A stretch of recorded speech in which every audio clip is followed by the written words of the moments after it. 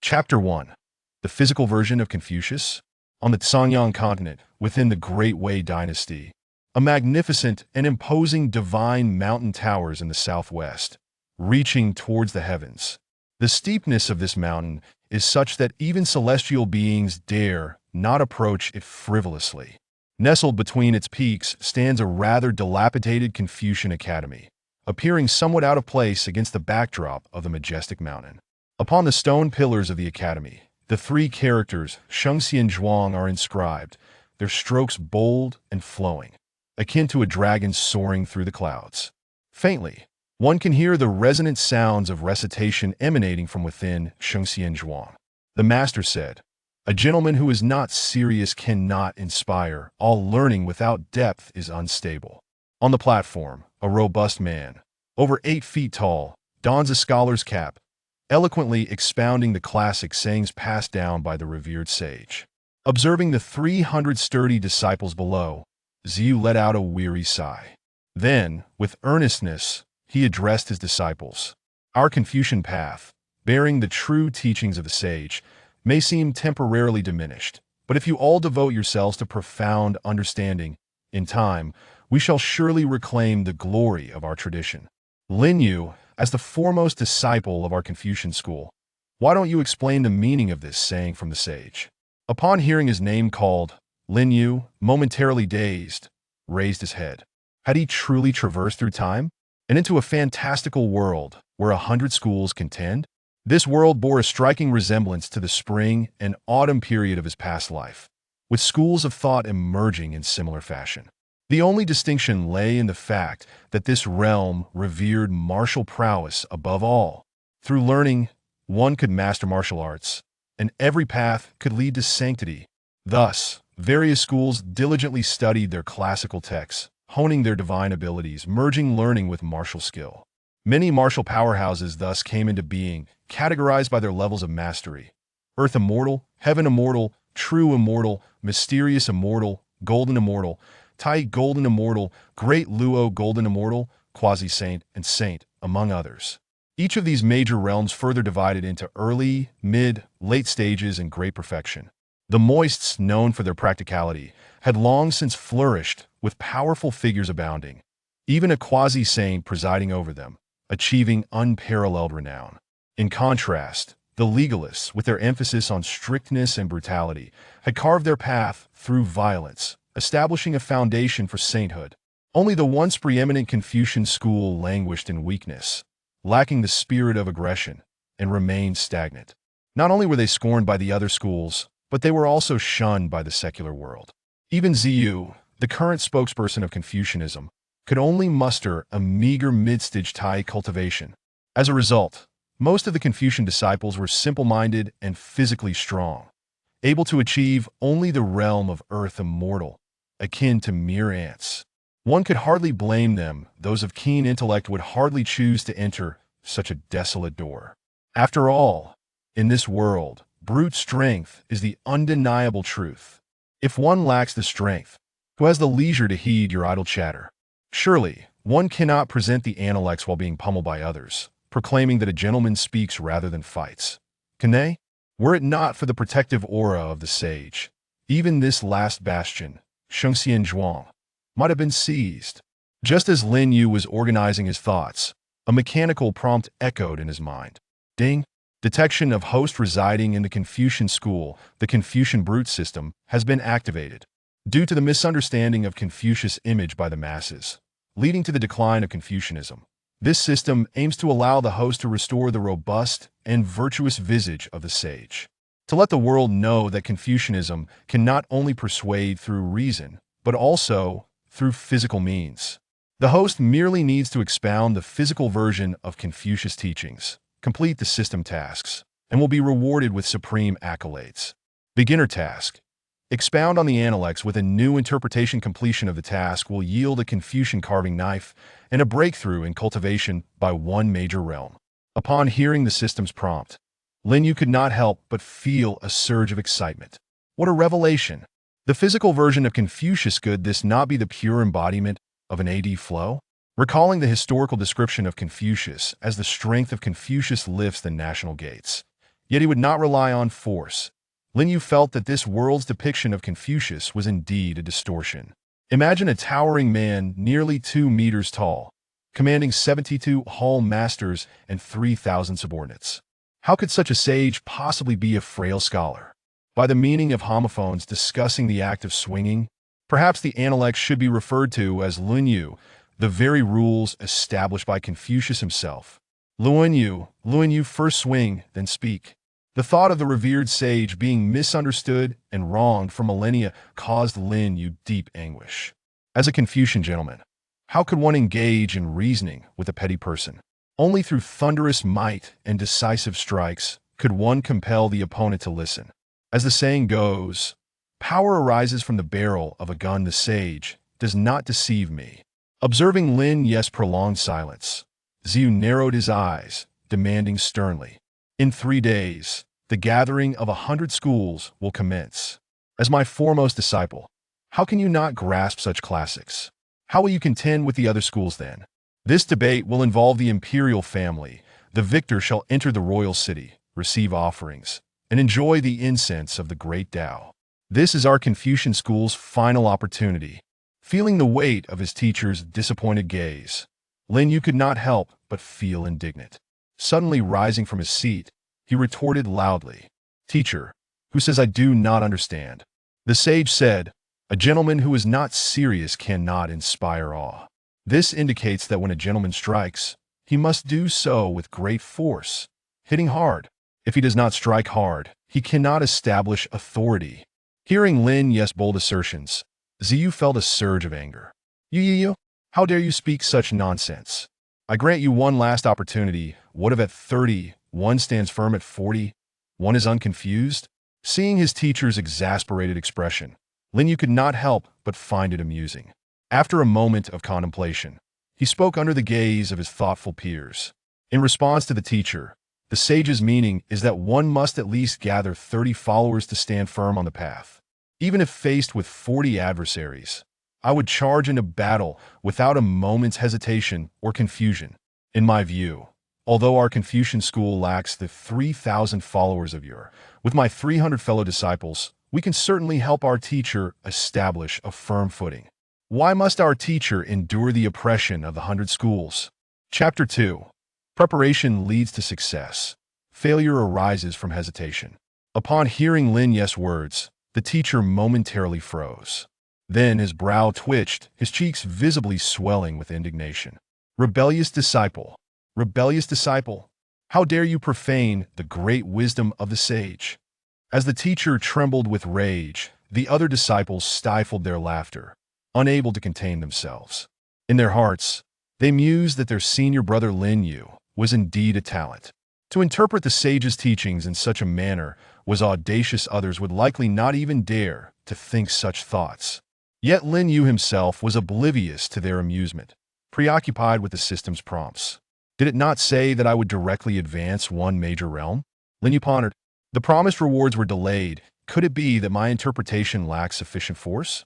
With a glint in his eye, Lin Yu continued, "Teacher, my words are not mere folly." The sage also stated, "Preparation leads to success. Failure arises from hesitation." Isn't this a reminder that if we hesitate in anything, our opponents will stand up against us? Only by being resolute can we utterly defeat our foes. Now, as the 100 schools thrive and flourish, we Confucians find ourselves weak and oppressed. Could this not be due to our excessive hesitation? At this point, the disciples could no longer contain themselves, bursting into uncontrollable laughter, while the teacher's expression grew increasingly grim, nearly crumpling the lecture notes in his hands. "Rebellious disciple, you will cease this insolence." Ziyu gritted his teeth, glaring at Lin Yu, almost forcing the words out through clenched jaws. "Our Confucian school is founded on benevolence. It should not be so. But you, Lin Yu, you have disgraced our scholarship and profaned the sage today. You shall face severe punishment." "What shall your punishment be?" Ding! Congratulations to the host for completing the beginner task. Reward 1. A breakthrough in cultivation by one major realm. Reward 2. A Confucian carving knife. Please check your rewards. Before Ziyu could finish his words, a golden mist enveloped Lin Yu, wrapping around him and infusing his body, causing his aura to surge significantly. In about 10 breaths, Lin Yes's energy had risen from that of a mere earth immortal to a level nearing mid-stage heaven immortal. Ziyu's words caught in his throat, unable to utter anything. He merely gaped in astonishment at Lin Yu. To learn through martial practice is the revered method of cultivation among the 100 schools. Only those who have comprehended the great wisdom of the sages can step into the realm of martial arts with the enlightenment brought by such wisdom. The moists, with their emphasis on practicality, found it easiest for their disciples to merge learning with martial prowess. The legalists, through violence, also did not find it overly strenuous. Among the myriad schools, it was the Confucians whose disciples entered the martial path the slowest and achieved the least. The world claimed it was due to the teachings left by the sage being too difficult to comprehend and lacking the spirit of aggression, which led to the current decline of Confucianism. It has been ages since anyone has comprehended the wisdom of the sage and ascended. Could it be that Lin Yes's words had truly grasped the essence of the sage's teachings? Have I been wrong all these years? Have I been self-righteous and misinterpreted the sage's doctrines all along? Ziyu trembled as he took 2 steps back, stumbling and collapsing onto the master's chair. He felt utterly drained of strength. His gaze fixed vacantly upon Lin Yu. His own prowess was not particularly formidable, merely at the mid-stage of Tai. Yet he was not so disoriented as to be unable to discern Lin Yes's cultivation level. Undoubtedly, Lin Yu had already attained the celestial realm. This was irrefutable evidence that Lin Yes's assertions held true. Seeing the master rendered speechless in astonishment, Lin Yu boldly declared his entry into the celestial realm. The disciples present were filled with envy, flocking to Lin Yu, clamoring with eager questions. "Senior brother, if what you say is true, does that mean our esteemed teacher was actually a supreme powerhouse? Is there any doubt? When the world speaks of Kangwu Yoli, whom do you think they refer to? Indeed, when our esteemed teacher was alive, it was the spring and autumn period after his departure. The world descended into chaos. Had it not been for our teacher's formidable presence, subduing the myriad schools, would it have come to this?" As they continued their fervent discussions, Lin Yu surveyed the starry-eyed disciples around him, relishing in their admiration, yet a tinge of regret lingered in his heart. It seems this novice task can only yield results once. Perhaps it is time to conclude for today. The system offered no further rewards, rendering continued grandstanding unnecessary. After exchanging pleasantries with the disciples, Lin Yu stepped away from the throng and approached the dazed Ziyu, clasping his fists in respect. "Master, do you believe my meager insights hold any merit? You are remarkable, truly remarkable," Ziyu finally managed to utter after a lengthy silence, his voice weary yet sincere. "Today, your understanding of the master's teachings is a moment of great joy.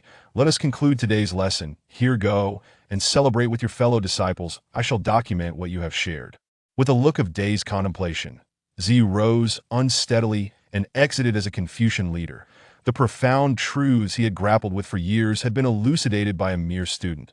Leaving him both shaken and enlightened, it became evident that both he and the world had misinterpreted the master's teachings. When the master was alive, it was the spring and autumn period. Upon his departure, it became the warring states. How simple a truth, yet one he had failed to grasp over the years. How laughable and lamentable! No sooner had the master departed than the lecture hall erupted with excitement. The previously restrained disciples began to emulate Lin Yu. Eager to glean insights from his revelations, Lin Yu did not intervene, watching with interest as his fellow disciples endeavored to comprehend. His own elevation stemmed from the system. He pondered whether such understanding and insight could resonate with others within the Confucian path. If so, perhaps the revival of Confucianism would not be an insurmountable task. After approximately an incense stick's worth of time, the disciples attempting to meditate on their newfound understanding gradually awakened. "It truly works. My cultivation has advanced. Me too. I'm just a step away from reaching the mid-stage of the earth immortal realm." The disciples rejoiced exuberantly, while Lin Yu, feeling somewhat disappointed, clicked his tongue. "It appears that my insights, once imparted, yield significantly diminished effects when absorbed by others. Nevertheless, having something is better than nothing." With a soft chuckle, Lin Yu turned to leave this world. The system he had acquired, the matters concerning this body, and the path that lay ahead, many uncertainties awaited his exploration. "Senior brother, please wait." The disciples rushed forward, eager to retain him, practically pressing their faces against him in their eagerness to inquire if there were further insights to share. Yet Lin Yu simply waved his hand, parting the crowd as he walked away, leaving them with a smile over his shoulder. Cultivation cannot be achieved in a day. Take your time. Your current purity is still too low. Chapter 3. Who do you think is strong and powerful? After departing, Lin Yu returned to his dwelling, beginning to scrutinize the system within his body. With a thought, a simple and ancient-style carving knife materialized in his hand. What purpose does this serve? As Lin Yu toyed with the knife, a frown creased his brow. Senior brother! Senior brother! Suddenly, voices rang out from outside. You are indeed eager to learn, Lin Yu remarked, a few lines of annoyance appearing on his forehead. Before he set down the carving knife and stepped outside. Before him stood a dozen disciples, their eyes gleaming with anticipation as they gazed at him. Senior brother, I have a perplexing question, one young man, robust and in his 20s, exclaimed excitedly. The late master said, I reflect upon myself thrice daily. Does this mean we must recite the Analects 3 times each day to validate ourselves? Nonsense, Lin Yu retorted sharply, causing the young man's enthusiasm to falter, while the others stared at him in bewilderment. What the master meant was, I reflect upon my physical training 3 times daily. Lin Yu expounded, speaking as though he possessed profound wisdom. DeLong, tell me, what does it mean? The youth named DeLong promptly replied, it means myself. Ande, sky, daily. And reflect? DeLong suddenly fell silent. Reflect means to train, Lin Yu declared confidently. The master's words imply that one should engage in physical training 3 times daily. Without training, how can one attain strength? Ah, I see. The disciples' confusion dissipated, and they hurriedly expressed their gratitude before departing. Ding, new task triggered. Unlock the truths of Confucianism. The carving knife has gained truth refinement. Lin Yu's eyes widened in astonishment. Then he extended his right hand. Knife come. A resonant hum filled the air as the carving knife levitated in a Lin Yu's grasp that in an instant, countless characters appeared out of thin air, transforming into a soaring azure dragon. A majestic aura cascaded downward, shaking the heavens and earth. The carving knife was enveloped in the characters, akin to the dragon's triumphant roar, beginning its refinement. Lin Yu's eyes sparkled with excitement. What a treasure! This is a formidable tool. It appears that explaining the truths of Confucianism to my junior brothers can yield truth refinement. Restoring the glory of our late master is an obligation we must fulfill. The brilliance in Lin Yu's eyes resembled that of someone who had stumbled upon a hidden treasure, and he sheathed the carving knife, dashing down the corridor in the lecture hall. Over 300 disciples looked on eagerly at Lin Yu. Senior brother, will you enlighten us with the true principles of Confucianism? As fellow disciples, how could I watch you squander your potential? Lin Yu replied nonchalantly. Thank you, senior brother. The disciples erupted with joy. Ding, new task initiated. Assist in promoting the master's truths of Confucianism. Due to the simplicity of my fellow disciples, their comprehension has been enhanced by 200 times. Depending on the breakthroughs of the disciples, corresponding rewards will be granted. Just as Lin Yu intended to speak again, he paused, excitement flickering in his eyes. 200 times comprehension. Even a pig would understand with just one explanation. Senior brother, what does the master mean by, to learn without thinking is to be lost, to think without learning is perilous? The master intends to convey that if you learn my martial arts without my philosophy, you will be confused. Conversely, if you only grasp my philosophy without mastering my martial arts, you will be defeated by others. Lin Yu's words left the disciples astonished, their expressions shifting to realization so that's why senior brother cautioned against hesitation, as it invites suppression. Indeed, we have failed to comprehend the master's intent, focusing only on philosophy while neglecting martial arts. With this understanding, the disciples began to discuss animatedly that I have broken through. I have finally reached the mid-stage of Earth Immortal. DeLong exclaimed, his face flushed with excitement as he leaped into the air, laughing joyously. Ding! Assisting fellow disciples in their breakthroughs, task completed. Reward. Truth refinement enhanced by 100 times. Such fortune. Lin Yu chuckled. Which of my junior brothers holds doubts? I shall address them all. Senior brother, the master said, among 3 people, there must be a teacher for me. Simple. The master is conveying that among three individuals, there will certainly be someone embodying the principles of Confucianism. In essence, it means disciples are spread throughout the world. Ah, I see. The disciples were once again enlightened that my cultivation has surged. I'm on the verge of breaking through to the mid-stage of earth immortal. Another disciple exclaimed joyfully, Me too. I have reached the mid-stage of earth immortal. This time, it was not just DeLong who had a breakthrough. Countless others followed suit. More than 10 disciples enhanced their cultivation, with 3 breaking through to the mid-stage of earth immortal. Ding. Assisting fellow disciples in their breakthroughs. Task completed. Reward. Secret technique of the carving knife. Senior brother, the master said. To know is to know. To not know is to not know. That is knowledge. Lin Yu waved his hand. The master's meaning is that what you ought to know, you may know. What you ought not to know, do not inquire about. Do you understand? Wow. The master is quite authoritative. Authoritative, you say? This is the master's principle. With their comprehension awakened, the disciples finally grasped the profound intentions of Confucius, the revered master of Confucianism. Senior brother, the junior sister has a question. At that moment, a melodious voice cut through the crowd, eclipsing all others that a young woman clad in a flowing white dress, her hair tied back in a ponytail that cascaded down to her waist, gazed at Lin Yu with bright, inquisitive eyes. Junior sister, what perplexes you? Lin Yu inquired, smiling at the young woman.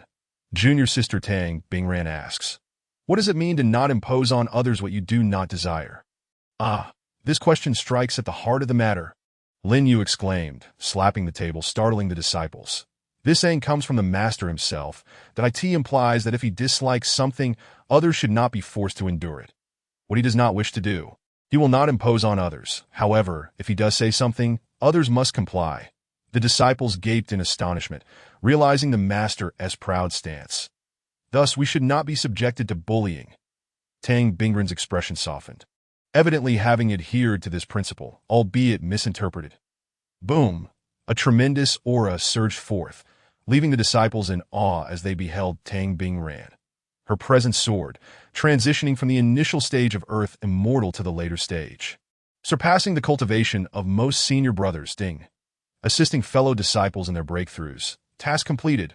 Reward. A new carving knife and a book of the Mandarin duck's secret technique. A new carving knife? A Mandarin duck's secret technique?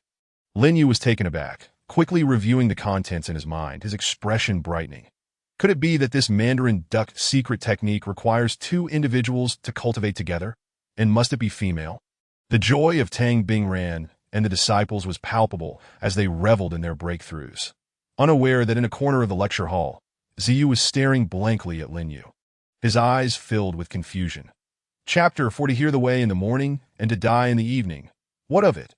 After a brief silence, the scene erupted into chaotic excitement once more, as the disciples regarded Lin Yu with a unique gaze, jolting him from his joyous reverie of rewards. Senior brother, I too have a query. Could you elucidate what it means to hear the way in the morning and to die in the evening? One disciple, on the verge of a breakthrough, eagerly inquired. Lin Yu stroked his chin, then smiled broadly as he responded. Simply put, if you discover the path to your home in the morning, you must accept death by evening. The disciple's face lit up with understanding, and he immediately sat cross-legged, entering a state of enlightenment. Such moments of epiphany typically occur in individuals of exceptional talent, often triggered by extraordinary encounters. A single moment of enlightenment can equate to months or even years of regular cultivation, causing astonishment and envy among onlookers. Heavens, is Senior Brother Mo also on the brink of a breakthrough? Senior Brother Lin Yu is truly remarkable. Senior Brother. The crowd surged forward, eager to approach Lin Yu, but quickly halted, for the disciple named Mo was advancing at an astonishing pace beyond their expectations. Radiant crimson light enveloped him, as if he donned a blood-red garment. The Ziyu's mouth dropped open in disbelief. Has he truly transcended through killing into the Tao? The sayings left by our ancestors indeed encompass everything. Just as Lin Yu claimed, in the next instant, when Mo opened his eyes, his aura skyrocketing as he broke through to the mid-stage of Earth Immortal. Surely, the heavens are watching. Ziyu trembled with excitement, unable to contain his joy. None could fathom the struggles they faced in their breakthroughs. Since their entry into the sect, they had lingered in the initial stage of Earth Immortal, unable to progress for years. Yet today, thanks to Lin Yu's guidance, they shattered the barrier that had obstructed them for years, even decades. Ziyu gazed at Lin Yu as though he were a rare treasure, when Mo, having broken through, neglected to stabilize his cultivation and bowed deeply to Lin Yu. "Thank you, senior brother, for your teachings." Lin Yu quickly waved his hand, feeling uncomfortable receiving a bow from someone older than him, and no need for such formalities. "We are all fellow disciples. Besides, am I not your senior brother?" The corners of Mo's eyes glistened with emotion, turning red in an instant, and the surrounding disciples were similarly affected. Even Tang Bingran, standing nearby, exhibited a change in her gaze. "Senior brother, how should we interpret the saying, 'Is it not a joy to have friends come from afar?'" The crowd erupted in an animated chatter once more, with questions cascading one after another. "When friends arrive from distant lands, it is our duty to extend our hospitality and keep them with us. Thus, I believe this phrase can be understood as when friends come from afar, they must be embraced. I have attained enlightenment, senior brother." Another disciple sat cross-legged, energy rippling around him. Me, senior brother, look at me. With parents present, one should not wander far. If one does, there must be a purpose. What does this mean?" Lin Yu pondered for a moment, and, under the expectant gazes of Ziyu and all the others, responded with clarity, "As long as your parents are around, you cannot escape. Even if you try to flee, you will eventually return." Ziyu stumbled, feeling as though the world had dimmed before him. Yet, as he regained his composure, he beheld his fellow disciples, fervently seated and awaiting breakthroughs, and began to question his own understanding of the matter. Had he truly misinterpreted it all? Had he failed his ancestors? The disciples were ablaze with enthusiasm, and one by one, they resumed their seated positions, each preparing to break through. Such a breathtaking scene, Ziyu believed he would remember for a lifetime. Moreover, perhaps due to having listened so intently, he sensed that his own bottleneck was slightly loosening. However, seeing that the previously conventional disciples were becoming somewhat uncontrollable, Ziyu set aside his thoughts. These disciples would undoubtedly become the pillars of Confucianism and Taoism, and they could not be impeded in their breakthroughs. Thus, he hastily stepped forward to create a barrier around Lin Yu. Moreover, it was primarily because his memory was a bit muddled, and his mind was clouded. Struggling to keep pace. "Your senior brother is quite fatigued today. Let him rest first. There will be plenty of opportunities in the future." Some disciples were reluctant, yet ultimately did not insist. Lin Yu, for his part, was more than pleased with this situation, eager to fully experience his newfound power. Sitting cross-legged, he could feel a warm current flowing gently within his body, a sensation that was quite pleasant, after experimenting for a while. Unsure if he had yet to find the key, or for some other reason, he discovered that his cultivation speed was not quite as rapid as he had hoped. Sighing, Lin Yu stroked the carving knife in his hand, realizing he would need to devise a way to acquire more benefits from the system in the future. Time passed swiftly. Over the past couple of days, many disciples had made breakthroughs, thanks in no small part to Lin Yu's occasional startling insights. He had yet to utilize the rewards from the system, including the new carving knife and the secret technique of the Mandarin ducks, perhaps reserving them for a suitable opportunity for Tang Bingran. One day, while Lin Yu was exploring his system, a cautious knocking sounded at the door. Upon opening it, he was greeted by the adoring gaze of Mo, who had become utterly enamored with his senior brother since Lin Yu's breakthrough. "Senior brother, the master says you should prepare, as we will soon depart for the debate."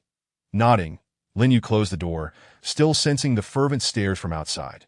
Shaking his head, he realized he had little to organize and, after changing into a clean set of clothes, he opened the door in the training grounds of Shengxian Academy.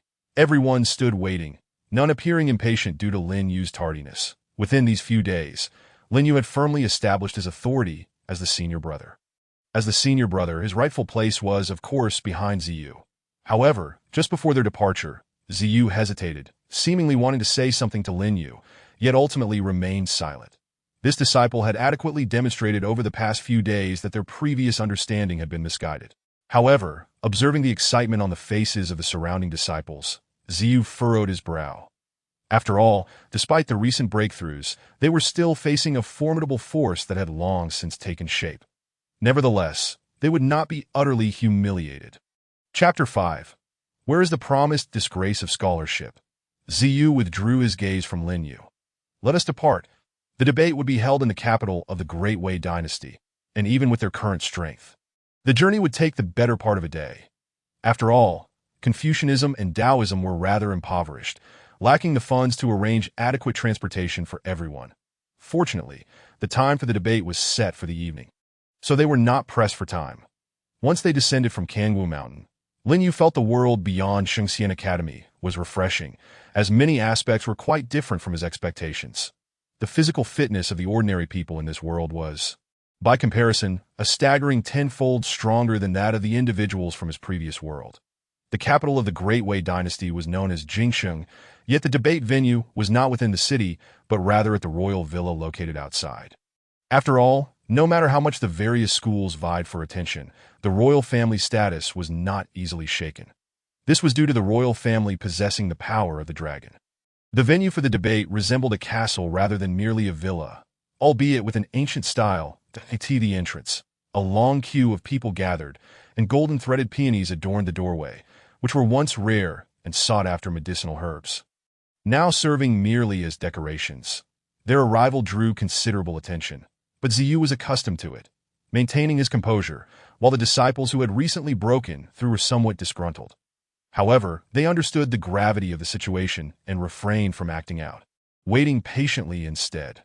After entering the venue, they were led directly into an arena, roughly the size of 2 basketball courts. The edges were already populated with many individuals, clearly divided by faction. After guiding them to a somewhat secluded area, the attendant left Ziyu to himself. Although his cultivation was not on par with those master-level individuals, he was no longer a junior, unfit to sit in this place. Before departing, Ziyu glanced at Lin Yu, urging him to do his best. After struggling for a moment, he managed to utter just those words. Lin Yu nodded. Indeed, he would not only do his utmost but also ensure that all disciples gave their best. Once Ziyu had completely vanished from sight, the group settled into their seats. However, this tranquility did not last long. That a pack of defeated curs, and you still dare to show your faces here. Indeed, when have you not been beaten to tears? Now that you're healed, you return, unafraid of being carried out again. Suddenly, a few mocking voices emerged nearby, laced with biting malice. The crowd turned to see the source of the taunts, their expressions darkening. You merely bask in the glory of the Mo family. Nothing of significance, yet you dare to speak of us? DeLong, the most hot-tempered among the disciples, exploded with rage upon hearing this. Lin Yu learned from the surrounding disciples that these foul-mouthed individuals were none other than members of the Liu family from Nanhe, a small clan that had latched onto the Mo family's success. That in previous debates, Confucianism and Taoism had always occupied the bottom tier, just above this Liu family. They often adopted a condescending attitude to belittle Confucian scholars. And in the past, the disciples had little recourse, as they were genuinely unable to compete. However, the situation had changed now. As the insults escalated, the Liu family appeared to revel in the conflict, becoming even more vicious in their taunts. Just a bunch of trash. What era are we in that you're still reading those ancient texts? You deserve to remain at the bottom for life. Exactly. If I were you, I would have crawled back to my doghouse, instead of lingering here and embarrassing myself. What are you looking at? If you have the guts, come and fight me. Lin Yu narrowed his eyes. The insults were intolerably harsh, and he could no longer bear to listen. Approaching the individual who had just suggested they fight, Lin Yu smiled. I've never heard such a ridiculous proposition.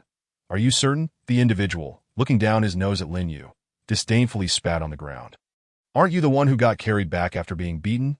The next moment, a fist hurtled toward his face. What was the next line after? Is it not a joy to have friends come from afar? Accompanied by the disciples' agonized scream and the sound of Lin Yu's fist striking flesh, the question arose.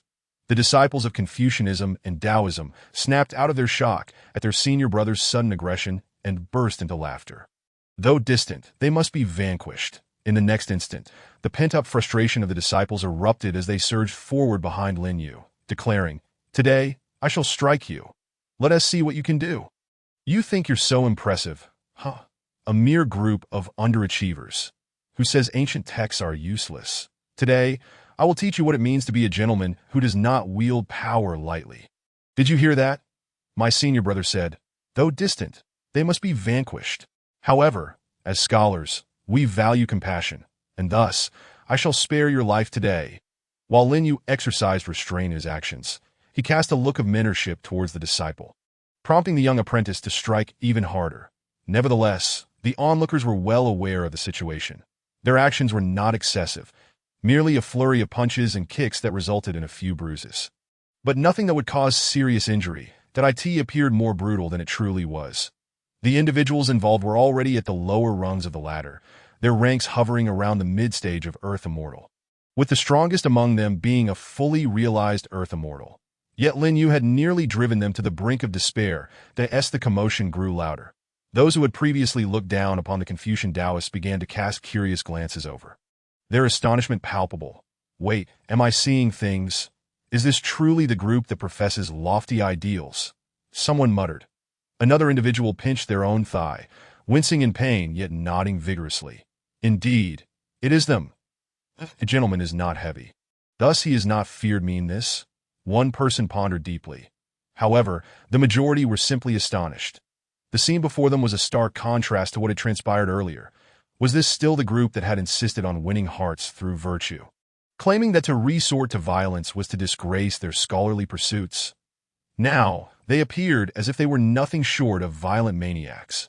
Witnessing the teeth flying from afar and the increasingly exhilarated expressions of the Confucian Taoist disciples, the crowd instinctively took a step back. Were these truly scholars? They had transformed into a band of thugs. Indeed, one must never underestimate the honest man. Chapter 6. A gentleman must be instrumental. As the crowd reflected upon the transformation of the Confucian Taoist disciples with a mix of awe and trepidation, a voice from the Lu family of the Southern River pierced through the air. Confucian dogs, do not grow too arrogant. Do you believe that this year you, who have always occupied the last place, shall even be deemed unworthy of that? The speaker's words were laden with implication, hinting that during this debate, not even the last position would be afforded to the Confucian Taoists. This also invoked thoughts of the earlier mentioned by Ziyu, that the royal family would exceptionally participate in this debate. What an intriguing turn of events. Could a mere debate pique the royal family's interest? Might there be deeper machinations at play? Lin Yu was about to confront the speaker for clarification. But alas, as soon as the words left their lips, they departed with their injured kin, seemingly unwilling to pursue matters further. Such a villain, who refrained from retaliating due to their power, indeed surprised Lin Yu. Junior brothers, exercise caution. We are, after all, at the Great Way debate venue. We must be brave when necessary, yet maintain our composure as well. Remain here and allow this senior brother to seek counsel from the master.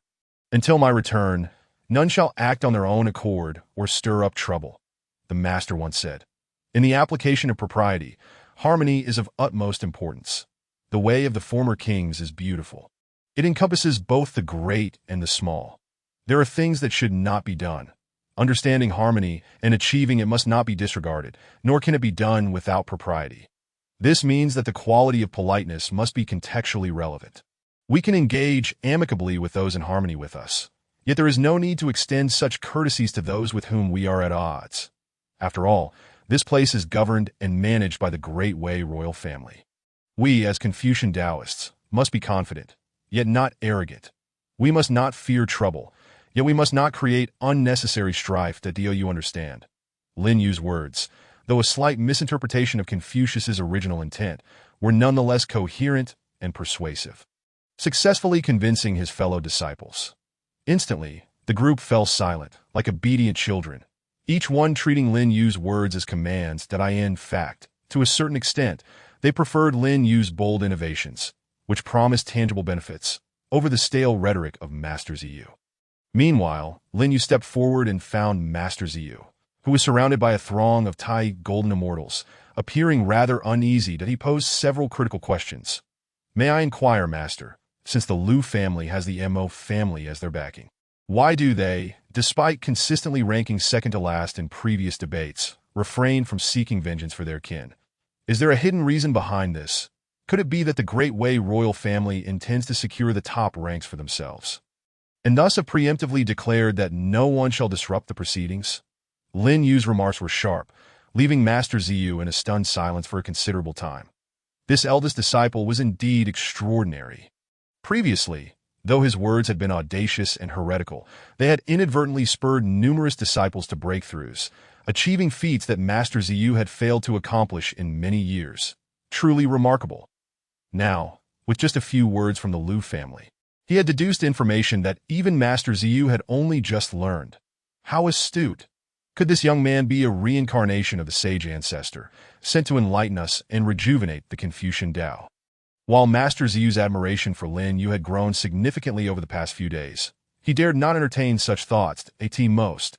He viewed Lin Yu as one of the three most formidable disciples among the 72 sages under the sage ancestor. Yet, was this young man perhaps akin to Gongliang Ru, who intimidates with his sword, or Dantai Ziyu, who vanquishes dragons? Or might he resemble Zilu, whose martial prowess is second only to the sage ancestor? Zilu, though not entirely aligned with the principles of benevolence espoused by the sage ancestor, was indeed the most combative among the 72 sages that if he were to be a reincarnation, it would be quite beneficial. As the Confucian Tao is in decline, and the resurgence of other sages would not yield much utility, only Zilu would be of great value. Reflecting upon this, Master Ziyu's gaze towards Lin Yu grew increasingly fervent, causing Lin Yu to feel somewhat uncomfortable, as if he were under scrutiny for an entirely different reason. Please, Master, spare me such an ambiguous gaze. While I may be tall, handsome, and witty, capable of offering new interpretations, I assure you I am decidedly straight. Lin Yu felt an inexplicable tension and instinctively took a step back, wary of being perceived by Master Ziyu in a different light, that in the end, Master Ziyu harbored no such ill intentions. He simply shared all that he knew to be cautious. Do not let momentary progress lead to arrogance that I shall tell you this. What I have just learned aligns closely with your deductions. The Great Wei royal family, due to the internal strife between the Mo family and the legalists among the princes, has gradually formed two factions. This time, they intend to compete for supremacy that on one hand, they subtly indicate that they aim to monopolize the first, third, and fifth positions, while explicitly forbidding any external families from contesting for the second, fourth, and sixth positions, threatening death to any who might interfere. Upon hearing this, Lin Yu's eyes brightened. He had indeed hit the nail on the head. No wonder the Liu family, typically portrayed as the first to appear and the first to be beaten in online literature, had suddenly adopted a more rational approach that it was clear that there were two formidable forces behind them. Thus these minor players dared not act recklessly. Master Ziyu's words rang true. The sage ancestor had proclaimed that we, as gentlemen, must be instrumental. Understanding this concept of instrument enables us to navigate through the treacherous waters filled with formidable foes, without being the first to be devoured. Please, take your time to rest, that I shall convey your thoughts to the other brothers. Lin Yu said, ready to depart. Left behind was a bewildered Master Ziyu, gazing at Lin Yu's retreating figure with a mix of exasperation and admiration. The sage ancestor's notion that gentlemen must not be instrumental had been reinterpreted by him in such a manner. What could he say? He could only express his admiration that the master and disciple exchanged information. Suddenly, the debate venue, which had been nearly filled to capacity, was swept open by two powerful gusts of wind. What followed was none other than the factions of princes that Lin Yu had surmised earlier. The first prince has declared, today, regarding the first, third, and fifth positions, none may encroach. Otherwise, you shall incur the wrath of the first prince and face charges of treason, that a middle-aged man clad in the robes of the legalists, exuding the aura of a great Luo golden immortal, made a grand entrance, representing the first prince with a fierce declaration that sent ripples of intimidation throughout the venue. The crown prince also has a message. Let it be known that among the 100 schools, the Mo family is the strongest, for the Great Wei was established by the Mo family. Anyone who dares to contest for the second, fourth, and sixth positions, or interfere with the decisive battle, should beware of extermination. Following the former's pronouncement, a eunuch in official garb descended silently, his true cultivation concealed, yet he radiated an aura that made even the former wary.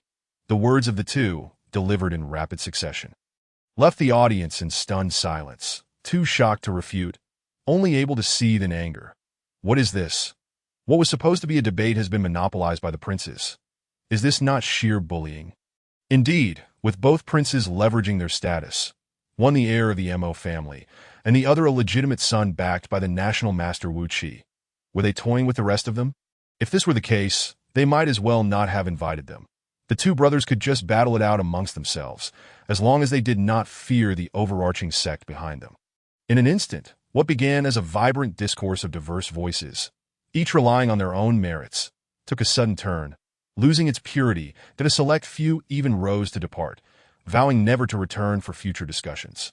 This chaos, naturally, was of little concern to the men of the legalist school and the effeminate eunuch, for their gazes were fixed solely upon one another, disregarding all others. This was a manifestation of the arrogance of the strong, as well as an inevitable outcome of years of internal strife between the two princes. However, while they could act with such abandon and engage in overt deception, it did not grant Wu Guoxing, the master of this royal estate, the liberty to behave indiscriminately that as an increasing number of representatives from various schools and families prepared to leave. Wu Guoxing, as the host, could no longer remain idle. He hurriedly stepped forward to mediate that, esteemed guests, please remain calm and do not misunderstand. Though this discourse involves the royal family, it is absolutely fair. Let me assure you, my reputation as Wu Guoxing still holds weight within the Great Way. With that, the portly Wu Guoxing wiped the sweat from his brow, steadied his nerves, and turned to engage in conversation with the legalist man and the effeminate eunuch that on the surface, he appeared to be a centrist. Having connections to the current emperor of the Great Way and a distant familial tie to Wu Qi, seemingly able to navigate both sides with ease. The audience largely shared this sentiment and returned to their seats. Yet, only Lin Yu held a different perspective, perceiving an even more surprising and disconcerting aspect. The centrist stance of Wu Guoxing, rather than being one of balance, was destined to fail. The glances exchanged between the legalist man and the effeminate eunuch clearly hinted that the two princes behind them were no longer inclined to conceal their intentions and were preparing for a decisive battle. Although the reason for such an ordinary discourse attracting figures of immense prowess remained unclear, Lin Yu speculated two possibilities. First, the faction of the Crown Prince had begun to lose favor and needed to seize the opportunity to expand their influence, striving to avoid being deposed by the Great Way Emperor.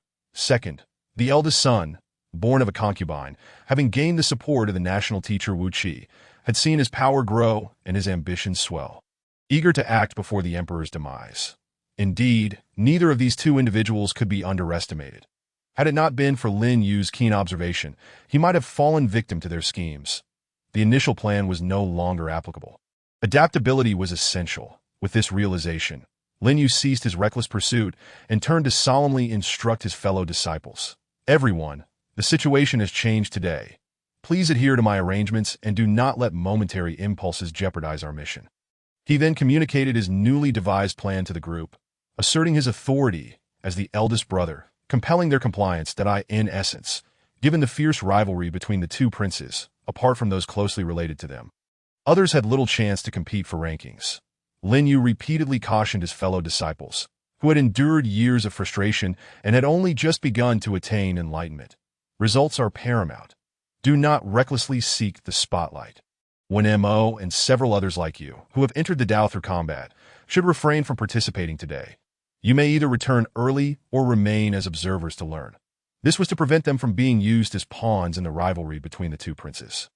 Observing the discontent and confusion among Mo and others, Lin Yu quickly added a few clarifying remarks. This is not cowardice. After all, our esteemed master once said, a gentleman's weight is his authority. Learning must be firm.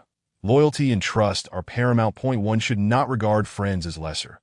The royal family of the Great Way, devoid of consideration for its own dignity and authority, has brazenly sought to usurp our standings without decorum or respect. We have no need to stoop to their level. If you can learn through observation, it will greatly benefit your future cultivation. As for others, feel free to participate, but do not be intimidated. Aside from the two princes and their associates, you are free to engage. We seek not victory or defeat, but rather valuable experience, provided there is no risk to life. Upon hearing Lin Yu's words, many disciples quickly grasped his intent, including Mo, who recognized his concern and ceased their reckless competitiveness, opting instead for cooperative strategy. Subsequently, Wu Guoxing did manage to exert a modicum of influence. Under his mediation, the legalist man and the effeminate eunuch conceded a step. However, it was merely a step. They agreed to allow Wu Guoxing to continue presiding over the discourse, as long as no one dared to disrupt their interests or insisted on ranking. Thus, under the watchful eyes of the two noble princes' representatives, the following experts from various schools and families were invited to the stage to engage in discourse and combat. The rules remained as in previous years. Discussions must be held seated. Excessive violence was to be avoided, and one should only strike to the point.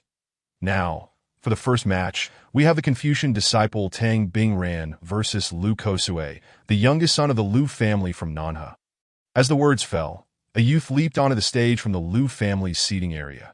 This young man was Lu Kosue, the youngest son of the Lu family patriarch, though he initially possessed merely mid-level earth and mortal cultivation. With a fierce shout, he shattered his garments, revealing a muscular physique and unleashing the strength of an early celestial immortal. Such prowess may have seemed insignificant before great figures, yet at his tender age of 15 or 16, it was indeed remarkable. Alas, the Confucians were about to face misfortune once more. Historically, they had been trampled by the Lu family, consistently languishing at the bottom of the ranks. Little did they expect that this year would be no different. If I were in charge of the Confucians, rather than wasting time here, I would shut the doors, cease operations, and turn to selling pancakes. As anticipated, others began to mock the Confucians, particularly when they realized that Tang Bingran was merely a late-stage earth immortal and a woman, which elicited even louder laughter. Eldest brother, should I forfeit? Tang Bingran, her face flushed with embarrassment, contemplated withdrawing. However, Lin Yu interjected, smiling as he encouraged her and presented a special weapon, the newly carved knife. Chapter 8. The knife is empowered. The Mandarin Duck's secret technique. Eldest brother, this knife is truly remarkable. Though it is short, it feels cool and smooth, like jade in my hand. Receiving the new knife, Tang Bingran was astonished, feeling both grateful and bashful. Grateful for the exquisite craftsmanship and quality of the knife, she was struck by how it seemed tailor-made for her, despite it being her first time holding it.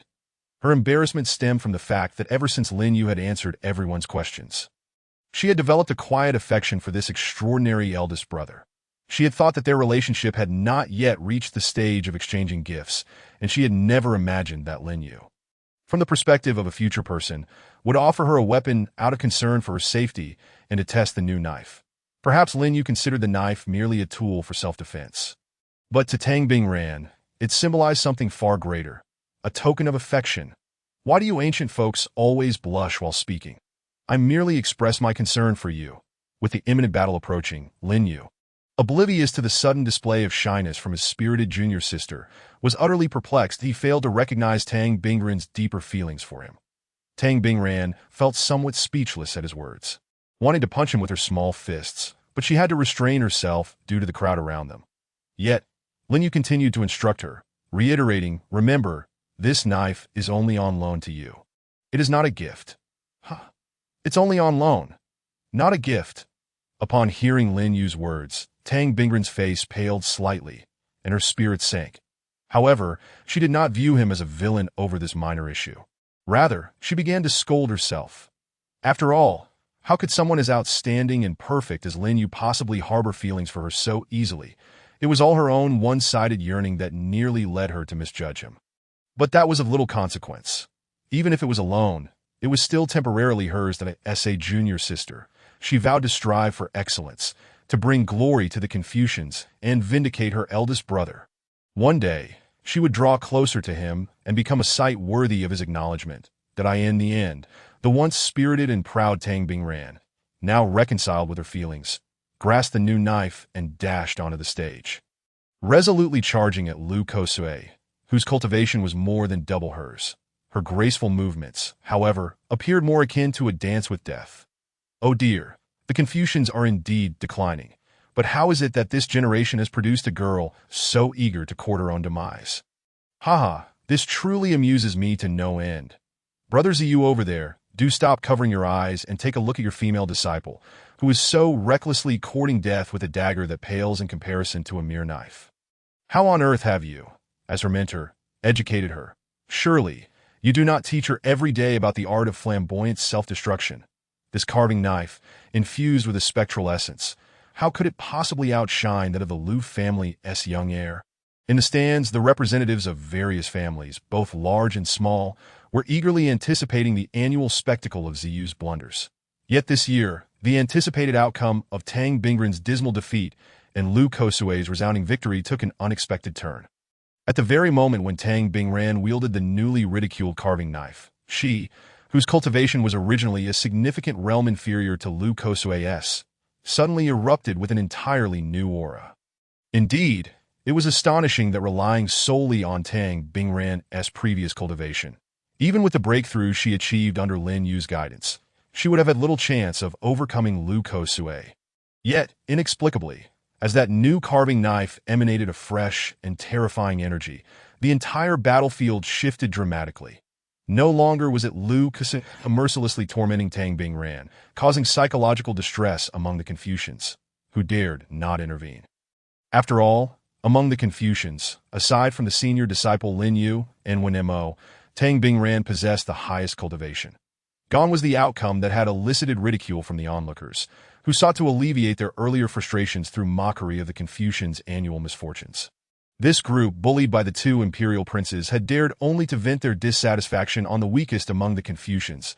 To everyone's disbelief, Tang Bingran, against all odds, defeated Liu Kosei with a single strike. Oh, there is something amiss with that carving knife in her hand. Could it be that she has indeed glimpsed the phantom of the 72 virtuous of the Confucians at the highest point of the debate arena? The wary men of the legalists and the effeminate eunuchs simultaneously gasped in astonishment, seemingly reminded of something by Tang Bingran's new carving knife, that it appears that the Confucians have made considerable strides this year. I doubt it. It's merely the last rank defeating the second to last.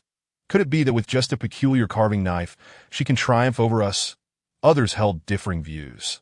The Confucian scoundrels, what sorcery are they employing? How dare they inflict grave harm upon my youngest son? I will not rest until we settle this. The head of the Liu family, witnessing his beloved and most promising youngest son being subdued before he could unleash his abilities, wept in fury and rushed onto the stage, disregarding all decorum to ambush Tang Bingran. Wu Wuxing intended to intervene, but was restrained by two powerful figures behind him, clearly eager to watch the unfolding drama. Ding! The new carving knife's spiritual activation is complete.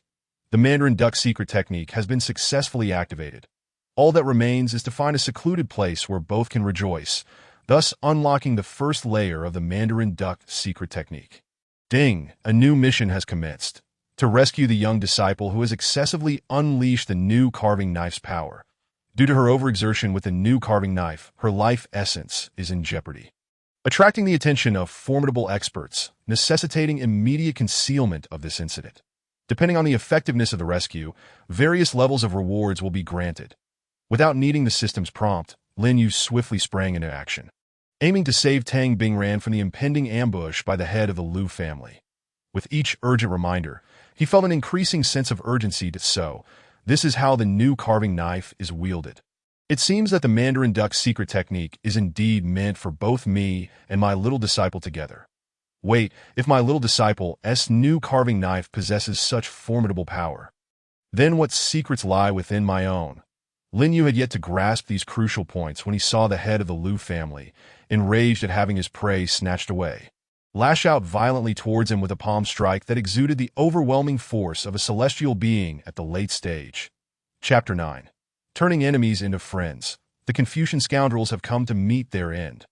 The head of the Liu family unleashed his wrath, using one hand to send his injured son, Liu Kosei, back to their family's seat while the other, in tandem with his heavy steps, unleashed a gale-like palm strike that rivaled that of a late-stage celestial being, unceremoniously aimed at Lin Yu. The unfortunate Confucian disciple was likely to meet his demise, that I believe so too, judging by his cultivation. He is at most at the mid-stage of a celestial being. How dare he be so brazen as to stand against the head of the Liu family, who is at the late stage?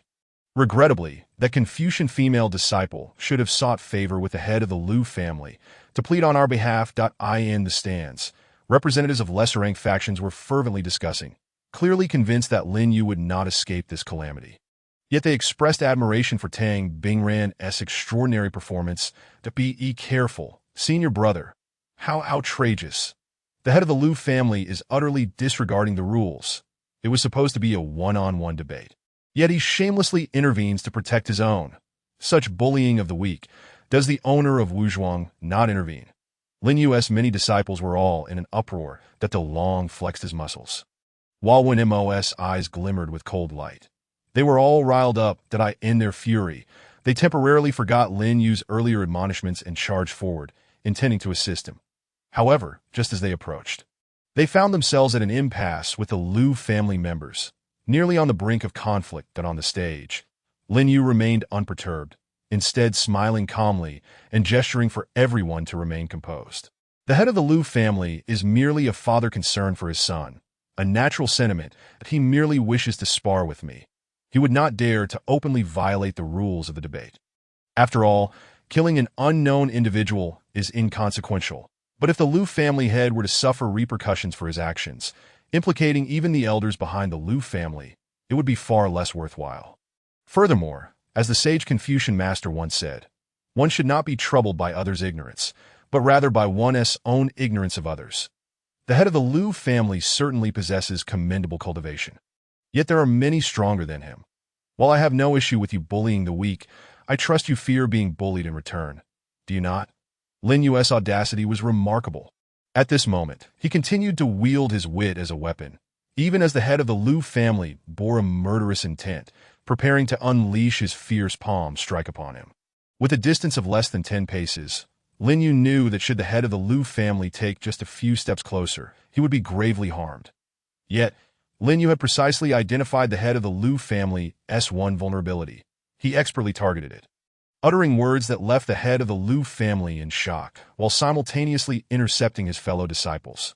For no other reason than two.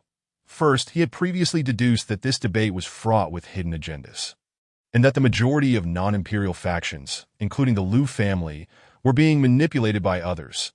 They would not dare to actually break the rules. At most, they might vent their frustrations by striking at empty air. Thus, despite the head of the Liu family's murderous aura, Lin Yu remained calm, and upon uttering these words, it was evident that the head of the Liu family had halted in his tracks. It was not that he lacked the desire for vengeance, nor was it that he lacked the strength. It was simply that he, too, was constrained by higher powers and lacked the courage to defy them. Secondly, just moments ago, when he ascended the stage to rescue Tang Bingran, Lin Yu not only received a new mission from the system, but also faintly sensed a peculiar and bloodthirsty aura emanating from beneath the seemingly ordinary arena. Had it been anyone else, they might not have made any connections. However, as a transmigrator from another blue star, Lin Yu had often wandered through various forums and novel websites, engaging in discussions of all kinds of conspiracy theories. Coupling that with his previous analysis, he was suddenly struck with cold sweat as he arrived at a conclusion that would be unimaginable to the average person, yet one that he must remain calm about. This debate was not merely a contest for rankings among non-imperial factions, nor was it simply a performance for the two imperial princes. Rather, it was orchestrated by someone intending to incite mutual slaughter among all participants, thereby depleting the elite forces of the Great Way. Lin Yu's conclusion was not unfounded. The peculiar and bloodthirsty aura from beneath the arena served as undeniable evidence. The second piece of evidence was that ever since he had elevated his understanding of the scriptures and advanced from a mere earth immortal to the mid-stage of a celestial being, his senses had been greatly enhanced, allowing him to detect an aura that no one else could perceive. Truly, the words of the sage were profound. Learning without thought is labor lost. Thought without learning is perilous. Had I been as impulsive as my fellow disciples, or reacted in kind to the head of the Liu family's violation, it would not have been a hero rescuing a maiden, but rather a foolish blunder. At present, everyone views me as a coward, believing I possess only empty rhetoric and no true strength. But it matters not. I care little for such meaningless notoriety that I do not live by reputation, but rather through the system, through my elevated understanding of the scriptures, and by seizing the right moments to channel the virtues of Confucius to enhance my strength. Therefore, a temporary retreat is necessary. Let them say what they will. Once these factions have exhausted themselves in mutual destruction, that will be my moment to reap the rewards. With this thought in mind, the very next moment, before the chorus of cowardice could erupt from those around him, Lin Yu seized upon the head of the Liu family's moment of hesitation and executed an unexpected maneuver that no one could have anticipated. He certainly did not genuinely concede, nor did he seize the opportunity to retaliate, gaining a trivial advantage. Instead, he firmly embraced his overly exuberant junior sister, Tang Bingran, regardless of her flushed countenance, and presented her to the spectators below, including when Mo and DeLong simultaneously. He turned and boomed a verse from the Analects. A gentleman seeks not to be satiated by food, nor to find comfort in dwelling. He is diligent in affairs and cautious in speech, adhering to the way and rectifying his conduct, thus exemplifying a true scholar. Tio, the head of the Liu family, I admonish you in the name of my esteemed Confucian sage, so that you may comprehend the futility of transgressing the rules for trifles and straying from the righteous path. If you are not clear-headed now, when will you be? Are you truly willing to turn against me and my teachings over a fair contest? As Lin Yu solemnly elucidated this phrase, the head of the Liu family and those around him swiftly turned their gazes. For this individual, who had previously only reached the mid-stage of the celestial realm, now exuded an overwhelming aura. While his absolute strength may not have increased, the indomitable spirit and scholarly demeanor he projected were striking enough to command the admiration of even those several realms above him. Furthermore, Lin Yu's words carried an underlying implication, which the head of the Liu family promptly discerned, causing him to shudder involuntarily that he could hardly believe that he had been swayed by Lin Yu's verbal acrobatics. Nor could he fathom that this adversary had inadvertently aided him in evading a perilous trap. Chapter 10. What of tongue lashing? I can still defeat you. Such a transformation from foe to ally was not foreign to the head of the Liu family. A notable figure in Nanha, yet he had never anticipated it would occur with a junior. He could not help but reflect. What do I call you, young brother? Your earlier statement. What did it truly mean? As far as I know, that is not how the original text of the Analects is phrased. Your emphasis on my awakening.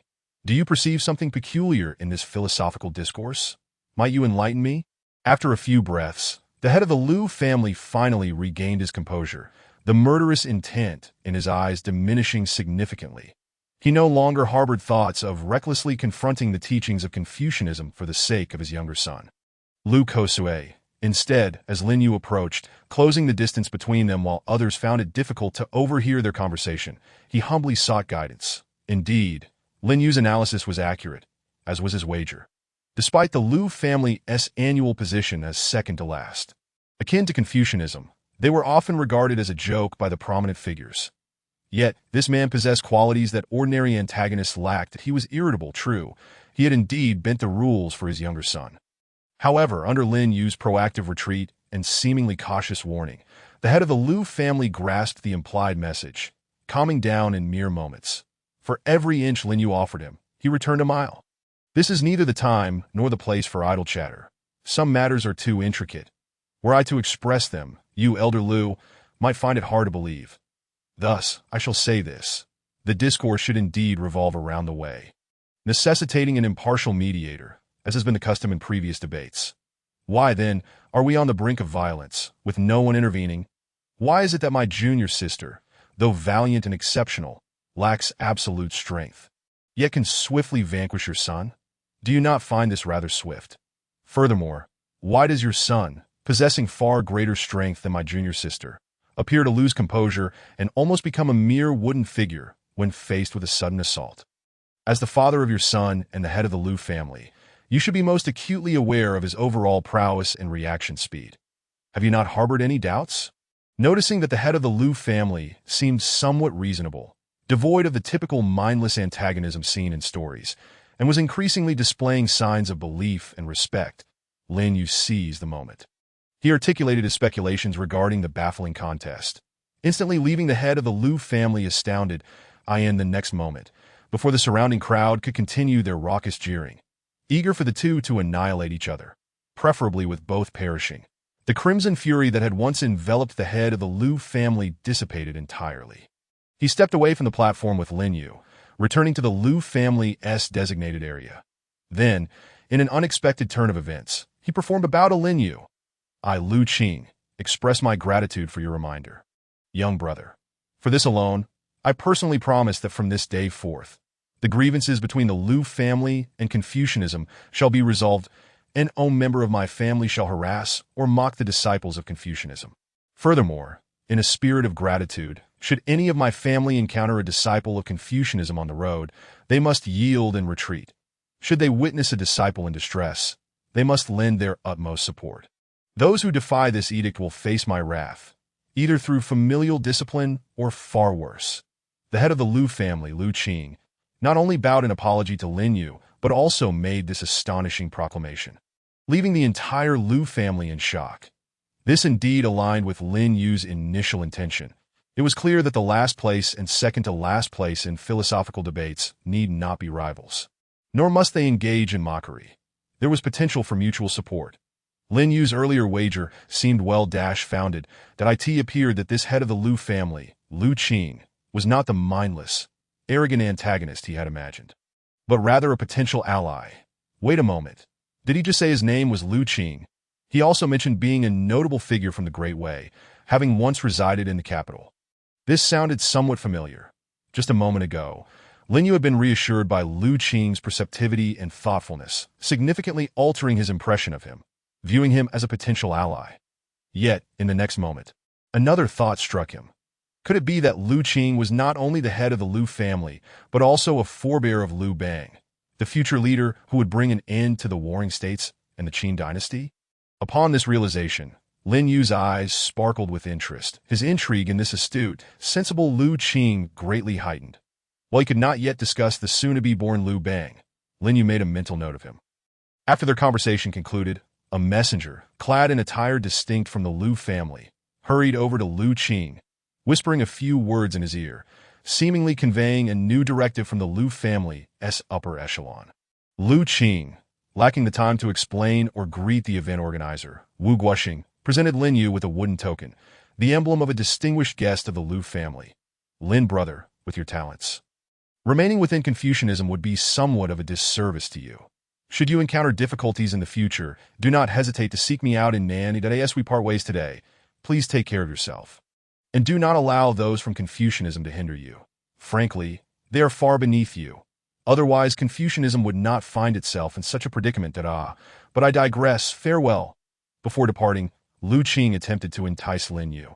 But upon noticing his discomfort with disparaging remarks about Confucianism, he could only offer a sheepish smile before hastily leaving with his entourage. The Lu family made a swift exit, yet the remaining spectators lacked Lu Qing's enlightenment. Instead, witnessing these unfolding events, they intensified their ridicule. What on earth is happening? In previous years, while the Lu family was indeed second to last, they were fiercely dedicated to mocking the last place, Confucianism. How is it that they have now forgiven the incident involving the injury of Lu Kosue by a disciple of Confucianism? Are they not denying us the spectacle we anticipated? Those from families ranking just above Confucianism and the Lu family joined in the jeering that I reckon Lu Qing is nothing but trash. And this so-called top disciple of Confucianism is merely a braggart, that it's no wonder Confucianism is so inept. They are overrun with such loudmouths, and it only incites further irritation. Perhaps their esteemed sage was merely a blabbermouth as well. Others, having failed to witness the anticipated bloodbath, grew cold-hearted enough to jest about lives being at stake, their words dripping with scorn for Confucianism, even casting aspersions upon Confucius himself. The followers of Confucianism were incensed, with their spokesperson, Ziyu, protesting. Yet none could match Lin Yu's swiftness.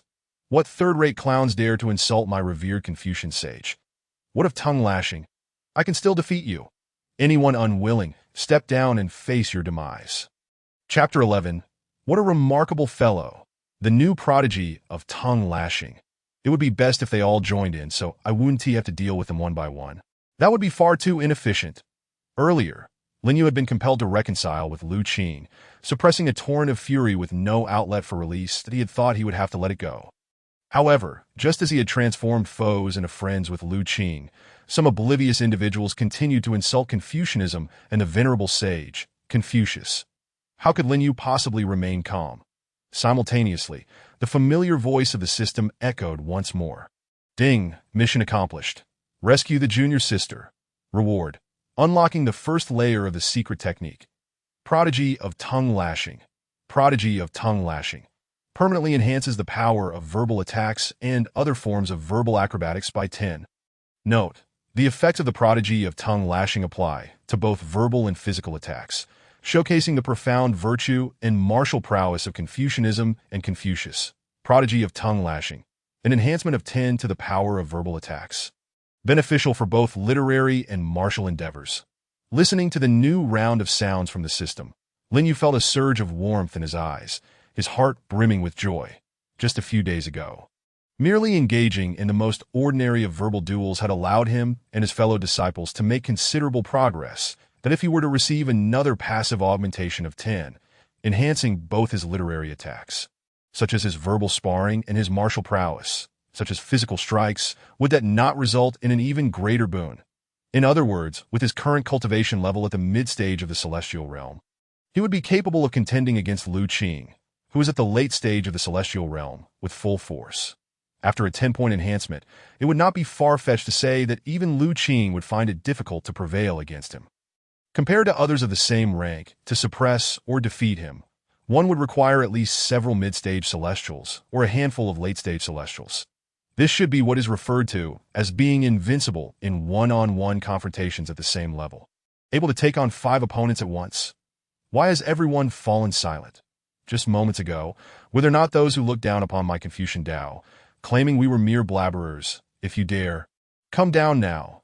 I can take on 10 of you while enjoying some skewers, without even needing to catch my breath.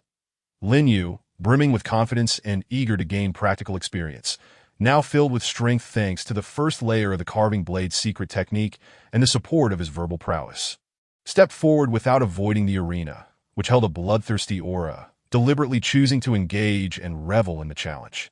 You arrogant little brat, just because you drove away a useless Lu Qing, you dare to be so conceited? Do you truly underestimate the Wang family of Beihe? Provoked by Lin Yu's words, the first expert to insult Confucius and ridicule the Confucian Tao descended into the arena. That it was none other than the head of the Wang family, who is equally renowned as the Lu family of Nanxi, a figure of the same caliber as a legendary dragon or phoenix. This man specialized in the Wang family's ancestral Thunder Leg technique, earning the moniker Thunder Leg King. The Thunder Leg technique, much like Lu Qing's Storm Palm technique, originated as an acquired martial art, not belonging to the 100 schools of thought, and thus was often overlooked. However, with the assistance of superior powers behind both families, the technique was transformed, elevating it to an innate martial art, allowing the Wang family patriarch, a mere martial artist, to attain his current late-stage celestial cultivation. Moreover, he had entered the late stage several years prior to Lu Qing, making him a formidable upgrade of Lu Qing, regarded by the masses as capable of swiftly defeating Lin Yu. What a pity it is. Although this lad lacks the potential of that earlier Confucian female disciple, who is worth recruiting, the ability to intimidate Lu Qing with mere words is indeed remarkable. Initially, I had been inclined to take him under my wing, but who would have anticipated him courting death? Is he unaware that the Wang family's Thunder Leg technique resonates throughout Beihe, boasting incredible power? Oh, let us not mention it that I never expected the disciples of the Confucian Tao to be increasingly inept and so arrogant. Based on my rapport with Old Wang, perhaps I could have saved him. Now, however, Old Wang merely jested about their former master, and this lad has cut off his own path to salvation. It is too late to intervene. One cannot help but remark that the descendants of Confucius are indeed petty, lacking the breadth of character necessary to achieve great things. That I understands. Other experts who had insulted Confucius feared that Lin Yu might not survive and shamelessly continued to fan the flames. Hearing this, the Wang family patriarch became even more invigorated. Truly, he lived up to his title as the Thunder Leg King, demonstrating extraordinary speed akin to lightning, delivering powerful kicks that were indomitable and unstoppable. Oh my, after practicing my Thunder Divine Legs for 45 years, how is it that I cannot match this insufferable brat? I refuse to accept this. I shall come at you once more. The crowd was left dumbfounded. In their eyes, the moment he made a move, the upgraded Lu Qing, renowned as the Thunder Leg King, would surely instantaneously defeat Lin Yu. Yet he failed to withstand even a single strike and was instead swiftly vanquished by Lin Yu. This was utterly inconceivable. Something is amiss, is it not? Just a moment ago, Old Wang was the faster and more vicious attacker, and I dared not confront him head-on. Yet that lad, hissing, he is terrifyingly formidable. I could barely discern the afterimages of his strikes. Old Wang's initial underestimation cost him dearly, but it is of little consequence. I believe he will certainly make a comeback. In the stands, those who had fervently supported the Wang family patriarch in swiftly defeating Lin Yu were now left in stunned disbelief. The second attempt was even more ferocious, yet the Wang family patriarch, appearing imposing, suffered an even more devastating defeat. Lin Yu had not even employed any genuine techniques or secret arts, yet he utterly crushed him again, this time with even greater swiftness. The Thunder-Leg King was not merely sent flying and spitting blood. He was struck with such force that Lin Yu's verbal prowess granted him an afterimage. Oh my leg! The Thunder Divine legs that have dominated for decades and laughed at Beha are in agony. The Wang family patriarch tumbled heavily from the arena, while Lin Yu broke his most prized right leg in a single move, chasing him down with even greater speed, exacerbating his injuries. This spectacle left all present in utter shock, prompting even more challengers to descend. Fear not, old Wang, do not weep, be strong. Watch as I, old Song, avenge you with the Song family's sword techniques. The head of the Song family leaped down, sword in hand. Hold on, old Wang. We have no time to staunch your bleeding. We must deal with this brat first. Feel the might of the Chun family's knife techniques. The head of the Chun family jumped down wielding a large blade. And I, old son, though I may not always harmonize with you, old Wang, this time simply for the audacity of this lad to insult us. He deserves to be struck down. An old beggar who called himself Old Son, though not the head of the Sun family, joined the fray with the 18 grabs of Old Son, targeting Lin Yu. Not only that, but Lin Yu's performance had far exceeded everyone's expectations, leaving them feeling humiliated, prompting an increasing number of challengers to join the fray. Even the two experts behind Wu Guoxing began to take an interest. Chapter 12. This lad is no less than the national master. On the arena, Lin Yu, incited by the insult to Confucius, engaged in a fierce battle against dozens or even hundreds of experts. While behind the arena, representatives of two princes who previously looked down on everyone else began to take an interest in this seemingly inconspicuous Lin Yu da Wu Xingdao. Are you not here to recruit talent for the crown prince? Look at this fellow, whose name is hardly known, and who ranks lower than that Confucian speaker, yet can take on 100 opponents.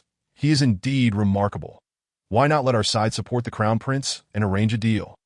Dressed in eunuch robes, a voice as deep and hoarse as iron scraping against a pot emerged unexpectedly, seemingly considering the interests of the crown prince's faction, yet every word was laced with an insistence on the first-place ranking. Clearly believing that no matter how Lin Yu might shine, he could not compare to the worth of the first place in the debates. This man was deeply scheming, his techniques mysterious and his actions ghostly, making him a figure of dread, undoubtedly the most trusted aide of the crown prince.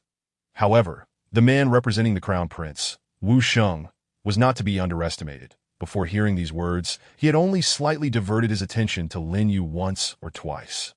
Although he sensed that Lin Yu shared a remarkable potential akin to that of the previous Confucian female disciple, Tang Bingran, as someone at the early stage of the great Luo Golden Immortal Realm. He did not take it to heart, and as the saying goes, a gifted youth may not necessarily become a great individual. Despite Lin Yu's ability to take on 100 opponents and intimidate Lu Qing with mere words, and Tang Bingran's extraordinary performance in defeating Lu Kosue, they seemed like prodigies. Yet within the crown prince's ranks, such talents were plentiful, if not 3,000, then at least 800, each no less impressive than Lin Yu or Tang Bingran. But how many of them could ultimately succeed? The Sanyang continent is teeming with people, countless in number. Those who embark on the path of cultivation are innumerable. However, Earth Immortals are as numerous as ants. Celestials akin to grass, the true Xian realm could barely be considered third-rate, while the Golden Immortal and Tai realms teetered on the edge of second-rate. Only the great Luo Golden Immortal could be regarded as the core elite among the 7 kingdoms and 100 schools, truly worthy of the first-rate title. Thus, although Wu Sheng heard the eunuch's words of yielding, he did not take them seriously, regarding them as mere jest. Yet when he heard the final words from the eunuch, his expression instantly darkened. How magnanimous of you, eunuch Imo, but do you truly believe that with a mere yield you can deceive me? Who does not know that 100 of such pseudo-geniuses are worth less than the first place in the debates? Do you take me for a 3-year-old child? Or do you truly believe that I am unaware that although the crown prince currently occupies the position of heir apparent, standing one person below 10,000, he has long since lost favor with the emperor, who has favored the law over ink, placing importance on my master, the national master Wu Qi. In the face of eunuch Mo's insincere offer, Wu Sheng's gaze turned cold, emitting a chilling light that seemed capable of devouring, instantly lowering the temperature of the entire royal manor. As the crowd gasped in astonishment, Wu Sheng remained indifferent to the fates of others. Continuing his bitter mockery, it comes to mind that my crown prince, with the support of my master, has attracted countless talents over the years, while the crown prince, filled with jealousy, finds himself utterly powerless. Instead of sending him to you, why not request that you depart from the villa immediately and leave this first place to the grand prince? Would it not be more fitting, moreover, this way? Neither of our families would need to engage in a fierce confrontation, allowing us to avoid becoming a laughingstock to the royal family and inciting the emperor's displeasure. Would it not be a win-win situation? The moment these words were uttered, it was akin to slapping the prince's face in front of him, instantly provoking the previously aloof and indifferent Gong Mo into a furious outburst. However, just as Wu Sheng was poised to deliver a scathing remark, the arena was suddenly interrupted by a loud explosion that captivated both their attentions. Initially, the two were solely focused on each other, wary and defensive, yet upon glancing down, their expressions shifted dramatically, and they gasped in astonishment. Oh, what the hell? The two individuals, accustomed to a life of luxury, could not help but utter an expletive. How could the disciples of the Confucian Tao be educated to produce such a phenomenon? No, it should be said, a pair of prodigies. Wu Sheng's face revealed incredulity as he experienced an unexpected desire to recruit Lin Yu. This was indeed unusual. Such extraordinary occurrences were unheard of and unseen. This youth, so remarkably talented at such a tender age, if given time, would likely rival our own achievements that a few decades ago, his potential might have been surpassed only by your master, the national master Wu Qi. This youth is not beneath the national master. Meanwhile, Gong Mo, equally astonished, intentionally spoke enticing words to lure Wu Sheng into action, only to surrender behind his back. Unfortunately, Wu Sheng was not deceived, and the two remained vigilant, neither daring to strike first. Ultimately, they could only exchange incredulous glances, continually amazed as they witnessed Lin Yu single-handedly sending dozens of experts flying, as if they were mere footballs. They were further astonished by an unforgettable scene, when Lin Yu began to falter. The recently recovered Tang Bingran charged forward. The two, connected in spirit, activated a novel fighting technique that in '01 knew the name of their combined technique. All could see Lin Yu's carving knife and Tang Bingran's new carving knife emanating blinding red and blue lights simultaneously. Subsequently, both unleashed powers surpassing their original cultivation levels. Lin Yu temporarily broke through to the pinnacle of the celestial immortal stage, while Tang Bingran, though her enhancement was half of Lin Yu's, still achieved the early stage of the celestial immortal. Together, they became an unstoppable force. Aside from Wu Sheng and Gong Mo, the two formidable experts, as well as the uninterested true immortals, profound immortals, golden immortals, and Tai golden immortals, none could withstand the onslaught of Lin Yu and Tang Bingran. Little junior sister, hold steady. Once we repel this wave of enemies, we must leave immediately. We cannot afford to attract the attention of certain old foxes and wolves. As for the technique we just executed together, I shall name it Hearts in Harmony. Do you like it? Unlike those who were completely unaware of the situation, Lin Yu received a system notification at that moment. Ding! Feeling the connection between the host and the first fated female protagonist, joyously welcoming the battle, the first layer of the Mandarin Duck secret technique was activated. The first layer of the Mandarin Duck secret technique, Hearts in Harmony, within 15 minutes. The physical attributes and combat abilities of the couple in the state of Mandarin Ducks flying together will be enhanced tenfold. After the state ends, there will be a 3-day cooldown period during which both parties' cultivation levels will reset to 0, requiring sweet romance to recover. Otherwise, they must await the cooldown to conclude. Lin Yu comprehended this in an instant, uttering a phrase that sent Tang Bingran into a frenzy of delight, nodding repeatedly, like the most obedient little girlfriend. Chapter 13. Fame frightens people, pigs fear growth. However, it is all up to the senior brother. Tang Bingran had long harbored feelings for Lin Yu, and in this moment, she became even more docile, even sharing her intimate nickname, typically reserved for close friends, with the oblivious Lin Yu. In the next moment, the two launched a swift, concerted attack. Holding the red carving knife, Lin Yu was inexplicably lifted from the encirclement by an unseen force. Soaring into the air to a height of 9 zhang and 9 simultaneously, Tang Bingran, wielding the blue new carving knife, experienced a similar fate, ascending to 6 zhang and 6, resembling a celestial maiden descending to the mortal realm. As outsiders were caught off guard, both emitted radiant light. Much like the ancient saying from another world regarding the pairing of red and blue, Lin Yu, enveloped in red light, temporarily broke through to the pinnacle of the celestial immortal stage. Although due to the Confucian Tao's emphasis on literature over martial prowess, he lacked mastery over specific techniques and ultimate skills, rendering it difficult to unleash his full potential. The numerous buffs bestowed upon him transformed his seemingly insignificant carving knife into a colossal sword measuring 8 feet in length. This giant sword not only boasted an exaggerated appearance, but also harbored unparalleled sword energy, autonomously launching red spherical projectiles that struck the arrogant heads of families and experts, causing them to scream in agony. With none managing to escape, what a magnificent sight! This giant sword brimmed with power, its attack range astounding. Truly a formidable force that penetrated wherever it encountered resistance. Alas, I currently lack the knowledge of the techniques associated with it. Otherwise, it would undoubtedly unleash more than mere physical damage, perhaps even inflicting terrifying magical harm. Observing below, the mid-level, late-stage, and even pinnacle celestial immortals, alongside several true immortal experts, were left weeping from the onslaught of the giant sword. At this moment, Lin Yu could hardly contain his exhilaration. Conversely, Tang Bingran, who had temporarily broken through to the early stage of the celestial immortal level, emanated blue light alongside her new carving knife. Though her talent was not lacking, she would not have been a standout among her peers in the Confucian Tao. She lacked the buffs of a verbal prodigy. Consequently, her blue light did not manifest as a giant sword, but instead transformed into a massive blue shield, providing steadfast protection for both herself and Lin Yu. The shield was semicircular, with a radius of approximately 5 zhang. Not too large, nor too small, adequately encompassing both her and the higher-flying Lin Yu.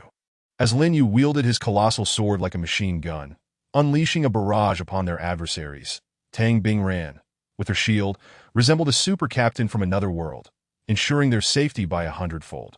An impenetrable defense. This is simply unbelievable. This kid is truly remarkable, harboring such hidden talents. It's utterly terrifying and astonishing. I concede, I shall no longer play. The head of the Song family, unable to withstand the relentless assault from Lin Yu and Tang Bingran, suffered grievous injuries, coughed up blood, and shattered his treasured sword. Unable to maintain his heroic facade, he discarded the broken weapon and fled in haste beyond the villa. Old Song, you've betrayed me. You were the one who said we would deal with this kid together. Seizing the opportunity for fame? Why abandon me now? Damn it, wait for me. I can't hold on any longer. To any esteemed senior, ancestor, or figure of authority from the Confucian Tao, please intervene and advise your disciples. How can someone hide their talents so effectively? It's utterly disastrous. Meanwhile, the head of the Qin family faced a similar fate, his body riddled with wounds, unable to withstand the onslaught from Lin Yu and Tang Bingran, leading to his complete breakdown. As he wept uncontrollably, he lamented the disloyalty of the Song family head while pitifully seeking Lin Yu's gaze from the spectator's platform, conveying a desperate plea for mercy. Witnessing such desperation, others were even less inclined to exhibit courage. Some immediately acknowledged defeat and retreated, while others, driven by pride, refused to concede but lacked the courage to engage further. They could only seize the opportunity amidst Lin Yu's attacks, resolutely biting their tongues to activate their own secret techniques and retreat from the fray. In summary, after the united front of Lin Yu and Tang Bingran, the previously confident and eager to make a name for themselves, nearly 100 experts were thoroughly intimidated. Initially, 1/3 conceded defeat, another third fled. And among the final third, barring a handful with connections, many began to regard the Confucian Tao with newfound respect, even aspiring to join. No one could have anticipated that the Confucian Tao, often dismissed as the weakest, would fire the first shot in this debate, Please, esteemed seniors and heroes, do not be so agitated. I am but a junior, merely testing my abilities. I dare not accept your admiration. Moreover, I am not the spokesperson for the Confucian Tao. I am merely the senior brother. Our esteemed master, Ziyu, is right over there, but if you wish to join, please seek him out. Lin Yu found amusement in the enthusiasm of these individuals rushing to pay their respects, understanding that his stellar performance had stirred the interest of these minor powers. However, outwardly, he must maintain the facade established with his fellow disciples. Fame frightens people, and pigs fear growth, though we must not attract the attention of the royal family or other forces and be used as cannon fodder. Ahem, everyone, please remain calm, that I in the presence of Master Wu and the representatives of the two princes, I, Master Ziyu, must consider this matter with utmost caution. Certainly, your enthusiasm is warmly welcomed by us in the Confucian Tao. However, it is important to remember that the Confucian Tao is but a minor sect with a narrow entrance that scarcely accommodates even a corner of the viewing platform. Throughout the tense proceedings, Ziyu, who had been on edge, finally awaited his opportunity to shine. This grave and solemn master felt the honor bestowed upon him by his foremost disciple, Lin Yu, and was momentarily swept away by joy, his words stumbling over themselves. Yet, as the spokesperson of the Confucian Tao, Ziyu possessed a modicum of discernment. After swiftly regaining his composure, he proceeded to accept a number of wandering practitioners and families without other affiliations into the Confucian Tao, all under the watchful eyes of Wu Guoxing and others that as for those families with higher connections. He had initially considered recruiting them, but a subtle glance from Lin Yu made him realize the need for discretion, leading him to decisively decline. This decision relieved many unvoiced experts, who continued to regard the Confucian Tao with their habitual disdain, deeming them mere small fry. Master, I leave my fellow disciples in your capable hands. I have matters to attend to and must take my leave. Observing the unprecedented warmth with which his fellow disciples and Master Ziyu were received, Lin Yu felt compelled to act without hesitation, swiftly departing alongside the equally endangered Tang Bingran. Their intention was to return to Kangwu Mountain undetected. However, they were intercepted midway. The newcomer was a golden immortal. He opened with an authoritative demand. Young friend Lin, you consent to join our sect, yes? Then come with me. Delay too long, and you may miss the spectacle. Chapter 14. The unorthodox path of the Confucian Tao. The advantages of joining our sect are manifold, incomparable to what your ineffectual master can offer. The newcomer exuded a formidable presence, his high cultivation evident, and his tone was steeped in an undeniable arrogance.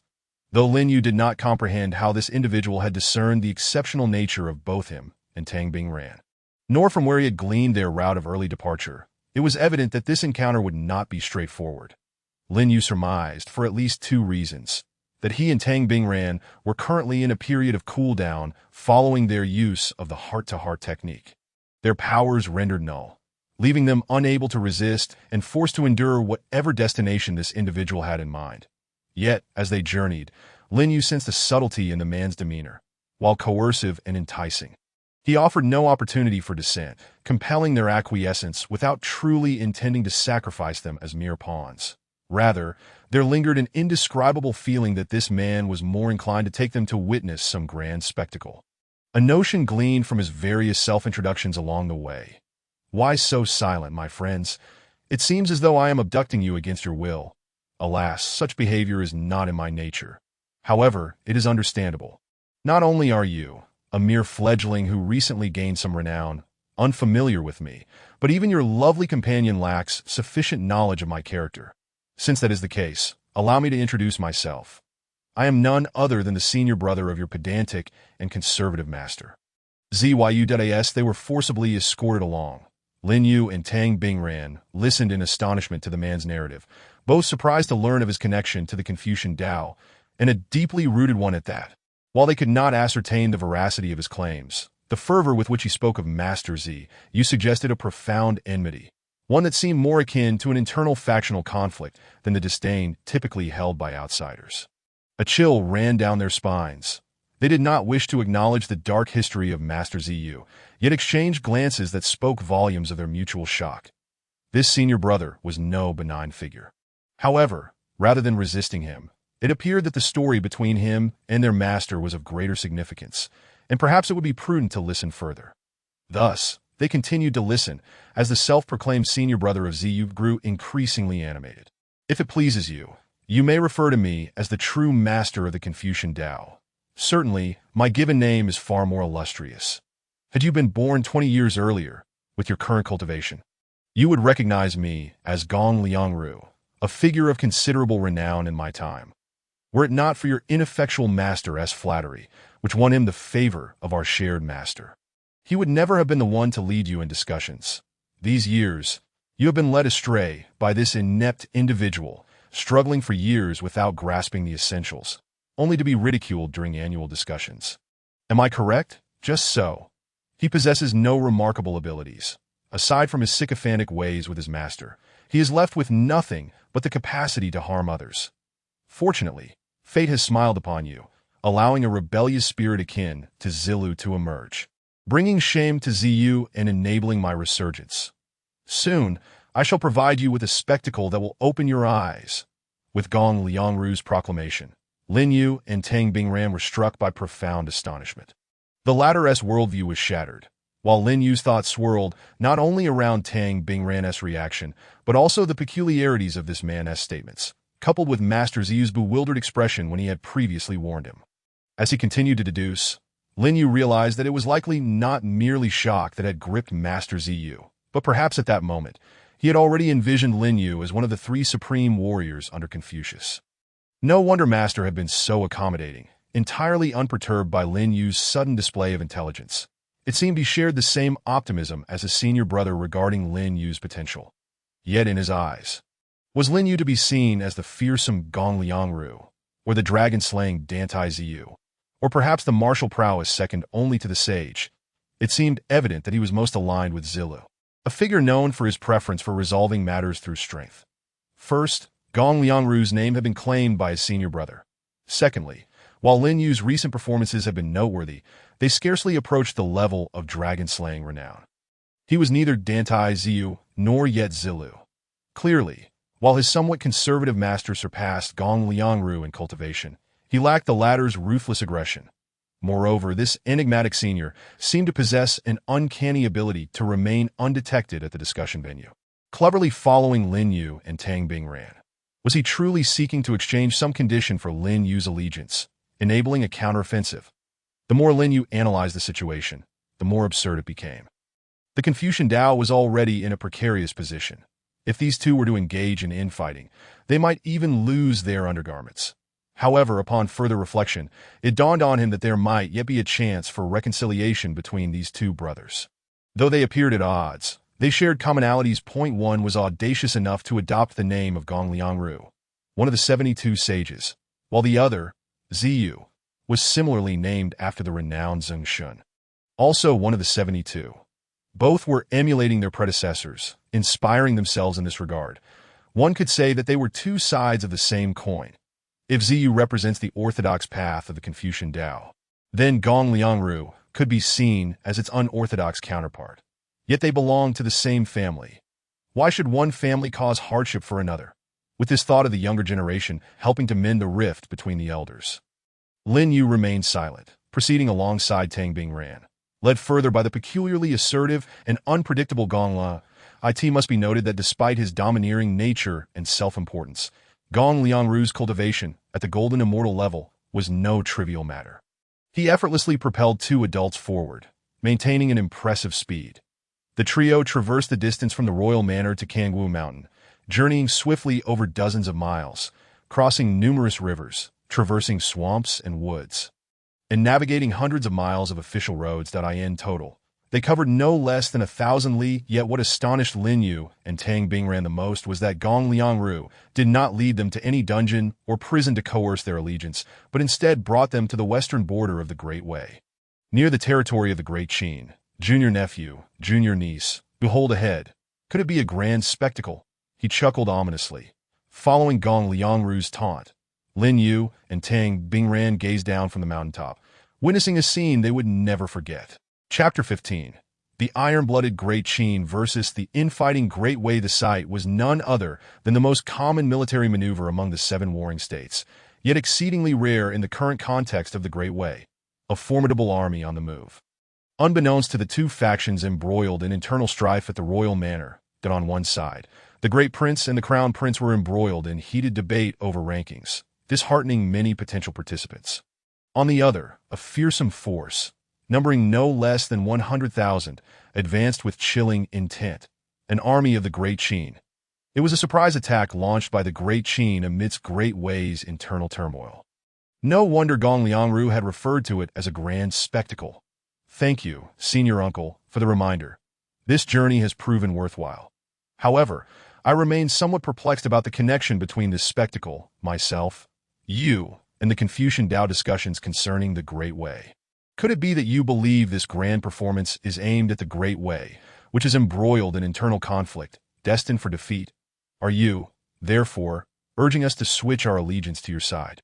Unlike the astonished expression of Tang Bingran beside him, Lin Yu, though equally taken aback by the formidable presence of the Qin dynasty's 100,000 troops, upon closer inspection, discerned that this so-called army was not as terrifying as one might imagine. There existed certain flaws that could only be perceived at close range. Firstly, the vast majority of these soldiers were merely ordinary individuals, trained solely in acquired martial arts, devoid of any innate cultivation methods. In simpler terms, 100 of them combined would not equate to even a single early-stage Earth immortal. The commanding generals, although evidently nurtured through innate techniques, possessed an average strength that could only be classified as mid-level celestial immortal. Given these circumstances, despite their overwhelming numbers and stealthy approach, they were still vastly outmatched when confronting the Wei dynasty, which was fortified by the presence of Tai Golden Immortals and the Luo Golden Immortals. As Lin Yu recognized that the comprehensive combat capability of the Qin's 100,000 troops fell short of a single Luo Golden Immortal, Gong Liangru beside him deliberately pointed out a particular direction. Following his gaze, Lin Yu was astonished to discover several formidable experts concealed within the ranks of the army. The weakest among them possessed mid-level Tai Golden Immortal cultivation, while the stronger ones had attained the consummate stage of Tai Golden Immortal. And there were even several Luo Golden Immortals among them. Clad in the armor of ordinary soldiers, they mimicked the behavior of common troops, obediently following orders and advancing steadily, appearing as the most mundane of soldiers. However, with Gong Liangru, a consummate golden immortal, highlighting their presence, even Lin Yu, a mid-level celestial immortal, swiftly sensed the faint yet potent aura of these formidable beings that it became evident that the Qin dynasty was playing a grand game. Employing ordinary soldiers as a fade while concealing Luo golden immortals and potentially even more powerful figures behind them as lethal weapons. May I inquire, esteemed master, were you already aware of this matter?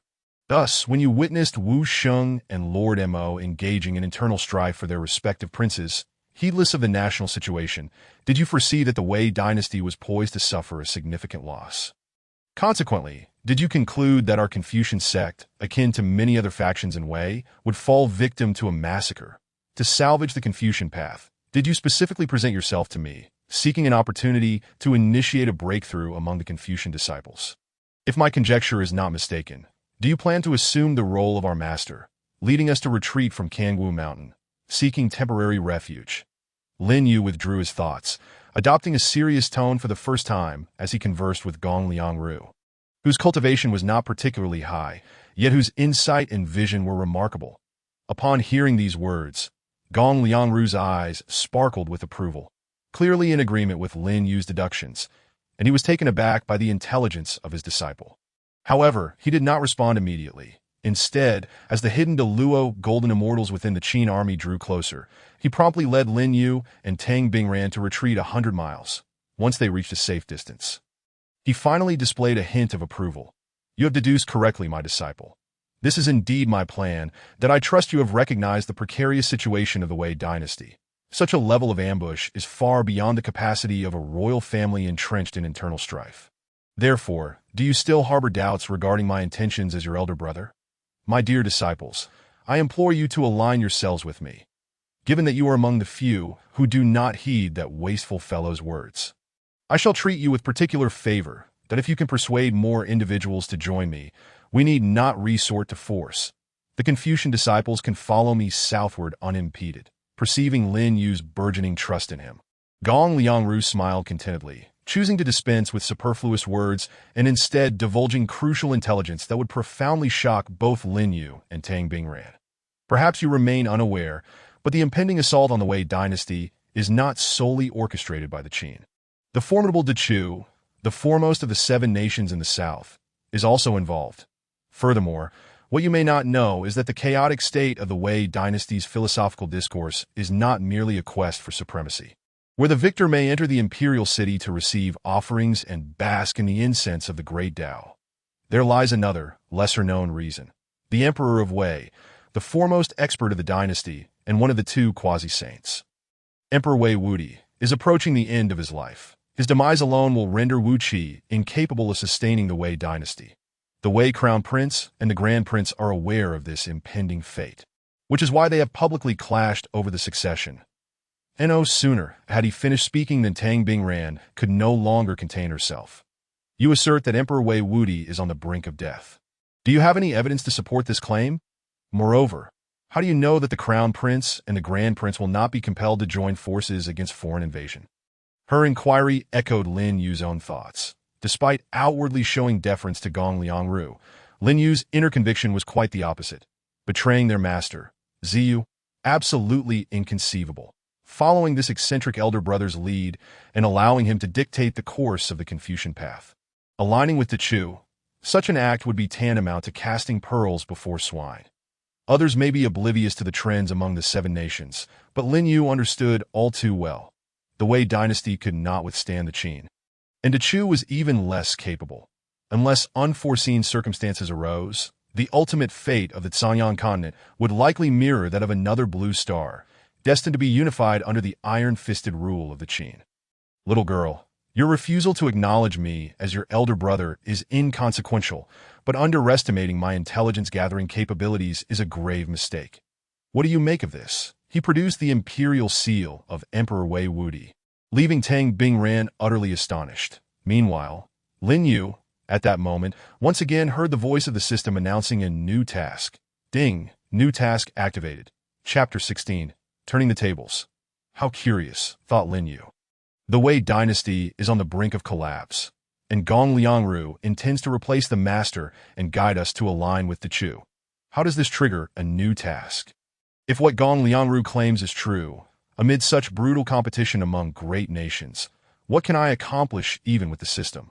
They command armies of tens of thousands, bolstered by the Luo golden immortals, while I am merely a mid-level celestial immortal. Even if Tang Bingran and I deploy our heart-to-heart technique, we only reach the level of a consummate celestial immortal. Such meager strength. What hope is there for reversing fortunes and revitalizing the Confucian path? Just as Lin Yu pondered these thoughts, the system unexpectedly delivered a significant surprise. 3 new tasks emerged simultaneously. Ding. New Task 1 activated. Uncover the treacherous plot of Master Gong Liangru. Turn the tables. And rescue the Confucian path from peril. On the surface, Master Gong Liangru appears to prioritize the Confucian path, but in truth, he harbors resentment for having poisoned the previous master and being expelled from the Confucian sect. He seeks to obliterate the Confucian path. Completing this task will earn you a chance to draw from the lottery, allowing you to select any item or technique except for the exclusive carving knife. Carving knife techniques and Mandarin duck techniques. Items and techniques drawn can be gifted to others, but once given away, they cannot be reclaimed. This first task provided Lin Yu with timely information, clarifying that this elder brother was indeed genuine, yet simultaneously revealing the magnitude of Gong Liangru's malevolence. To annihilate the Confucian path, this individual was exceedingly generous with his resources, initially employing undisclosed methods to infiltrate the royal mountain villa, spying on the Confucian members and Lin Yu's actions before choosing his moment to strike. Then, he leveraged half-truths to lead them away, ultimately presenting the imperial seal of Emperor Wei Wuti as evidence to gain Lin Yu and Tang Bingran's trust. Such audacity was undeniable. Had it been anyone else, they would have surely fallen victim to his scheme. Fortunately, Lin Yu was not easily deceived and would never take Gong Liangru's words at face value. Moreover, by a stroke of luck, Gong Liangru's actions had triggered the system. The first task was indeed thrilling. Lin Yu wondered what the next 2 tasks would entail.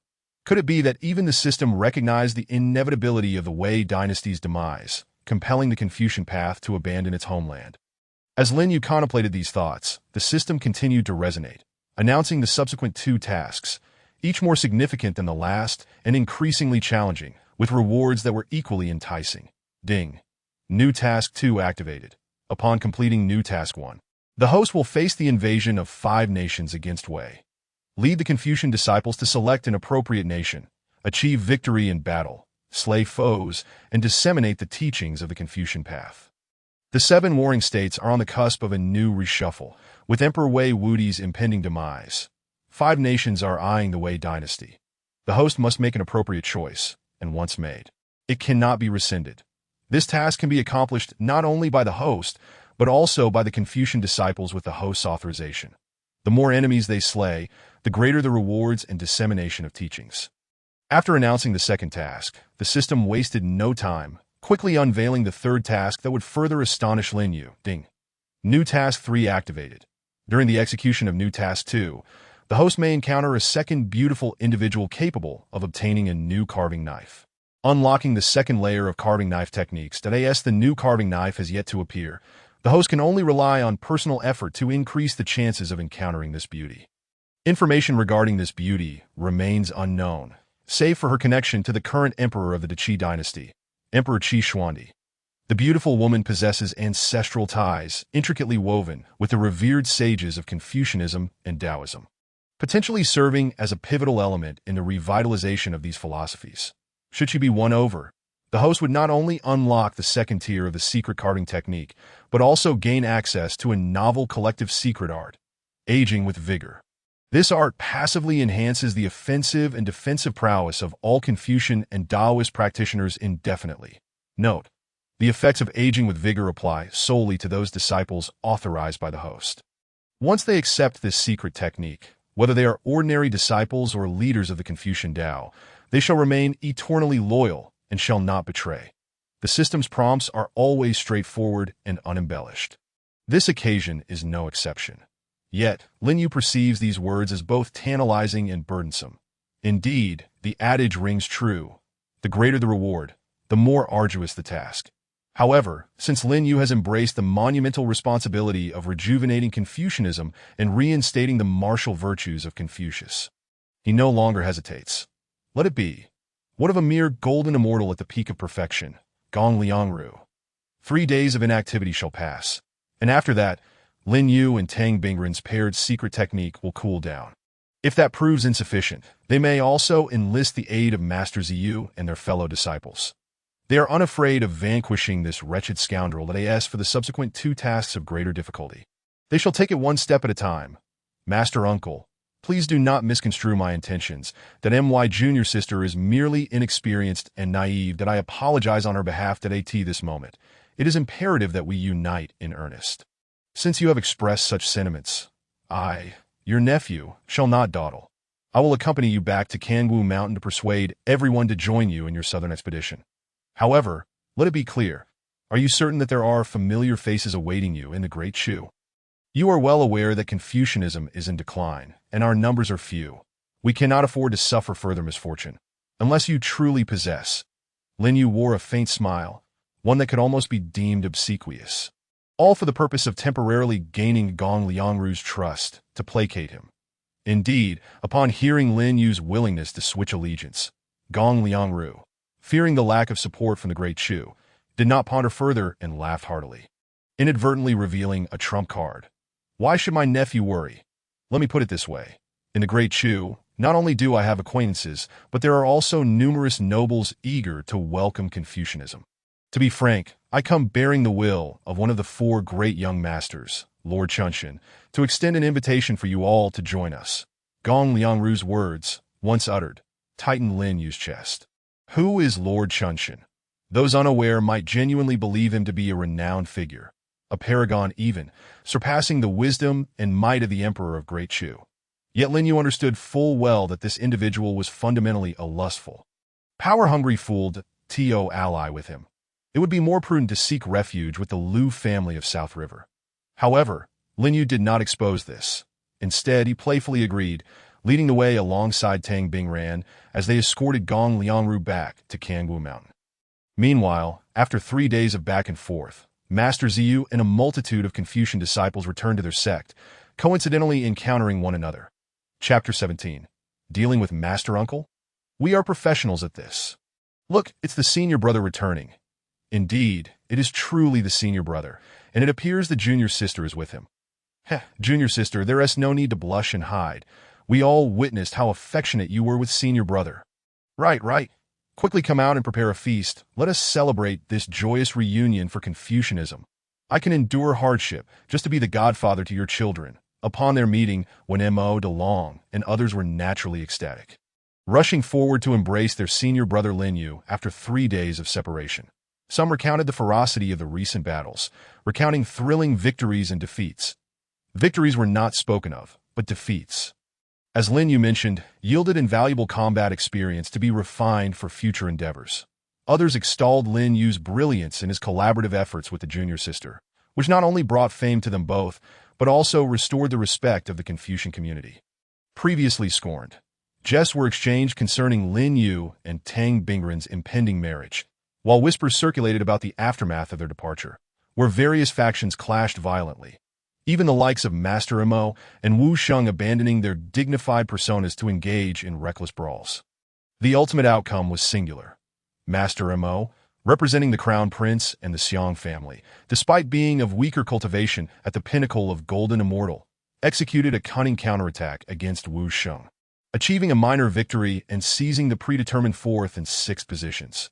Conversely, Wu Sheng, representing the Grand Prince, the National Master Wu Qi, and the Great Way Legalist faction, despite his early-stage Golden Immortal prowess coupled with one of the 3 supreme legalist techniques, ultimately fell short due to his lack of experience and excessive arrogance, suffering significant losses at the hands of Master M.O. and others, narrowly retaining 3rd and 5th places while forfeiting the title he believed was assured.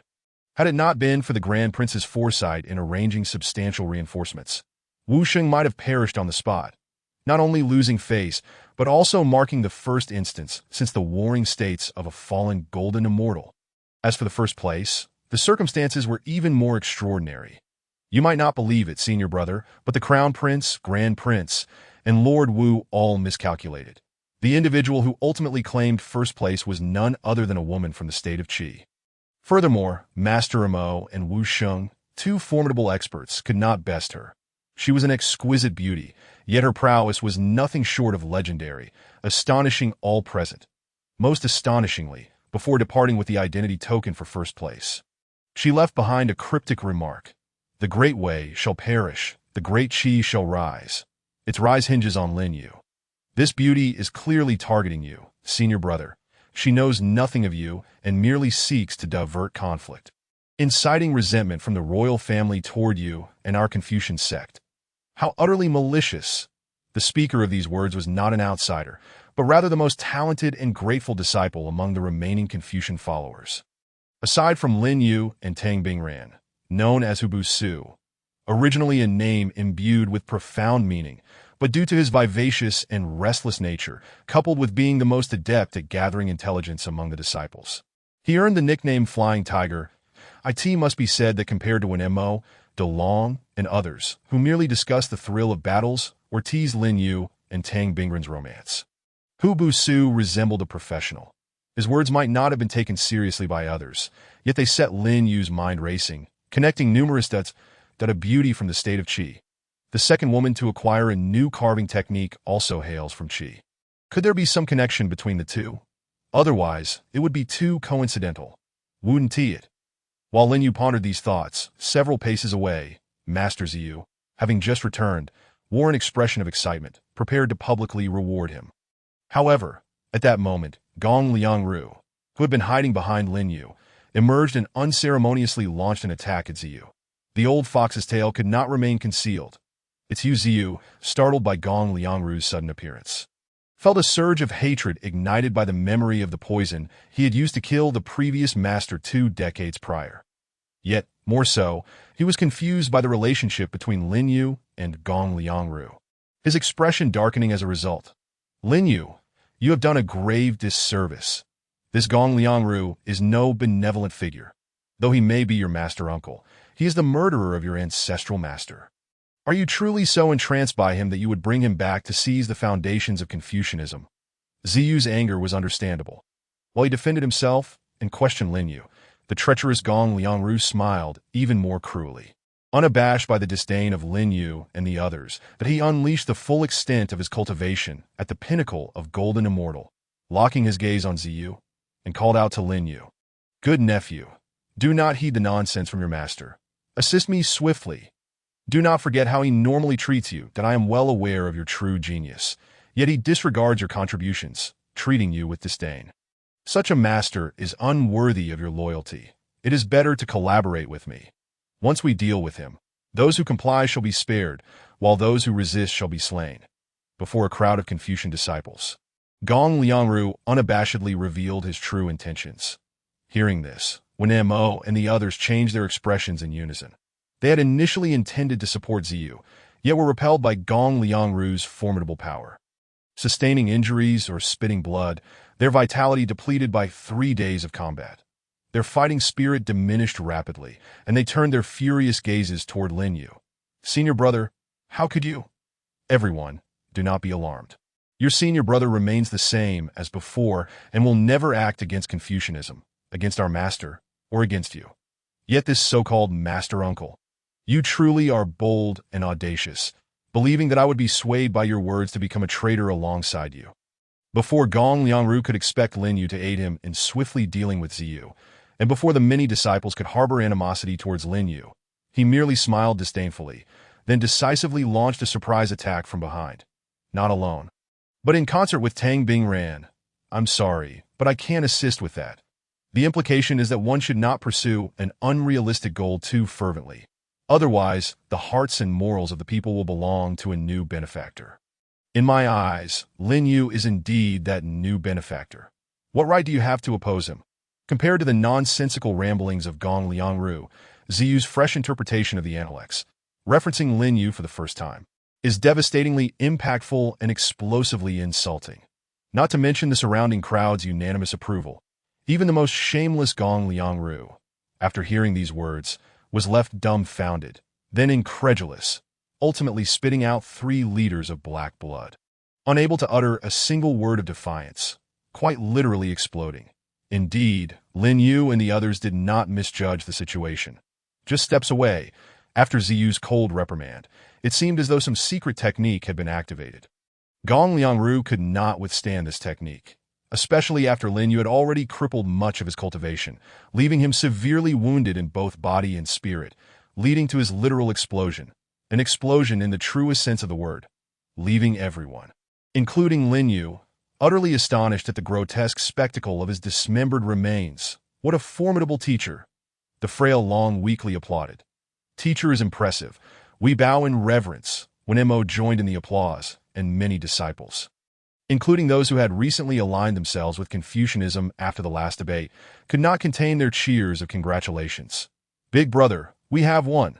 This victory is half due to teacher, 10% to everyone, and 40% to you. I must applaud you," chirped the sweet little junior sister, Tang Bingran. However, unlike the overwhelming joy emanating from the crowd, Lin Yu's expression was peculiar. There was no hint of surprise or excitement at having defeated Gong Liangru. Even after completing the new task, he remained indifferent to the rewards bestowed by the system. The reason for his unusual demeanor was that Lin Yu, with his keen insight, had noticed something unbelievable just a second before Gong Liangru's explosion. Besides observing the dart-like weapon, Yunmeng Sanhua, being blasted away, he realized another shocking truth. "Little junior sister, prepare a room for teacher to rest well. Let us send him off on his final journey." This was not merely an extraordinary display of our secret techniques. It was evident that teacher had employed some special method to severely injure Gong Liangru, leaving him devoid of vitality. That if I am not mistaken, teacher is merely putting on a brave facade, forcing a smile to reassure everyone, when in reality, he may not survive beyond 3 days. After uttering these words, Lin Yu disregarded everything else and hurried towards the faltering Ziyu. Before anyone around could sense something amiss, or before Ziyu could dismiss him, he forcibly led Ziyu back to his room. Outside, while everyone busied themselves cleaning and tidying up inside the room, the two exchanged a relieved glance. finally being candid with one another. You are always so astute. This time, you actually saw through me. While I still have a few days left, speak. What is your request?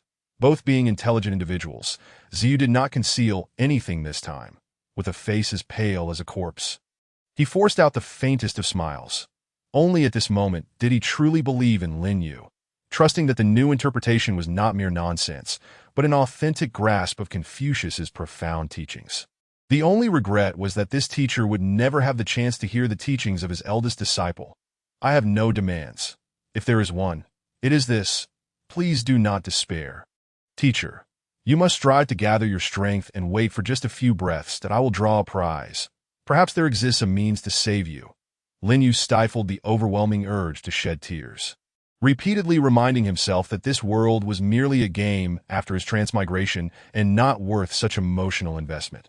Yet he could not suppress the surge of feelings. Thus, he redirected the conversation and, to Ziyu's astonishment, proceeded to draw a lottery from the system that he then presented an item that left him bewildered and Ziyu even more so.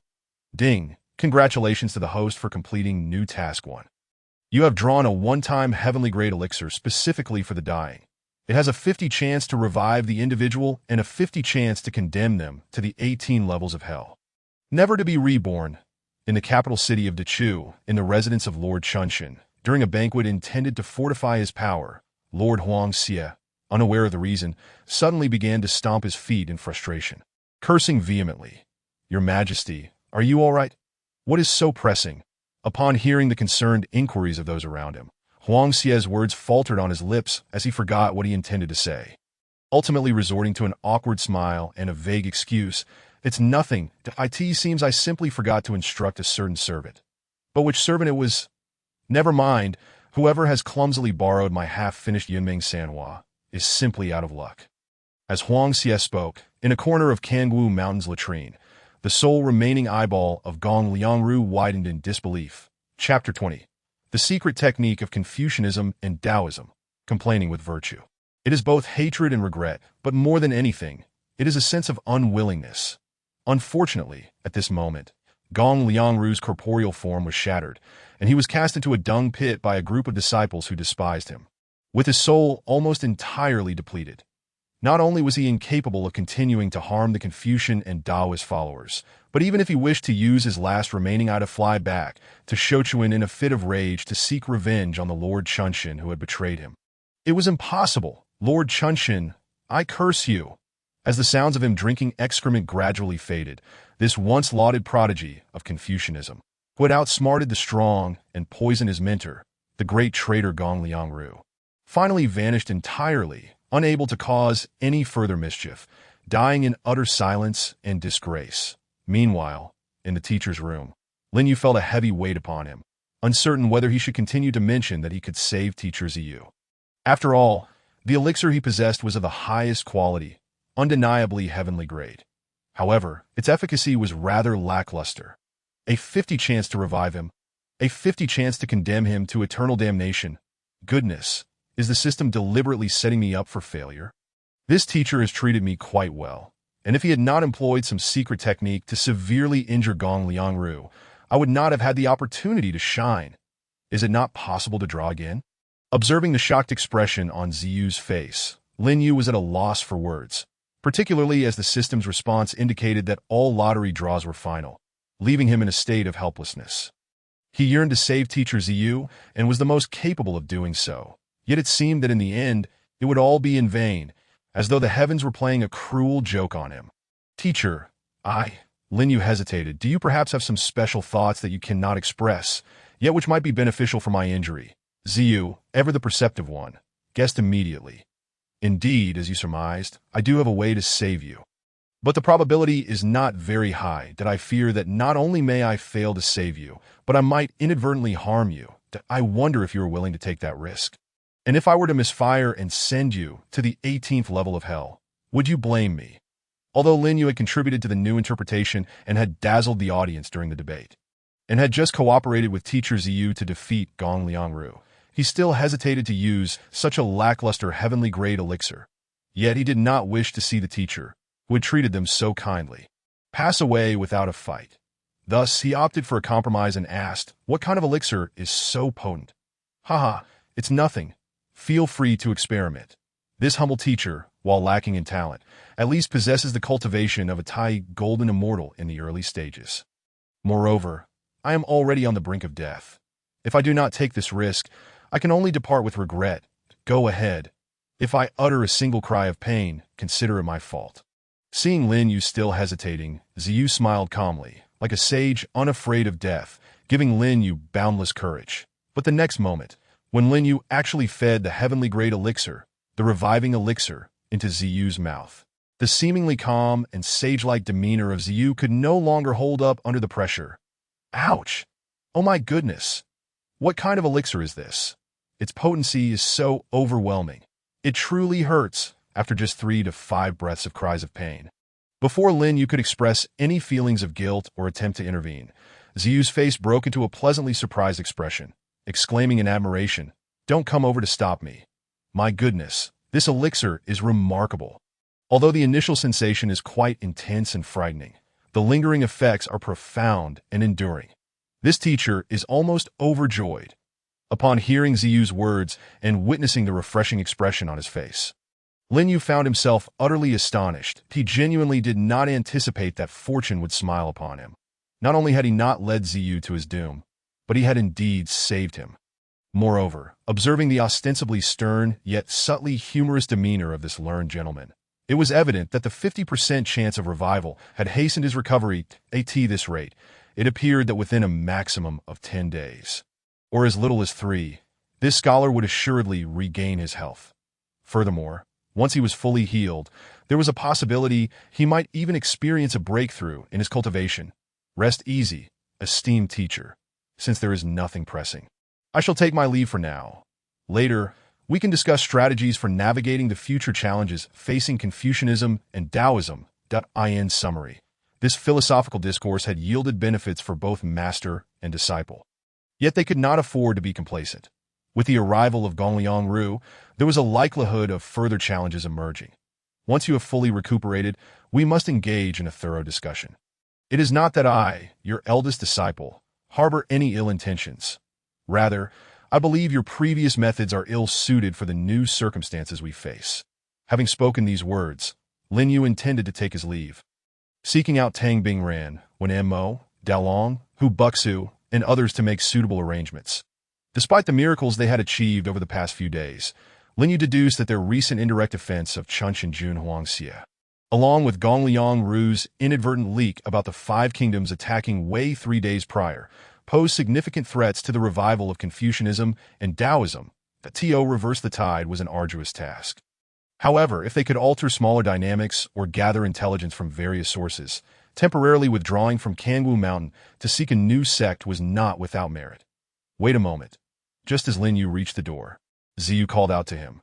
Unlike his previous pallor, he now appeared rejuvenated after taking the life-restoring pill, his complexion flushed and vibrant. Even more so than before at this juncture, there exists no distinction of rank between us. We are both astute individuals dedicated to the advancement of Confucianism and Taoism, that I shall not conceal from you that my earlier declaration of passing the mantle to you was indeed sincere. I employed a secret technique of Confucianism and nearly perished alongside that traitor, which is also true that it is not that I am unwilling to pass this technique on to you. Rather, there are reasons behind it. This is the only secret technique I have mastered, and it is one of the few that our lineage has preserved through centuries of trials and tribulations. In your words, it is originally called repaying grievances with virtue, but I prefer to call it embracing grievances with virtue. To repay the virtuous with gratitude and to retaliate against the unvirtuous. If you have no pressing matters, might you stay and allow your teacher to explain from the beginning, as it is a necessary clarification before passing the mantle to you. Upon hearing this, the bond between master and disciple, already strong, became even closer. Lin Yu turned to listen attentively as Ziyu cleared his throat and began to recount the secret lore of Confucianism and Taoism. Confucianism, the way of the sage Confucius, originated in the spring and autumn period, synthesizing elements from Laozi to it is a path that produces a sage once every 5,000 years. Confucius, Chapter 21. Kong Lao Air is a paragon of perfection. Before we begin, let me pose a question. What image do you hold of the sage Confucius in your heart? With newfound vigor, Ziyu spoke more boldly, exuding confidence that prompted Lin Yu to respond candidly. The most sacred ancestor is my role model, that he upheld the ultimate essence of benevolence, advocated for the final order of propriety, yet he was not overly pedantic. He understood the principle of teaching without discrimination. Among other truths that if I were to describe his image, I would say he is a towering, absolutely perfect figure. His only flaw may be that, although renowned in his lifetime and having taught 72 disciples, each successive generation has been less impressive than the last. In terms of selecting successors, our founders of Confucianism fall short when compared to the legalists, Mahists, militarists, and diplomats next door. Before Ziyu, Lin Yu held nothing back, articulating his comprehensive views on Confucius from both past and present, his praises, criticisms, admiration, and dissent. Upon hearing such words, Ziyu's traditionally rigid expression faltered, though he did not erupt in anger as he might have days prior. Instead, Lin Yu's remarks stirred some contemplative thoughts within him, leading him to begrudgingly agree with a portion of Lin Yu's assertions. That as Ziyu squinted, a half-smile forming, Lin Yu felt a shiver run down his spine, prompting Ziyu to chuckle and pose a rhetorical question to himself. Do you know what image I hold of the sage Confucius? Please enlighten me, esteemed teacher. For the first time, Lin Yu sensed that this teacher was far more complex than he appeared, and thus he patiently listened. Let me tell you, Ziyu laughed heartily, growing increasingly animated until he began to voice thoughts that perhaps ought not to have been spoken, creating a rather awkward atmosphere that left Lin Yu utterly dumbfounded. You all regard him as flawless or nearly perfect, but I beg to differ. To be precise, after decades of research, I have arrived at a rather heretical conclusion. The sage Confucius is not as saintly as you think. The so-called benevolence and propriety are merely superficial proclamations. The principle of teaching without discrimination is selective, that he advocated for retaliation against wrongs while also promoting gratitude, which was his true message. Unfortunately, aside from him, the Yashing Mencius, and the three sages Xuanzi, few descendants of Confucianism grasped this reality, leading to a decline in our tradition. In essence, this humble teacher was too pedantic. I should have realized that among this generation of Confucian disciples, you resemble the sage Confucius the most and are closest in approach to Mencius and Xuanzi.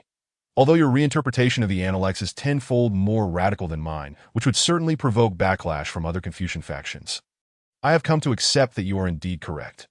Without innovation, how can Confucianism be revived? Without breaking the old rules, how can we enhance our strength and establish new norms for Confucianism? For this alone, I should bow to you.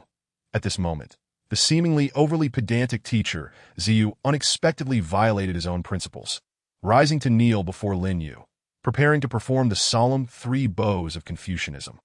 Yet Lin Yu dared not accept such a profound gesture of respect from his teacher. Before Ziyu could fully kneel, Lin Yu hurried to support him, guiding him back to the earthen pit. Determined to prevent this self-aware teacher from further transgressing norms, shifting the topic swiftly, Lin Yu inquired, "Esteemed teacher, was your earlier statement about passing the mantle to me genuine? What are the traditions of succession within Confucianism? I would like to hear more." Lin Yu's proactive demeanor did not provoke any displeasure or aversion from Ziyu. Rather, it prompted him to regard Lin Yu with renewed interest. He remained silent, smiling deeply. After a moment, he retrieved a 12-layered mysterious box from behind the earthen pit and solemnly informed Lin Yu of more secrets regarding Confucianism. Lin Yu, the 12th disciple of Confucianism, heed my words. From this day forth, I shall transfer this original version of the Analects to you. This is handwritten by the sage Confucius himself, entirely distinct from the version summarized by the 72 sages. However, do not become overly excited. Do not presume that your recent contributions alone merit such a grand position. I still have a few words to impart that in our lineage of Confucianism. There are 3 major rules. First, the predecessor must pass before the successor can be appointed, but given our unique circumstances, we may consider exceptions. Second, unless one reaches the status of a quasi-saint, one must refrain from using the grand names of the 72 sages and must instead utilize their given names. Third, this original version of the Analects, while mandatory reading for all historical leaders, has become increasingly neglected. Only the sage Confucius read it fully. Mencius completed 70%, and Xuanzi managed 60%, that is for my generation. We could scarcely even read the first page. You must remember this lesson and strive diligently.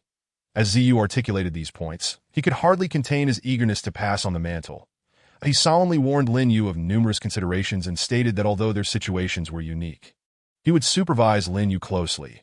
Should he ever detect Lin Yu acting unworthy of the title of Confucian teacher, he would strip him of it. Raising his voice, he called out to the busy individuals outside to witness this momentous occasion.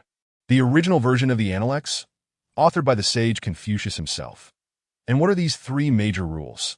The final rule seems trivial. However, why can I access the first page of this text while my cultivation falls short of yours? And you cannot decipher even a single page? Wait a moment. This first page seems vaguely familiar. It bears little resemblance to the historical Confucius' style and instead resembles a more aggressive version of him.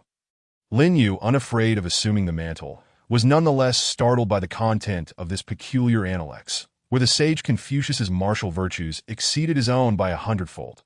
The first page seemed to declare that in the face of disagreement, one should resort to violence. In the grand scheme of heaven and earth, the strongest fist prevails. Should one refuse to comply once, strike. Should one refuse to comply twice, hit. Should one refuse to comply thrice, thrash. Should one refuse to comply 4 times, slay. Confucius's words compelled Lin Yu to re-evaluate his understanding of him, while the latter half of the first page left him utterly shaken. The sage Mingzi, the esteemed Xuanzi, the prodigy Dong Jia, the resonance of heaven and man, the revivalist Han Yu, the critique of the decline of Zhong Yuan, the philosophy of the mind by Wang Yangming, the trio of heroes Huang, Gu, and Wang, and the new sage at Linjiang. These revelations painted Confucius not merely as a figure of literary and martial prowess, but as one who spoke candidly, akin to a braggart, even foretelling the fates of later scholars.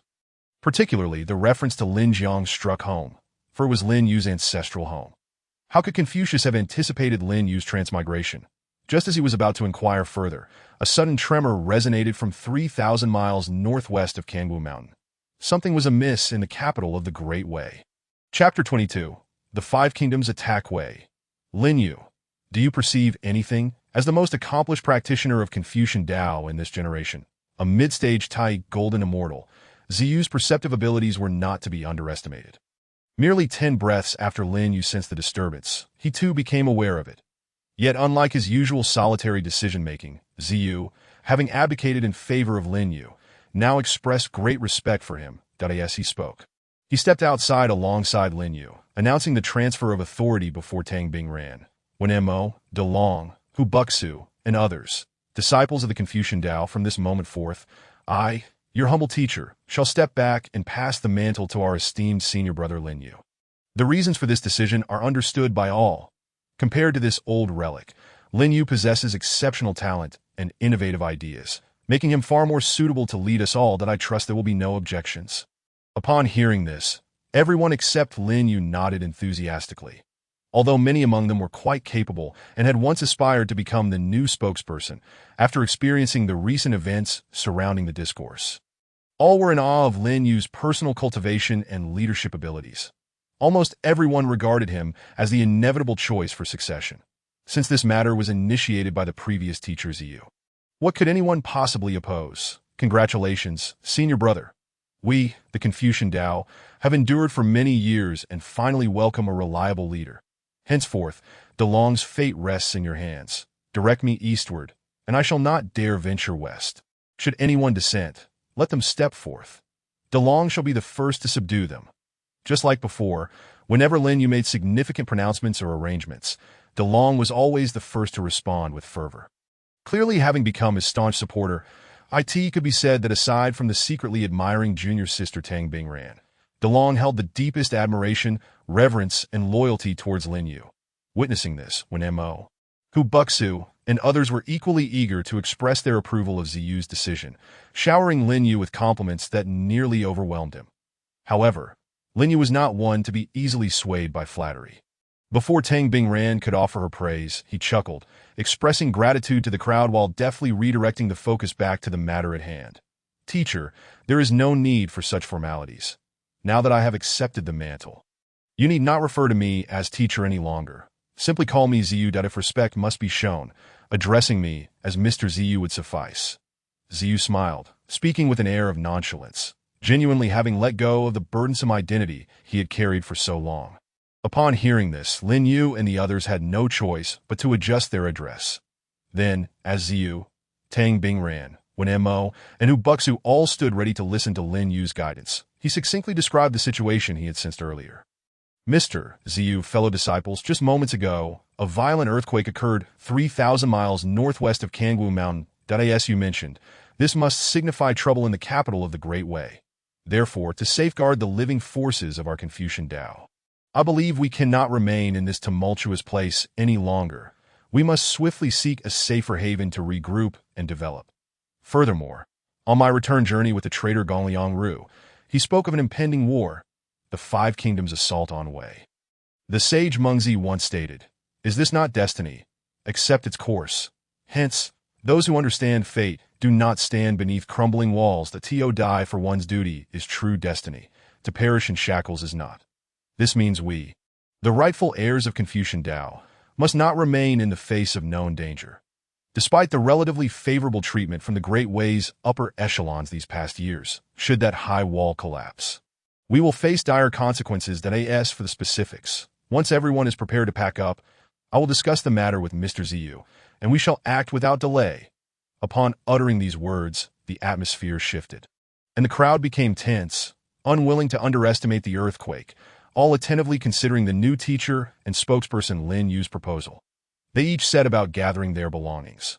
Remaining behind, aside from Lin Yu, the newly appointed spokesperson who ignited this urgency, was Ziyu, who had even greater respect for him. Teacher, where should we relocate? We are no longer in the spring and autumn period, where the seven hegemons were in constant conflict, with celestial beings falling like leaves and heavenly immortals suffering innumerable injuries.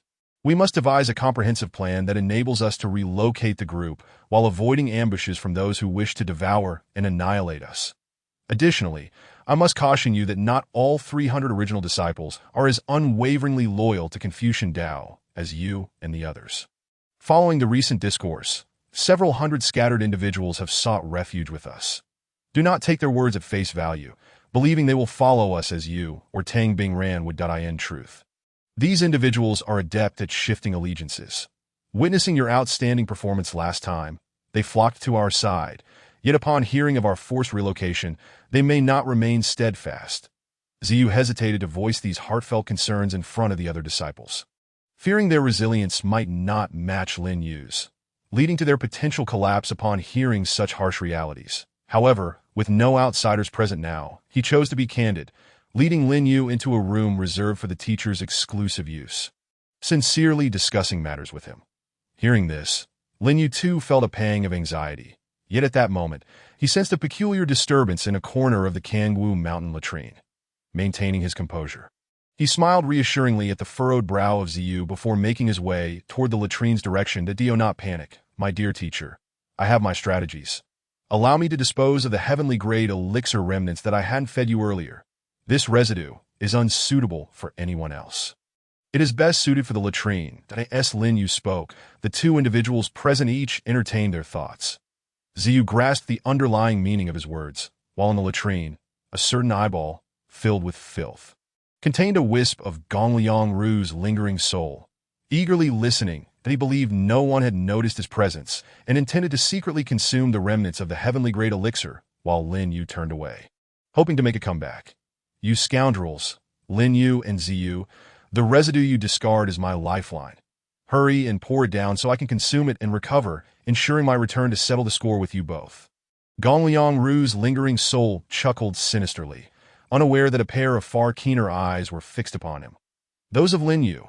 Chapter 23, An Unexpected Gain. Dogmaster. You are injured to this extent.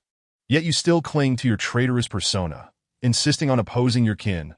Alas, your lecherous grin betrays your intentions to swallow my elixir remnants. Pray tell, how should I respond to such a treacherous and cunning individual? Would you care to call me spokesperson thrice to please me? Perhaps I might grant you a reprieve. While resurrection is out of the question, allowing you to consume the residue for the strength to reincarnate is still a possibility. With a smile on his face, Lin Yu regarded the eyeball in the latrine. devoid of any hint of anger or murderous intent. Yet this only served to instill greater panic within the hidden Gongliang Ru's lingering soul. How can this brat be so formidable? I concealed myself so well, only revealing a sliver of my presence as they concluded their discussions and prepared to dispose of the remnants. How did he perceive me? Could it be that beyond his meager mid-stage celestial cultivation, he harbors even more terrifying secrets, capable of defeating both Ziyu and me? In that moment, countless thoughts raced through Gongliang Ru's mind, filled with astonishment and disbelief.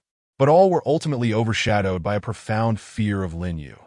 Thus, despite the multitude of ideas swirling within him, Gongliang Ru opted for the most advantageous and pragmatic course of action. Compelling the eyeball to kneel from a distance, once consumed by jealousy of Ziyu's esteemed position in the previous generation, he now found himself as docile as a lamb, summoning the remaining vestiges of his soul to utter the most nauseating words imaginable. New spokesperson of the Confucian Tao, the former traitor Gongliang Ru kneels before you, beseeching your magnanimity. Please do not hold my misdeeds against me, that my past transgressions of betraying my teacher and ancestors have been eclipsed by the grievous injuries you have inflicted upon me. Here, I beseech the new speaker of truth. Oh no, given our familiarity from those few days spent together, ought I not address you as Brother Lin? Or perhaps Grandfather Lin? Or even Ancestor Lin? Regardless, my only desire is for your happiness. And if you would grant me, a former traitor, the opportunity for redemption in this life, allowing me to return to the Confucian path in my next existence, I would willingly enshrine you as my forebear. I earnestly request that you bestow upon me those remnants of medicinal herbs. As he uttered these words, the lingering spirit of Gongliang Ru, in a bid to gain Lin Yu's trust and to endure a momentary humiliation for future revenge, took a perilous step, sacrificing his already feeble essence to detach from the soul orb that could preserve him. He struggled to form a semblance of a human figure, kneeling, bowing, weeping, and pleading, an entire performance. It was as though he believed that such actions would fulfill his hidden ambitions. Yet, how could Lin Yu be so easily deceived? Before the spirit of this self-proclaimed cunning Gongliang Ru could await the so-called remnants of medicinal herbs, Lin Yu, merely a few paces away, was nearly doubled over with laughter. Remnants of medicinal herbs? What remnants? Where do they come from? Dogmaster, you are overthinking it. That celestial-grade elixir of mine has no remnants whatsoever. Even if it did, I would have long since administered it to Mr. Ziyu. How could there be any left for you? Lin Yu's words struck the spirit of Gongliang Ru once more, causing this sly traitor to feel a surge of dread, prompting him to retract his eye and attempt to plunge it into a cesspool that he hoped that the stench would deter Lin Yu from pursuing him further. However, ever since Lin Yu sensed something amiss near the latrine, he had no intention of sparing him, but rather sought to extract the last vestiges of value from him. Just as the spirit of Gongliang Ru was about to retreat into the shadow of the eye, Lin Yu acted decisively. Dogmaster, do not be hasty, that I still have much to discuss with you. This eye of yours possesses some intrigue. Not only does it safeguard and conceal the last remnants of your spirit, but it also harbors a hidden weapon that be why its shape. Could this not be the very Yunmeng Sanhua you used against us before? How generous of you, Dogmaster, to recognize that I, your disciple, have just ascended with an unstable foundation and modest cultivation, and thus require a weapon for self-defense. I shall graciously accept it, and as a token of gratitude, I hope you find abundance and comfort on your journey ahead. Do not dwell too much on us. In the face of this already feeble spirit of Gongliang Ru, Lin Yu required no exertion whatsoever. He merely extended his right index and middle fingers to grasp him. Next, with his left hand, unbothered by the foul stench, he retrieved the eye floating in the filth, shaking free the last glimmer of hope for Gongliang Ru, the Yunmeng Sanhua. You, surnamed Lin, how dare you bully a weakling? Let alone one of your elders. You are destined for a miserable end. I wager you would not dare seize this hidden weapon, for you have no inkling of how formidable Chunshin Jun truly is. If you unlawfully take what belongs to me, within a month he will discover it and send someone to hunt you down. At that moment, the spirit of Gongliang Ru had no recourse but to hurl curses. His only means of expressing the deep-seated rage within him that he even began to question whether Lin Yu or himself was the greater villain. How could he, a grand traitor of Confucianism, be outmaneuvered by a legitimate disciple of the very doctrine he had forsaken? This was utterly illogical. Dogmaster, cease your struggles. How I utilize this hidden weapon is my own affair. You need not enlighten me. Better to depart quietly than as for the future. Who can say, should I indeed manage to revive Confucianism? I shall construct a temple, not only to honor the venerable sage, but also to place your statue at the entrance, allowing multitudes to scorn it, trample upon it, and let your legacy endure through the ages. You need not express gratitude. I understand. Lin Yu was not swayed by the final words of Gongliang Ru, nor was he susceptible to any moral coercion. Instead, he was tenfold more ruthless, securing the Yunmeng Sanhua for further study while simultaneously expelling a modicum of spiritual energy, ensuring that this deceitful dog master met his complete demise. Turning back, Lin Yu initially intended to obliterate the eye as well, but to his surprise, despite several attempts, he found himself unable to do so, and his palm was met with an inexplicable backlash. Although the harm was minor, it startled him considerably that it was at this moment that Ziyu, arriving upon hearing the commotion, could not restrain himself from exclaiming, urging Lin Yu to pause. Wait, Lin Fuzi, show mercy. This does not seem to belong solely to the traitor Gongliang. Are you that it appears more akin to a special artifact produced in the regions of Dazhou, near Yunmeng's? His words piqued Lin Yu's curiosity further. Mr. Ziyu, do you recognize this eye? Might I inquire about its purpose? Is it perhaps related to our esteemed sage? Lin Yu discerned that Ziyu would not intervene merely for the sake of an ordinary object. Thus, without waiting for Ziyu to elaborate, he had already inferred much. Upon realizing Lin Yu's astuteness, Ziyu's face bore admiration, but also a trace of melancholy and reflection, indicating that Lin Yu had indeed hit upon the truth. The eye was intimately connected to Confucius. After all, the vicinity of a cesspool was hardly an appropriate locale for discourse, and there would not be another spirit of Gongliang Ru to contend with. The two hastily returned to the main hall. Please, Mr. Ziyu, let us enjoy some tea and converse at our leisure. Even if the 5 nations were to invade Wei, it would not affect Kangwu Mountain for at least 10 days to half a month. The sage has said, to attack the heretical is already harmful, meaning that even the mightiest foes are shielded by those before us. Thus, I am all ears. Lin Yu was not endowed with remarkable talents. Rather, he had accumulated a wealth of experience in observing and discerning, a skill honed from the rigors of life in another world. His courteous and dignified demeanor earned him Ziyu's respect, and initially reluctant to reminisce about the rumors from that era, Ziyu found himself moved. First, Lin Yu's fresh interpretations of the Analects provided Ziyu with a renewed perspective, hastening his recovery from injuries. Subsequently, filled with emotion, Ziyu recounted a scandalous tale concerning Confucius.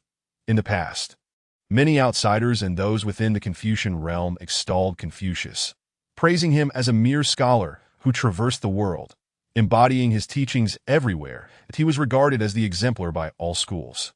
However, there was one individual who, within his writings, spread slander, claiming that our esteemed sage, though accomplished, was insincere, that he asserted that while others believed Confucius had never visited Dazhou, he had discerned that Confucius had indeed gone there, specifically to the legendary Yunmengs, where King Xiang had dreamt of a divine maiden.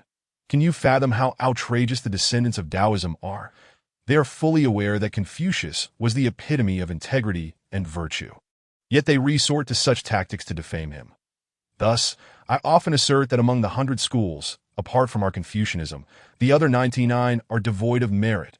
Were it not for my utter lack of worldly power, I would surely elevate Confucianism above all else, banishing the other schools, employing the most ruthless methods to eradicate them, ensuring that for eons, only our Confucianism would be remembered. As Ziyu's indignation grew, he inadvertently revealed a facet of his character that left Lin Yu astonished. Lin Yu nearly lost his composure upon hearing such fervent words that it turned out that the so-called pedantic conservatism did not wholly define this elder. Strictly speaking, while Ziyu usually exuded a scholarly demeanor, once provoked, especially by those who dared to besmirch his idol, Confucius, a latent fierceness would emerge. Astonishing. The Ziyu he had previously perceived as timid proved to be so radical, viewing all other schools save for Confucianism as heretical. How remarkable! Just days prior, he had assumed that Ziyu was merely hesitant and reactive. However, upon entering the extreme, he exhibited a terrifying intensity. Wait, does the idea of elevating Confucianism above all else and dismissing the other schools not echo the core philosophy of Dong Zhongshu? Lin Yu mused, astonished to discover that the roots of Dong Zhongshu's ideology lay within Mr. Ziyu himself. Mr. Ziyu, pray, elucidate the connection between the rumors surrounding Confucius and this eye. There is no need for you to become agitated over such tales. It may harm your health. That it is not flattery. Consider the state of affairs today. Among the 7 nations, none neglect the legalists, mahists, militarists, diplomats, or logicians. The cold shoulder is not solely directed at us Confucians. Your so-called rumor-mongering Taoists have also splintered apart decades ago, with only a remnant of the yin-yang school persisting. And they do not even align with ASZU appear to be somewhat overly agitated, straying from the main point. Lin Yu offered a faint smile, using the example of the Taoist school's even more dire predicament to gently guide him back. With Lin Yu's words, Ziyu indeed felt considerably relieved. Turning his gaze to the orb in Lin Yu's hand, which alternated between a soft white glow and a deep black hue, he took a deep breath and recounted the remaining details. Upon hearing Ziyu's account, Lin Yu could not help but spring to his feet in astonishment. It turned out that Confucius had been slandered by Zhuangzi and other Taoist successors, accused of being lecherous and retreating to Yunmings. This was not the crux of the matter. Rather, the orb he possessed was indeed connected to the sage. This orb was originally an oval-shaped mystical stone, one of the many treasures produced in Yunmings, inherently endowed with extraordinary spiritual essence. After several twists of fate, it was stolen by the traitor Gongliang Ru, who utilized it as an eye. Not for any particular reason, but specifically for one of its abilities. This remarkable orb allowed its user to enhance their vision for an hour and evade the scrutiny of any expert below the quasi-saint level, granting insight into their targets, that as long as the target was not an unparalleled master above the quasi-saint realm. Escaping such observation would prove exceedingly difficult. The information gleaned included, but was not limited to, their current cultivation level, present condition, and various techniques they might have practiced. In simpler terms, this orb granted its new master, Lin Yu, a skill akin to that of a protagonist in a modern urban novel from Blue Star, the ability to see through anything. The generous master dog truly left behind a remarkable artifact even after his demise, and Lin Yu felt he had struck a tremendous bargain. After listening to Ziyu's revelations, Lin Yu's heart surged with elation as he continuously caressed the orb, refining it into a personal artifact as instructed by Zi. In his excitement, he paid little heed to Ziyu's comments regarding Confucius's supposed inability to pry into the affairs of others, especially not the beauties of Yunmings. All Lin Yu could think about was one thing: to make the most of this orb, whose name remained unknown for the time being. This was not only for his own safety, but also to enhance his ability to discern the strengths and weaknesses of both friends and foes upon their first encounter, ensuring he would not unwittingly offer his life or be intimidated by the opponent's bluster. Thus, I assert that those myriad schools of thought hold little value. Master Lin, apply yourself diligently, and should you encounter any uncertainties, feel free to consult me. If I too am at a loss, I shall do my utmost to assist you in understanding. Everything is for the revival of Confucianism and Taoism, to uphold the revered name of the sage and prevent it from being tarnished or forgotten. Outside, the sky was darkening. Inside, Ziyu dared not disturb Lin Yu further, concluding his discourse and voluntarily exiting the room designated for the master, leaving Lin Yu to savor the moment. That night marked one of the few dreamlike nights before their impending relocation. Chapter 25, Who Speaks of the Great Way. That night unfolded as the two had anticipated. Due to mounting pressure and the necessity of moving, fearing for their lives, nearly all of the hundreds of new disciples who had recently joined them deserted in the dead of night. Over 90% fled. Those who remained numbered less than 1%. Moreover, it seemed that rumors circulated overnight, causing many of the original 300 disciples who had initially joined Lin Yu to flee as well. The next morning, just as dawn broke, Lin Yu and Ziyu, the old and new masters, had barely risen and gathered to discuss the rudimentary yet vital map of this era, deliberating the relocation. Outside, Hubu Su was the first to burst in. Panic and anger etched across his face as he reported the significant losses in personnel, along with some provisions and wealth. Master, Mr. Ziyu, you must intervene. In just one night, 99% of the new disciples have fled. Along with a third of the old disciples at this rate, we are headed for catastrophe. Although I and Brother Wenma, Brother Dalong, and Sister Tang Bingran tried our utmost to reassure everyone, their confidence remains severely lacking. I fear that before we have even officially moved, scarcely 1 in 10 will remain on Kangwu Mountain. Leaving in this manner, I dread we may never find a new home, nor be able to return. May I ask you both, do you truly believe that after this relocation, there is still hope for our Confucian Tao? Please, speak honestly, do not deceive me that I, Hubu Su, am a disciple of Confucian Tao in life and a ghost of Confucian Tao in death. I fear not death, but rather a death without worth. Hubu Su was, in Lin Yu's eyes, the most suitable disciple for intelligence work. Thus, after the collective effort to eliminate the traitor Gongliang Ru, it was he who, in the capacity of the new leader of Confucian Tao, instructed Hubu Su to take a team of 10 to closely monitor the situation. He had believed this would reduce the number of deserters.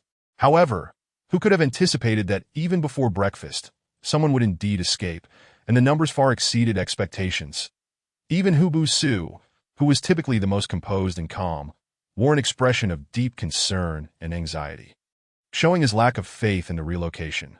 Seeing this, Lin Yu and Ziyu were both taken aback and quickly moved to console Hubu Su. What are you saying, Hubu Su? Do not be so pessimistic. I, the previous master, along with your new master, have already anticipated that some would flee, but this is within our capacity to bear. There is no need for alarm to owe their surprise. The typically conservative Ziyu displayed a surprising level of emotional intelligence at that moment. With his reassurance, Hubu Su, who had been gripped by fear, found a semblance of calm. Seizing the opportunity, Lin Yu not only offered comforting words, but also deliberately shared the conclusions from his recent discussion with Ziyu. Brother Hu, do not overthink it. Sit down and have some water, and let us talk slowly. The fact that some are fleeing is entirely normal. After all, our Confucian Tao has been in decline. Many of the new disciples who joined us were merely opportunists.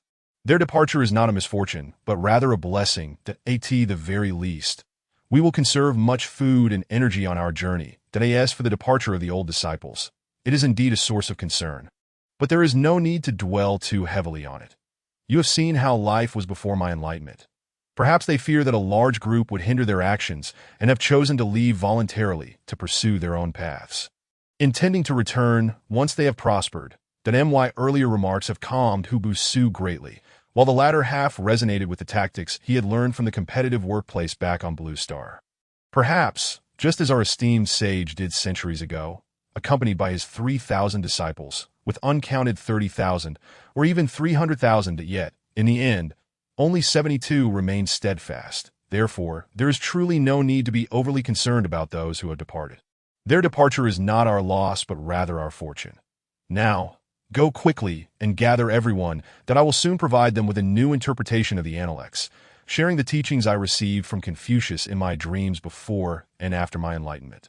I firmly believe that as long as everyone maintains their faith, trusts one another, and embraces contrarian thinking to transcend the original text, we shall ultimately achieve growth.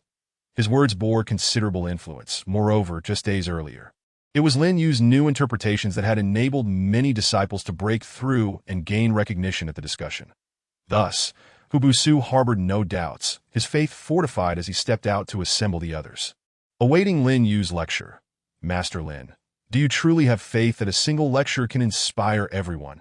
At this moment, Ziyu displayed a stark contrast to his earlier demeanor, revealing disappointment and disillusionment. Sir, please do not worry. While I may not boast about much, I possess absolute confidence in my ability to lecture. Furthermore, I must be honest with you. I predicted this situation long ago on the way back with the traitor Gongliang Ru. Moreover, the guidance I received from the sage in my dreams will undoubtedly lead everyone out of this predicament and into a new life. Observing Ziyu's growing unease, Lin Yu was both astonished and resolute, determined to elevate his already outrageous persona. Since Ziyu believed him to be the reincarnation of Zilu, one of the 72 sages, and had suggested multiple times that he change his name, Lin Yu decided to embrace this notion, using superstition to quell anxiety and the teachings from his dreams to soothe the restless hearts of the masses. Indeed, Upon hearing Lin Yu acknowledge his identity as Zilu's reincarnation and articulate some of Zilu's details with clarity, Ziyu was instantly revitalized, eager to accompany Lin Yu outside. Brothers and sisters, do not worry. Your new leader, I, the eldest brother, am already well prepared. Please sit down and listen to my teachings that Tio begin. Confucius once stated that one must lead with their words before following them. This means that everyone should focus entirely on my lesson. Once you have heard my teachings, I am certain you will unconsciously follow my lead. That wasn't the previous session the best example of this? A quarter of an hour later, having organized his thoughts, Lin Yu stepped outside to face the last remaining 100 or 200 disciples, employing the same persuasive tactics he had once used to entice others into buying houses, gadgets, and insurance. Captivating their attention, Lin Yu continued to expound upon his new interpretations of the Analects with fervor. In the highest sanctum of the Seven Heroes Nation, the 7 national protectors simultaneously displayed rare expressions of astonishment. Who dares to speak thus? Who speaks of the great way, stirring the depths of our hearts? Meanwhile, atop the majestic Kangwu Mountain, as Lin Yu spoke with increasing fluency and fervor, captivating the hearts of his listeners, an astonishing sight unfolded in the heavens above. Purple thunderclouds began to gather, manifesting a magnificent celestial phenomenon reminiscent of the revered Confucius' selection of the 72 worthies. Chapter 26. A Change in Destiny. This spectacle was even more grand than that of yore. The layers of heavenly phenomena were resplendent, akin to a 1,000-mile surge, resembling a vast tumult. Its might was formidable, like clouds riding the sun, reminiscent of an eagle soaring through the sky. Yet, beneath such a magnificent celestial display, few mortals could perceive it. Apart from the 7 national guardians who were taken aback, even the closest Confucian and Taoist scholars remained oblivious. The only exception was Lin Yu himself, who, as he recited the 20 chapters of the Analects and provided fresh interpretations, elevated the hearts and cultivation of the Confucian and Taoist assembly moment by moment. The purple thunderclouds, seemingly emerging from nowhere, not only congregated, but also positioned themselves directly above Lin Yu's head, gradually brewing an overwhelming aura. This aura was far beyond any celestial being or quasi-saint.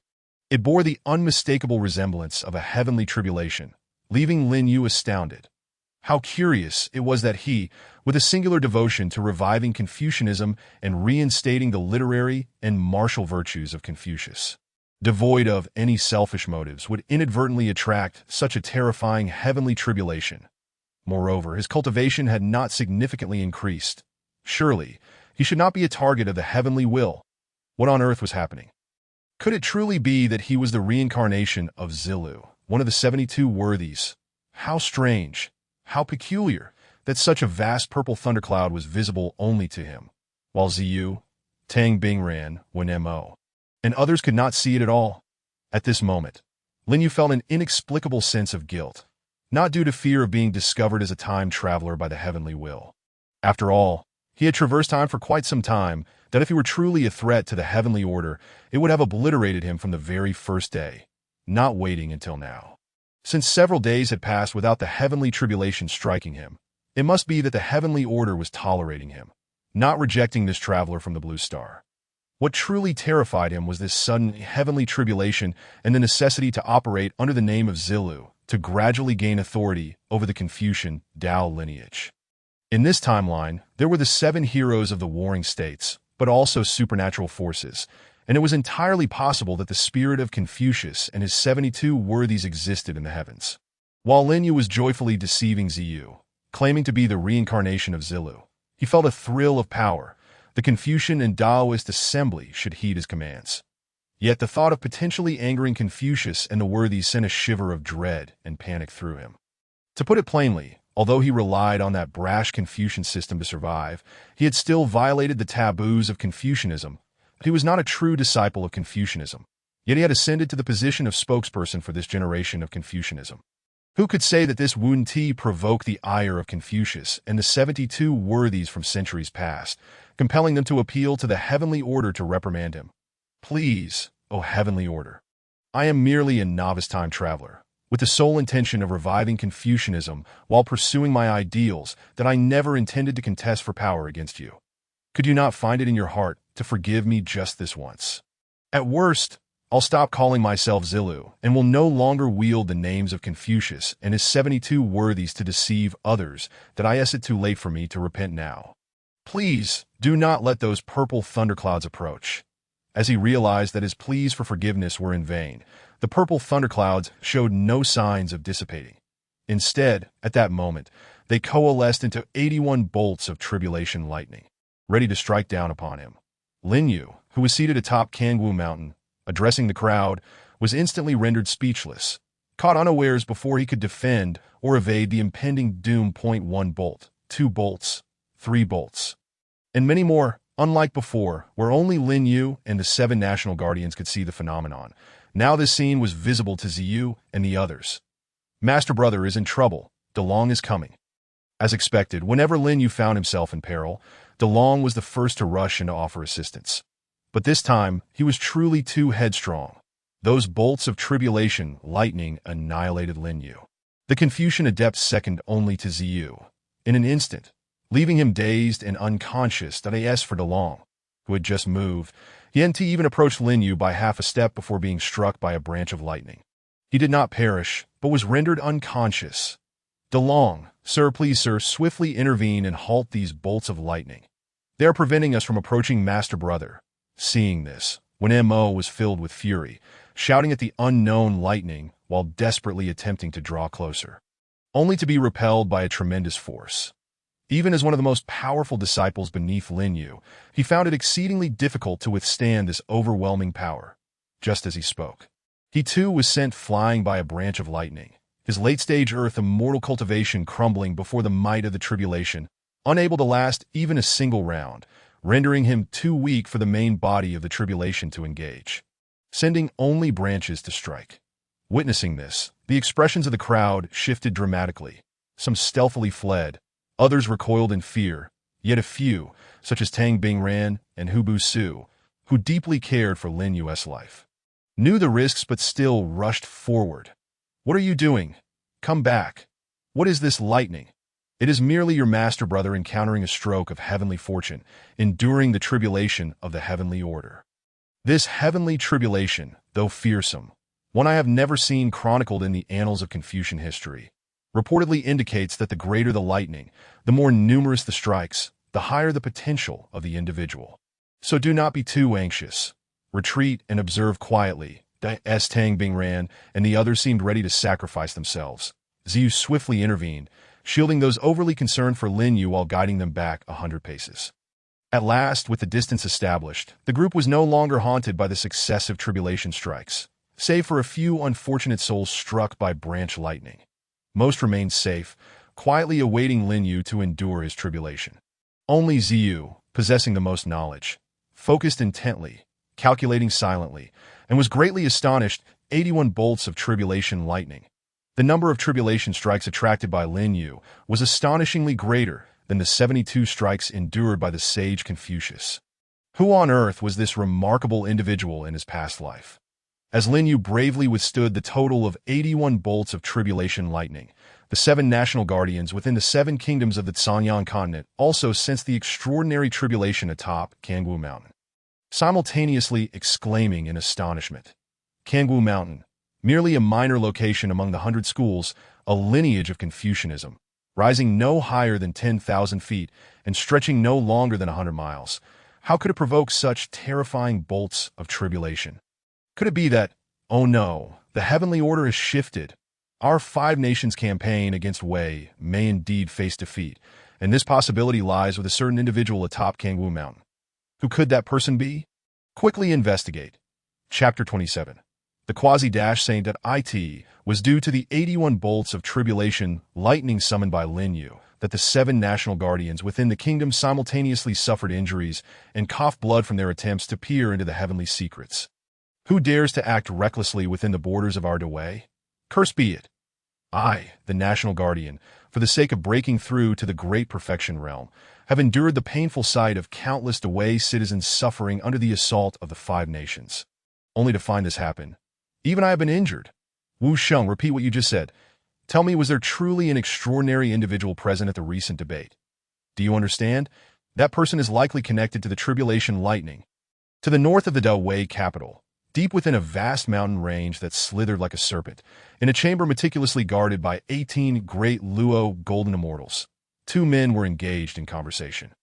Below them, kneeling and banging his head in bloodied repentance, was none other than Wu Sheng, one of the two great masters who had controlled the debate scene just days ago, a trusted confidant of the Dewei Grand Prince. This man held a dual identity.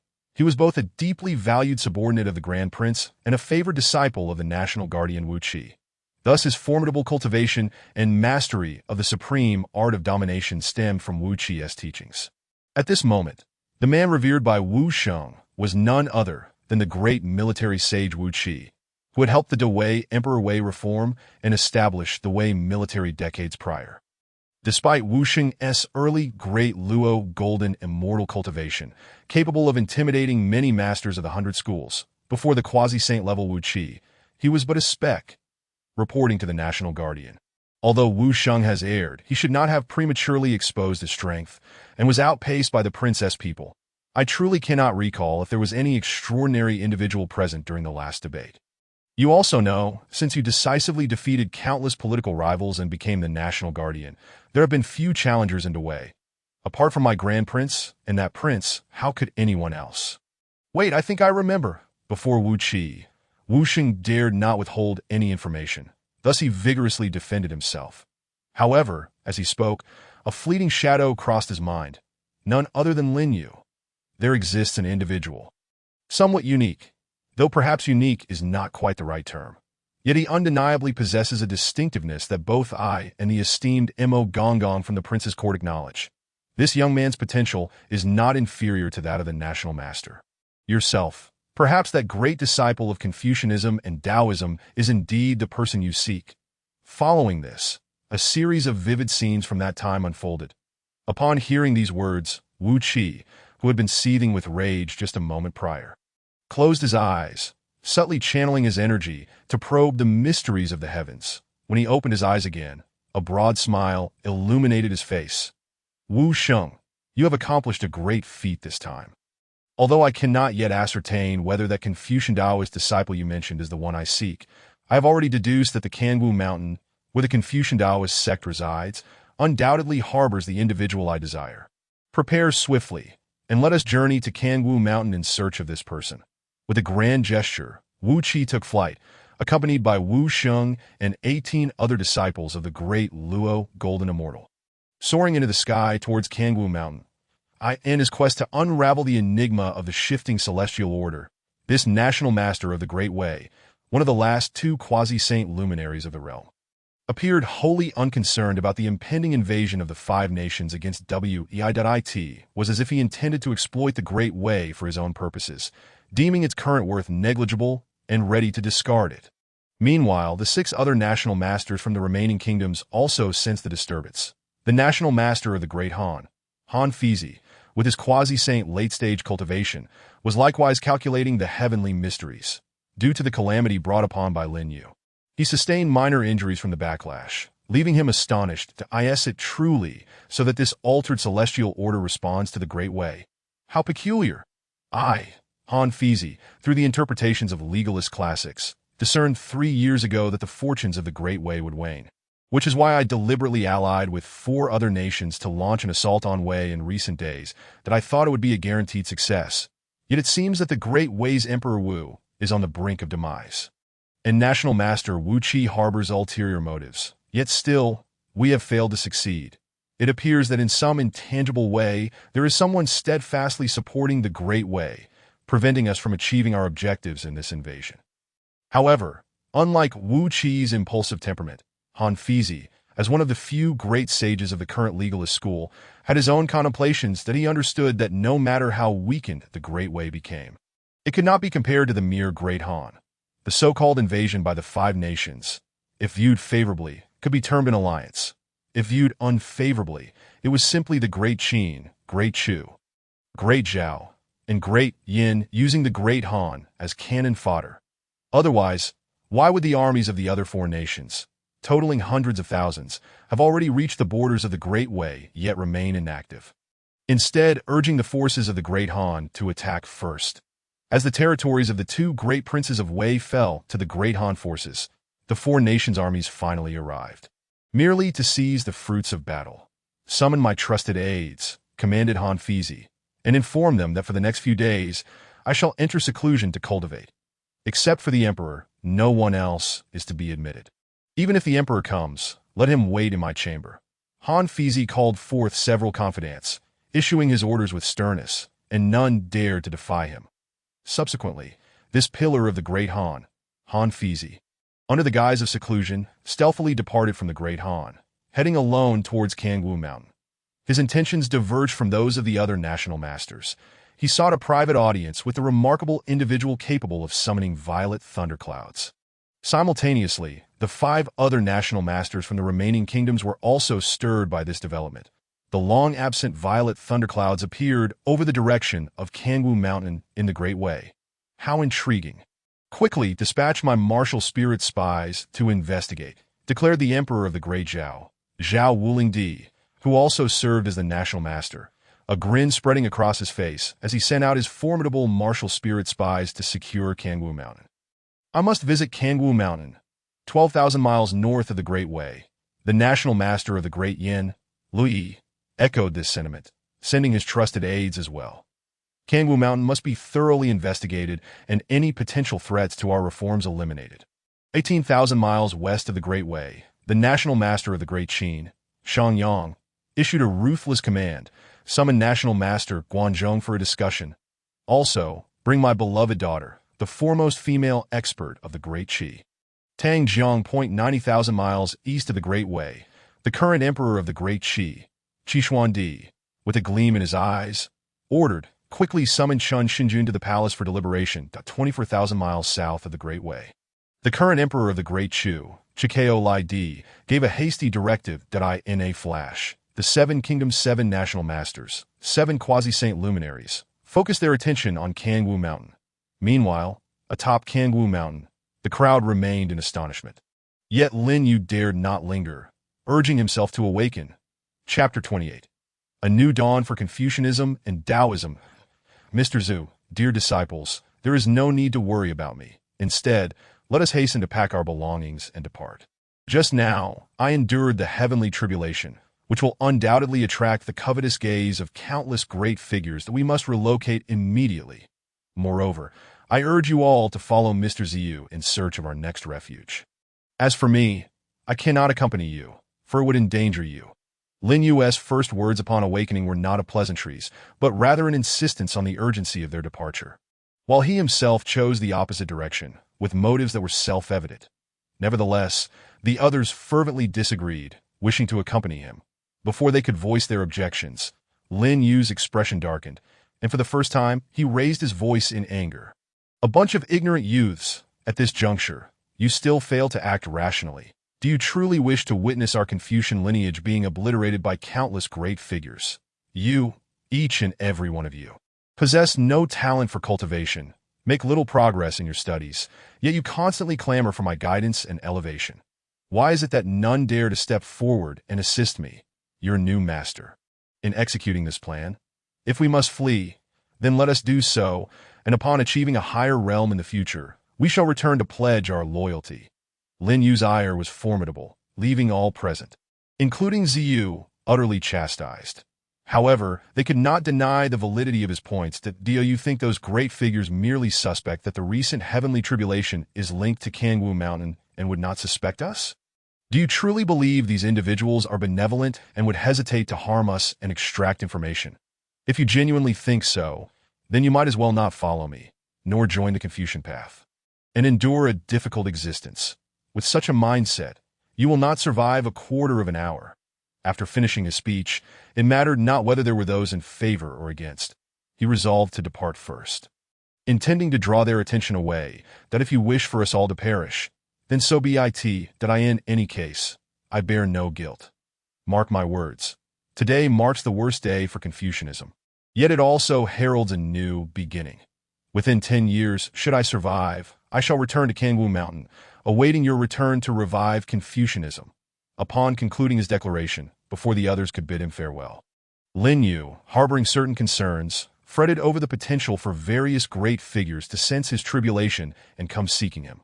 Thus, he swiftly descended the mountain, vanishing from the sight of the others after a few leaps. Observing this, Ziyu and the others had no choice but to comply, hastily relocating. But on their subsequent journey, they indeed encountered several ambushes from enemies, just as Lin Yu had predicted. After arduous battles, they narrowly escaped, only to face numerous ambushes again. The other disciples, lacking sufficient cultivation, struggled to withstand the onslaught, while even the previous generation's master, Ziyu, began to find the situation increasingly arduous, nearing the brink of despair.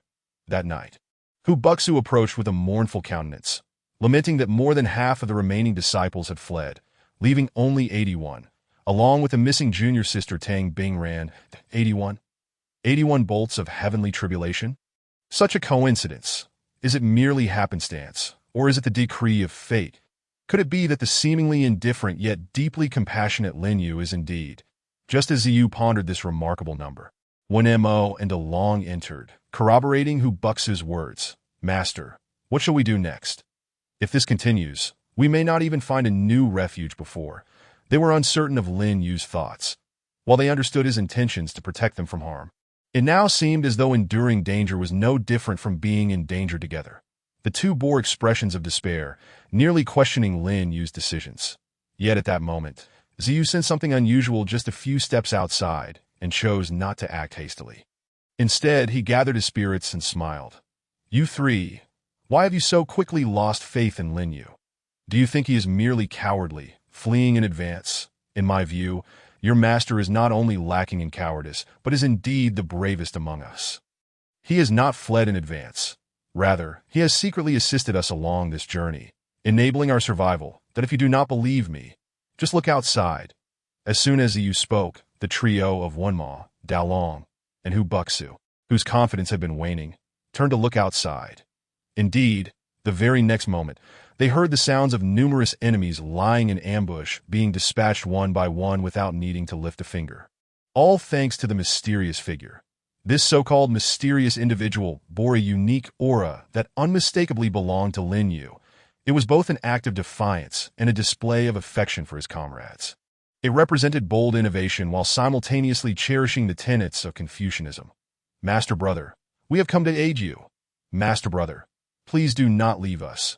We cannot be without you. Do we fear neither hardship nor death. We simply wish to stand alongside you in the face of adversity. Master Lin, farewell.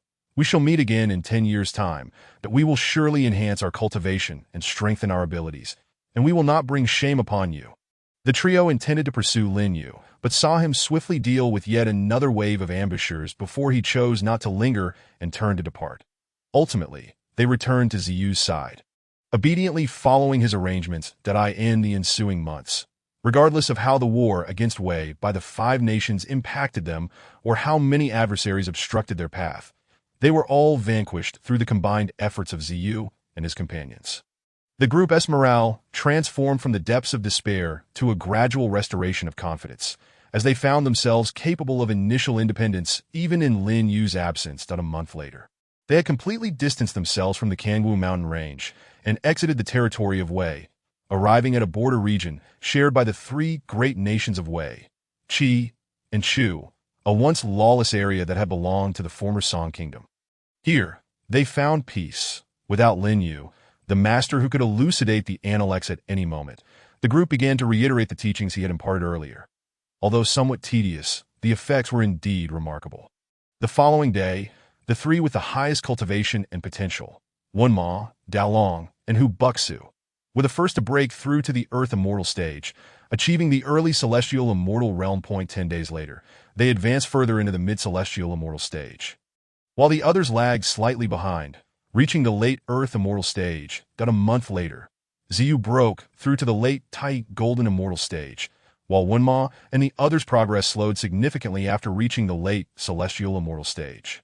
It was at this juncture that they recognized the challenges of cultivation without Lin Yu's guidance. Yet, they did not succumb to lethargy. Instead, they persevered in their arduous training, day and night. Not for any other reason, but for the 10-year promise Lin Yu had spoken of. Time swiftly passed, and a year had elapsed. The once desolate Kangwu Mountains suddenly collapsed. Chapter 29. Lin Yu's unconventional choice. Disciples of Confucianism, you truly are obstinate and unyielding. For an entire year, you have refrained from returning to voluntarily ally with one of our 7 national masters, which is a clear act of contempt towards the 7 nations. Henceforth, we shall no longer acknowledge Confucianism. Furthermore, there is no need to preserve your final sanctuary, Kangwu Mountain. Allow us 7 to destroy it as a warning to others. The masters of the 7 nations gathered. Wu Qi of Wei, Li Si of Han, Zhao Wulingdi, the current emperor of Zhao, Li Yi of Yin, Shangyang of Qin, Guanzhong of Qi, and finally, the Lord of Chu. Or more accurately, Chun Xinjun, who could barely ascend to the early quasi-saint stage thanks to certain special artifacts and treasures. Together, these 7 took turns to thoroughly obliterate the towering Kangwu Mountain, which stood at a staggering 9,999 zhang. I shall not be polite, Wu Qi sneered, unleashing the formidable power of the 18-layered overlord technique, akin to a great blade aimed at Kangwu Mountain, effortlessly cleaving off 1,800 zhang without any visible effort. Brother Wu, you are being courteous. This is indeed your territory of Wei, and you should strike first as the host. Now allow me to give it a try, Huang Xie interjected. Although Huang Xie had not been scheduled to act, he knew that his own cultivation was lacking. If he waited until the end, he feared he would be overshadowed and humiliated. Therefore, without waiting for others to speak, he bellowed, exerting all his might to hurl a long-forged artifact, the Overlord's sword, downward towards Kangwu Mountain. The outcome was surprisingly effective. The sword struck the mountainside, not removing a fragment, but piercing its spiritual essence, thereby causing Kangwu Mountain to lose a significant portion of its vitality. Henceforth, even if the Confucian disciples were to return, they would be unable to utilize it for their teachings or cultivation. Though unable to compare with Wu Qi, a true master in the late quasi-saint stage, Huang Xie's action nonetheless astonished the other quasi-saint elders. Ah, what a remarkable overlord sword! It is truly no ordinary weapon. It is said that during the spring and autumn period, this sword had been wielded by King Helu of Wu and King Fuchai of Yu. Its material and origin remain unknown, yet it inherently possesses an aura of dominance over the world. Today, witnessing it truly confirms its might. Regrettably, Brother Huang, your cultivation still falls short. Otherwise, why resort to a blunt overlord sword for your display? After all that effort, you managed to merely sever 90 zhang. This is hardly impressive, even for a 3-year-old. The master of Qi, Guanzhong, who had the most disdain for Huang Xie's pretentiousness, couldn't help but sneer coldly. It was not that he held any grudge against Huang Xie or the state of Chu, but he bore no respect whatsoever. After all, during the previous year's war against Wei, the other 3 nations were manageable. But the state of Chu had been particularly cunning, repeatedly causing significant losses to Qi's forces. Even now, a year later, with the 5 nations and Wei enjoying a temporary peace punctuated by minor skirmishes, they were still wary of the past turning against them. Yet Guanzhong cared not for such matters. He continued to mock Huang Xie, who dared not lift his gaze. Once he had finished, Guanzhong took action, casting forth a unique artifact, the Yiwu treasure belt, crafted from the supreme jade of Duke Huan of Qi. Soon after, it absorbed a considerable portion of Kangwu Mountain, mirroring Wu Qi's earlier feat by reducing its elevation by another 1,800 zha, yet executing the task with swifter grace and elegance. Friends, let us not bicker over petty matters. That we are all quasi-saint masters, blessed with lifespans extending for millennia. Why toil so fiercely for the transient affairs of mortals? After all, last year's war against Wei proved that the 7 nations possess comparable strength and cannot be swiftly vanquished. It would be wiser to heed my counsel. Let us engage in combat when necessary, but collaborate when required. Over the past several hundred days, we 7, through our individual investigations, have cast a net so vast that we have yet to uncover the individual responsible for invoking the calamity of 99 bolts of heavenly lightning. We must remain vigilant. Allow me to join the fray as the seemingly inconsequential Supreme Emperor. You 2 have each taken 1,800 zhang, so I shall claim a total of 2,400 zhang. I have a pigsty that needs a wall, and I trust no one will object. Zhao Wulingdi smiled jovially, presenting himself as the inconsequential figure. Yet in truth, he possessed the highest cultivation among the 7 and was not to be underestimated. After making his request, he removed what appeared to be an ordinary outer garment and directed it toward Kangwu Mountain. In an instant, 2,400 zhang were absorbed. Zhao Wulingdi did not linger.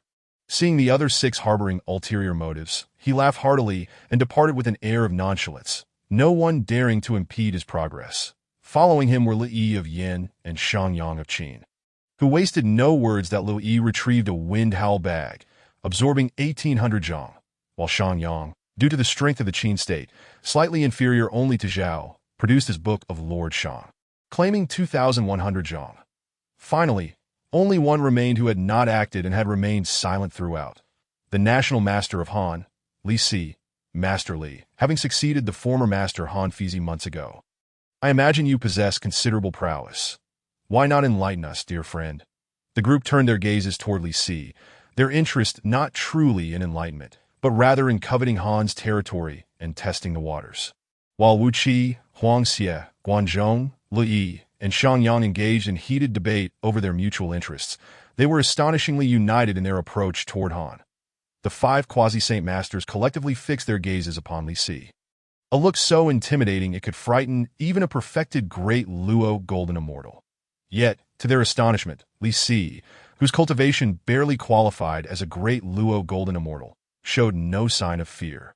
Instead, offering a calm smile to the group. Esteemed friends, please do not take offense that I am but an unworthy individual who has recently garnered the attention of our emperor through the new interpretations of the classics from various schools such as Confucianism, Moism, and legalism. It was not my place to attend this gathering, but my brother Han Fizi has been in seclusion, on the verge of breaking through to the late quasi-saint stage. His brother. I must stand in his stead. Thus, allow me to take this last remaining 9 zhang of mud. Please make way, as I fear someone might not take kindly to it and pursue me. But I trust you, esteemed masters, will not resort to such measures. Li Si's audacious words left the 5 speechless, although they were displeased and tempted to strike him down as the weakling he was. The thought of Han Fizi's formidable strength restrained them. Seeing this, Li Si adopted the same approach as Zhao Wulingdi, claiming the final 9 zhang of Kangwu Mountain before departing with a smile. Once he had retreated to a secluded place, he immediately donned a pained expression, mimicking the visage of Lin Yu. Chapter 30. The husband sings, the wife follows. At this moment, Lin Yu felt considerably more relaxed as he hastened his pace to return to Dahan, eager to report to his newly sworn brother, Han Fizi. Yet he could not help but reminisce about the trials he had faced over the past year. It was fortunate that I had made a decisive choice back then. Otherwise, before we Confucianists and Taoists could ensure our safety, we might have been captured by those formidable quasi-saint figures. More importantly, I encountered that singular brother, Han Fizi. Had it not been for his intense curiosity about me and his inherently non-malicious disposition, which led him to intercept me for a solitary discussion solely to meet me, I might have long since perished, regrettably, due to the border blockades imposed by Dewey and other nations. I had no alternative but to heed Han Fizi's advice and head to Dahan. Throughout the past year, by persistently expounding on the physical interpretations of Confucian teachings and continuously reinterpreting the classic sayings of the legalists, I managed to strengthen my bond with Han Fizi and significantly enhance my own cultivation. Yet my mere attainment of the great perfection of the celestial immortal realm still seemed insufficient in this era. Even an ordinary expert possesses the prowess of true immortals or profound immortals. I must strive even harder. As for the soil from the 9 zhang Kangwu Mountain, it appeared rather inconsequential, merely a keepsake. Perhaps, but I hope that the spirit of Confucius does not hold it against me for this triviality. Contemplating these matters, Lin Yu did not pause for a moment and swiftly returned to the capital of Dahan, Yangzhai. In the ensuing days, Lin Yu, carrying the fruits of his recent endeavors, visited Han Fizi's retreat in Xinjiang at the Han family courtyard and engaged him in conversation. The two, having grown closer, freely discussed the trends of the world. With his prophetic insight, Lin Yu articulated a clearer understanding of the convoluted currents, such as the inability of the 6 eastern states to unite and the inevitable strengthening of the Western Qin once reforms were enacted. However, Han Fizi, not being a time traveler himself, was nonetheless able to draw astonishing conclusions that left Lin Yu both surprised and impressed. For instance, he observed, "Brother Lin, I have scrutinized the 7 nations of the world. While they appear evenly matched, An imbalance is already emerging that will soon accelerate their mergers, he continued. De Han is the weakest, which goes without saying. De Wei, De Yin, and De Chu. One is perpetually embroiled in internal strife and external wars, having long lost the advantage of the previous national master, Peng Wan. With Wu Qi's selfish nature, its decline is inevitable. Another state, though protected by the renowned General Li Yi, is doomed due to its northernmost position. Harsh winters, insufficient food supply, and sparse population, thus destined to become a vassal of others. As for the final one, there is no need for me to elaborate. You have seen Huang Xie and undoubtedly understand that De Chu is outwardly strong yet internally weak, possessing vast territory that serves little purpose. He further remarked, currently, the few nations I hold in high regard are merely the northern de Zhao, but aside from Emperor Wu Ling of Zhao, the rest are exceedingly inept. Then there is the eastern de Qi. Regrettably, Guanzhong is aging and increasingly arrogant, making it uncertain whether he will develop a rift with Emperor Xian of Qi. Lastly, De Qin to the west possesses intriguing qualities. Xiangyang, being younger than Guanzhong, has emotional intelligence rivaling that of Li Yi, wisdom surpassing that of Zhao Wu Ling, and strategies far superior to those of Wu Qi and Huang Xie. If anyone is destined to conquer the seven nations and unify the realm, it must be Xiangyang. Han Fizi's discourse deepened Lin Yu's respect for him. After discussing pressing matters, the two delved into recent peculiar occurrences across to Han. Brother Han, what is your perspective on the recent homicides? I have heard that officials across various regions are lamenting, suspecting that De Wei or De Qin has secretly taken action against us. However, I perceive it differently. Rather than experts from enemy states infiltrating, the perpetrator appears to resemble a woman, and her methods bear some resemblance to those of our Confucian and Taoist practices. Since that fateful stormy night a year ago, when Han Fizi had recognized Lin Yu's worth and brought him to Han, they had shared everything without reservation. Aside from the identity of a time traveler, Lin Yu had recounted his experience of enduring 81 heavenly tribulations, which had yielded no discernible changes afterward. Thus, they were not merely brothers. They were closer than brothers. Moreover, Lin Yu's innovative interpretations of the legalist classics had provided Han Fizi with significant insights and realizations, leading Han Fizi to regard Lin Yu as one of his own. Although their backgrounds and perspectives differed, these discrepancies posed no barriers to their communication. In fact, when Lin Yu inadvertently mentioned the laws from his home, the renowned national master Han Fizi was left momentarily speechless. Brother Lin, he finally remarked, your words hold merit. Previously, I advised local officials against a one-size-fits-all approach, equating ordinary murderers with those who eradicate evildoers. Unfortunately, they did not heed my counsel. Now, the populace supports that female murderer, as she targets not ordinary folk but bandits who threaten our land and the safety of Han. While I do not comprehend why a woman would be so committed to eradicating bandits, it stands to reason that her family may have been ruthlessly slain by them.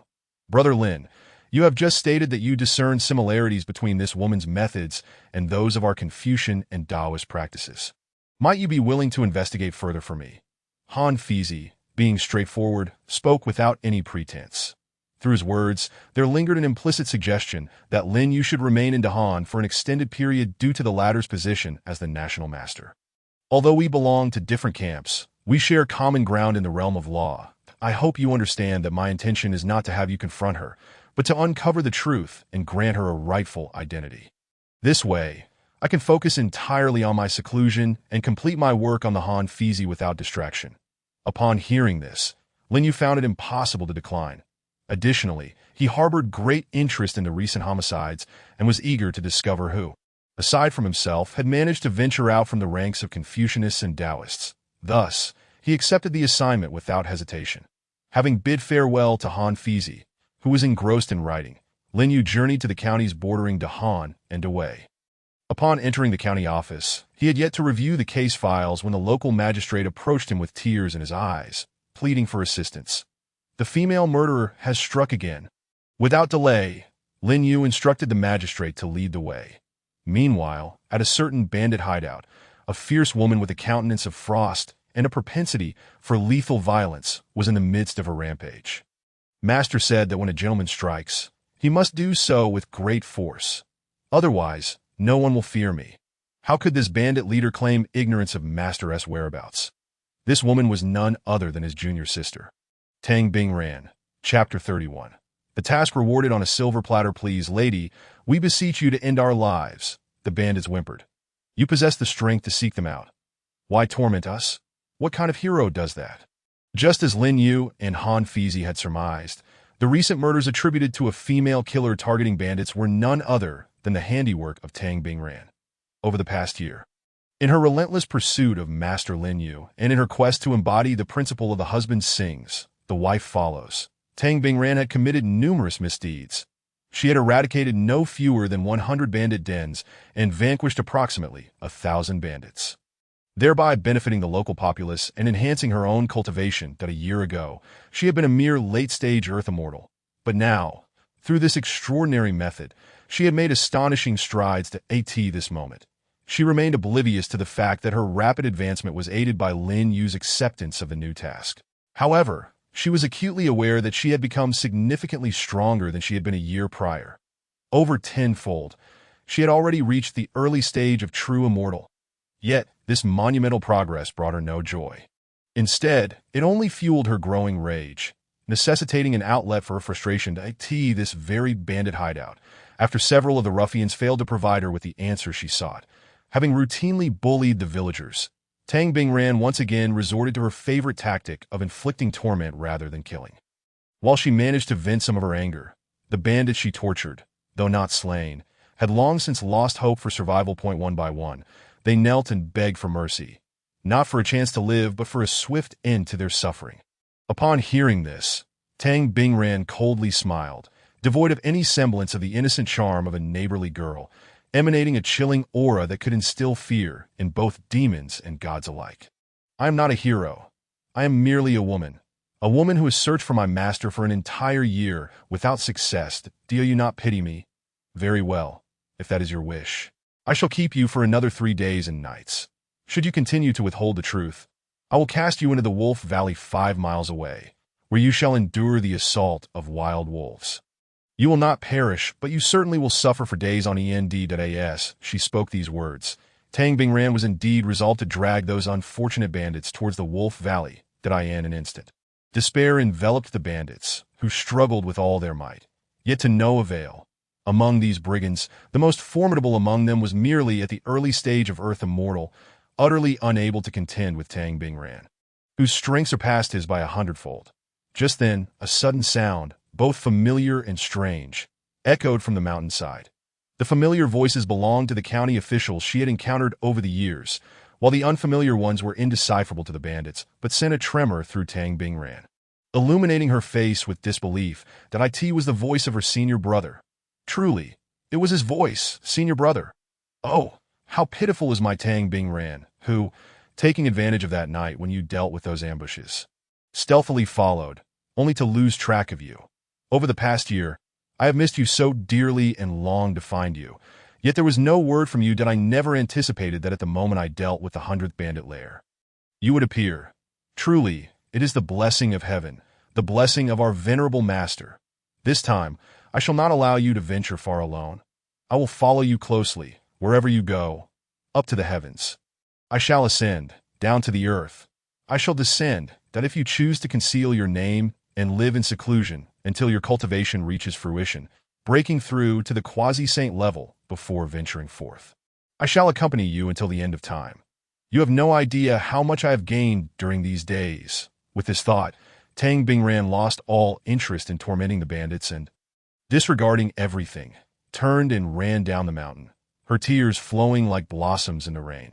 Meanwhile, Lin Yu, led up the mountain by the pitiful county magistrate and others, felt a resonance, his heart jolting, since this incident did not involve innocent lives but rather the demise of a few bandits. There was no need for excessive concern. With our national master present, you need not worry that I shall ascend the mountain to investigate. Since you fear injury, you may return. The subsequent matters will be reported to the emperor, and you shall not be implicated. Upon discerning that the one racing down the mountain was likely his junior sister Tang Bingran, Lin Yu promptly altered his course, using a few words to persuade the county magistrate and others to turn back. He himself hastened to reunite with Tang Bingran, and from a distance, the two siblings beheld each other, weeping profusely. Senior brother, junior sister, Senior brother, why are you clad in the garments of the great Han court? You appear to have received treatment befitting their national master. Junior sister, do not be overly agitated.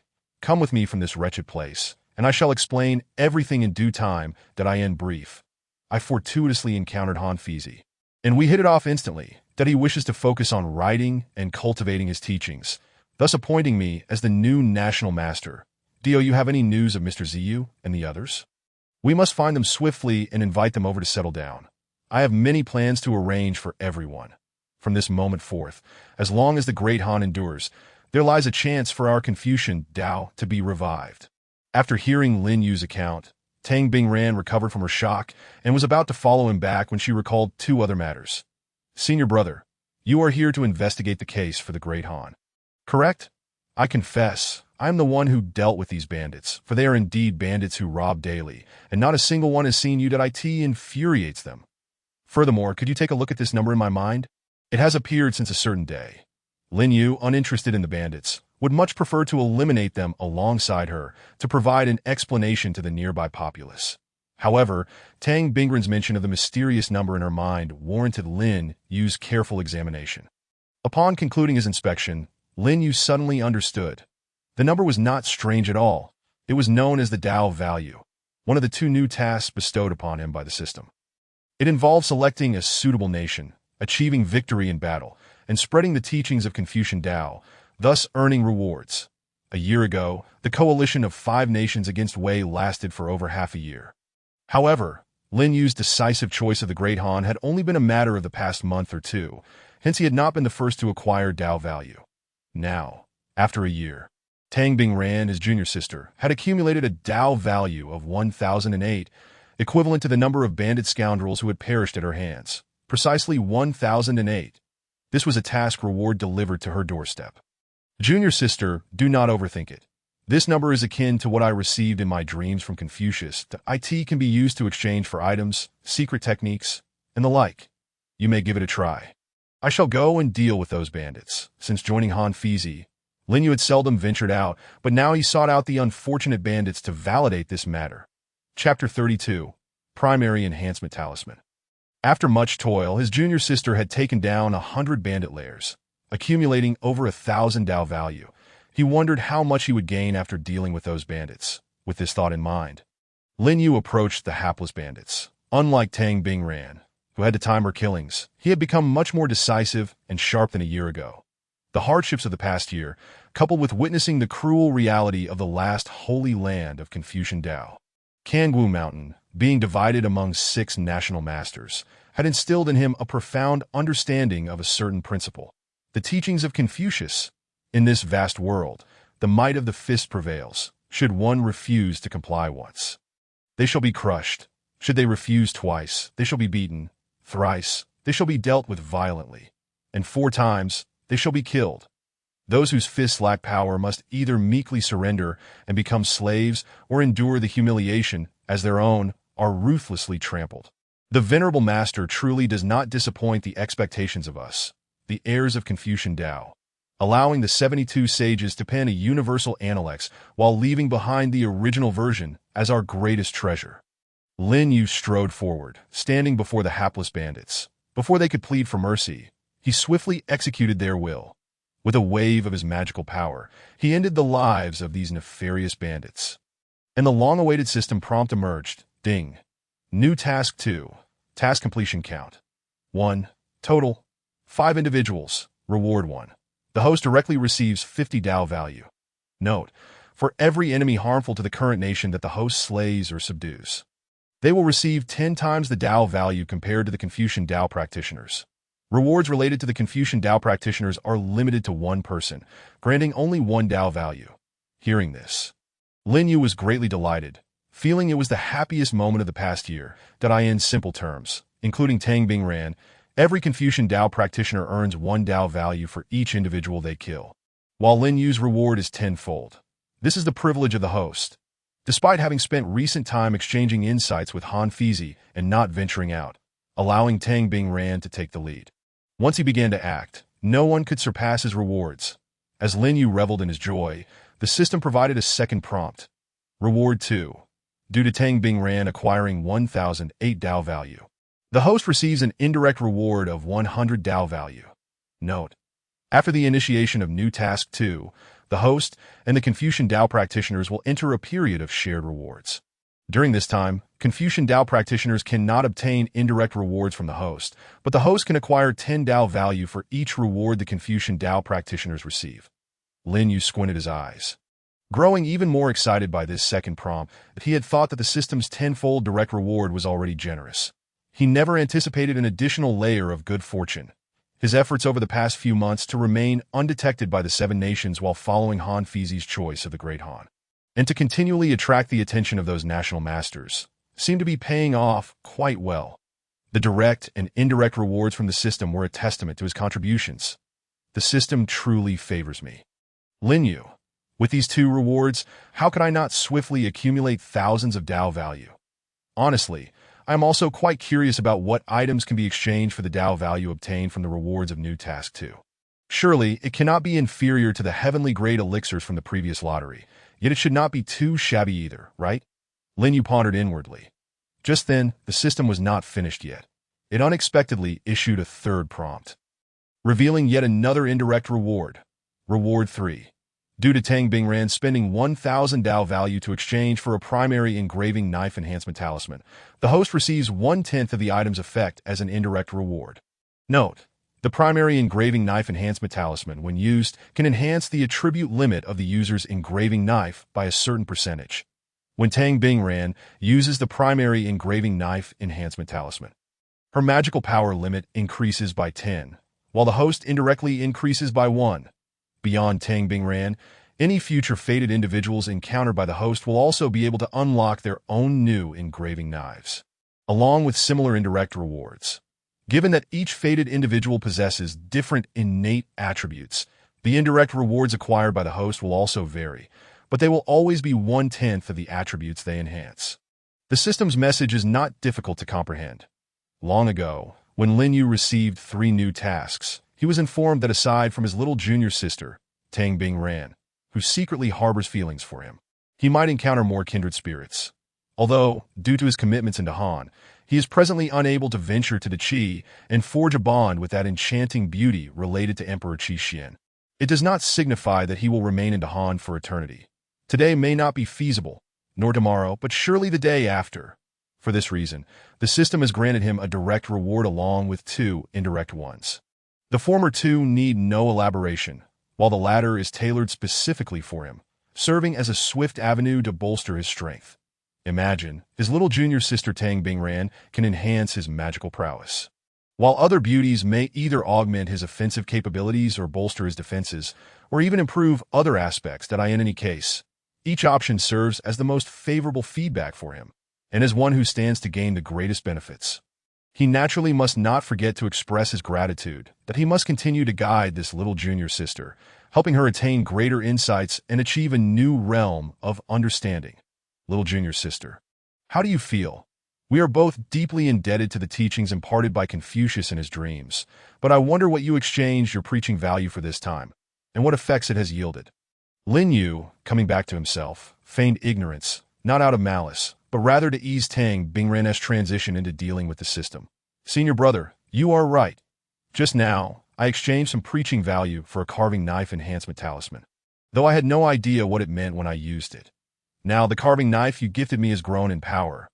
Look, it is emitting a faint white glow, seemingly sharper than ever before. Thank you, senior brother, for your grace. Without you, there would be no Tang Bingran today. Please instruct me on what we should do next. I will follow your lead.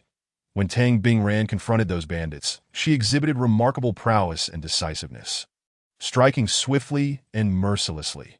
Yet before her senior brother Lin Yu, she was as docile as a lamb and as gentle as water, captivating all who beheld her with her innocent charm. Such sweet words made Lin Yu feel a tingle of warmth. However, he managed not to succumb to temptation, and after a brief contemplation, he formulated a plan. This would be a division of labor with Tang Bingran. Chapter 33. The reunion approaches. A small battle resumes. As for Mr. Ziyu, along with the disciples Wenmo, De Long, and Hubu Su, it is time for our little junior sister to pay them a visit. Remember to prioritize safety along the way. Do not engage in any further slaughter of bandits, that I know your intentions are good and that you wish to earn more preaching value. However, as your senior brother and your new mentor, I must remind you to prioritize the greater good and not to be swayed by small gains. Locating everyone and bringing them here would be the greatest contribution. In return, I can unconditionally assist you with one matter. As for preaching value, do not fear missing out. As the new national teacher of Dahan, my power may not be vast, but I possess some intelligence that at the end of the month, Dahan will engage in several minor skirmishes with Daqin, Dachu, Dawei, and Dazhao, awaiting our involvement that do not lose sight of the big picture. Lin Yu spoke these words earnestly, not intending to appear overly sagacious, but after numerous events, it was inevitable that he would carry a semblance of wisdom. Fortunately, Tang Bingran still held him in high esteem, finding no annoyance in his words, but rather experiencing overwhelming joy at hearing his voice after a year, to the point of nearly shedding tears. In the next moment, Tang Bingran decisively took her leave. Now, she had blossomed even more beautifully than before. Though merely a novice in the realm of true immortals, unable to compare with those quasi-saint powerhouses or their sycophants, she could effortlessly navigate around the borders of Dahan and Dawei, evading the attention of the patrol soldiers. 3 days later, Tang Bingran returned to the territory of Dawei. 5 days later, she hastened back to the once sacred land of Confucian Dao, Kangwu Mountain, only to find the grounds in disarray, the vast mountains seemingly stripped bare, leaving only a massive pit for hundreds of miles. Devoid of anything else, she was overwhelmed with sorrow and fury. 7 days later, Tang Bingran, relying on her memories from a year prior, located the dilapidated village where Lin Yu last protected everyone that fateful night. Yet, she could not ascertain any leads on Ziyu and the others from that point.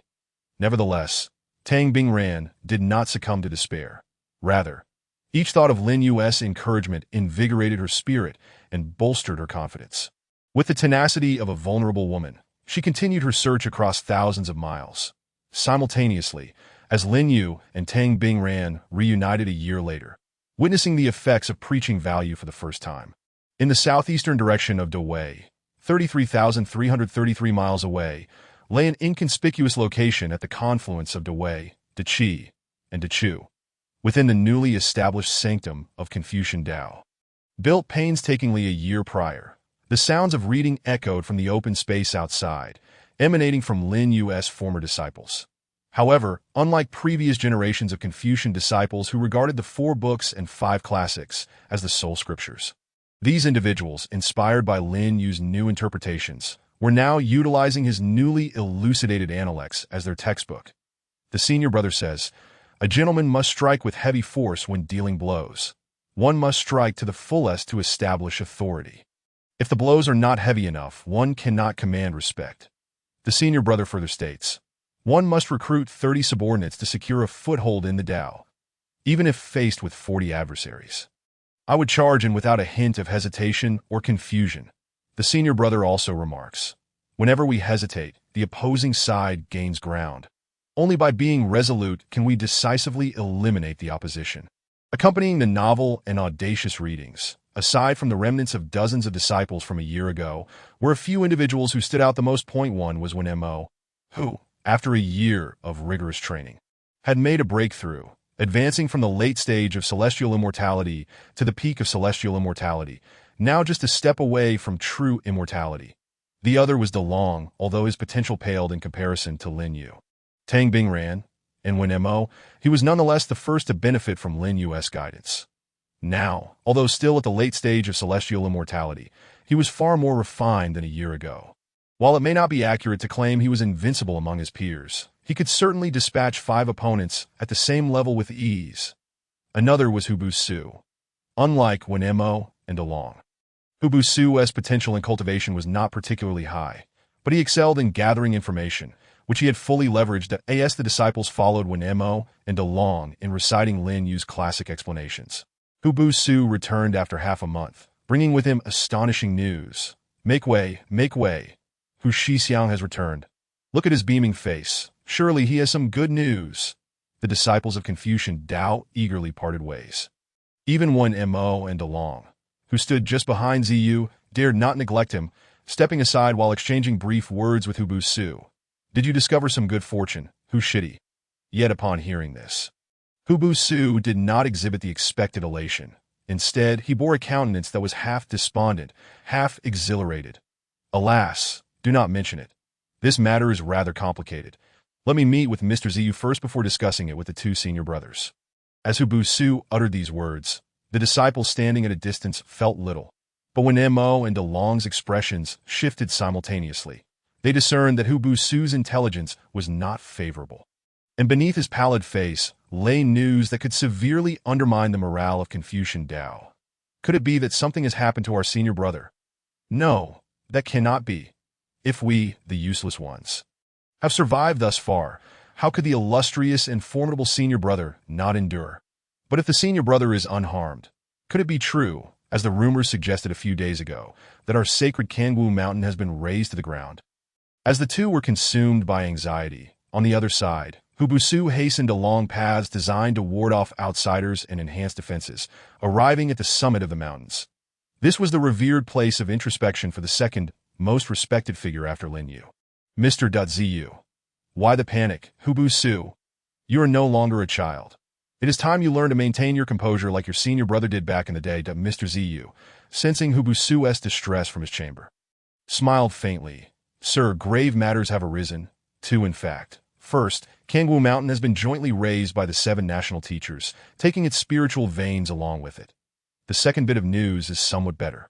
I have heard that little junior sister has not gone missing, but is actively searching for us. Perhaps, if we find her, we may also find our senior brother, allowing us to gather once more." Upon hearing this, Ziyu instantly became agitated. While he did not grieve for the loss of Kangwu Mountain, the knowledge that Tang Bingran and Lin Yu were still alive filled him with unrestrained joy.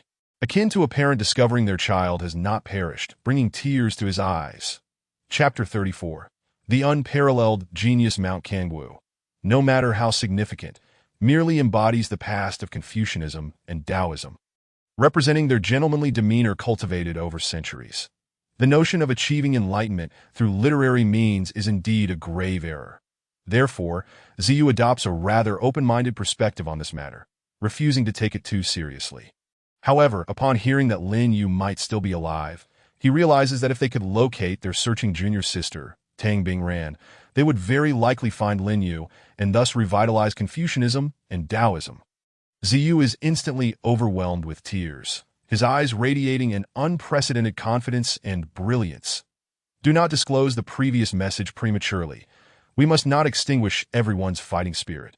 Instead, convey the latter intelligence to all, urging everyone to prepare swiftly, and dispatch some astute and capable junior brothers to ascertain Tang Bingran's whereabouts without delay. If our junior sister has survived to this day, I firmly believe that our elder brother, our new master, is also safe, that we have survived for a year, and though we have made some progress, we remain incomparable to Lin Yu, that if we cannot find him, we risk losing our anchor. Without him, there is little hope for our future. Thus, we must either refrain from action or proceed with utmost urgency, taking the safest route to reunite with Lin Yu. Upon hearing Ziyu's meticulous and prudent strategy, Hu Buxa dares not delay, promptly accepting the command to seek out Wen Mo, Da Long, and the others. After relaying the information, the remaining 70 to 80 disciples of Confucianism and Taoism require no further prompting. They immediately spring into action. The task of investigating junior sister Tang Bingran is entrusted to Hu Buxu, along with a team of 10 disciples who regularly assist him. The preparations, on the other hand, are assigned to Dalong and his crew, known for their physical prowess but simpler intellect. As for the route exploration before departure, it is expected that Wen Mo, the most intelligent disciple of this generation, second only to Lin Yu, will take charge. My dear junior brothers, as long as we locate our elder brother this time, we shall have renewed hope. Therefore, I urge everyone not to underestimate our adversaries, yet also not to confine ourselves too tightly. Following the earlier assignments, let us all take action. Once we decide to set forth, we must not harbor any lingering attachments that might grant our enemies an opportunity. If you understand, then let us commence. As when Mo concludes his address, several groups mobilize, and those who have not been assigned tasks do not display any signs of lethargy. Instead, they assist in the relocation efforts. preparing their belongings and essential provisions such as food and water. It can be said that after a year of trials, the current disciples of Confucianism and Taoism have transformed into a formidable presence, no longer easily bullied as they once were. This transformation, attributed not solely to their perseverance, but also to Lin Yu's influence, has allowed them to gain profound insights that it is Lin Yu's innovative and seemingly radical approaches that have fostered a culture of martial prowess, emphasizing the importance of strength in the dissemination of knowledge. Meanwhile, the very individual being fervently sought after by the disciples, Lin Yu, remains unaware of their fruitless search for Tang Bingran, while they, in turn, seek information about her. At this moment, in the capital of Dahan, Yangzhai, Lin Yu is in the mansion once belonging to Han Fizi, which has now been entrusted to him. The gates, front, back, left, and right, are manned by the most dedicated and trustworthy elite guards. Lin Yu's trust in them stems from their origins as Han Fizi's confidants and their elite training in legalist theory. Each of them harbors admiration for Han Fizi, and when Han Fizi regarded Lin Yu with favor, inviting him to assume the position of national master, these individuals naturally came to revere Lin Yu as well. Furthermore, this cadre of legalist elite disciples is not solely loyal to Han Fizi. They are not easily swayed by other prominent legalists. More importantly, their average cultivation level is notably high, reaching the late profound immortal stage. While this strength may not seem particularly impressive in the presence of the 7 great national masters or their direct disciples, it constitutes a significant asset for Lin Yu, who has only recently broken through to the late true immortal stage. Although he has missed numerous opportunities to impart teachings during this time, he frequently visits the palace to participate in state affairs, where he is invariably protected by these capable individuals. Just as Tang Bingran tirelessly searches for the Confucian disciples, and they, under Ziyu's leadership, reciprocate in their search for her and Lin Yu. Lin Yu departs from the bandit lair, returning to Yangzhai. Hardly has he had a moment's respite when he receives an urgent summons from the Dahan royal court, an edict from Emperor Zhao of Han requesting Lin Yu, the new national master, to hasten to the palace. It seems there is an important figure who wishes to meet him. Has His Majesty mentioned who merits such an occasion that requires the national master's personal attendance? Could it be that perennial adversary of the former national master, Han Fizi, Xin Buhai? As a newly appointed national master who has held the position for merely a year, Lin Yu possesses certain privileges. Upon posing his inquiry, the eunuch delivering the message trembles with fear, unwilling to conceal anything from the new national master. Thus, he respectfully replies, "Your Excellency, it is not the Chancellor Xin Buhai, but rather another individual. I am afraid I cannot disclose their identity, but I can tell you that they hail from a prestigious lineage. His grandfather was the Chancellor of our Dahan for 3 reigns, and his father served as Chancellor twice. Moreover, this young man is merely 10 years of age, yet possesses an intellect that astounds both the Emperor and the Chancellor, that he asserts that a gentleman should not be confined to rote learning, but should cultivate strong warriors, as they will undoubtedly prove invaluable in due time." Upon hearing this, Lin Yu pauses momentarily, then swiftly deduces the identity of this unparalleled genius. Though not listed among the esteemed sages of Confucianism in the original texts of Confucius, this individual possesses the potential to alter the dynamics of the warring states and, in due course, to influence the outcome of the Chu-Han contention on Blue Star. Zhang Liang. Is it truly him? I never anticipated that amidst my recent endeavors to assume the role of national master and navigate the complexities between Han Fizi and Chancellor Xin Buhai, I would also encounter Zhang Liang. While Xin Buhai and Han Fizi share the same legalist roots, their ideologies diverge significantly, rendering them political adversaries unlikely to reconcile. However, Zhang Liang stands apart. He is one of the key contributors to the establishment of the Han dynasty, a rare talent that synthesizes Confucianism, legalism, militarism, and diplomacy. Such an elite should undoubtedly be welcomed into our Confucian fold. We cannot allow him to fall into Xin Buhai's grasp. With this thought, Lin Yu hastens to the palace. Even before he reaches the Grand Hall, he can hear Xin Buhai fervently attempting to secure Zhang Liang's allegiance, petitioning Emperor Zhao of Han to bestow upon him a significant position. Chapter 35. New Interpretations of Legalist Maxims. Your Majesty. Such a transcendent genius requires no validation from the new national master. He can be entrusted to my management without delay. Although Zhang Liang hails from a different background, he is undeniably the descendant of the esteemed Zhang Kaidi and Zhang Ping, both former chancellors of Ardahan. His loyalty to your majesty and our nation is beyond question. Despite his youth, his words are profound, and once I have guided him, he will become another Zhang Kaidi or Zhang Ping. With a stroke of luck, he may even surpass their achievements, emerging as a pillar for Ardahan. Within the Great Hall of Dahan, before Lin Yu, the new national master, arrives, Chancellor Xin Buhai, who harbors a strong desire for Zhang Liang, is already pushing for his cause. However, Emperor Zhao of Han is not an ordinary ruler. He is among the most capable sovereigns in the history of Dahan.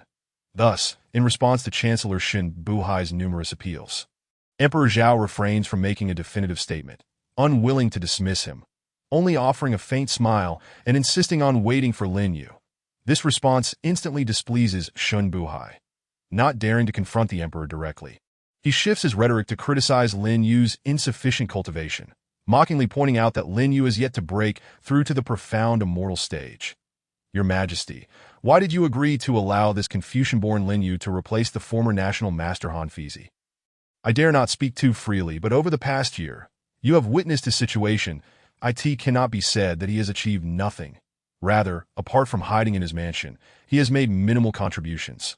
Although he and Zhang Liang belong to the same school of thought, I have little faith that he can cultivate Zhang Liang effectively, that if you truly heed his counsel, it will undoubtedly squander this precious talent. Thus, Xin Buhai fervently advocates for Zhang Liang while urging Emperor Zhao to allow him to take the lead, that in 3 to 5 years at the slowest, and as quickly as a year or so. I assure you of results. Yet before he can finish his plea, a voice emanates from beyond the grand hall that sends both prominent figures into a state of shock, compelling them to confront its source. It is none other than Lin Yu himself. Chancellor, your bias is evident. Just because Zhang Liang shares roots with our Confucianism, you seek to interfere and mislead His Majesty, asserting that only you can nurture him. Do you suppose I am incapable? You criticize my lack of engagement in state affairs, and while I do not deny it, I have my reasons, which Han Fizi previously communicated to His Majesty. Who understood Dou, as the Chancellor of Dahan, dare to cast doubt upon His Majesty? Could it be that you harbor ulterior motives? Lin Yu hurriedly arrived, unable to catch the initial fervor surrounding the contest for Zhang Liang. In a state of helplessness, he was compelled to express the most vigorous protest. This is not mere folly. Rather, after spending over half a year in the company of Han Fizi and observing the grand state of the Han, he has drawn certain conclusions that To put it succinctly. The Han is currently at its zenith. Although it cannot be compared to the other 6 states, it is undoubtedly in its most formidable phase. However, this does not imply that there are no conflicts between the ruler and his ministers or among various factions. Lin Yu has summarized numerous insights regarding the national conditions of the Han. One key point is that although Emperor Zhao of Han is wise, open-minded, and adept at heeding counsel, having previously listened to the suggestions of Chancellor Xin Buhai and former National Master Han Fizi to vigorously reform the Han, he has managed to usher in a rare period of relative prosperity for a state traditionally considered the weakest among the 7 heroes, even rivaling the northernmost state of Yin. Although there are constant frictions with the neighboring 4 states, Wei, Chu, Qin, and Zhao, there remains a fragile endurance, and during fortunate times, they can even strike back. This could be deemed one of the rarest occurrences in the annals of kings. Yet, he possesses a significant flaw. He is wise but lacks martial prowess. In simpler terms, he is easily swayed, responding to rumors as if they were truths, and to thunder as if it were lightning. Moreover, within the Han, Chancellor Xin Buhai and former National Master Han Fizi are evenly matched, making it difficult for Emperor Zhao to genuinely favor one over the other. He is compelled to listen to Xin Buhai on odd days and to Han Fizi on even days. While on the 10th day of the month, he shuts the doors and refuses to see or hear from anyone that he can be likened to a version of Yuan Shao from the Warring States period. Fearsome in appearance, but lacking substance. A schemer without decisive action. Today marks the 10th day of the 8th month in the lunar calendar, and Emperor Zhao has been unable to reach a decision, presenting an excellent opportunity for Lin Yu. Li Si, the new national master, your timing is impeccable. It seems that even without a necessary imperial edict or a formal notification from the Chancellor, you are aware of the matters currently under discussion between the Chancellor and His Majesty? Lin Yu had just entered the Grand Hall, yet before he could articulate more convincing arguments, he was already targeted by Shun Buhai, who seized the moment to have Emperor Zhao punish Lin Yu. This appeared to be an act of impartiality, but was, in fact, motivated by concern that Lin Yu, with his Confucian background, would find it easier to converse with Zhang Liang, and that the support from Han Fizi behind Lin Yu might allow him to usurp Zhang Liang. Thus, Shun Buhai promptly proposed punishing Lin Yu for bribing the eunuchs. Lin Yu remained unfazed, maintaining an outward calm while silently waiting for Emperor Zhao to speak, inwardly reveling in his amusement. He found it laughable that Shun Buhai, despite his reputation as a sage of legalism and his formidable prowess, still lacked an understanding of human nature, in truth. Bribing the court and winning over eunuchs to receive timely news is not a practice unique to Lin Yu. Throughout history, it has been a common occurrence. Ultimately, this reflects the inherent conflict between imperial authority and ministerial power. However, unlike Shun Buhai's rigid stance of punishing any transgression without regard for the individual's status or the actual circumstances, Lin Yu firmly believes that this wise Emperor Zhao will undoubtedly comprehend the rationale behind such actions and will not be overly pedantic, that as anticipated, witnessing the two powerful ministers on the verge of confrontation. Emperor Zhao had no choice but to intervene and mediate. His remarks aligned perfectly with Lin Yu's expectations. "Chancellor, do not be agitated. This matter is within my purview, and I will not let you down. And you, National Master, knowing that the Chancellor is from the older generation and has led multiple reforms in our Han, why not allow him this one occasion?" This statement, while seemingly neutral, effectively signified a subtle bias towards Lin Yu. It appears that Emperor Zhao also recognizes Lin Yu's suitability for nurturing Zhang Liang. However, Shun Buhai was not pleased and erupted on the spot. "Your Majesty, how can you show such favoritism towards this young man? Do you not see that aside from his lackluster abilities, he possesses absolutely no administrative acumen? He is nothing but a fool." Shun Buhai's words ignited Lin Yu's fury before he could shift the balance back. Lin Yu, utilizing his passive secret technique of verbal prowess, officially commenced his first verbal duel since his arrival that he intended to reinterpret the famous sayings of legalism, demonstrating to Shun Buhai his own capabilities by specifically selecting the Chancellor's own maxims. Chapter 36. Shun Buhai panicked. "Chancellor Shun, be cautious with your words. How dare you speak so recklessly in the presence of His Majesty and insult me, the newly appointed National Master, who has received the simultaneous recognition of His Majesty and former National Master Han Fizi. You claim that I, Li Si, am unlearned and inept, indirectly mocking my Confucian teachings as worthless. May I ask, after you hear my new interpretations of your own famous sayings, will you dare to respond candidly?" Lin Yu's verbal prowess was not to be underestimated. Despite being at a disadvantage, with skills and scholarly achievements inferior to Shun Buhai, he managed to momentarily regain some ground with these words.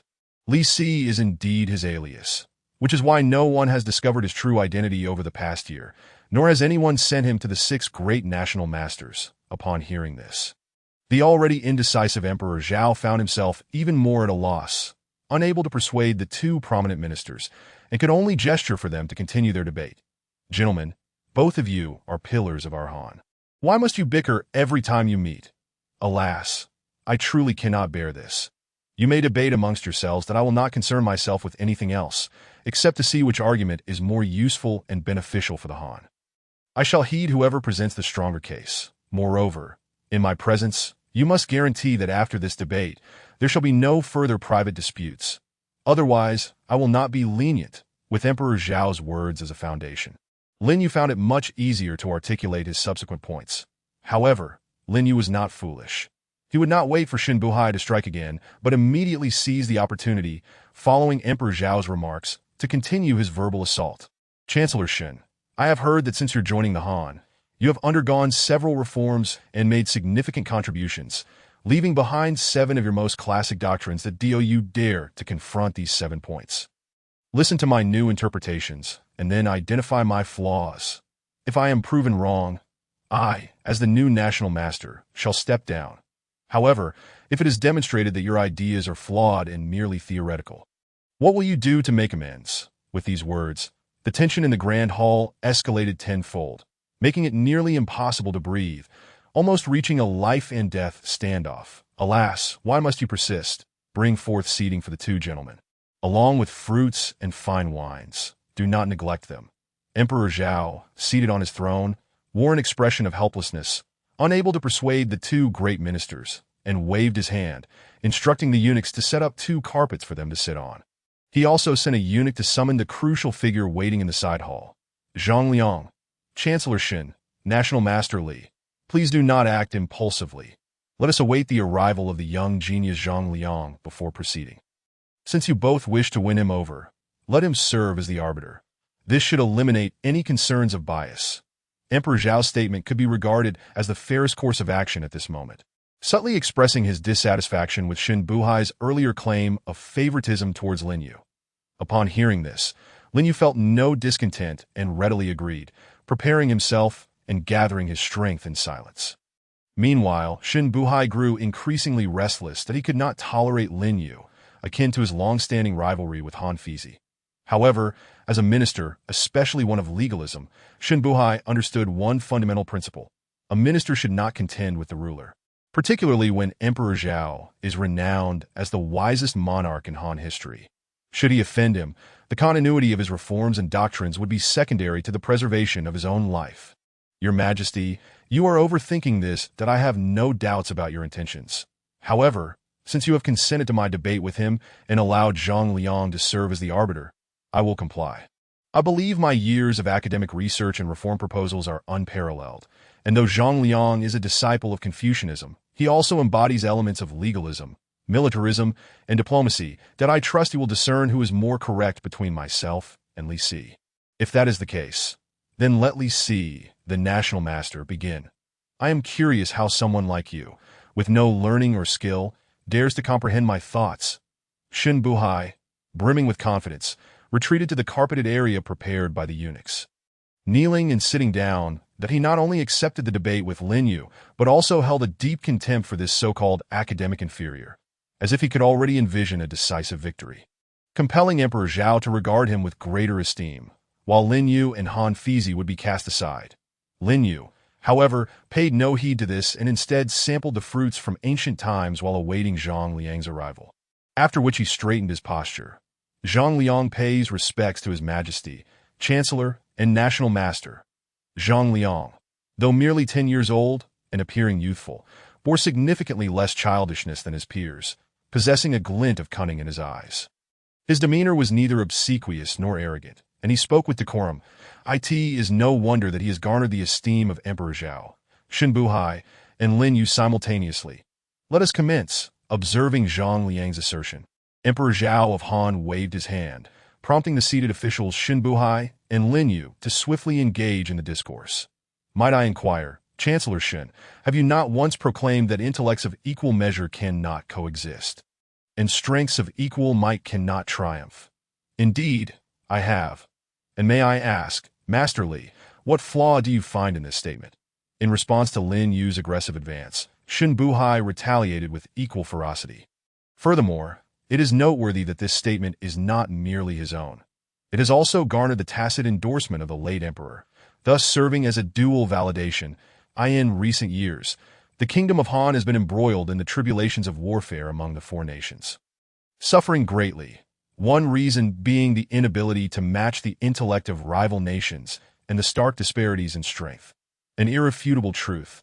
How could an unlearned individual, lacking even the status of a transcendent immortal like Lin Yu, possibly generate a compelling argument? Master Li, consider yourself fortunate, for you have chosen to challenge my 7 renowned maxims, yet you have selected the one most resistant to rebuttal. I would advise you to concede at this juncture. Ha! Xin Buhai's face gleamed with excitement, bordering on a sinister grin. Under the formidable aura of his perfected celestial being, all but the specially protected Emperor Zhao and Zhang Liang were left in awe and submission.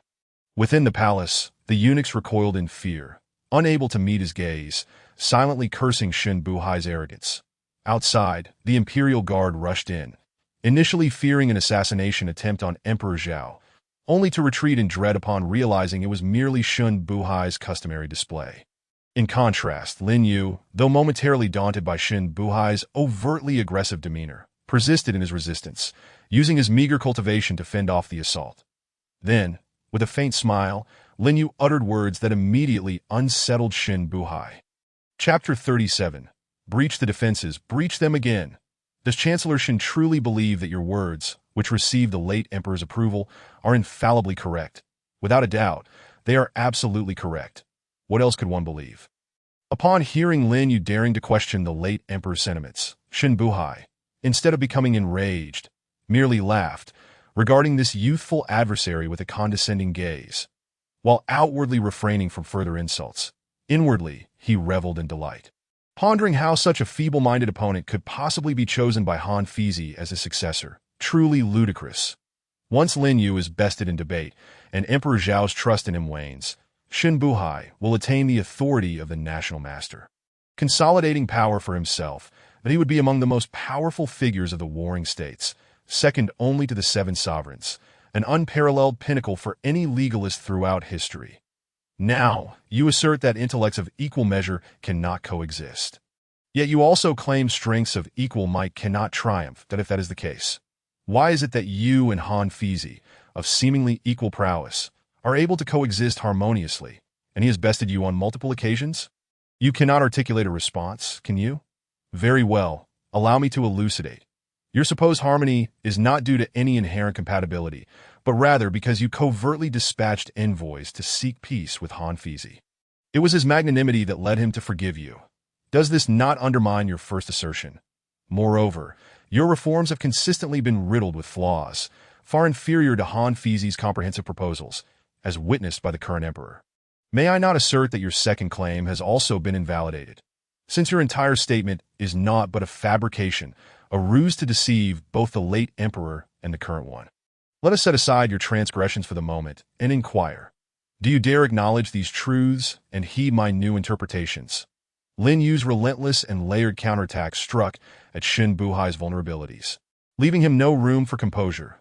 In stark contrast to his earlier bravado, Shin Buhai's face flushed crimson. Despite his obstinate refusal to concede, he found himself unable to evade Lin Yu's devastating blows. The reasons for this were twofold. Firstly, Lin Yu's assertions regarding the inadequacies of Shin Buhai's proposals were well known among the populace of Han and could not be easily dismissed. Secondly, although Lin Yu had yet to produce the letter in question, Shin Buhai, as a prominent legalist, could not risk the possibility of Han Fizi revealing it, knowing full well that the evidence of his own actions left him with no ground to contest. As the saying goes, the three great legalist sages of the warring states each emphasized different principles. Shin Buhai focused on strategy, while Xiangyang prioritized law. Shin Buhai, having gained prominence in Eastern Qi through doctrines asserting that all matters must be governed by the monarch's power, enjoyed a reputation rivaling that of Guanzhong, with thousands of disciples under his tutelage, dominating a vast region. Meanwhile, Xiangyang, in the Western Qin, relied on the foundational theories of the Shangjun Shu, coupled with numerous reforms, earning the trust of the Qin emperor, thus becoming the paramount chancellor, with many followers and a reputation as the key architect of Qin's recent rise. In contrast, Shin Buhai's approach revolved around clandestine tactics, wherein the ruler governed openly through laws while covertly monitoring subjects to maintain control. These methods, seemingly effective and favored by rulers, were nevertheless challenged by the presence of Han Fizi, a polymath who combined the teachings of the three schools, surpassing them in numerous respects. Consequently, with the passing of the late emperor and the ascendance of the current emperor, Han Fizi's significance has far surpassed that of Shin Buhai.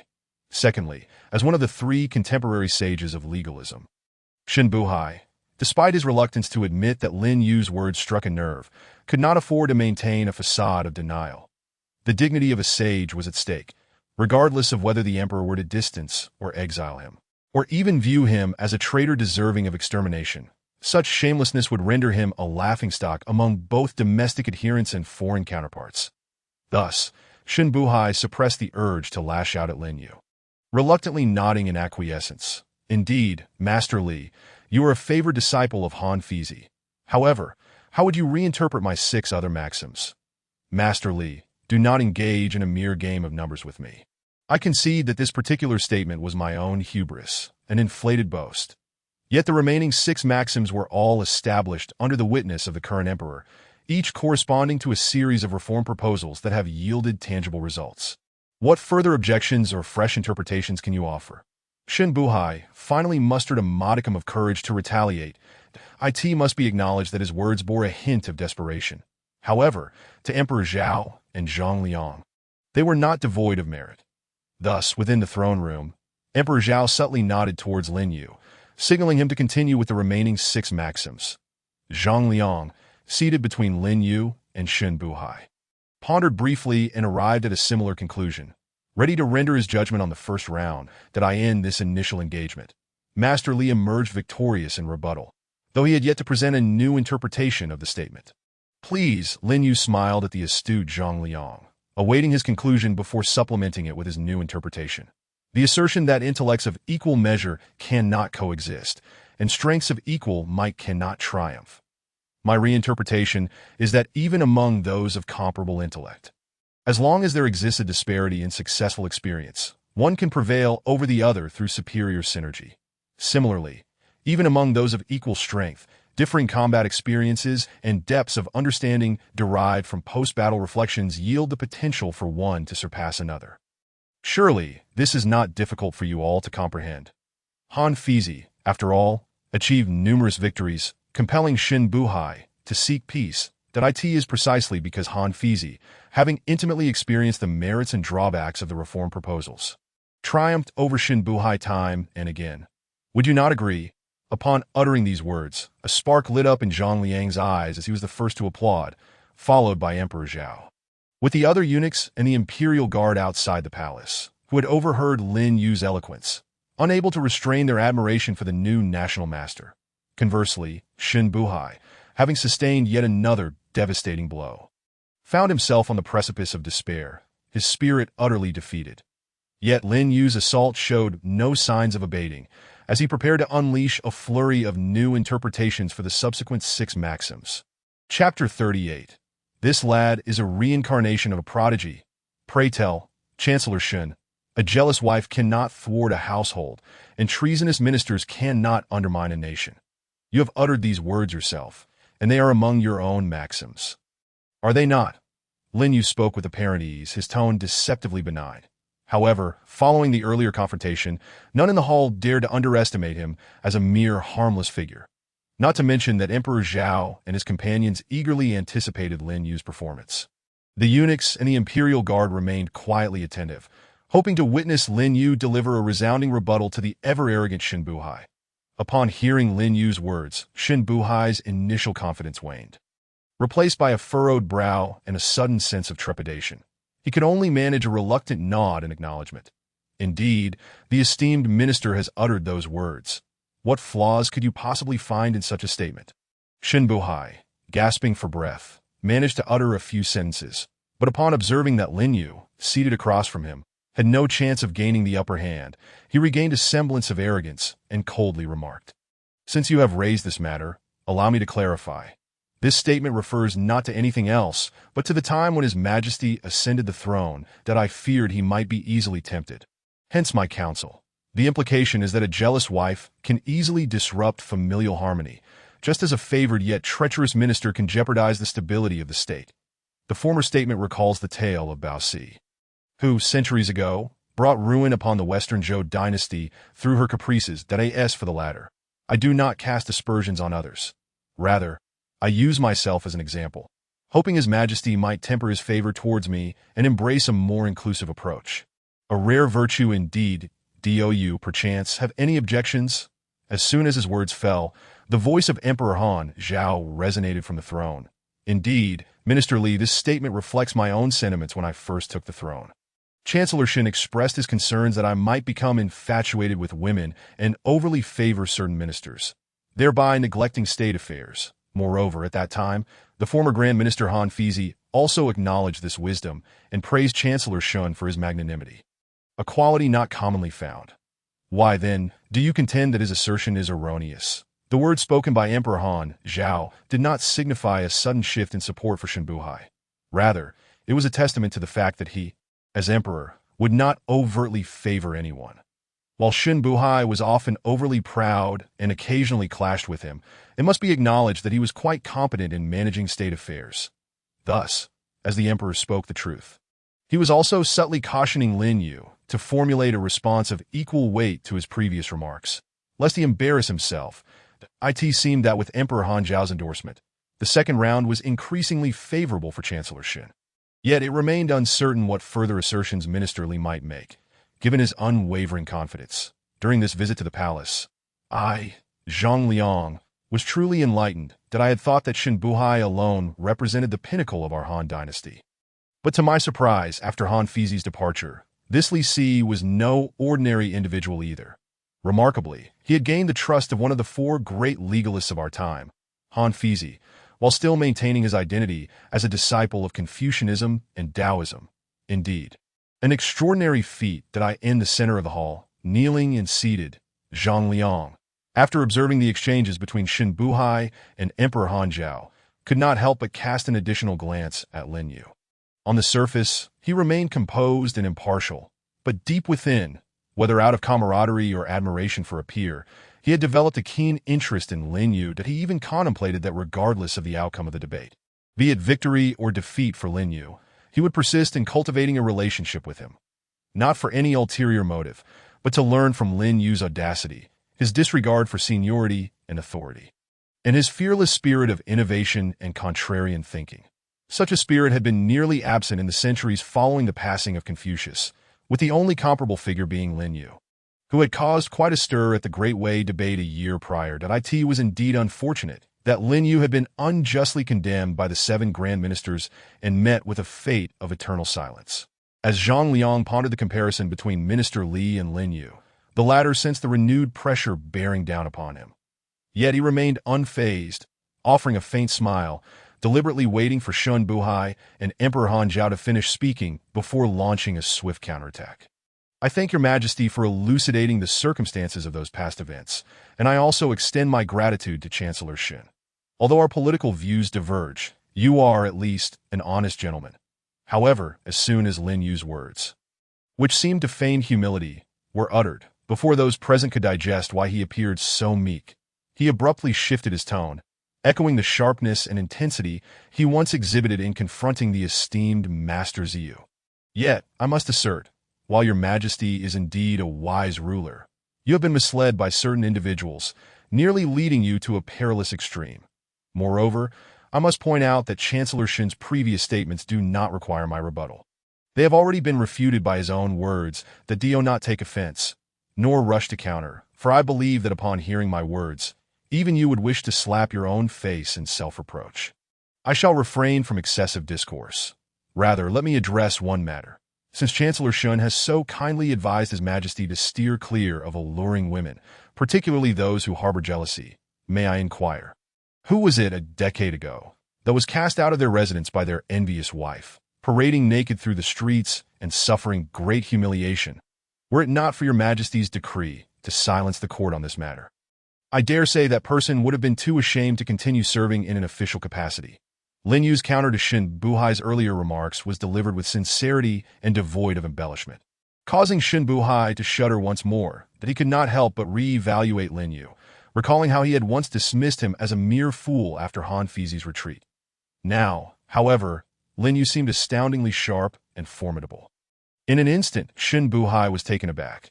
Could this young man be a reincarnation of some prodigious being? Though he was ostensibly a disciple of Confucianism and Taoism, he had delved so deeply into the doctrines of legalism and my own philosophies. Lin Yu paid no heed to Xin Buhai's scrutiny and continued his verbal onslaught, maximizing the effects of his passive techniques. Who was it that openly proclaimed that a minister should not be excessively favored by the monarch, lest there be an imbalance, yet just moments ago sought to manipulate your majesty? There is no need to await the new Grand Minister's arrival to verify this, said Xin. Can anyone deny this statement made less than a quarter of an hour ago? This assertion, which I need not elaborate on, is clear to all. It disregards my esteemed identity and the established protocols within our great Han, spreading insidious words and misleading the emperor. Do you have any words of rebuttal? As Chapter 39 unfolds, the atmosphere is charged with tension. The moment Lin Yu finished speaking, a collective gasp echoed throughout the hall as everyone was struck anew by the force of his rhetoric. This Minister Li is truly formidable, a debater rivaling the greatest sages of our time. Alas, We mere warriors cannot hope to glean even a fraction of his prowess. Outside the palace, the soldiers of the Han Imperial Guard gazed at Lin Yu with admiration. What a remarkable minister, Li! Undoubtedly a talent recommended by Han Fizi. Though his views may not align with the legalist supremacy championed by our Han dynasty over the past century, his words carry undeniable merit. Within the palace, the eunuchs, strategically positioned in the corners and previously silent, found themselves reflecting deeply due to Lin Yu's compelling arguments. Minister Li speaks with reason. I have never favored the likes of Shun Buhai, who, with a modicum of achievement, grows excessively proud. Yet, given his extensive experience, I have refrained from offending him, to my dismay. He has become increasingly arrogant in recent years. Had it not been for the emergence of Han Fizi and Li Si, Shun Buhai might never have come to recognize his own folly, but instead would have intensified his overreach. It seems I was right to withhold my stance. Both of these ministers possess formidable backing and valid positions. Neutrality is indeed the proper course. On the throne, just moments ago swayed to favor Shun Buhai, Emperor Han Zhao was jolted back to reality by Lin Yu's words, prompting memories of events from a decade prior. He recalled how, in recent years, Shun Buhai's arrogance had grown, increasingly disregarding him as emperor, believing he could dictate all matters. This realization fostered a deeper trust in Lin Yu. This young man is truly remarkable. He has managed to use my own words to counter me, rendering me unable to respond. I had indeed underestimated him, nearly leading to my own downfall. Yet I shall not concede so easily. The gazes of the assembly, coupled with Lin Yu's relentless assault and the sting of the first round's defeat, left Shun Buhai feeling more wounded than ever, nearly provoking him to lash out. Fortunately, his legalist upbringing had imparted some wisdom from other schools of thought, such as the medical school's principles of self-healing and the boldness of the diplomats. Thus, as nearly every pair of eyes turned toward him, Shun Buhai rallied himself, suppressing the urge to exert force against Lin Yu, and retorted, "To this, I have no counterargument. Indeed, the previous incident occurred due to my excessive fondness for my family, leading to the dominance of my first wife. However, let not Minister Li forget that my first wife is merely an ordinary woman, far from being a beauty, and thus cannot be said to have slapped my face in regard to your earlier remarks. As for the latter matter, I appreciate Minister Li's reminder. I must admit, I was indeed too hasty, and I should not have doubted your potential to negatively influence Zhang Liang based solely on your background, thereby discouraging His Majesty from selecting you. For this, I am willing to apologize in person and request witnesses from His Majesty, Zhang Liang, and all present." Having spoken, Shun Buhai showed no signs of defeat or regret at Lin Yu's earlier rebuttal. Instead, he displayed an audacity thicker than leather, genuinely bowing in apology. It is indeed a rare sight for a chancellor to publicly acknowledge a mistake and offer an unreserved apology. Consequently, the advantage Lin Yu had just gained in the second round was swiftly negated by Shun Buhai's magnanimous demeanor. Including Emperor Zhao of Han and Zhang Liang, nearly everyone held him in high esteem. Chancellor Shun possessed great poise, earning the admiration of Li Si. One can only hope that in the forthcoming debate, you maintain such commendable composure. Observing the diminishing advantage, Lin Yu was quite astonished that Shun Buhai managed to reclaim a small victory. This prompted Lin Yu to reassess his understanding of Shun Buhai, who rightfully deserved his recognition as one of the four great sages of contemporary legalists, demonstrating formidable prowess by turning the situation around. He was indeed a worthy adversary for Lin Yu to hone his rhetorical skills against. Yet Lin Yu's preparations extended beyond mere assertions that Zhang Liang was on the verge of declaring the second round in favor of Shun Buhai. Lin Yu decisively interjected, engaging in a vigorous debate once more. Since Chancellor Shun had issued an apology, Li Si chose not to pursue the trivial matter further. However, Shun's acknowledgement of an incident from a decade ago raised the question. Does this not imply that your earlier statement was fundamentally flawed? Wherein lies the error? Your mistake is in generalizing from a single instance. You claim your eldest wife is not a beauty, thus her misdeeds do not constitute a disgrace. May I inquire how many of the concubines married to our current emperor since his ascension could be deemed beautiful? How many of these beauties have ever jeopardized the affairs of the state? Furthermore, the current empress, whose beauty pales in comparison to that of your eldest wife, yet embodies grace and dignity, exuding a transcendent aura and magnanimity. How does she fit into your notion of a femme fatale? Upon hearing this, Shin Buhai was left speechless, utterly astonished. Firstly, these statements are factual. Secondly, while Shin may have some knowledge of the Empress's less than admirable past, those matters are trivial and insufficient to label her as a femme fatale. Most crucially, Emperor Zhao holds a profound affection for the current empress, and Shin would not dare to provoke that ire. Lin Yu's words left Shin Buhai momentarily at a loss for words. Yet Lin Yu's assault was far from over. Noticing the potential ire stirred by his mention of the empress, which Shin might misconstrue as a femme fatale, Lin Yu secretly reveled in the moment. Continuing his barrage, finally, I implore Chancellor Shun to patiently consider my fresh interpretation of your second maxim. While I possess no concrete evidence to extend my argument excessively, I do offer two phrases for your contemplation. Which two? Please enlighten me. Shin Buhai nearly ground his teeth as he uttered this, flames igniting in his eyes, his heart bleeding. He suddenly felt a pang of regret for engaging in this debate with Lin Yu. Realizing he was vulnerable on several fronts, the first phrase should be reinterpreted as, a beauty does not inherently bring disaster. Whether a beauty is detrimental to the state primarily depends on the wisdom of the sovereign and the integrity of the minister. Only then should one consider whether the influence behind the beauty interferes with state affairs. This is common knowledge, as the Empress is exceptionally virtuous and has never overstepped her bounds, serving as a paragon. The second phrase ought to be reframed as, the conduct of high-ranking officials should not be judged solely based on one diligent minister whose contributions are significant, lest they be deemed a potential rebel. If we were to entertain such a notion, I would ask Chancellor Shun, given your greater accomplishments, diligence, seniority, and extensive connections, should we not question whether you might be the most suspect of all?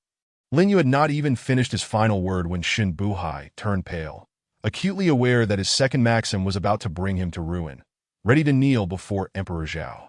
With that kneel, without the need for Zhang Liang to speak, it was evident to all that Lin Yu had triumphed once more in this second round.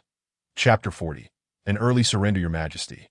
I acknowledge my transgressions, and I beseech your judgment, but as for the second round, I must concede that my words and actions were indeed lacking in precision, yet it is far from true that Li Guoshi has any substantial merits.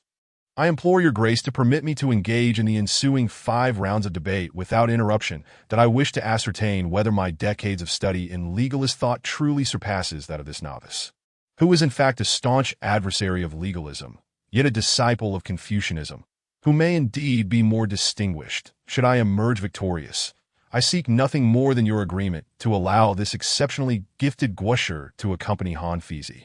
I do not wish for him to lose his position or power. I merely request that he invite Han Fizi back to confront me directly, rather than engaging in this remote contest. However, if I should lose, I would willingly resign from my post and return to the countryside to tend the fields. Before departing, I would not forget my obligations and shall certainly present the unfinished reform proposals to your Majesty. Thereafter, I hope that your Majesty and our Han can continue to advance and grow strong together. Before Lin Yu could revel in his triumph, Shin Buhai had already harbored murderous intent towards him. Without waiting for Zhang Liang to reach a conclusion or for Emperor Zhao to pass judgment, he trembled with excitement, stepping forward to propose that the next 5 rounds commence simultaneously upon hearing this. The crowd was taken aback, questioning Shin Buhai's motives. The emperor, initially poised to express his anger, softened upon witnessing Shin kneeling, sighing in resignation and tacitly granting his request. Chancellor Shin, what say you regarding Li Guoshi? Zhang Liang was astonished by Shin Buhai's fervent kneel and his bold proposal for a heightened wager. Yet as a mere 10-year-old boy, he felt powerless to interject and could only sigh as he prepared himself. Chancellor Shin, do not rush that if you wish to engage all 5 rounds at once. I, as your Guoshi, welcome the challenge. Since your Majesty and brother Zhang Liang have not opposed, let us proceed with the grand confrontation. However, considering your status as a senior official, I would prefer to adjust the rules slightly, that we shall adopt a best-of-5 format, that I end the upcoming 5 debates. Should you win 3 times, I shall graciously withdraw as you desire, departing from Yangzhai to accompany Han Fizi. However, should you lose, I ask that you refrain from incessantly criticizing my origins, proclaiming that differing schools of thought must inherently be adversaries. Grant this humble novice some space to exist, and I shall be immensely grateful. Lin Yu perceived that Shin Buhai was clinging to his last vestiges of life and felt a twinge of sympathy, but he had not anticipated that this renowned legalist elder would be so inflexible.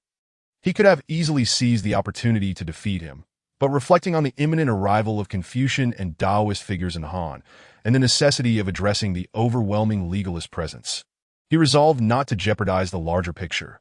Thus, Lin Yu retracted his more scathing remarks aimed at Shin Buhai, opting instead for a tone imbued with Confucian grace and gentlemanly demeanor, not for any other reason, but to temper the situation, naturally reaping future benefits in return. Confucius once stated that a gentleman is accommodating and does not engage in divisive comparisons, while a petty person does the opposite. The current Shin Buhai, though somewhat irksome, still retained a semblance of gentlemanly conduct, making it unnecessary to engage in a full-scale conflict with him that I end this moment. Lin Yu's tone softened, and before others could ponder his unexpected concession, he smiled with ease that Tio put it simply, the various schools of thought are ultimately united in purpose. What purpose? To serve the sovereign and the ancestral temple above, and to honor the common folk below, whilst remaining true to our peers, ancestors, and future generations. Indeed, did not all schools, several hundred years, and even a millennium ago, exist to serve the state, the sovereign, and the people? How could we allow ideological differences to create a fundamental divide between us? Surely, as a great sage, you must understand that hundreds of years ago during the spring and autumn period, the various schools did not engage in such extreme infighting. Rather, they learned from one another and absorbed each other's insights. Li Si, in a moment of audacity, assert that legalists have their merits, while Confucians and Taoists possess their own heights of understanding. Legalists should not isolate themselves, but should, like Han Fizi, adapt to the times. As for us Confucians and Taoists, our current plight is a result of our own making.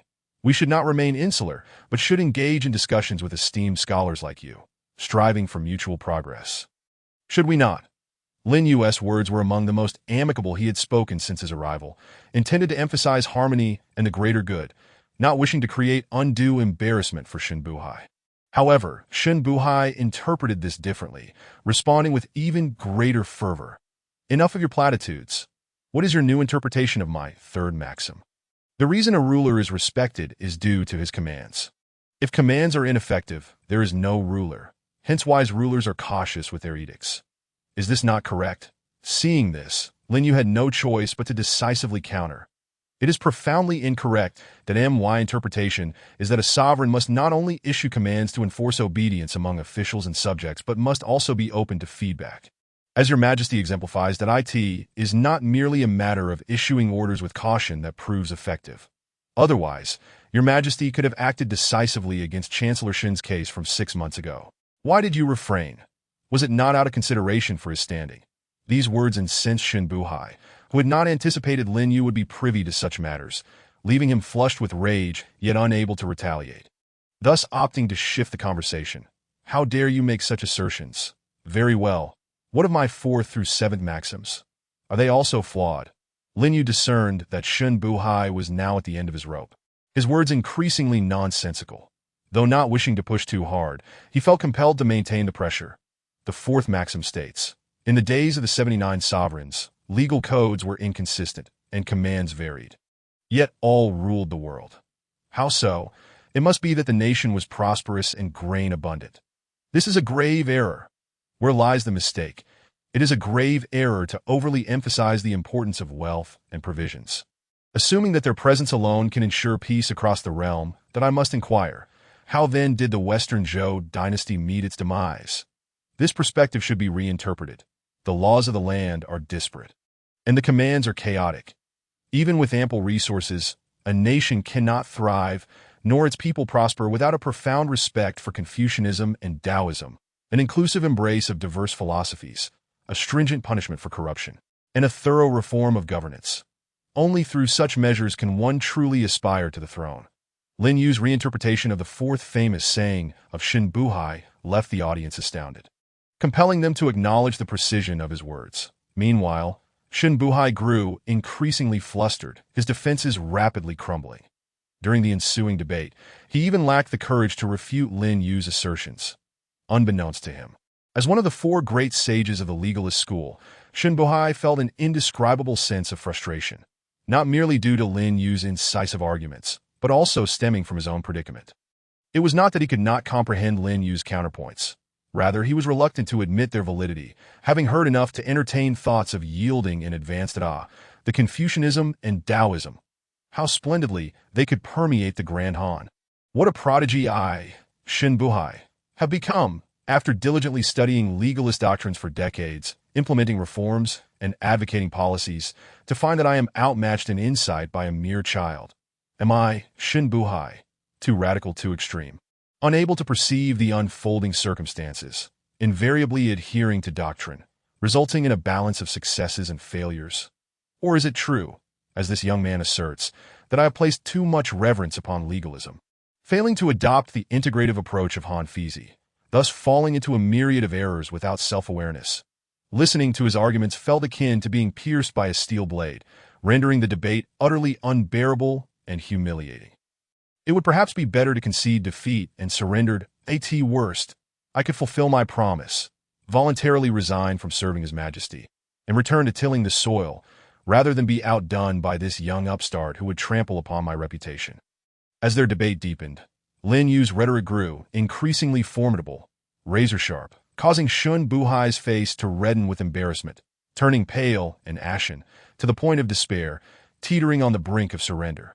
Lin Yu continued his discourse, stating, the governance of Yao was rooted in the clarity of laws and the enforcement of decrees. However, the errors committed were fundamentally flawed, overly simplistic. They focused solely on the emphasis of laws while neglecting the fact that laws are executed by people. If those appointed are inadequate, even the most equitable laws become futile. He elaborated, within the 4 C's and 6 harmonies, what is truly valuable? Land, for it is the foundation of sustenance. Yet again, this is a similar error. They either overemphasize the law while disregarding the essence of talent, or they excessively prioritize wealth and provisions while neglecting the specifics of distribution. How could such statements be deemed wise? It is far superior to our Confucianism and Taoism, which govern through politics and regulate with punishments, allowing the people to live without shame. By guiding with virtue and regulating with propriety, they develop a sense of honor and standards. In summation, the interplay of law and morality is indispensable. Akin to a person's 2 legs. One controls the lower limits, the other elevates the upper limits. Only then can a nation truly flourish and its populace submit willingly. After a brief pause, Lin Yu disregarded the adoration and faith expressed by the crowd and resolutely delivered his 7th and final rebuttal. A ruler must possess clear laws and justice, akin to a balance weighing the light and heavy, as must the ministers. This statement bore greater significance than the preceding 6 combined.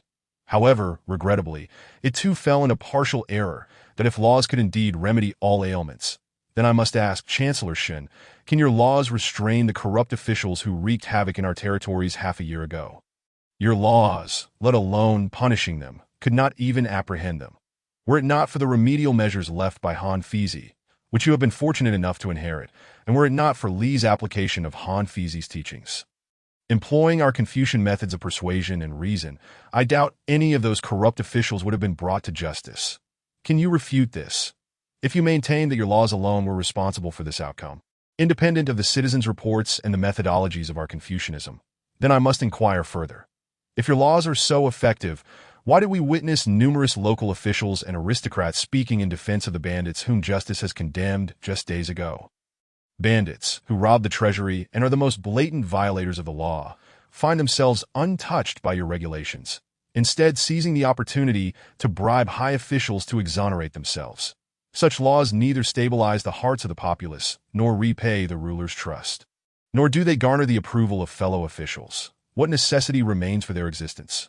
Indeed, to speak more bluntly, given your years of mismanagement, our nation's master could very well choose not to reveal my reinterpretation and allow you to persist in your errors until His Majesty becomes aware and obliterates your lineage. To remain silent would only serve to save you. What face do you have left? Alas, having reached this point, what more can I say? I beseech your Majesty to render judgment. As Lin Yu spoke increasingly fervently, he ultimately rendered Shen Buhai so overwhelmed that he spat blood and fainted on the spot. Witnessing this, Lin Yu felt a pang of reluctance, not out of pity, but rather as one who understands that Shin Buhai is not a corrupt official. His errors stem from the limitations imposed by his to be frank. Were it not for Lin Yu's emergence, Shin Buhai's approach would have been relatively sound. Aside from Han Fizi, he stands at the pinnacle within the legalist school. It is the burden of time travel that weighs heavily upon him. It is a necessity for Confucianism to revive and flourish, and Lin Yu did not intend to deliver such a crushing blow to Shin Buhai. Yet he remained oblivious to this intent. Well then, I suppose it is better to reflect on this. Who could have predicted that after several hours of debate, Chancellor Shun would emerge defeated? I wonder. Zhang Liang, what are your thoughts? Or shall I proceed according to protocol and request Chancellor Shun to resign? On the throne, Han Zhao Emperor, witnessing this outcome, felt a myriad of emotions that a ruler. He was not inclined to be overly lenient. Yet Lin Yu's extraordinary performance and Shin Buhai's persistent errors coupled with his obstinate defenses provoked his ire. Just as he was about to issue a decree, suddenly, someone stood forth to speak on Shin Buhai's behalf. Your Majesty, I believe this debate has merely devolved into a war of words. While it does reveal many flaws in Chancellor Shin's methods, it holds little significance beyond that. Therefore, I am willing to reconcile with Chancellor Shin and hope that Your Majesty does not make things difficult for him. The Grand Han cannot afford to lose any of its ministers. However, if a reward must be granted to me, I humbly request that Your Majesty permit the dissemination of Confucianism within the Grand Han. The speaker was none other than Lin Yu. The surrounding eunuchs and the elite guards of the Grand Han were left in astonishment, and Zhang Liang stood aghast. The Han Zhao Emperor, who had almost ordered Shin Buhai's resignation just moments ago, breathed a sigh of relief as Lin Yu graciously provided an avenue for reconciliation. With a grand gesture, he proclaimed, I decree that from this day forth, both law and Confucianism shall be equally upheld. Confucianism shall be allowed to spread within the Grand Han, and no individual or faction shall impede this. These words swiftly transformed into a decree that reverberated throughout the territories of the Grand Han, astonishing officials and followers of the legalist school alike, and leaving the Six Kingdoms shocked upon hearing of this development days later. Additionally, this moment solidified Lin Yu's position, allowing him to preserve Shin Buhai while engaging in disputes without severing ties, thus laying the groundwork for the propagation of Confucianism. This debate also propelled him, the newly appointed national master Li Si, into the limelight among the populace. 3 days later, within the chancellor's residence, Shin Buhai, having awakened and rested for several days, felt a wave of profound emotion upon reading a special letter. Indeed, it was Lin Yu's correspondence. This child is worthy of the title of National Master. He is truly deserving of the designation bestowed upon him by Han Fizi, personally selected to challenge my authority as the new National Master. His cultivation may not be profound, yet his vision is expansive. And even I cannot help but admire his magnanimity. Who in this world does not yearn to undermine a figure such as myself, a great sage among the 100 schools, to ascend to prominence? Yet he, Li Si, who merely 3 days prior had the upper hand, was but a step away from ousting me from the court, monopolizing power, instead chose to advocate for me, that he even sent this letter, which conveyed heartfelt respect and admiration, devoid of any hint of affront. At this moment, tears glistened in Shin Buhai's eyes. Not because he needed to feign loyalty to Han Zhao Emperor, but because he was genuinely moved by Lin Yu's gesture. Lin Yu not only defended him 3 days prior, but also included in this letter poignant reflections that resonated deeply with Shin Buhai regarding Lin Yu's reinterpretations of his 5th to 7th famous sayings. The 5th saying, as interpreted by Li, posits that ancient rulers achieved great governance through 2 means: the implementation of strict laws devoid of favoritism and the moral education of the populace. Setting an example from the court, when laws are stringent, they leave no room for malfeasance, compelling even those with ill intentions to adhere, while forbidding favoritism. One eradicates the potential for corruption among court officials and local magnates. Yet, relying solely on this is insufficient. It is imperative to make concerted efforts to enlighten the populace, enabling a greater number of individuals to reap the benefits of education, thereby fostering the rise of the humble and challenging the aristocracy, leading to a dynamic of mutual checks and balances and reciprocal promotion. The court must serve as a model, from the monarch to the inner palace, from the royal family to the nobility, and from high-ranking officials to local leaders. Each must pass the baton in succession to eradicate the chronic ailments that have plagued dynasties throughout history. Under such circumstances, what cause for concern would there be regarding the success of reforms?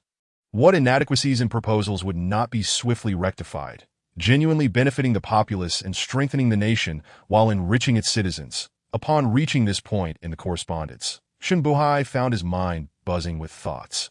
He had contemplated fortifying the monarch's authority and power and instituting meticulous laws to facilitate reforms, ensuring that no subordinate dared to become complacent. Yet he never anticipated that his perceived improvements would pale in comparison to Lin Yu's methods. The very reason Lin Yu chose to write rather than visit in person was likely to preserve Shen Buhai's final shred of dignity. This disciple of Confucianism and Taoism harbored no intentions of opposing him, but rather focused wholeheartedly on the welfare of the Han. In stark contrast, Shen Buhai, as the chancellor, felt a deep sense of shame. For decades, his reforms had repeatedly failed, yet he had not distilled the profound lessons from these experiences and had to rely on the insights of an outsider. No, a colleague.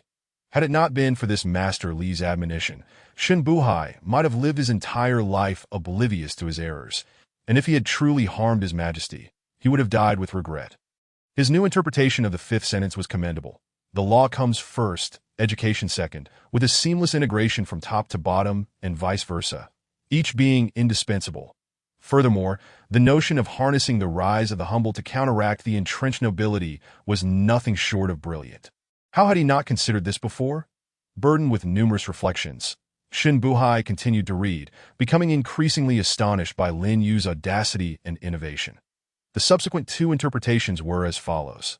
The sixth sentence, as interpreted by Lin Yu, posits that within the 4 C's and 6 harmonies, the foremost principle is the heartfelt connection between the monarch, the court, and the people, forming the bedrock of governance.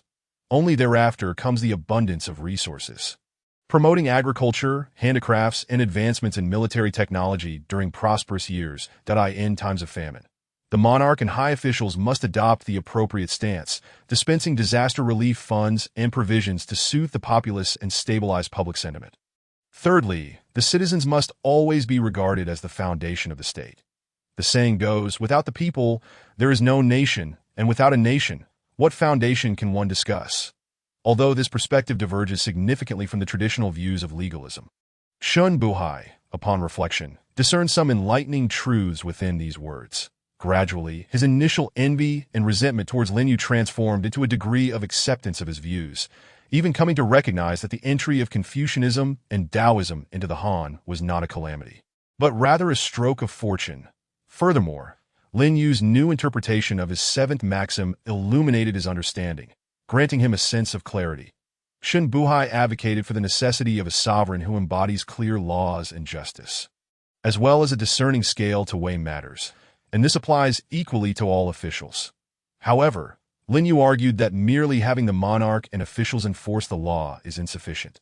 After all, human nature is inherently self-serving, and the monarch can be either sagacious or foolish, while officials may harbor factions and personal agendas.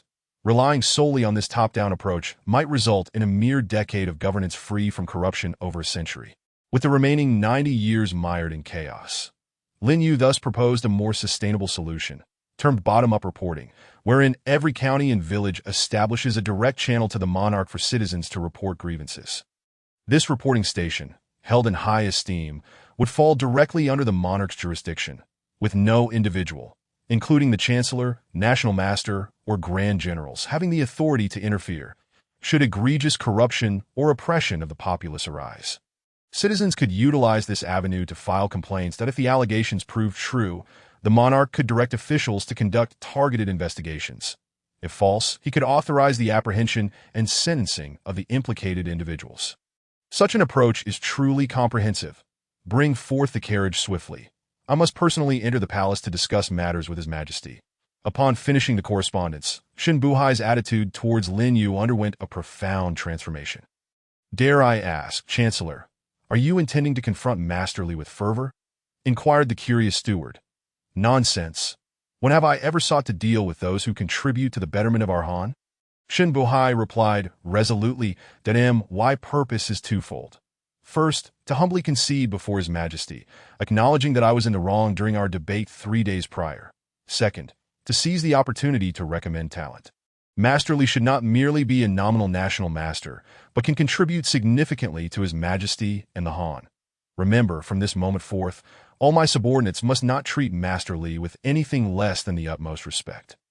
As if he were myself, Shin Buhai chastised the steward sternly, leaving the latter at a loss for words. Nonetheless, he quickly composed himself and set off. An hour later, laughter resounded from within the grand palace of the Han, emanating from the exchanges of two prominent figures, one elderly and one young. 2 hours later, Lin Yu, temporarily residing at the National Master's residence, received word that the efforts of 3 days prior had not been in vain, as even his political rival, Shin Buhai, had spoken in his favor, filling him with delight.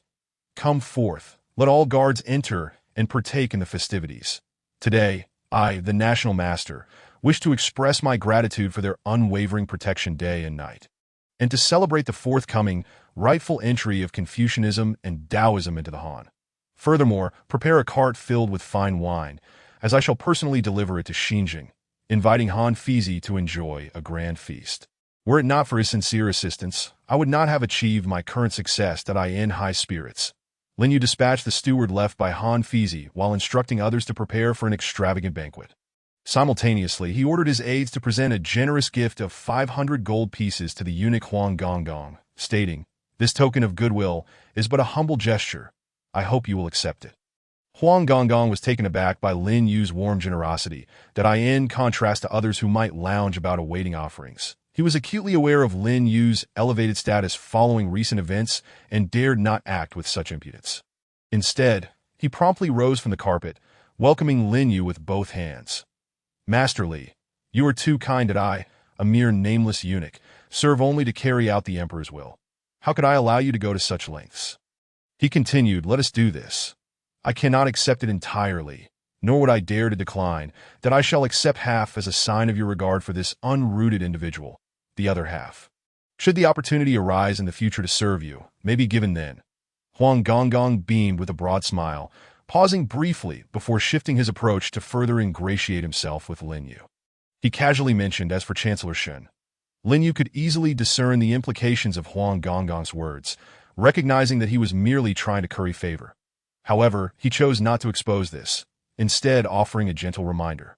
"Huang Gonggong, he is none other than Chancellor Shen." Upon hearing this, Huang Gonggong momentarily froze, puzzled as to why Lin Yu had not seized the opportunity to eliminate Shin Buhai, yet now spoke favorably of him. Were they not political adversaries? Huang Gonggong found himself perplexed. Nevertheless, being astute, he quickly adjusted his stance, eager to avoid inciting Lin Yu's displeasure, and provided crucial information free of charge. "Master, it seems Chancellor Shen's intentions are genuine this time.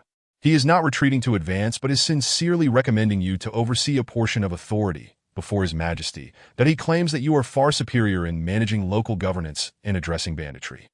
To this end, he is willing to relinquish some personnel for you to allocate or select relevant individuals to oversee the counties to the east of the capital. It appears that Chancellor Shen has truly been moved by your efforts. Henceforth, you shall assume a role akin to that of the Grand Inspector." Huang Gonggong's timely words resonated with Lin Yu. What he awaited was not merely the acknowledgement of his new role as National Master, but this very statement. Such words held more weight than 1,000 trivialities, for they signified that Lin Yu's status as National Master would transition from mere title to actual authority.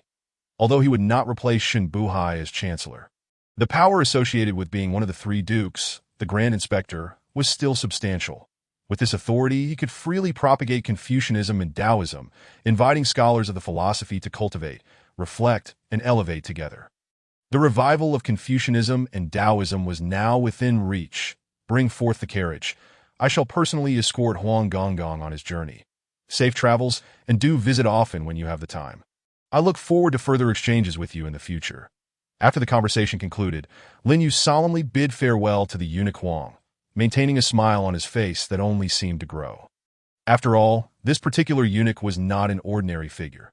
He was not only a court eunuch with whom Lin Yu had cultivated a significant relationship over the past 6 months, but also one of the 4 deputy chief eunuchs within the grand court of the Han dynasty, holding a position of considerable esteem.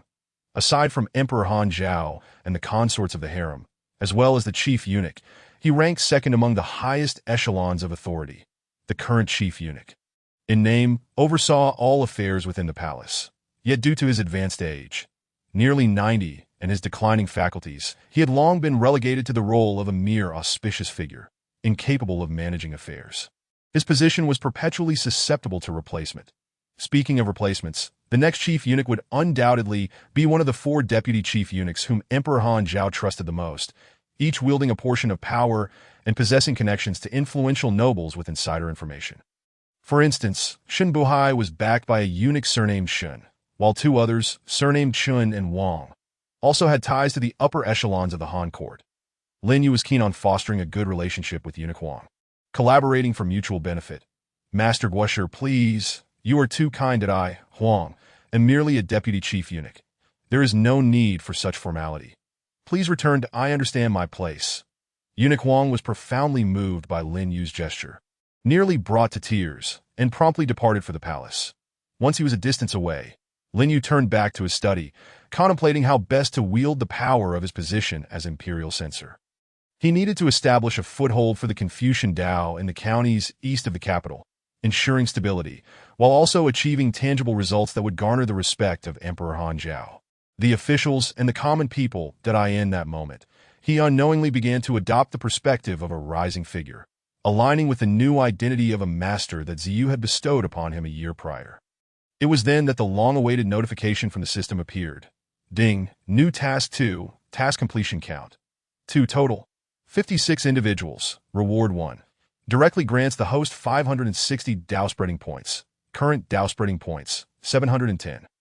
Once 3,000 Dao spreading points are accumulated, the host may exchange for items such as the primary enhancement talisman.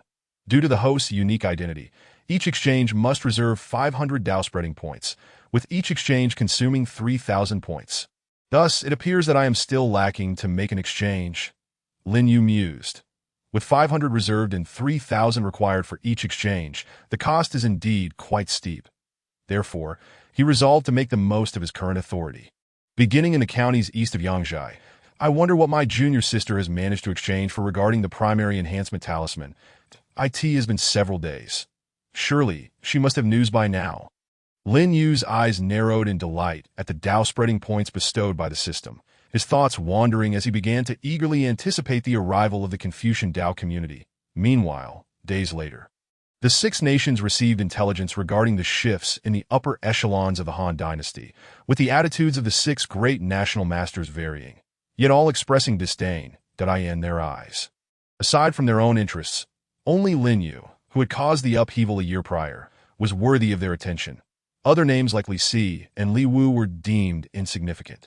The only exception was Wu Qi, the master of the Great Way. Your Highness, he cautioned the Crown Prince, with the Emperor's imminent decline, the Crown Prince's faction is hastening their bid for power. You must not lag behind. I propose a course of action. You could lead a delegation to the Han, both to signify diplomacy and to gather external support, which would be greatly beneficial for you. Particularly, the newly appointed National Master Li Si cannot be underestimated. Gaining his support could very well secure the Western territories for you. Wu Qi had begun to take notice of Lin Yu, urging the Crown Prince to take action. Chapter 44. The 2 nations clash. Targeting the envoy, Wu Qi's intentions were well-meaning, yet certain individuals harbored different sentiments. Upon hearing these words, the Crown Prince feigned eagerness to comply, but once Wu Qi turned away to resume his seclusion, his expression darkened considerably, revealing his displeasure. Does this Wu master think too highly of himself? Just because he has supported me in recent years, does he believe he can command me like my father? What does he take me for? If it weren't for the need of his assistance at present, I would have no desire to associate with a master who enjoys issuing commands. What nonsense about going to the Han to court the new Master Li Si. Does he take me for a fool? Li Si has no foundation and is no match for Shen Buhai. I have no intention of listening to him. I will seek out Shen Buhai for a serious discussion. With the support of this Prime Minister of the Han, my western territories will be secure. After such thoughts, The crown prince entirely disregarded Wu Qi's meticulously crafted plan, instead opting to pursue his own course of action, much to his folly. Meanwhile, the other 5 nations' national masters, of quasi-saint caliber, were engaged in discussions regarding the recent personnel changes within the Han, particularly expressing disdain at Lin Yu's audacious impersonation of Li Si, managing to establish a foothold. What a joke!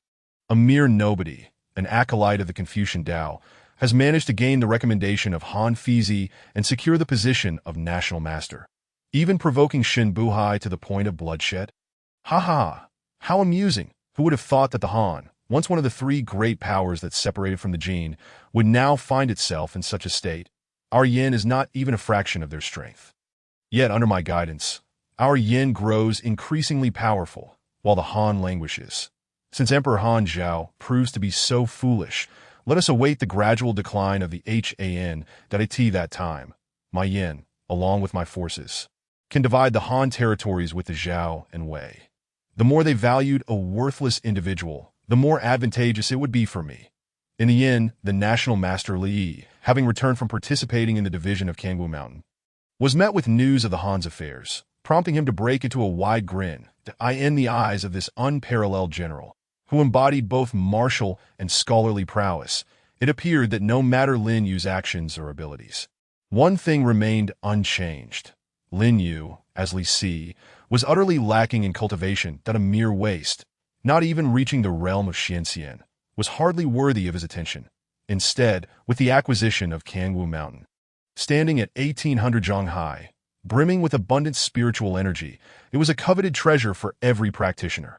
Although Lui, now having surpassed the quasi-saint level, had little use for such spiritual energy, he still recognized its value in sharing with the most elite soldiers of the yin.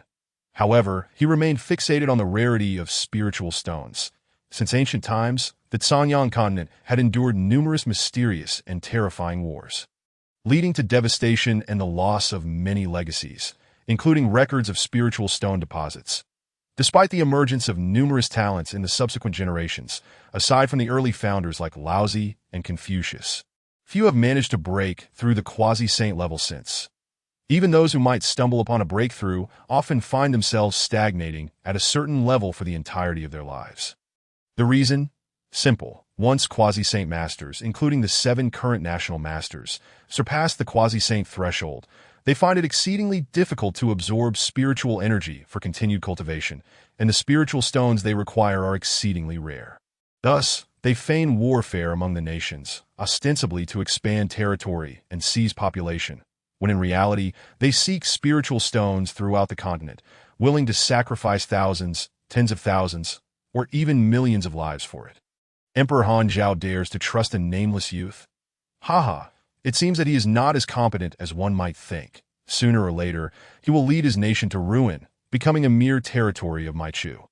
In Chu, the spring and autumn Du Guangxie, amidst a grand banquet, received this news with a mocking expression, showing no inclination to investigate further details, his arrogance only magnifying.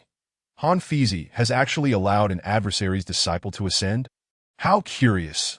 Yet, such trivial matters pale in comparison to my continued reforms, which will strengthen our qi even further. His only irritation lay with Xin Dao, who dared to vie for supremacy with the great sages of the legalist school, as well as the influential Mo family behind him. He is courting death.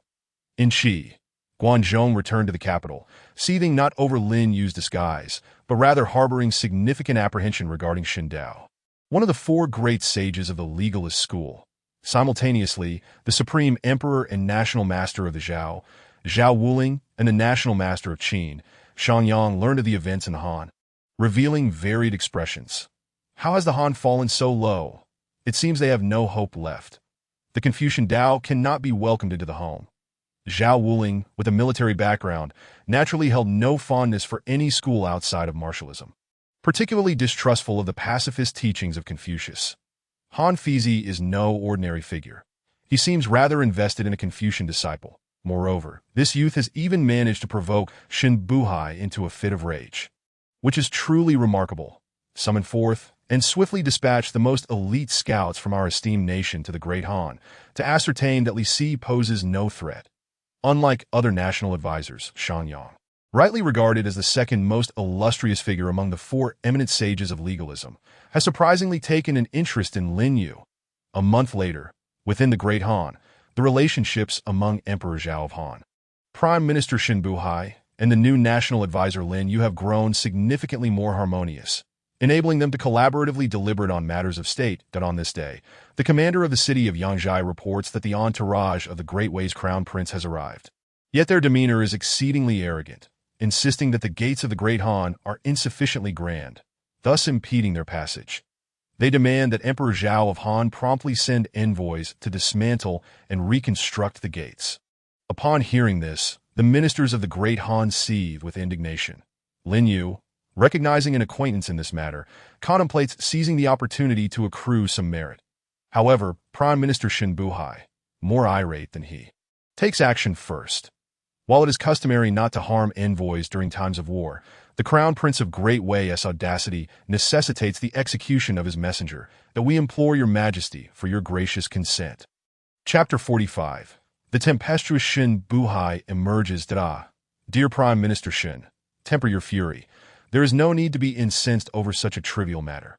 After all, Great Wei is a formidable nation, while we, the Great Han, are but a small one. It is prudent not to offend the envoys of a great power out of mere pride. In my view, it would be wise to first send a minister to negotiate with their envoy. Summon forth a minister forthwith to engage in discourse with the envoy of the Great Wei's crown prince. Although Emperor Zhao of Han's tone bears a hint of timidity, it is, in comparison to the excessively fiery Xin Buhai, a reasonable course of action. Indeed, as he rightly states, the Great Han can only contend with the Great Yin and has no hope of confronting the Great Wei directly. Thus, forbearance is imperative. This does not stem from cowardice on Emperor Zhao's part, but rather from justifiable causes. The complex expressions upon his face elicit sympathy from the assembled officials. With a sigh, Xin Buhai steps back, garnering admiration from Lin Yu. This Emperor Zhao of Han faces a formidable challenge. Being too assertive is unwise, yet being too weak is equally detrimental. He must soothe his subjects while actively reforming to bolster national strength, in hopes that a great general may one day emerge to lead the armies of the Great Han in retaliation.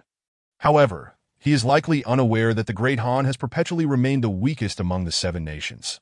Not only do they lack great generals at present, but this situation is unlikely to change even in several decades. To attain strength, military prowess is as crucial as internal governance. Yet the Great Han possesses no military talent to speak of. Their sole reliance may rest upon their national advisor. Observing the court of the Great Han suppressing their ire, Lin Yu resolves to send envoys to negotiate, his thoughts expanding as he grows increasingly confident in the revival of Confucianism and Taoism within the Great Han. As for the Great Han's timidity, Lin Yu need not inquire. It is a matter well known, rooted in historical causes tracing back several centuries, that Tio recount. Hundreds of years ago, the once mighty Jin, one of the 5 hegemons of the spring and autumn period, succumbed to decay and division, fracturing into 3. The present-day Great Zhao, Great Wei, and Great Han, ranked by their respective powers. Yet the situation differs slightly. Great Zhao, having appropriated over half of Jin's power, occupies the fertile lands of Sanyang, specifically the 2 most prosperous regions of Jizhou and Bingzhou. However, throughout the reigns of its emperors, Great Zhao has preferred to wage war against Great Yin, Great Qin, or the barbaric tribes beyond the 7 nations, maintaining peace with its kin, the Great Han and Great Wei. Conversely, Great Wei, under the previous national advisor, Pang Wan, was known for its aggressive military campaigns, engaging in conflicts with Great Qi to the east, Great Chu to the south, launching ambushes against Great Yin to the north, and invading Great Qin to the west. In the era of Wu Qi, however, Great Wei's boldness waned significantly. Under his guidance, Great Wei's power diminished by no less than 60%. Rendering them hesitant to instigate hostilities against Great Qi or Great Chu, leaving them only emboldened to bully the Great Han, the weakest of all.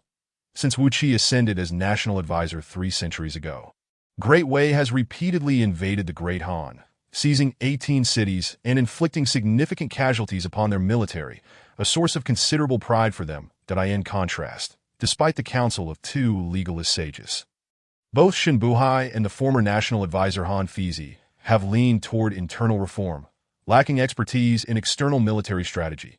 Consequently, after Emperor Zhao ascended the throne, he swiftly adjusted his strategy in response to Great Wei's incursions. Other than seeking mediation from the Zhao Wuling Emperor, his only recourse has been to endure, and endure, and endure once more, to the point of extreme forbearance. For decades, the simmering anger within Emperor Zhao has matched that of Shinbuhai. Yet apart from last year's joint military effort with 4 other nations to assault Wei, he has refrained from allowing his wrath to jeopardize the interests of the Great Han and its subjects. Now, faced with the provocation of a crown prince of Great Wei, he dares not respond with defiance, illustrating the alarming military weakness of the Great Han. Perhaps this is an opportunity, while others hesitate. I, Lin Yu, shall take a stand. Moreover, since the envoy does not hail from the national advisor Wu Qi, there might be a glimmer of hope. Should I restore the Great Han's honor and win the people's favor? It would facilitate the future integration of Confucianism and Taoism that the gathered officials await. Lin Yu's thoughts whirl rapidly, leading him to a decisive conclusion. Your Majesty, dire news. The envoy of Great Wei's crown prince refuses to heed our explanations, insisting on forcing passage through the East Gate. Furthermore, they have proclaimed that should you refuse to consent to the dismantling and reconstruction of the East Gate, the crown prince himself would not hesitate to take matters into his own hands. Your Majesty, aside from the crown prince, their entourage includes several formidable Deluo Jin Xian experts, along with 3,000 elite cavalry, that we are at a disadvantage. Moments later, the minister tasked with negotiations returns, his face a mask of despair, pleading with Emperor Zhao and the others for further concessions.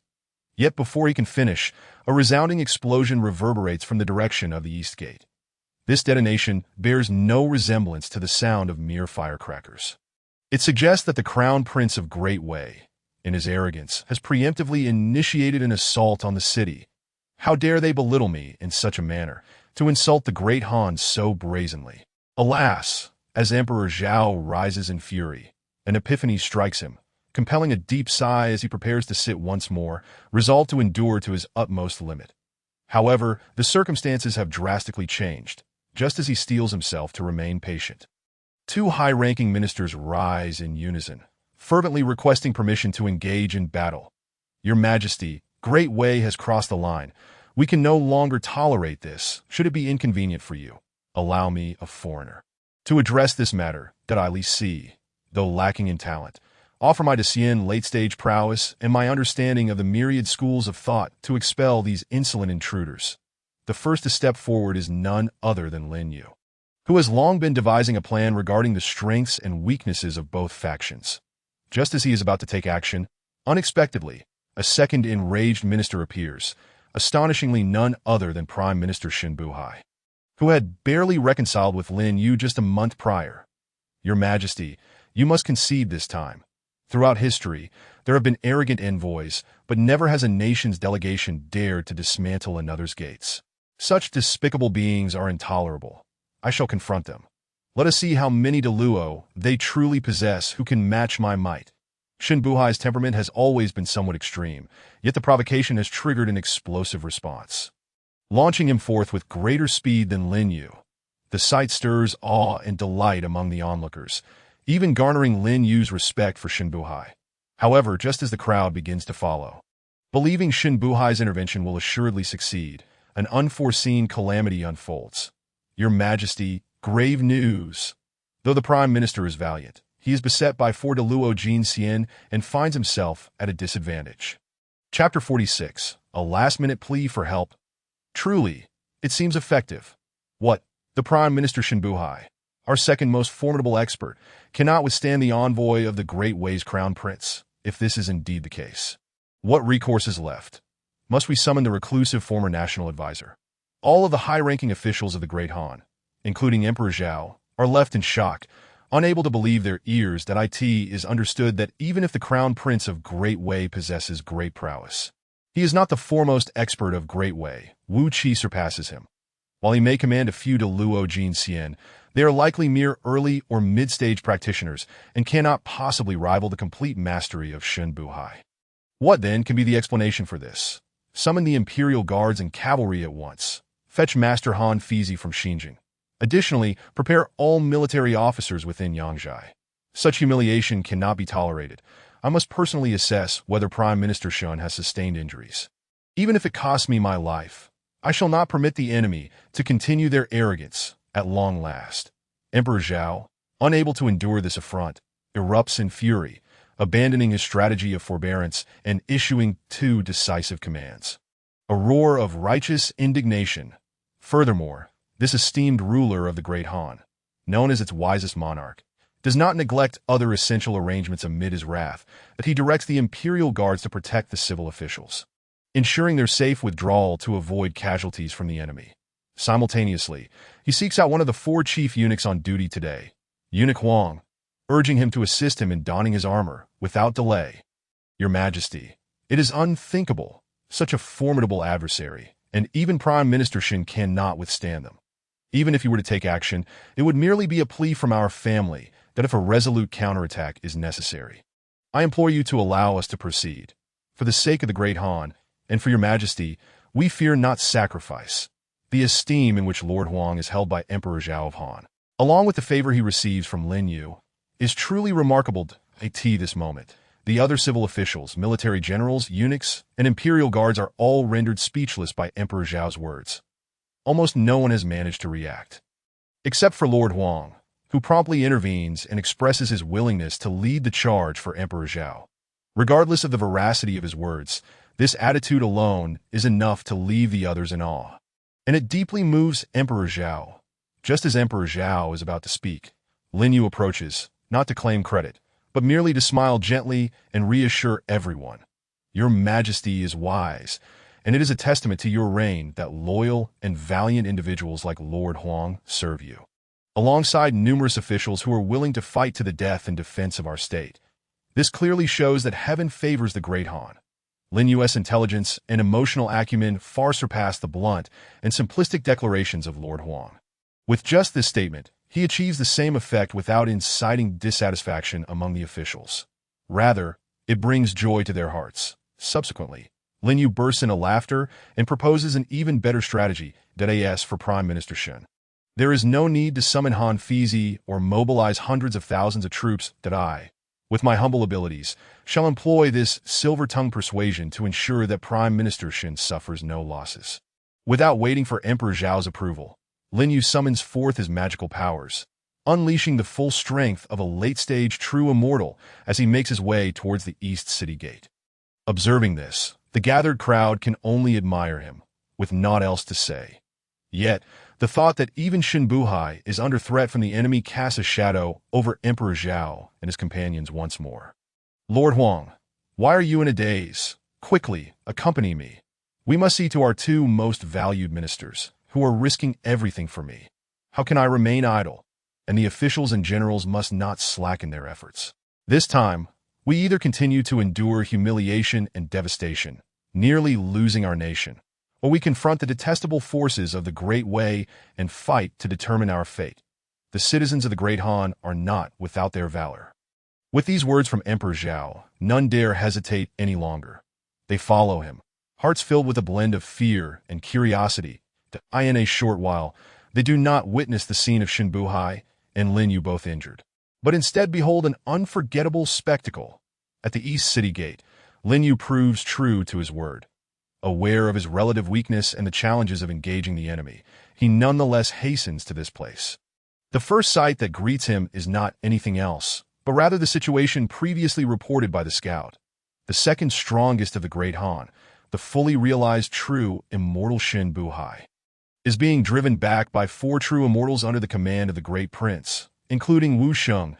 It is simply inconceivable. The East City Gate, once intact, has been ravaged by the arrogance of the Great Way's Great Prince, who deliberately treads upon the ruins to humiliate the citizens of the Great Han below. In an instant, the citizens are engulfed in fury, yet their attempts to retaliate are futile, thwarted by the elite cavalry of the Great Way standing in their way. Witnessing this, the Great Prince of Wei laughs even louder, declaring, "Is this what you call a Prime Minister of the Great Han? Truly pitiful and worthless. Before I even summon Master Wu, he cannot even withstand the pressure. Good, quickly kill him. I harbor no other intentions than to admonish you citizens of the Great Han. Do not provoke me, nor stand against the Great Way. Prior to my arrival, I had intended to collaborate with this worthless prime minister. But it seems I was mistaken. Does he even deserve to partner with me? Today, it matters not who comes. I shall teach you all a lesson with blood and tears, repaying last year's attacks on the Great Way tenfold. Kill him. The citizens of the Great Han and the few generals who arrived earlier are filled with impotent rage, helplessly watching their esteemed Prime Minister Shen Buhai on the brink of demise. However, at this moment, another figure appears, instantly igniting the fighting spirit of the Great Han. Look, it is the National Master. The National Master has arrived. We are saved. The National Master is here to rescue the Prime Minister. Those vile bandits of the Great Way dare to use their numbers against us. We shall fight back. Thousands of citizens cheer for Lin Yu's arrival. Yet their joy is soon overshadowed as they witness the Great Prince of Wei ordering the brutal assault on Shen Buhai. In response, the Great Prince merely sneers and scoffs, while Lin Yu makes a dramatic entrance to support Shen Buhai. Prime Minister Shen, heed my words. Wisdom should not be wasted on the foolish, and strength should not be squandered on the weak. Beyond the previous explanation, it can also be said that intelligent individuals should strike at their opponent's weakest point. Those of great strength should not waste breath on the feeble. Isn't it more effective to capture the leader first? Ponder these words carefully, and do not fret about anyone claiming we are merely making a last-ditch effort. Even if that is the case, we must consider who is making the effort.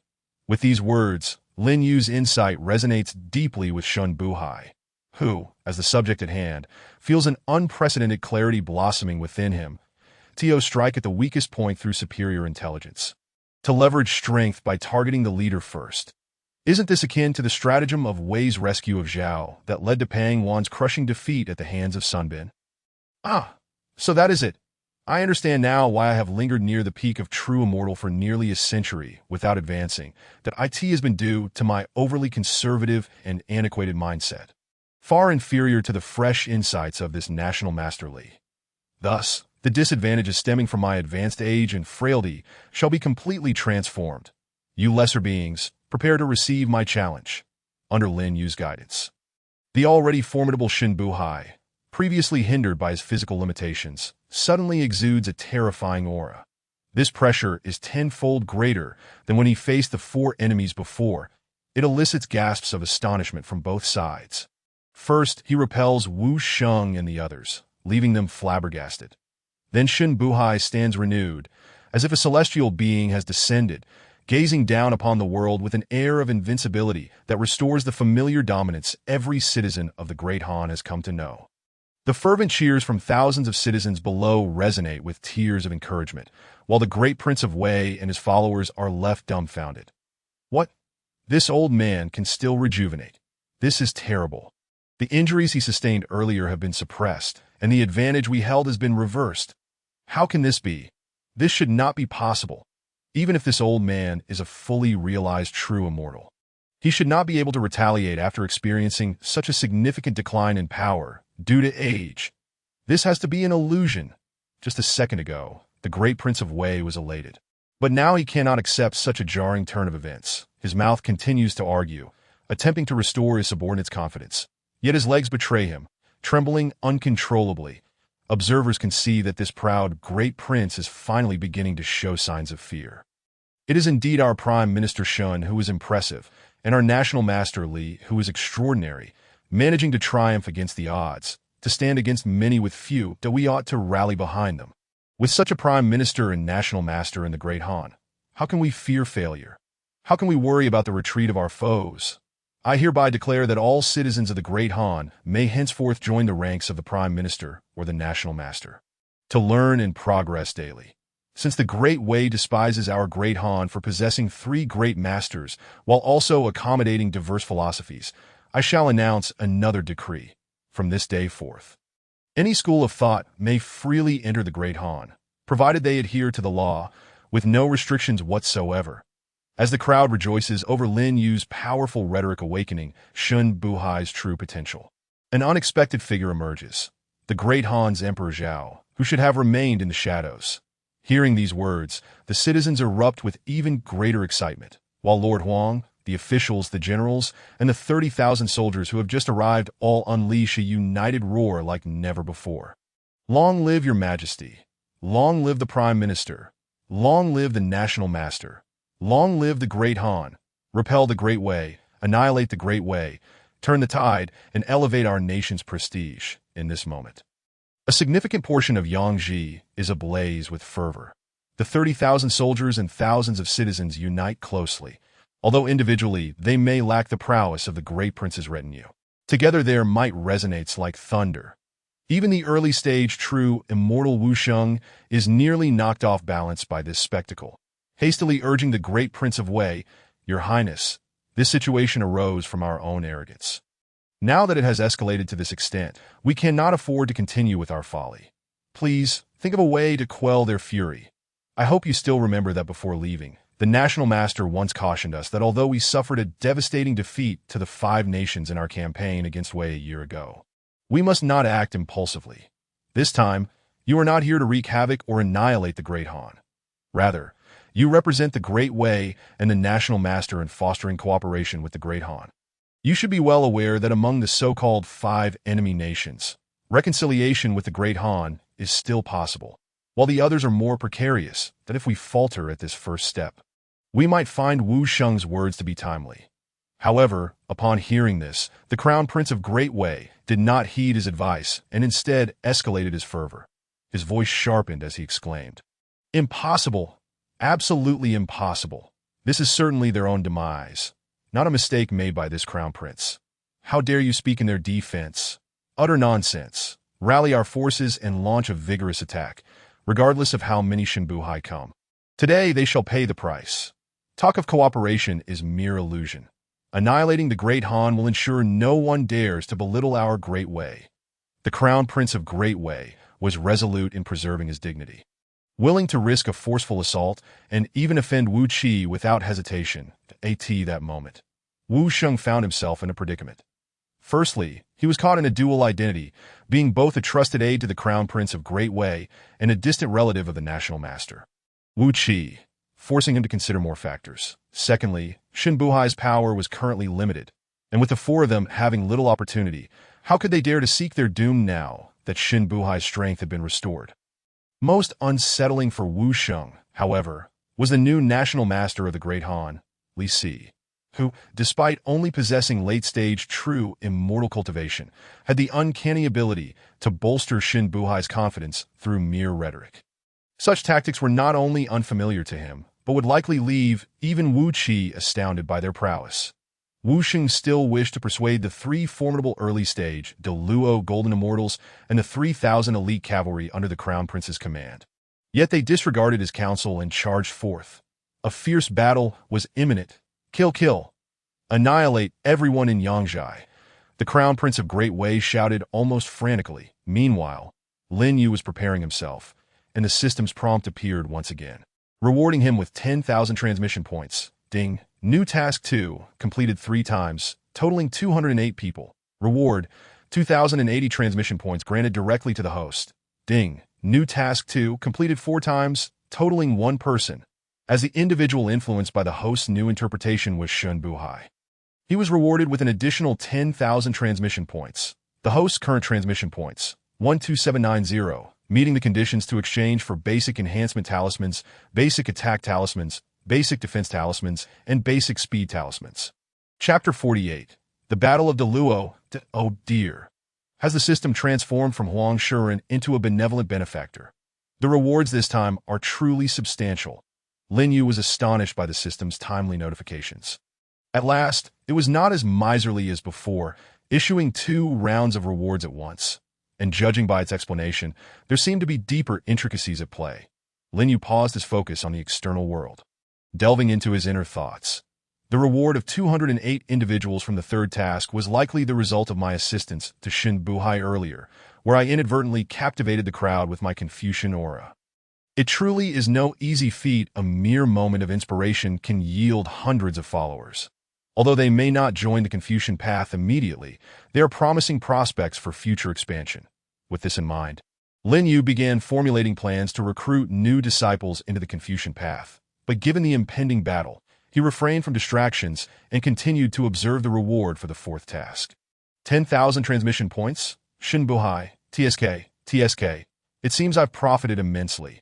It turns out merely helping him regain his confidence to withstand the forces of Great Wei has piqued this legalist sage's interest in the Confucian path. Despite his initial minor influence, as long as I continue to engage him in philosophical discourse and demonstrate the validity of the Confucian path through tangible actions, I have no doubt that Shinbuhai will eventually be drawn into it. After all, no matter how powerful I am still merely at the late stage of true immortal, finding it relatively easy to deal with ordinary individuals but struggling against formidable foes. However, if I could persuade the fully realized Deluo, golden, immortal Shinbuhai to join the Confucian path, or at least ally with us, it would be a tremendous boon. Such a formidable expert, free of charge, is not to be overlooked. I have made up my mind. With this thought, Lin Yu hesitated no more, resolutely regaining his focus. Upon looking again, he witnessed the scene where, apart from Wu Sheng, 3 early-stage Deluo Golden Immortals and 3,000 elite cavalry charged toward Shinbuhai. This was undoubtedly the strongest force mobilized by Great Wei thus far in this confrontation that IT was bound to instill terror in Han Zhao Emperor and his companions, rendering them speechless, praying silently. The Battle of Deluo, a battle for dignity. It was also the counterattack that Lin Yu fervently anticipated, hoping for a resounding victory for his side. High above, the 3 formidable Deluo Golden Immortals from the opposing side unleashed their ruthless attacks without hesitation.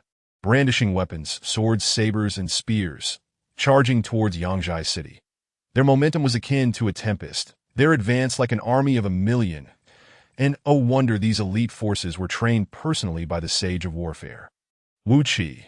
Not only could ordinary citizens not withstand their onslaught, but even the 30,000 soldiers suffered injuries.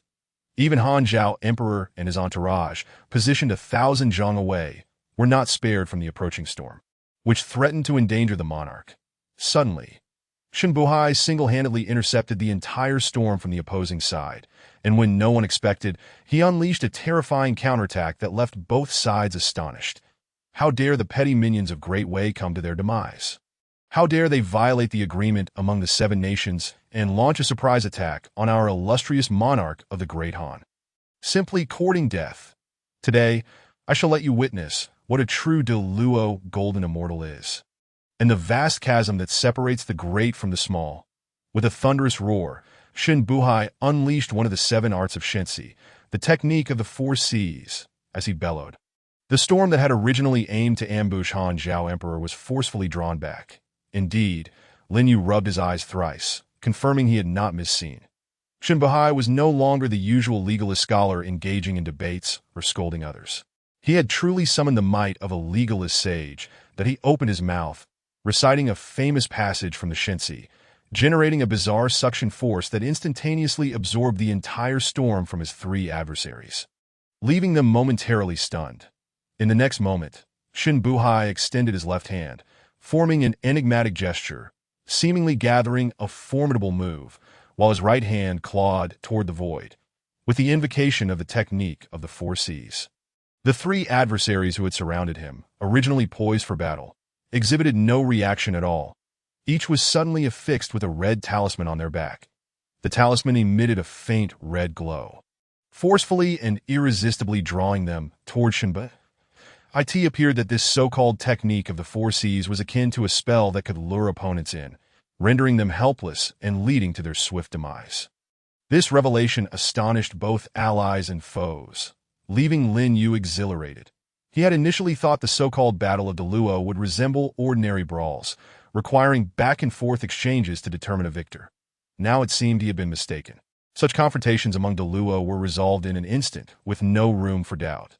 The technique of the 4 Cs, the luring technique, TSK. It turns out this is the true power of the secret arts of the 100 schools, truly terrifying and immensely powerful. Although the 3 individuals were 2 realms inferior to Shinbuhai, they were still early-stage Deluo Golden Immortals, and if it were the previous debate, even I would have to tread carefully. Yet, before Shinbuhai, they were unable to withstand even a single move. Perhaps I can take inspiration from this, continue to strive for improvement, and one day, I too may peruse the original version of the Analects. gleaning insights into the secret arts, and not be inferior to him. Just as Lin Yu admired Shen Buhai and grew increasingly interested in the book he had brought, the battle above unfolded as he had anticipated. Shen Buhai's right hand unleashed the technique of the 4 Cs, drawing into 3 early-stage Deluo golden immortal adversaries without any resistance, poised for imminent annihilation. Just then, an unexpected voice interrupted Shen Buhai's technique of the 4 Cs, severing the luring force and returning to the 3 individuals, accompanied by a surge of power akin to a tidal wave. Why must you, Daoist Shen, be so serious? It is my fault, Wu Qi, for not adequately supervising my subordinates, leading to the Crown Prince's error. However, I now rescue them and will deal with a few petty characters on your behalf. Let this be the conclusion, that I hope you will not take it too seriously. And in the future, should the opportunity arise, I, Wu Qi, will come to express my apologies. It turned out to be the national master of Great Wei, Wu Qi, intervening from thousands of miles away. Wu Qi's cultivation was extraordinarily formidable. A golden hand emerged from the void, shattering Shen Buhai's technique of the 4 Cs and rescuing the 3 early-stage Deluo experts while sending a burst of golden light to eliminate several sycophants surrounding the Crown Prince of Great Wei. This seemingly served as Wu Qi's concession, but how could Shen Buhai trust it? How audacious! You, Wu Qi, dare to come to my Great Han to seize individuals? Li Daoist, lend me your strength. I have long wished to witness your 18 layers of Overlord's miraculous prowess. Today is the perfect occasion. Shen Buhai rushed forward, compelling Lin Yu to bestow him with support. Chapter 49. Wu Qi, dare you face on directly? Li is here. Shen, my friend, please heed my new interpretation. A jealous wife shatters a family, while treacherous ministers can dismantle a nation. This can also be understood as if one dismisses a wife consumed by jealousy, the family may be saved that if one eliminates the treacherous ministers of a chaotic state and promotes more loyal officials. The nation shall not fear ruin. As Lin Yu ran along the path, he shouted the second interpretation of the last 6 lines. Indeed, just as with the first line's second interpretation, upon uttering these words, Shen Buhai, who had already regained his confidence and original cultivation, felt a renewed shock within his body. Insight surged forth from him time and again. Once Lin Yu completed the second line, Shen Buhai instantly healed from his previous external injuries. Upon the conclusion of the third line, Shen Buhai not only mended his internal wounds, but also unblocked his organs and meridians, which had been sluggish due to his age. His breath flowed smoothly, invigorating him further in his fierce battle against Wu Qi's golden hand. Afterward, as Lin Yu recited the 4th to 6th lines, Shen Buhai, who was originally 1 major realm weaker than Wu Qi and 3 minor realms below, astonishingly transcended his limits, growing ever more resolute in combat against that golden hand. Consequently, after an hour, Wu Qi's true form remained hidden, only dispatching a golden hand roughly equivalent to the early quasi-saint level, which began to show signs of being shattered by Shen Buhai. Ah, Shen Buhai, you disregard my favor and insist on provoking this national master. Do you truly believe that I would hesitate to suspend my seclusion and, at the cost of a year's arduous training, pursue you? If you dare to destroy the golden hand I have painstakingly cultivated for a century, I shall undoubtedly bring about your demise. Thousands of miles away, the Great Wei was stirred by Wu Qi, who, unable to act in person due to his seclusion, sensed that with each of Lin Yu's new interpretations, Shen Buhai would unleash even greater strength. Filled with both astonishment and fury, astonished that he had sent forth a golden hand akin to a clone, yet still showed respect to the Great Han, he remained ungranted forgiveness by Shen Buhai. The latter, though an enemy to Lin Yu, surprisingly collaborated with him in such a remarkable manner, it was almost unbelievable.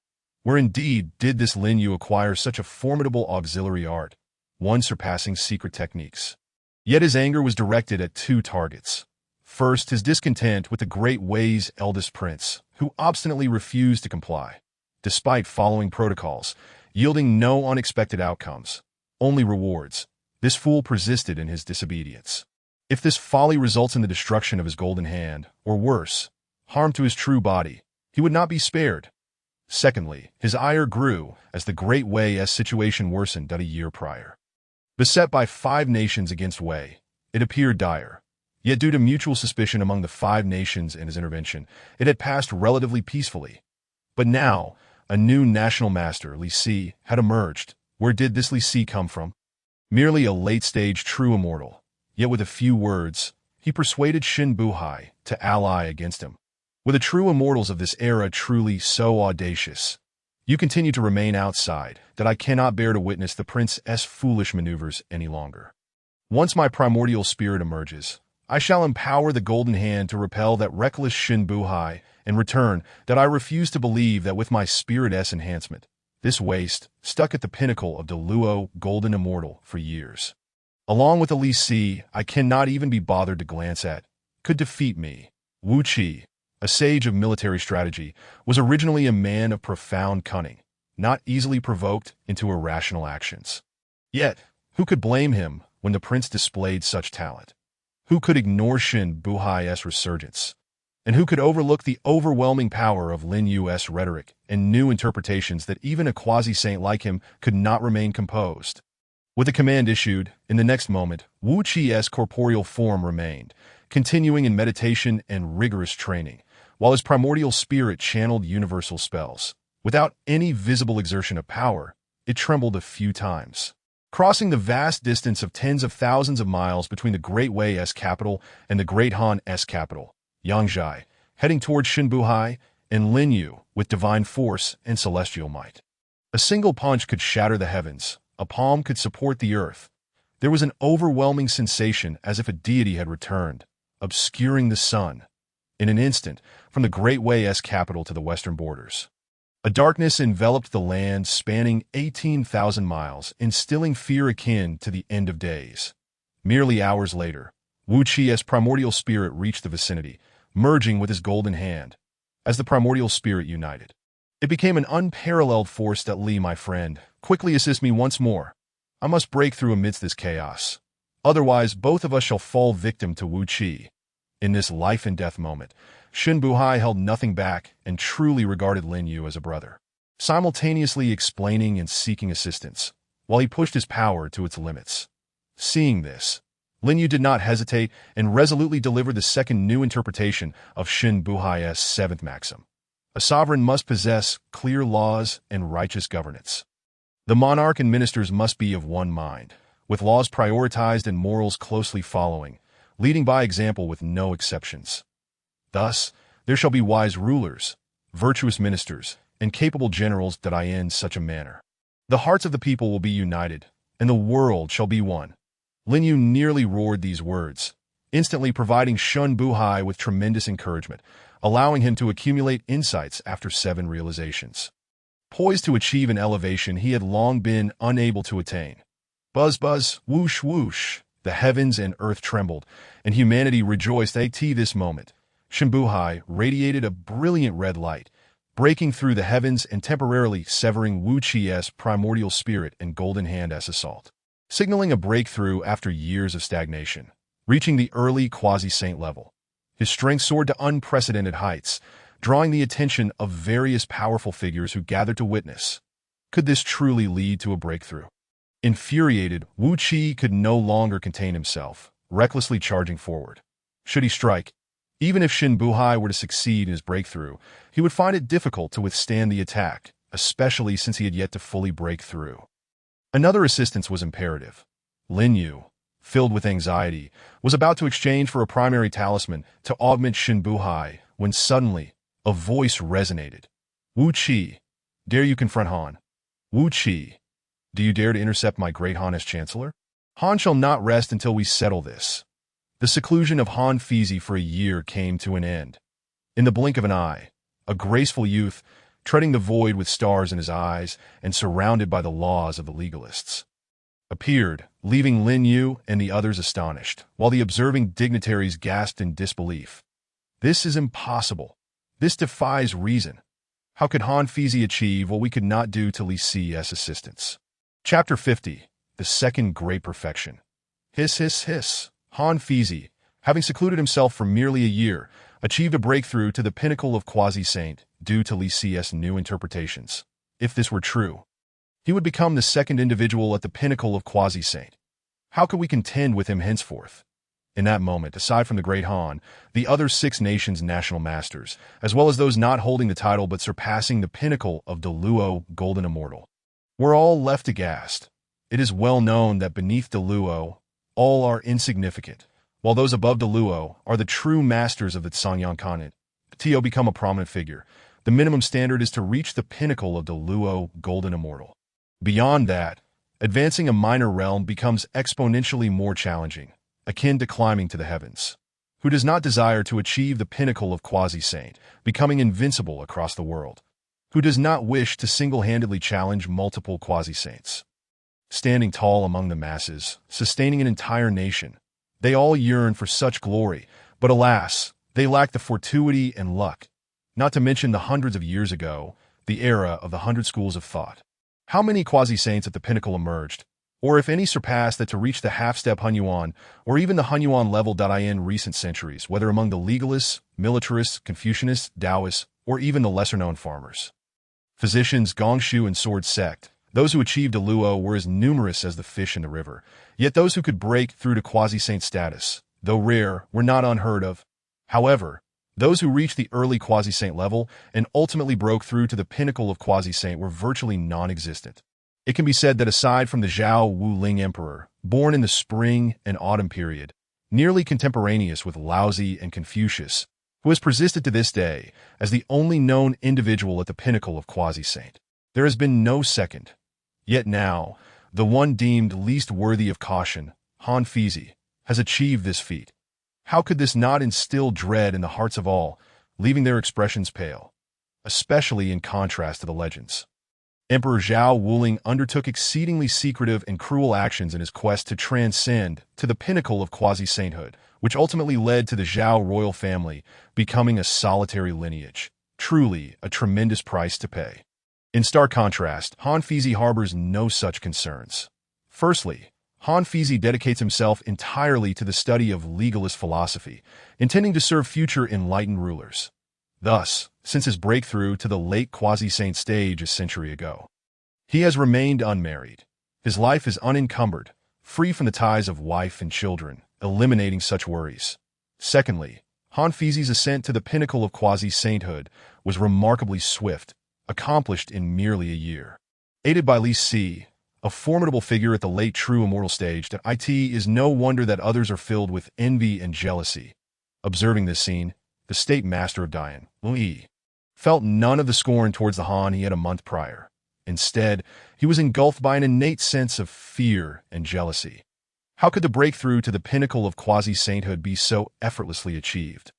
What methods did Han Fizi employ to attain such success, which eludes the likes of us? Who is this Li Si that assisted him? Could it be that Li Si is a reincarnation of a quasi-saint from the spring and autumn period, thus enabling him to impart such invaluable experience to Han Fizi? The more Louis pondered, the deeper his curiosity grew, yet he was acutely aware that among the 7 state masters, he was the weakest. Despite others referring to him as the state master of Dian and a quasi-saint powerhouse, those close to him knew the truth. He was the weakest among the 7 after years of arduous cultivation. He had only achieved the early quasi-saint stage. Comparatively, even the mid-stage and late-stage quasi-saints posed a significant threat to him. Thus, while Louis feigned interest in uncovering Han Fizi's secret to breakthrough, he harbored no intention of taking action, remaining a silent and compliant observer among the 7 state masters. Nevertheless, he was not alone in his predicament. Another state master shared a similar understanding and discretion. In the residence of the spring and autumn lord of the Chu, Huang Xie had initially intended to continue hosting guests, showcasing his authority and wealth.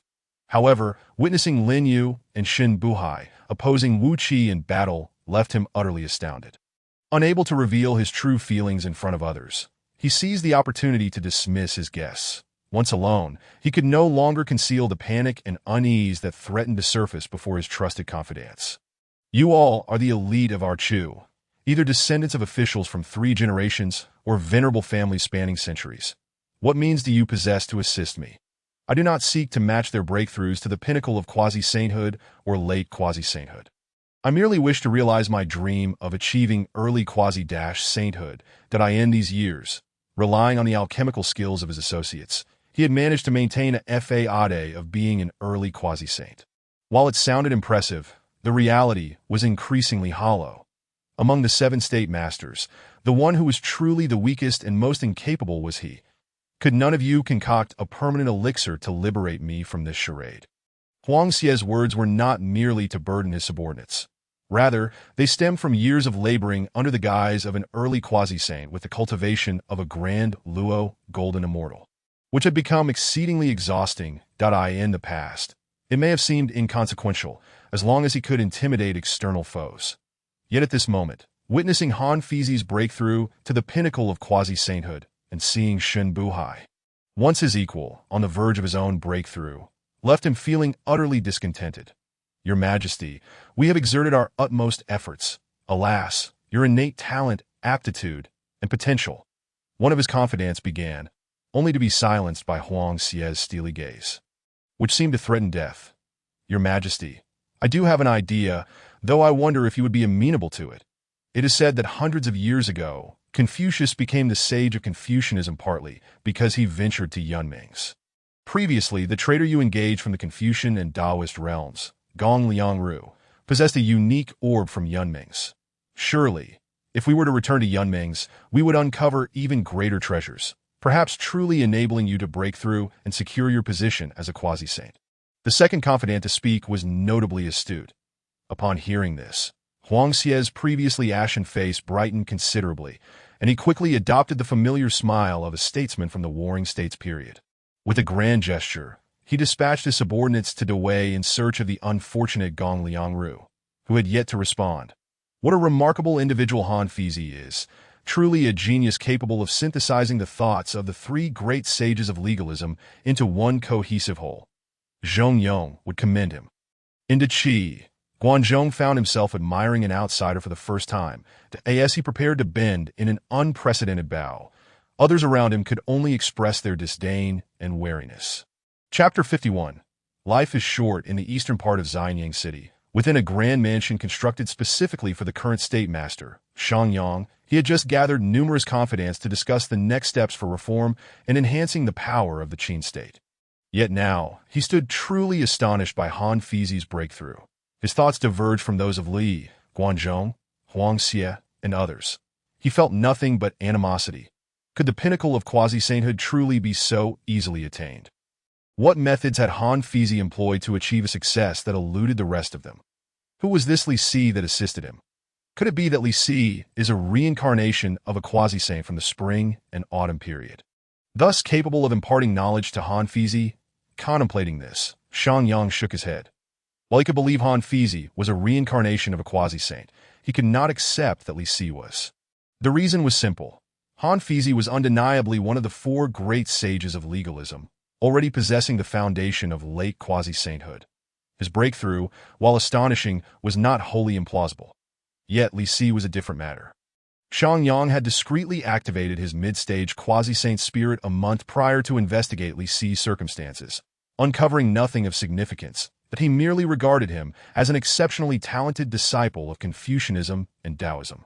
However, by that logic, it was improbable that mere words could lead Han Fizi to such a monumental breakthrough, one that would astonish the 7 kingdoms and instill dread in all quarters. Beyond this possibility, Shangyang could only deduce one thing: the use of elixirs to force a facade. So Han Fizi, who claims superiority over us 3, is merely feigning the pinnacle of quasi-sainthood through the use of potions. No wonder he acted so recklessly to rescue Shen Buhai, issuing warnings without truly engaging Wu Qi in battle. Moreover, from the aura he exuded, I could detect a hint of decay and injury, suggesting he had indeed overextended himself. If that is the case, what do I have to fear? I shall continue to execute my planned reforms, although I may not possess the same strength as you. My approach is fundamentally different. You rely on yourselves and your disciples, while I focus on enhancing the overall quality of the Qin army. Once my million-strong, ironclad army reaches maturity, none shall stand against us, neither late quasi-saints nor those at the pinnacle of quasi-sainthood. They shall be but dust.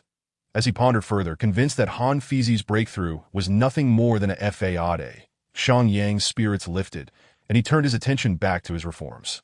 in the palace designated for the rest of the Supreme Emperor of Zhao. A month prior, Emperor Zhao Wuling had harbored no hope for the Han, believing that Han Fizi and Xin Buhai should not allow internal strife to permit Li Si and other Confucian and Taoist disciples to enter. Yet now, witnessing Li Si and Xin Buhai united against a common enemy, devoid of conflict, and realizing that Han Fizi had achieved a breakthrough to the same realm as himself due to a few of Li Si's words. The first quasi-saint of the past few centuries, a figure revered and respected by many, even by foes both domestic and foreign, felt a tinge of inexplicable trepidation. After all, the existence of the sole pinnacle of quasi-sainthood was the foundation of Zhao's assertive stance towards the other six kingdoms and its greatest advantage. However, if there were to be a second pinnacle of quasi-sainthood that would have their advantage, making it impossible to sustain their strength over the years, who exactly is Li Si, with my supreme abilities? I cannot discern his past and present. I can only sense that this individual has a profound connection to Confucianism and Taoism, seemingly concealed intentionally by Han Fizi. Alas, what is destined to come will eventually arrive. Our Zhao is not solely represented by me as the Supreme Emperor, a top-tier expert. There are secrets they remain unaware of. Those who dare to act against Zhao will not require my intervention. Others will teach them a lesson. The demeanor of Emperor Wu Ling of Zhao is not merely expansive. It far surpasses that of Xiangyang. Moreover, just as he was reflecting on this, he witnessed Wu Qi being subdued by the appearance of Han Fizi, retreating without a fight, disregarding even the three early disciples of the great Luo Golden Immortal. Apart from admiring the formidable trio of Li Si, Han Fizi, and Xin Buhai, Emperor Wu Ling ultimately discovered certain flaws akin to those noted by Xiangyang.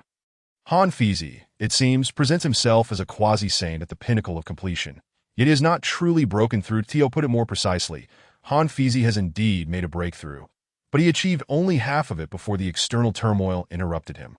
Thus, he emerged prematurely, appearing to intimidate Wu Qi and instilling fear in countless others, when in truth his accomplishment is superficial and hollow. Within a swift span of 3 to 5 months, or at most a year, Han Fizi will undoubtedly suffer greater internal injuries from this backlash. At that time, should he be fortunate, he may merely see a regression in his cultivation. At worst, it could cost him his life. It is lamentable that one should sacrifice so much for a seemingly bleak future for Han. How unfortunate it is to realize that you, whom I had thought to be the second quasi-saint, at the pinnacle of completion besides myself, possess the opportunity but lack the fortune. One cannot help but wonder if Han Fizi will regret this decision in the future, that is such a sacrifice truly worth it. After all, Emperor Wu Ling of Zhao is a top-tier expert at the quasi-saint pinnacle, possessing a discerning eye that not only perceives what Xiangyang and others can see, but also comprehends every minutiae. Recognizing that Han Fizi's time is limited as a fellow practitioner, he refrained from immediately eliminating Han Fizi and absorbing Han, choosing instead to express his boundless sentiments. The path of cultivation is indeed arduous and solitary. After all, it is disheartening to lose a companion of equal caliber, alas, at the border of Han and Wei. Lin Yu and the others joined forces to finally drive Wu Qi away and publicly execute his 3 disciples of the great Luo as a warning before returning to Yangji. Brother Han, Minister Shun, today's battle was greatly aided by both of you. Lin Yu was just about to celebrate with the two when, unexpectedly, before he could finish his sentence, he saw Han Fizi's complexion darken as he spat out black blood. Xin Buhai beside him fared little better, also coughing up blood, albeit not as severely as Han Fizi. What has happened to you both? Lin Yu exclaimed in shock, unable to fathom how they, who had been perfectly fine moments ago, were now suffering such grave injuries. Just as he was about to devise a rescue plan, Han Fizi, through gritted teeth, smiled and declined assistance. Subsequently, Han Fizi waved his hand, employing a form of magic to alleviate Xin Buhai's pain. While sincerely addressing his 2 comrades, revealing the unvarnished truth akin to what Xiangyang had uncovered and what Emperor Wu Ling had sensed, I have much to say that pertains to Han and both of you. I hope Brother Li will refrain from interrupting. Upon hearing the first half of Han Fizi's words, Lin Yu felt an ominous premonition. Chapter 52. The 3-year barrier based on Lin Yu's experiences across 2 lifetimes. Those prominent figures usually exude an air of calm and composure, seldom altering their tone due to any trivial matter that if they do, it signifies that they are facing troubles that even they find challenging to contend with. The current state of Han Fizi seems to exemplify this predicament. "Brother Han, Lin Yu instinctively began to inquire, but upon noticing the resolute gaze of Han Fizi, he sensed that there was something more significant to be conveyed than their prior encounter with Wu Qi. Reluctantly, he chose to comply and fell silent. Meanwhile, Shen Buhai, whose temperament was tenfold more impatient than Lin Yu's, nearly voiced his concerns but held back upon seeing Han Fizi's gesture and Lin Yu's silence. This momentary restraint became fortuitous, as they soon heard revelations that caused both Lin Yu and Shen Buhai's expressions to shift dramatically. "Having two companions like you to accompany me through the final years of my life, even in death, is worth it. Though I have failed to achieve the quasi-saint pinnacle, I do not consider it a loss. However, my insignificant life pales in comparison to the futures of Han and both of you. What I am about to share pertains to these matters. Please remember." With Lin Yu and Shen Buhai's cooperation, Han Fizi began to articulate his ominous predictions, which left both men in stunned silence. "From my initial assessment, although I have sustained significant injuries, my foundation remains intact, and I am not so easily doomed to death that I should have at least another 10 to 8 years to live. Therefore, for the first 3 years, I will shield you both, allowing you to dedicate time to managing the affairs of Han, eliminating nearby threats, and elevating Han to the ranks of a powerful nation. I shall employ my ultimate secret technique to create a barrier. For 3 years, as long as you do not provoke the 6 nations to jointly attack Han, feel free to act without concern." The mere mention of this first matter left Lin Yu and Shen Buhai in a state of profound astonishment. Although it was merely a 3-year barrier, it offered them considerable protection. 3 years. Within this period, I can identify and rectify the shortcomings in decades of reform proposals, alleviating the suffering of the populace and enhancing national strength. At the very least, I could bolster our power by 50%. As for external matters, I must admit that I am not particularly adept at them. I fear I must rely on Brother L. As Han Fizi paused to catch his breath, Shen Buhai spoke gravely. "I am afraid it falls to me." Without hesitation, Lin Yu added, 3 years. I shall do my best. If granted sufficient authority, I will rigorously punish corruption and local tyrants, centralize imperial power, and train elite troops. Externally, while I dare not make grand promises, I can at least double the combat capability of Han's military through Confucian and Taoist principles combined with your legalist thoughts. Yes, I have said. The bandit dens must be eradicated, and local tyrants who refuse to comply must be dealt with. Certain officials who extend their reach too far will face severe punishment. Only in this manner can we secure the populace's peace, elevate military morale, and illuminate the future of Han. Lin Yu's declaration resonated powerfully, aligning with Shen Buhai's proactive commitments, representing 2 essential guarantees for the prosperity of Han. This moment marked a rare occasion of candidness between the two. Hearing these declarations, Han Fizi felt a profound sense of relief. Despite the reality of his injuries being far more severe than he had previously conveyed, and the likelihood that he might not survive the next 3 years, he found solace in their resolve. Following this, Han Fizi proceeded to articulate the remaining 2 matters. The first was to establish clear divisions of labor between Lin Yu and Shen Buhai, ensuring that they did not interfere with one another and instead emulated the legendary tale of the renowned general and minister from centuries past, known as Lin Xiangru and Lianpe. Mutual promotion and assistance are key. The second matter involved borrowing a section of the land from Mount Kangwu, previously divided among the 7 nations, standing 9 zhang high. Without performing any elaborate gestures, Han Fizi simply smiled lightly at the 2 and blew 3 breaths towards this patch of soil. In the next moment, an unimaginable scene unfolded before them. The soil, previously deemed the least valuable among the 7 nations, was transformed by Han Fizi's quasi-saint late-stage magical prowess into a single drop of pure, immensely concentrated spiritual essence, far more precious than ordinary spirit stones. Lin Yu and Shen Buhai were left awestruck. "Brother Han, could this truly be the most precious part of Mount Kangwu? Is this the legendary heavenly-grade spirit stone?" Shen Buhai hypothesized from his perspective, but was met with a shake of Han Fizi's head, indicating he had misjudged. Han Fizi turned his gaze towards Lin Yu, who boldly ventured a guess.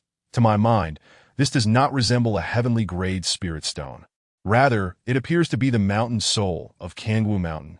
Could it be that the mountain soul, which legend claims can only be extracted by a sage, has actually been obtained by you?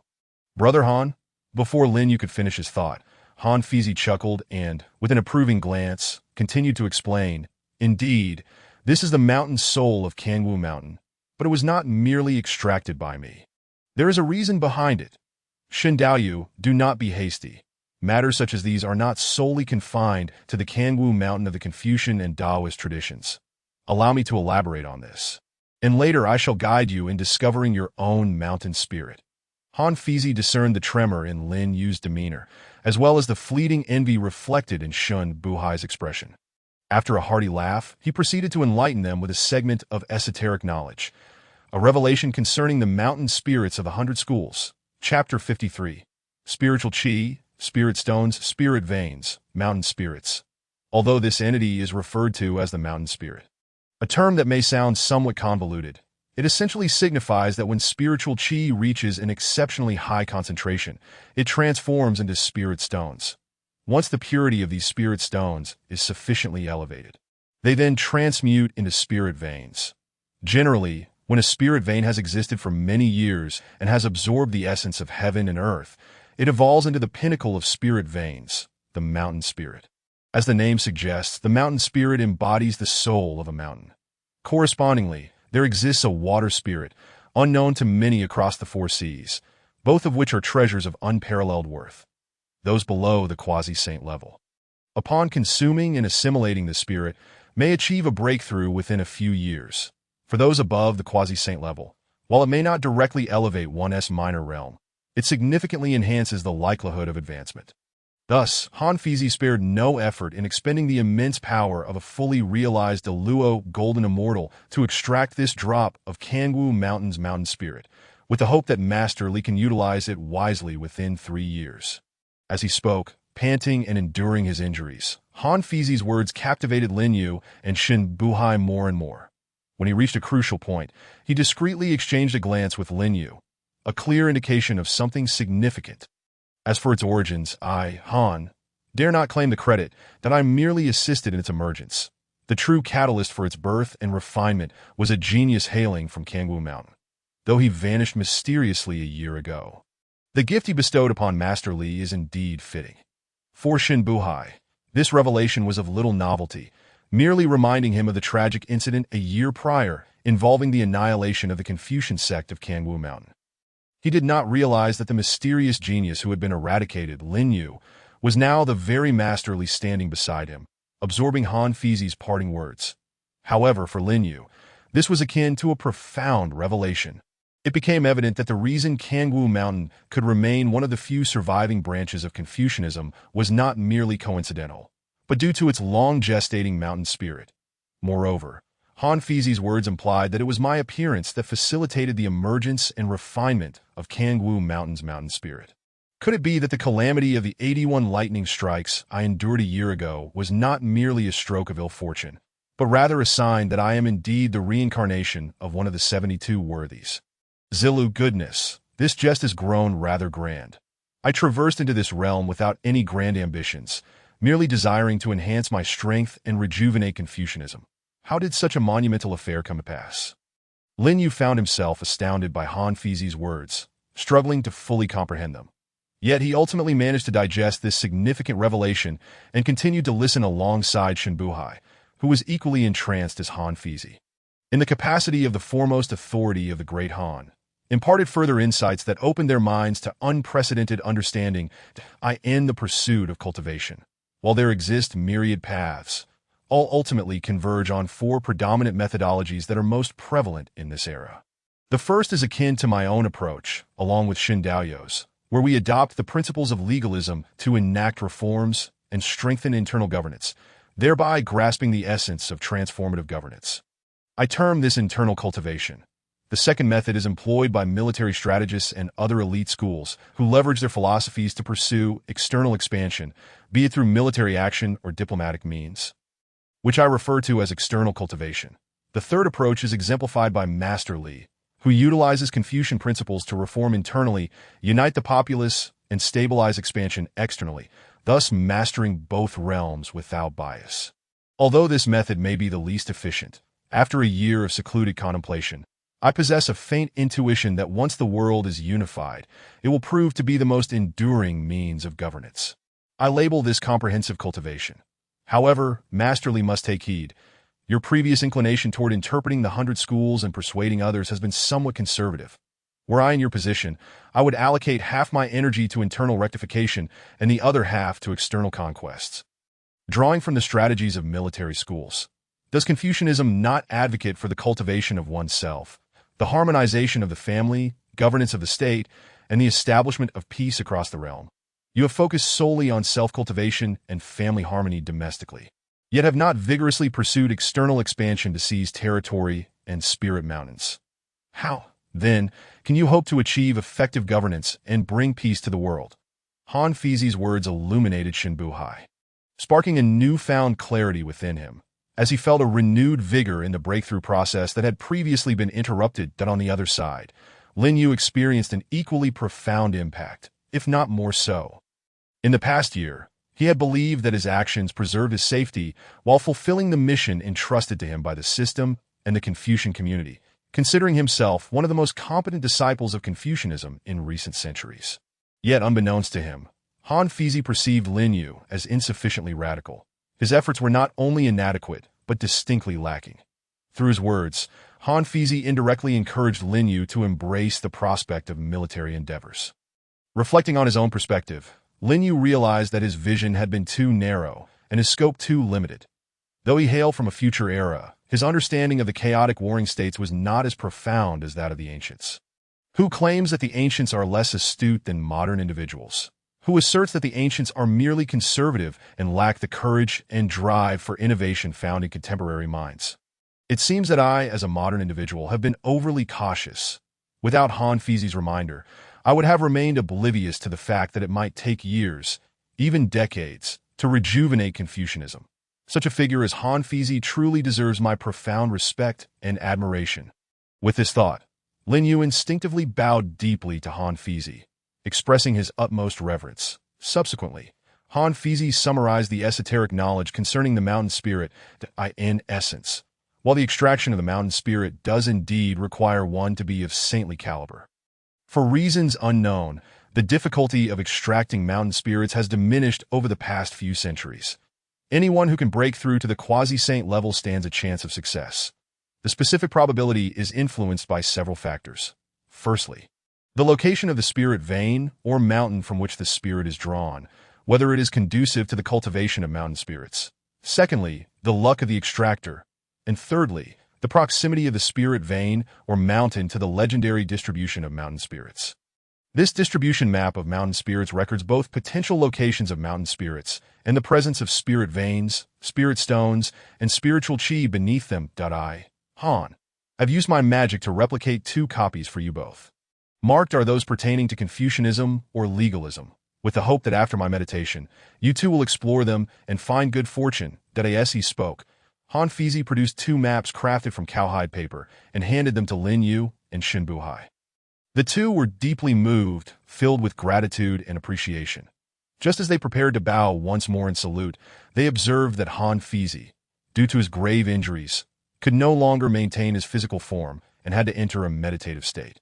His essence coalescing into a unique scripture, the renowned classic, Han Fizi, Chapter 54, The New National Master's Unveiling. Buzzing, transforming into this distinctive scripture, Han Fizi radiated with a resplendent brilliance. Yet he could no longer sustain his original form and had to manifest his so-called protective barrier for 3 years in this manner. Then, before the astonished eyes of Lin Yu and Shinbuhai, Han Fizi ascended into the air, hovering above the capital of the Great Han, Yangji. Immediately, a vividly visible rainbow-hued barrier emanated from above. Seemingly slow yet swift, appearing sparse yet abundant. With the first breath, it enveloped the entirety of Yangji, causing all its citizens and Emperor Zhao to shed tears, the populace, unaware of the underlying circumstances. Believed this to be a blessing bestowed by their former national master, Han Fizi, and they all worshipped and bowed in reverence. With the second breath, it surged beyond Yangji, completely enveloping the Great Han. the smallest nation among the seven kingdoms, leaving scarcely a gap. Witnessing this, the leaders of the other six nations, Great Yin, Great Chu, Great Qi, Great Wei, Great Qin, Great Zhao, along with the small states that thrived in the interstices between the seven kingdoms, were all astounded. What a remarkable Han Fizi! Not only did he achieve a breakthrough to the pinnacle of quasi-saint, but he also managed to deploy a protective barrier at the first opportunity, instilling fear in the hearts of many. Indeed, such a great Han could be counted among the seven heroes and deemed a worthy rival to me. Li. In Great Yin, Louis was filled with excitement.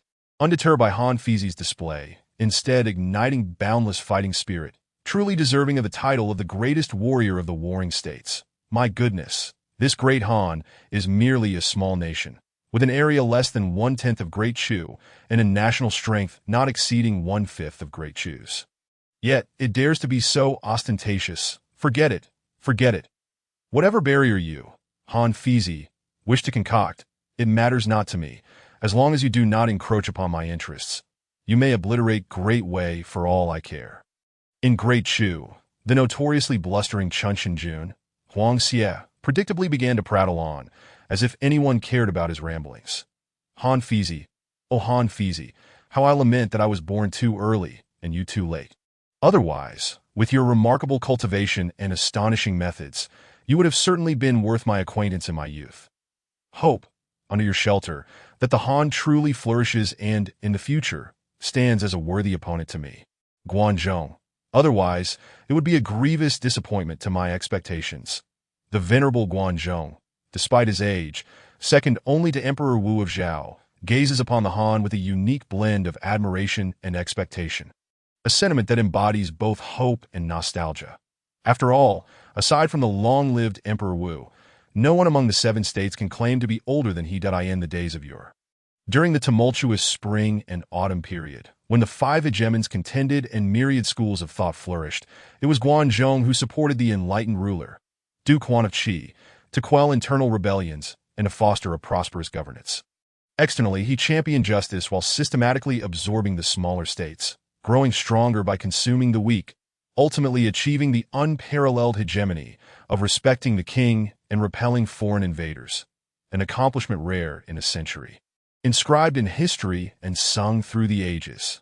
Now, in the twilight of his years, apart from Emperor Wu, Guanzhong scarcely regards any other nation or aspiring sage with respect.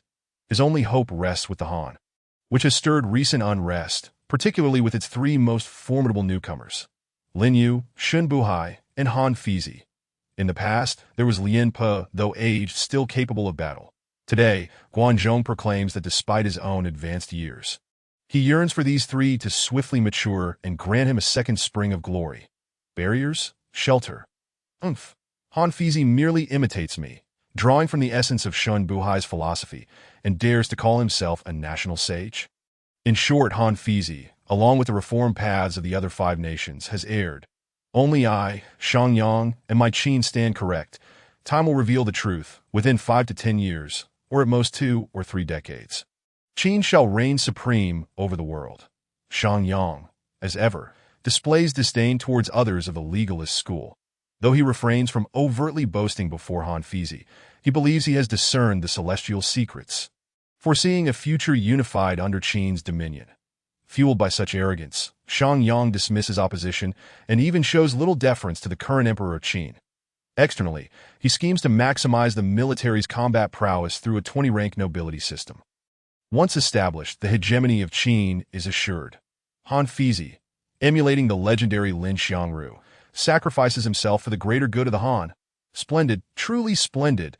It has been many years since I have encountered such a sharp-witted individual.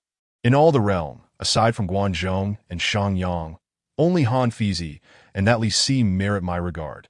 Though such actions will inevitably hasten Han Fizi's demise in my lifetime, to witness another worthy opponent among the younger generation brings me fulfillment.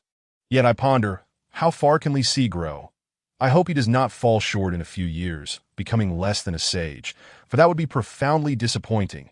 Perhaps I should seek an opportunity to subtly assist in hastening his development.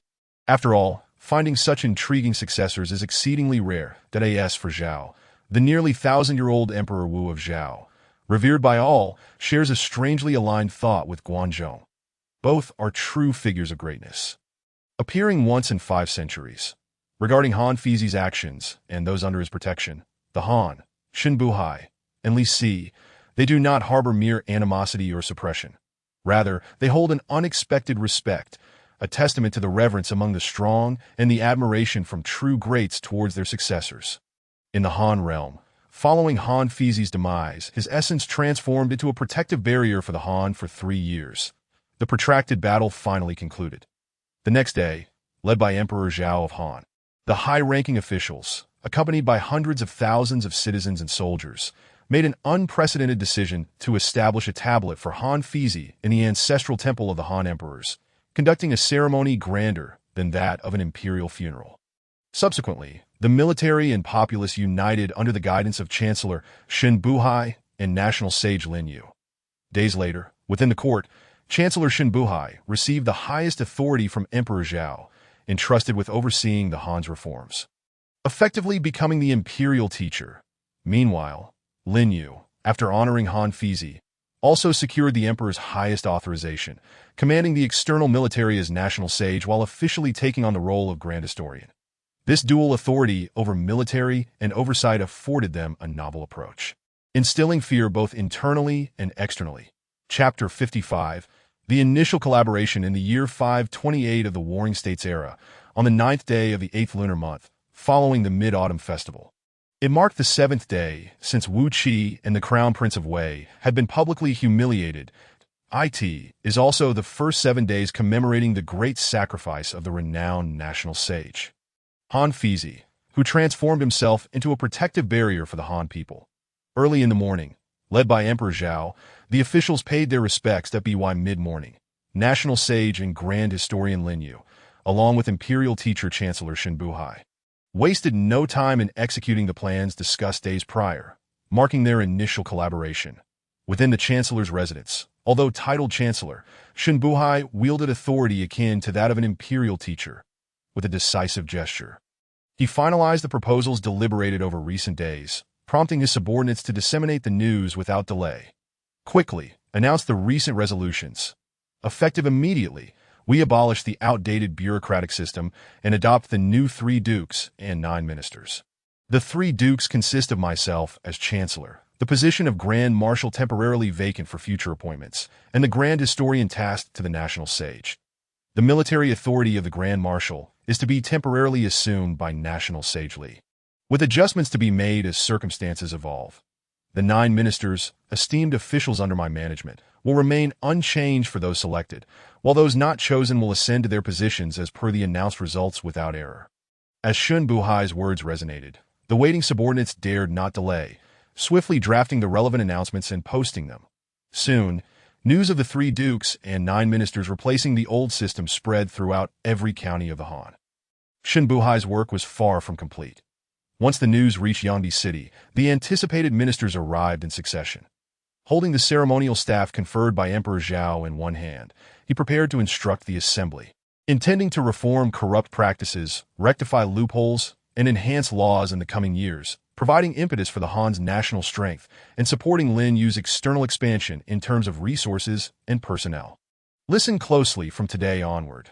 The 9 ministers must adhere to their duties without deviation, negligence, collusion, or complacency. Any violators, be they my former subordinates or royal nobles, will face no leniency to prevent misunderstandings regarding your responsibilities and ensuing chaos. I shall reiterate, the first minister, Feng Chang, will be appointed from the royal clan, overseeing ancestral rights under dual supervision from the emperor and myself. However, given the potential for warfare, adhering to the emperor's and national sage's wishes. All rituals apart from the spring and autumn sacrifices must be simplified to avoid waste. The second minister, the director of the imperial guards, will be held by the extraordinary talent Zhang Liang, responsible for the emperor's safety. Yet, due to impending military matters, we must borrow Zhang Liang's expertise, temporarily entrusting the original commander of the imperial guards to continue his duties.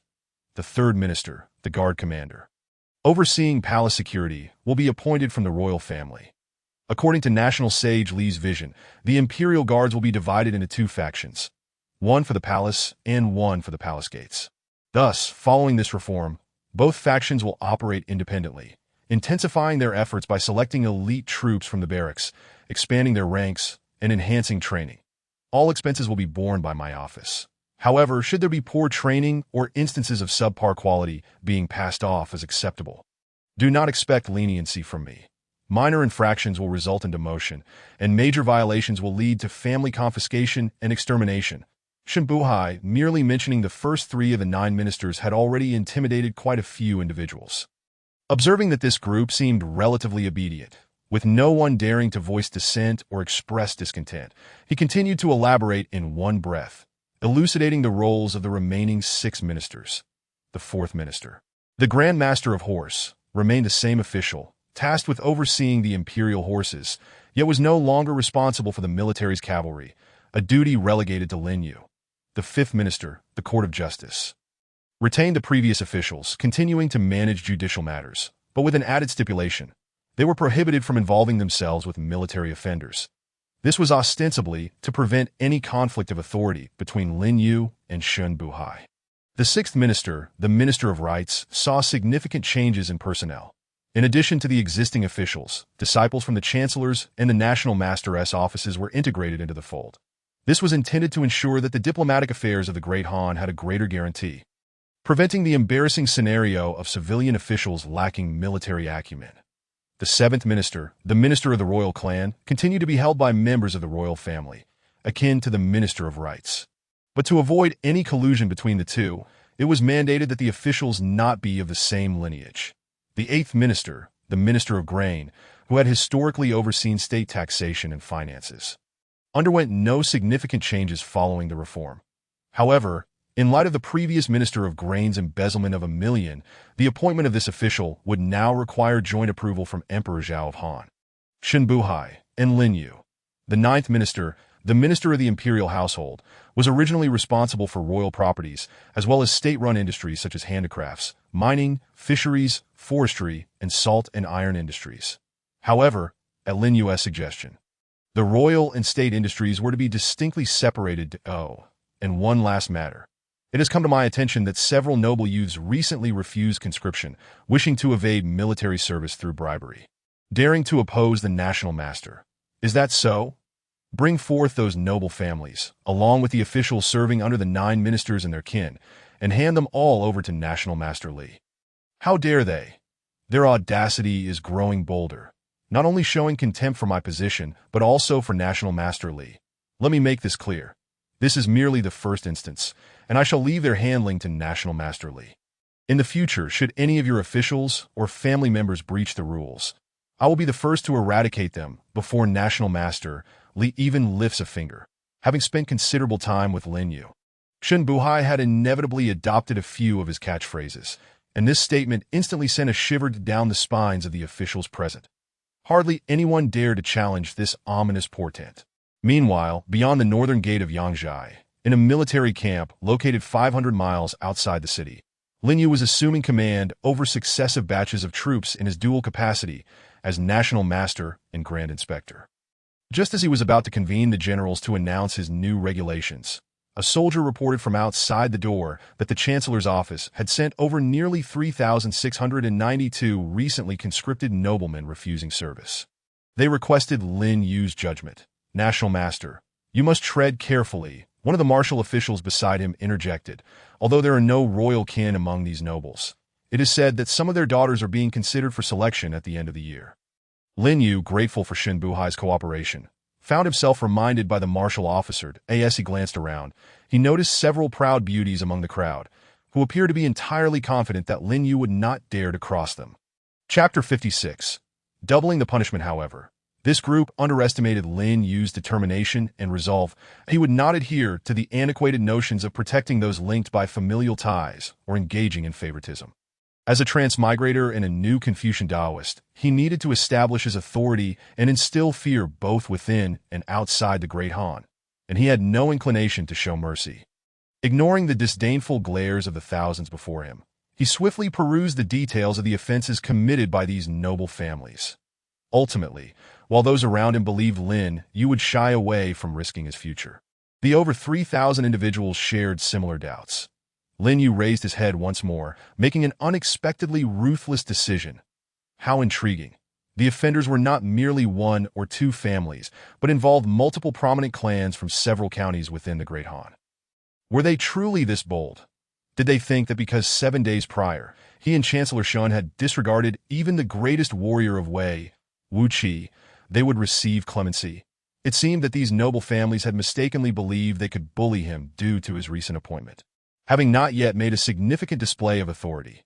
Therefore, he resolved to strictly enforce the laws of the Great Han, making it clear whether this nation truly upheld the rule of law and governance. While the over 3,000 individuals and numerous martial officials regarded Lin Yu with scornful gazes, convinced that the new national master would not dare to take matters seriously, Lin Yu smiled coldly. After stating his intentions, he instantly paled their faces with fear, for they had not anticipated that he would enforce the law with such seriousness. Half of the individuals glared at him, while the other half hastily attempted to offer flattering words to ease the tension. But Lin Yu did not grant them the luxury of time, that he announced the penalties directly. Bring forth the writing implements. I shall dictate the punishments for each family and their members, and you must record them meticulously without error. Otherwise, you will share in their guilt. With Lin Yu's command, any possibility of manipulation among the scribes was nullified, leaving them no choice but to write diligently, due to the sheer number of offenders. The following hours transformed into a showcase of Lin Yu's authority, but he paid no heed to the arrogant noble sentiments and ruthlessly imposed his will. The first case involved the Du family branch from Pila County in Shandong, who had colluded with local tyrants, oppressing the populace for years. They were sent to Lin Yu by Chancellor Shun with a dossier of accusations.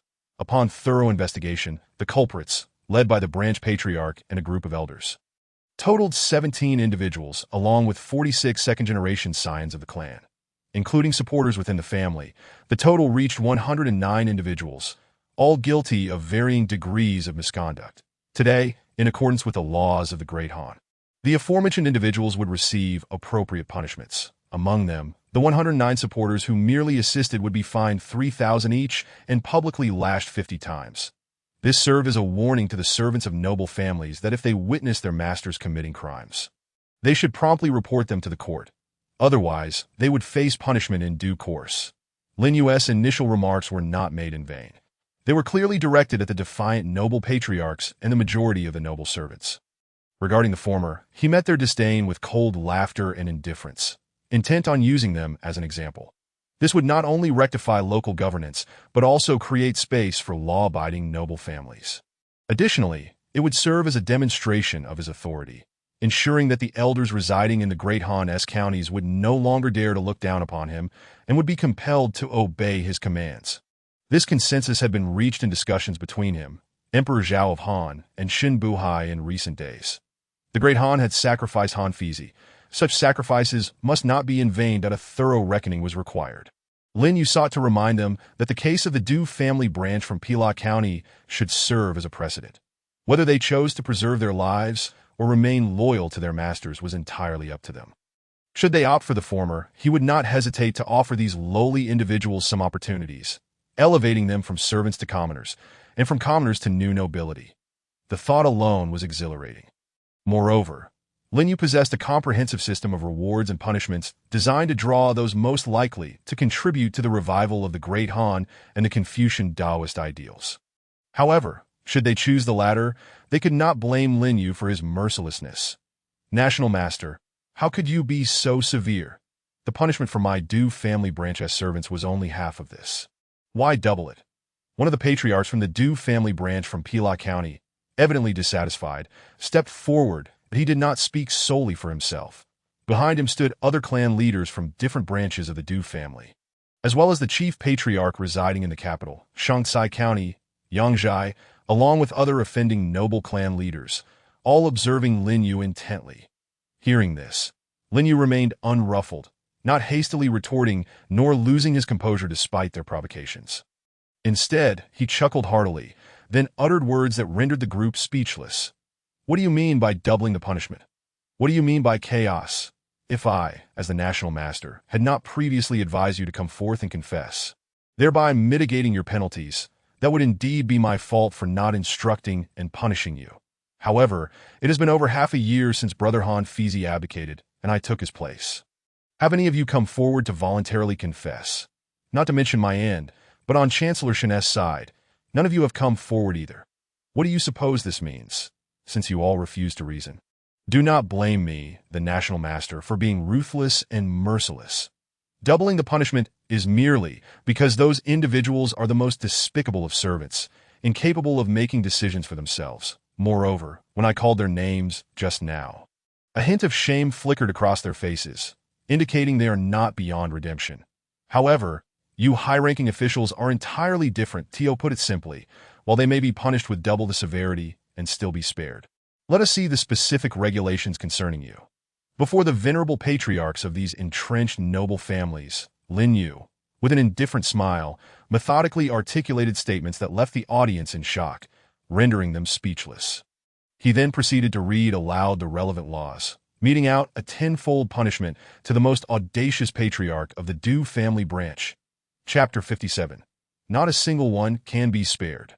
According to the laws of the Great Han, the high-ranking individuals of the Du family branch in Pila County, due to their differing identities and roles in the crimes committed, shall receive the following penalties. The patriarch, having committed the gravest offenses of oversight and harboring criminals, must be stripped of his official rank, have half of his land and assets confiscated, and face severe penalties without exception. Furthermore, he shall be placed under the lifelong supervision of this Grand Inspector, with no chance of reoffending. Should he do so, he will face the death penalty to as for the 16 elders. Although not all have committed crimes, they all share in the fruits of wrongdoing, making their forgiveness implausible.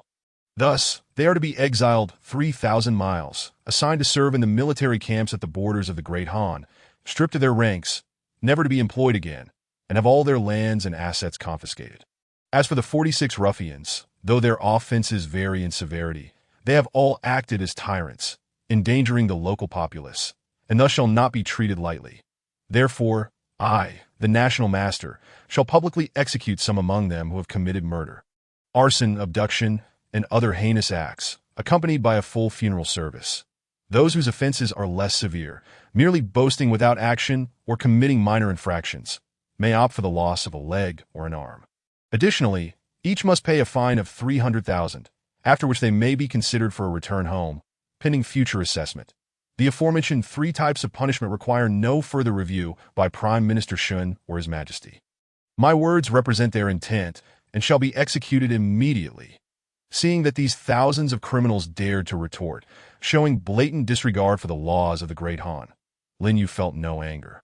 Merely coolly stating the preordained punishments that in his view, all 3,000 should have been exterminated, had it not been for Emperor Zhao's benevolence, who repeatedly advised him and Xin Buhai to be lenient and narrow the scope of punishment. Where then would be the time for these individuals to babble foolishly?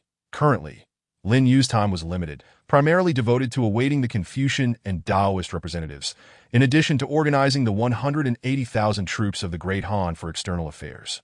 And he would not squander it on this unworthy aristocracy that as soon as he finished speaking, Lin Yu observed the members of the Du family branch in Pila County and other noble families instantly change color, erupting in furious protests. Yet he remained unmoved, coldly delivering his verdict. He watched their futile performances with a sneer while issuing orders to the legalist guards accompanying him, dispatched by Han Fizi. Come forth, swiftly apprehend the members of the Du family branch in Pila County. Confiscate what should be confiscated, execute what should be executed on the spot, and expedite the dispatch of those to military service.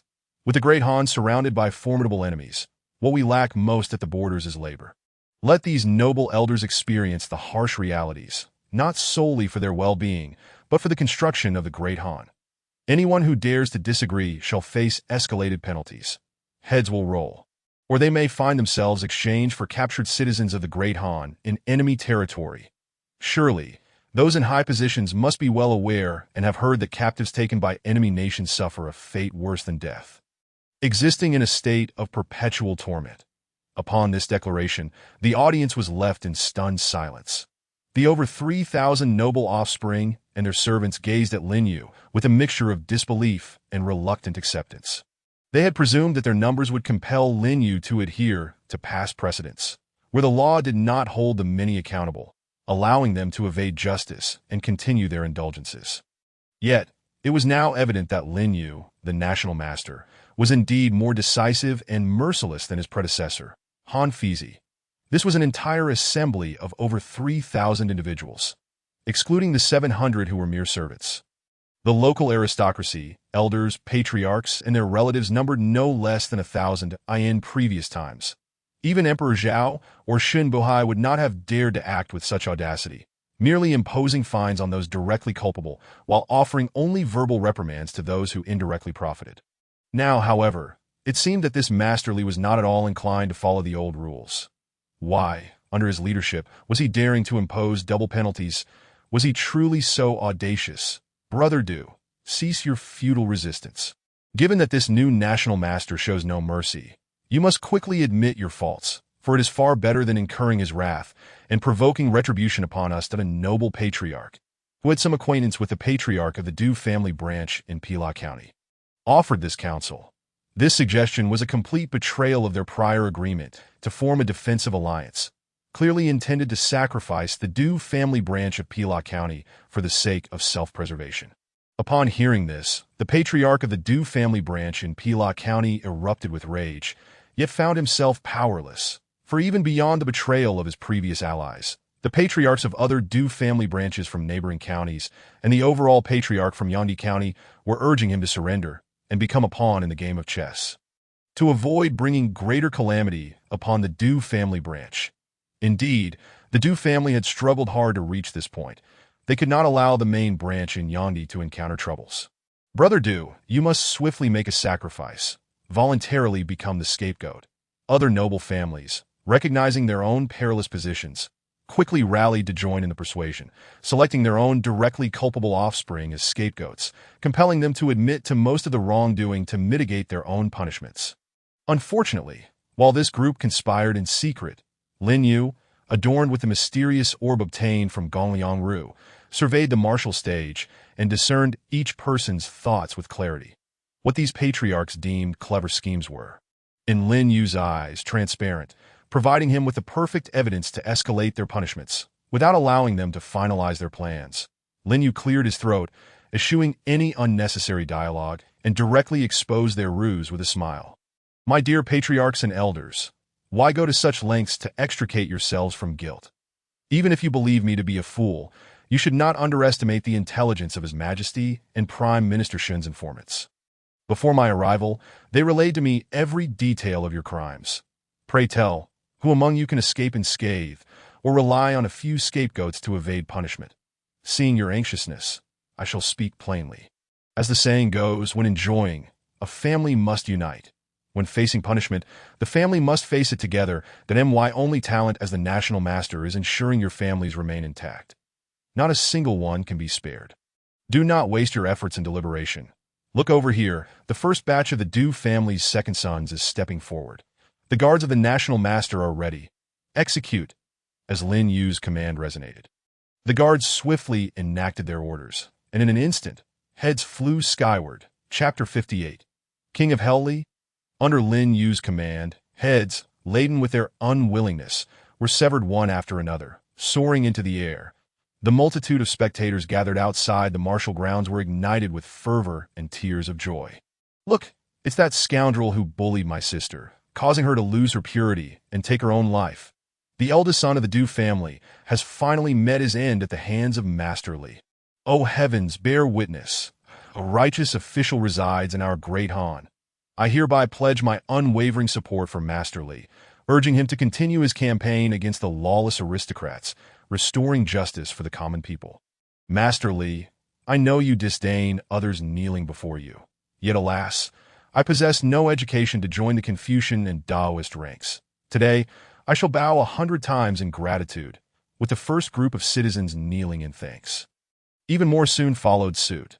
They were all individuals with their own tales of woe, having suffered greatly at the hands of the noble families, long deprived of a means to seek justice.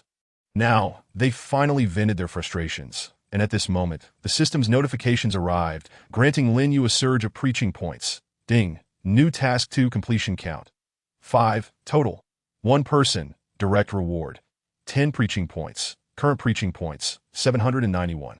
Note: due to the host's severe punishment of corrupt officials and the crackdown on local tyrants, he has gained immense public support, hence the soaring completion count for new task 2. Subsequent notifications will be simplified. Just as the system conveyed this message, an ever-increasing number of citizens knelt in gratitude to Lin Yu, expressing newfound interest in the Confucian and Taoist teachings, leading to a flurry of accolades that brought joy to Lin Yu. Although each notification of preaching points was modest, merely 10, the sheer volume of people made it quite significant. Ding, new task 2 completion count, 108, total, 3 persons, direct reward, 30 preaching points, after a few breaths. The number of grateful individuals doubled once more. Ding, new task 2 has been completed 240 times, involving a total of 15 individuals, with a direct reward of 150 preaching points, after a few breaths. It was the turn of the middle and wealthy farmers, who had all suffered hardship, to step forward and vehemently denounce the vile local tyrants. Ding, new task 2 has been completed 469 times, involving a total of 125 individuals, with a direct reward of 1250 preaching points. The host's current preaching points stand at 50826 and continue to rise rapidly upon hearing the system's series of prompts. Akin to the thunderous roar of 50,000 firecrackers, Lin Yu was greatly elated, his eyes sparkling with brilliance that no longer intimidated by these local tyrants. He grew even bolder. Consequently, he proceeded to announce the names of the criminals, imposing double penalties, causing the families of each criminal to be consumed with grief and regret, tears flowing freely, with no further defiance in sight. The third case involved the Dong family of Pingyang County in Sichuan Prefecture, who, by monopolizing local resources, flattered their superiors while being tyrannical to their subordinates. In their greed over a few blacksmith shops, they even exterminated an entire family. Upon thorough investigation, although few were involved in the matter, they included the patriarch of the Dong family, the third young master, and the sixth young lady, along with soldiers unlawfully retained by the Dong family. Their crimes were indeed heinous. Thus, they could not be lightly pardoned. They were to be executed on the spot, and all their assets confiscated, half for the state and half to compensate the impoverished families affected. Furthermore, as a warning to other wealthy families associated with the Dong family, any related factions must deliver their correspondence before nightfall to prove they have not profited from this situation. Otherwise, the consequences could extend to their entire lineage, with even those innocent suffering reduced penalties, death sentences turned into military conscription, and conscription into corporal punishment. Lin Yu concluded the reading of the third bamboo scroll. Below, the members of the Dong family, too startled to grieve for the recently deceased members of the Du family, found their confidence wavering. That my son, I am so sorry. I lack the ability to negotiate your innocence, allowing you to face execution before reaching 20, that I wish to die. The patriarch of the Dong family knelt beside the corpse of his third son, who, despite having indulged and spoiled him, had not realized until this moment that it was his own permissiveness that led the young master to his demise. That on his left, the sixth young lady of the Dong family was seized by the guards of the national master and publicly executed. Witnessing her father's blatant favoritism towards males, she no longer felt the foolish loyalty of the past and decisively turned against him. National master, please save me. I am the sixth young lady of the Dong family, and I have something to say. The investigation into this case is not thorough enough. That my third brother did not directly kill anyone, nor was it merely for the sake of a few worthless blacksmith shops. Rather, it was my father who coveted the blacksmith stall but did not wish to pay a high price. Thus, he insinuated that the wives of those blacksmiths were exceedingly beautiful, tempting my lustful and foolish third brother into action. If I say this, can it be considered as taking responsibility for my family's sins? Please, since I merely scolded those people and did not actually commit murder or arson, spare me from the death penalty. I would accept military conscription or even servitude. I am only 18, in the prime of my youth. I do not wish to perish so soon. I am unwilling. Upon her declaration, the Dong family was shocked, while other wealthy families were equally astounded. Yet their astonishment stemmed chiefly from the sixth young lady's public betrayal of her father in a desperate bid for survival, causing them to regard her as a monster. In contrast, the common onlookers, the assembled soldiers, and Lin Yu himself were shocked for entirely different reasons that IT was indeed the national master who could extract the truth, revealing the Dong patriarch's shamelessness, who, at such a moment, would rather see his son die than confess the truth. Who could blame them? With such a selfish and cold-hearted father, the Dong family's misfortunes were well-deserved. Alas. As for the sixth young lady, I have heard she is hot-tempered and enjoys reprimanding her subordinates. Yet she does not deserve a death sentence. The common folk murmured among themselves, the national master is truly extraordinary. No, he ought to be called Li Yin Wang, for he is more punctual than even the king of the underworld. With just a few words, he has compelled many wealthy families to submit. Even the Dong family, reputed as the first among the wealthy in Pingyang County, has been made to tremble in fear of internal strife. This indicates that we must be more cautious in our dealings with him in the future, lest we become victims of his blade. However, reflecting upon it, such a fair, selfless, and discerning national master is also a boon for us lowly soldiers. From now on, no one will dare to withhold military pay or bully us. The soldiers displayed expressions of relief and admiration. Previously harboring some resentment towards Lin Yu, they felt nothing but reverence at that moment. As for Lin Yu, he remained unfazed, merely adhering to protocol by temporarily detaining the sixth young lady of the Dong family, meting out a lighter punishment. Unbeknownst to him, his moniker, Li Yin Wang, had begun to spread far and wide. Chapter 59, Punishment Before Preaching. As dusk approached, the autumn winds howled, and a chilling atmosphere enveloped the scene. What would typically be considered a beautiful landscape became all the more thrilling when juxtaposed with the execution platforms, where noble families faced beheadings, military conscription, and public corporal punishment. Each time Lin Yu spoke, dozens to hundreds of lives were claimed, rendering the northern camp today particularly somber and fearsome. The sixth young lady of the Dong family, as a tainted witness, could be credited for her contribution. Yet due to the peculiar circumstances, she had to be reported to His Majesty for a decision, necessitating her detention for a few days. The next batch of criminals consisted of the most powerful and audacious faction daring to challenge our national master, the Du family, the main branch in Yangzhai County. Next, let us invite the current head of the Du family's main branch, the former Grand Minister, to come forward and discuss matters. After all, we are both Grand Ministers. Why is it that you, dear Grand Minister, find yourself in such a predicament? In the military camp north of Yangzhai City, as Lin Yu produced another bamboo scroll and publicly announced the related punishments for numerous wealthy families, those thousands who had previously opposed him and sought to band together, believing that the law could not punish many, were left utterly dumbfounded. Consider this. If even the former Grand Minister could face extermination, what hope do they have? Among this group of over 3,000, many were local tyrants, magistrates, or large landowners, with a significant number having spent years in the capital, serving as officials. Yet, none had ever anticipated that the former Grand Minister, Du Buhui, who once ranked among the three dukes, would also be named for severe punishment by the new national master, Lin Yu. It is important to note that prior to Lin Yu's emergence, apart from Emperor Han Zhao, the Empress, the Crown Prince, and a few royal relatives, the Chancellor Xin Buhai, and the former national master Han Fizi, only a handful of noble families held higher status than Du Buhui. The Du Buhui was indeed a figure of great power, and few dared to enforce the law upon him. Now, however, Du Buhui, who ranked among the top echelons of power within the Great Han, if not in the top 10, then certainly within the top 15, was directly named by Lin Yu for execution, who would not gasp in disbelief, who would not stare in shock, blood boiling. I refuse to accept this. I was once a Grand Minister, and I received a promise from His Majesty and Chancellor Shun that as long as I do not openly rebel, I cannot be killed. Lic. You, a mere newly appointed national master, dare to take aim at me. Do you think that only you possess magical powers while others do not? I, after all, am a formidable expert at the pinnacle of the Xianxian realm, and I shall not allow you to have your way. Unsurprisingly, as the execution approached, Du Buhui could no longer contain himself and sought to capture Lin Yu, who was beneath him in cultivation, and escape. Yet, it was unfortunate that the guards surrounding Lin Yu were no pushovers.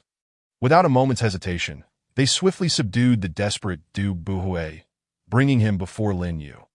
National Master, wait. Although Du Buhui was hasty and arrogant, his words were not without merit that he had indeed served as a Grand Minister, and many of his former students were now officials in the court. Your actions may benefit the common people, but could pose danger to you. The IT is not the open opposition that should be feared, but rather the covert schemes that may arise when your attention is diverted.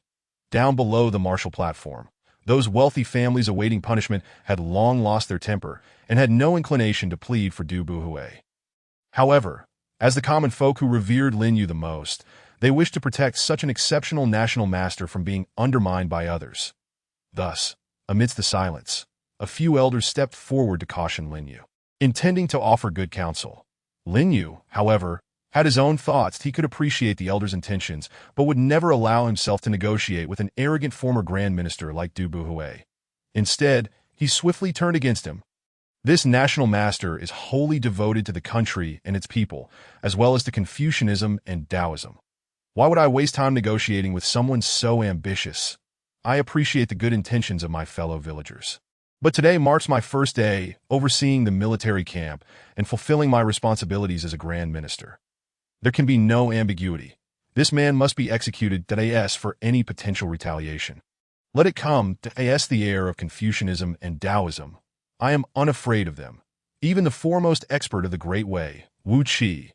Lin Yu's words resonated with a powerful clarity, captivating the hearts of the common folk and instilling a reverent admiration among the onlooking soldiers. Akin to the reverence they once held for Han Fizi in years gone by in a surprising turn, Lin Yu abandoned the conventional role of the executioner. Instead, to instill fear in all, he boldly wielded a great sword himself, striking towards the scornful Du Buhui. Regrettable, esteemed national master, while I may not possess the prowess of a quasi-saint or a Deluo, my cultivation of the celestial realm is far from ordinary. You may yet reconsider, for should the emperor wish to turn the tide and send someone to rescue me, it will be your undoing. How dare this brat aim for my weakness? I refuse to submit. I shall not close my eyes in death. In the previous moment, Du Buhui had been deliberately twisting his neck to gaze at Lin Yu, but in the blink of an eye, Lin Yu, aided by the mysterious orb, discerned his flaw and acted decisively. Thus, Du Buhui's head was severed from his body, blood gushing upwards for 3 zhang. The primordial spirit concealed within his dantian prepared to abandon its corporeal form and flee. Lin Yu's chilling laughter echoed as he pursued relentlessly. What do you want? Du Buhui pleaded, Li Guoshi, Li Daoxiong, Li Dage, Li Dai, Li Zuzong. I was in the wrong. I sincerely apologize. Please spare my primordial spirit, grant me a chance to be reborn. In this moment, Du Buhui truly regretted his actions, fervently apologizing as if Lin Yu were his own father to my apologies. But the laws devised by His Majesty, Prime Minister Shun, and myself are merciless. Although you are unique, having cultivated a primordial spirit, you too can be eliminated. Do not harbor hatred towards me.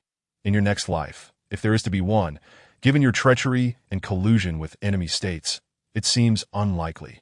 Then what do I have to fear? Lin Yu mockingly retorted, and with a swift motion, he shattered Du Buhui's weakened primordial spirit. The onlookers were filled with dread, yet Lin Yu did not act as they had anticipated. Instead, he exhibited a measure of calm.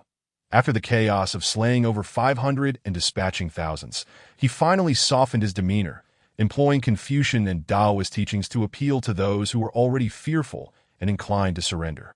With His Majesty above, Prime Minister Shun to my left, and this national master to my right, those deserving of execution have met their fate. Now, if you would lend me your ears for a new interpretation of the Analects. Perhaps there remains a chance for clemency. Upon hearing this, the remaining noble criminals, whose offenses were comparatively minor, fell to their knees, pleading for instruction. Please, national master, bestow your wisdom upon us, though we are disciples of the legalists. We are willing to listen to your esteemed teachings for the sake of mercy.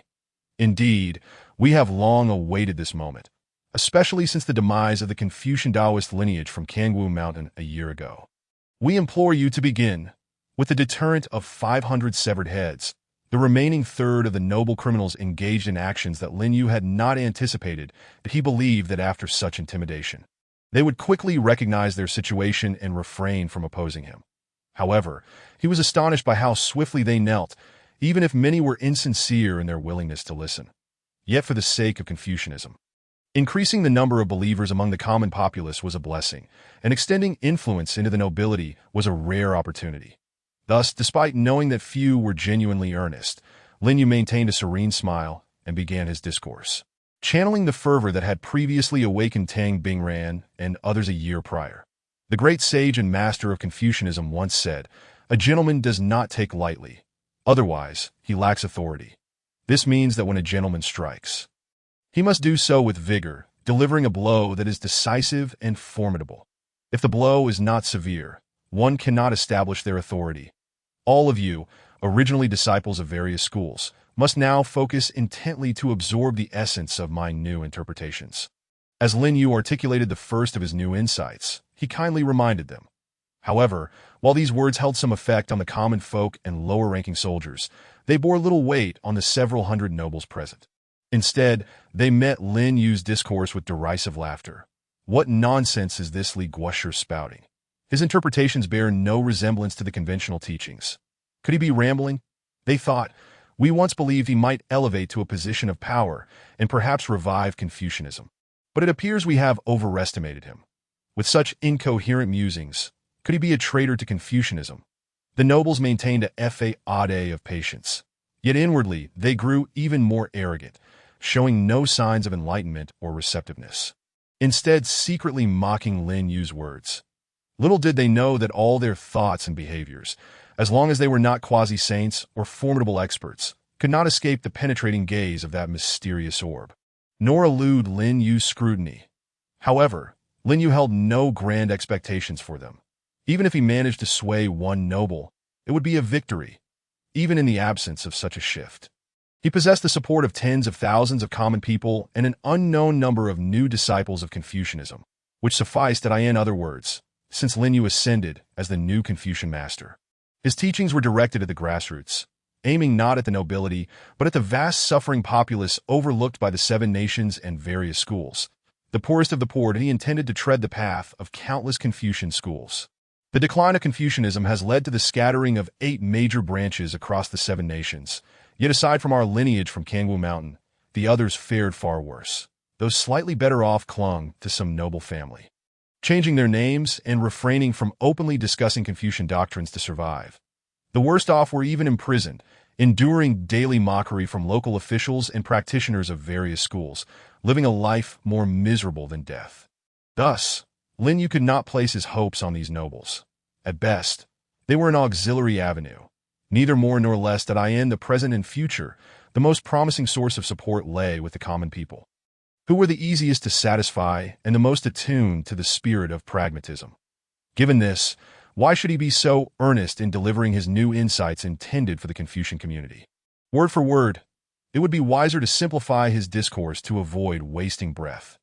With this thought, Lin Yu tempered his overly ambitious expectations and shifted his focus towards the common populace, offering only a superficial discussion to the nearby noble criminals before refraining from delving deeper. Indeed, sensing the host's sentiment, the system provided a rather unique prompt that IT informed him that during this period, among the hundreds of nobles and their servants, less than 10% had been swayed, and of that small fraction, half had reacted negatively due to their entrenched beliefs. Ding, new task 2, completion count 518.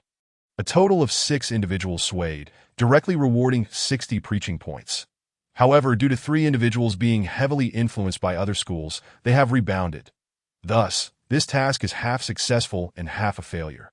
After deducting the penalty for the 3 who rebounded, you receive a final reward of minus 90 preaching points. Lin Yu was taken aback by this unexpected deduction. This was the first instance of his preaching points turning negative. This was not a success for new task 2, but rather a triumph for their counter-advocacy. It seemed that their biases against Confucianism ran too deep. While they could be momentarily convinced, they would quickly rebound, sabotaging his efforts in light of this. What more could he say?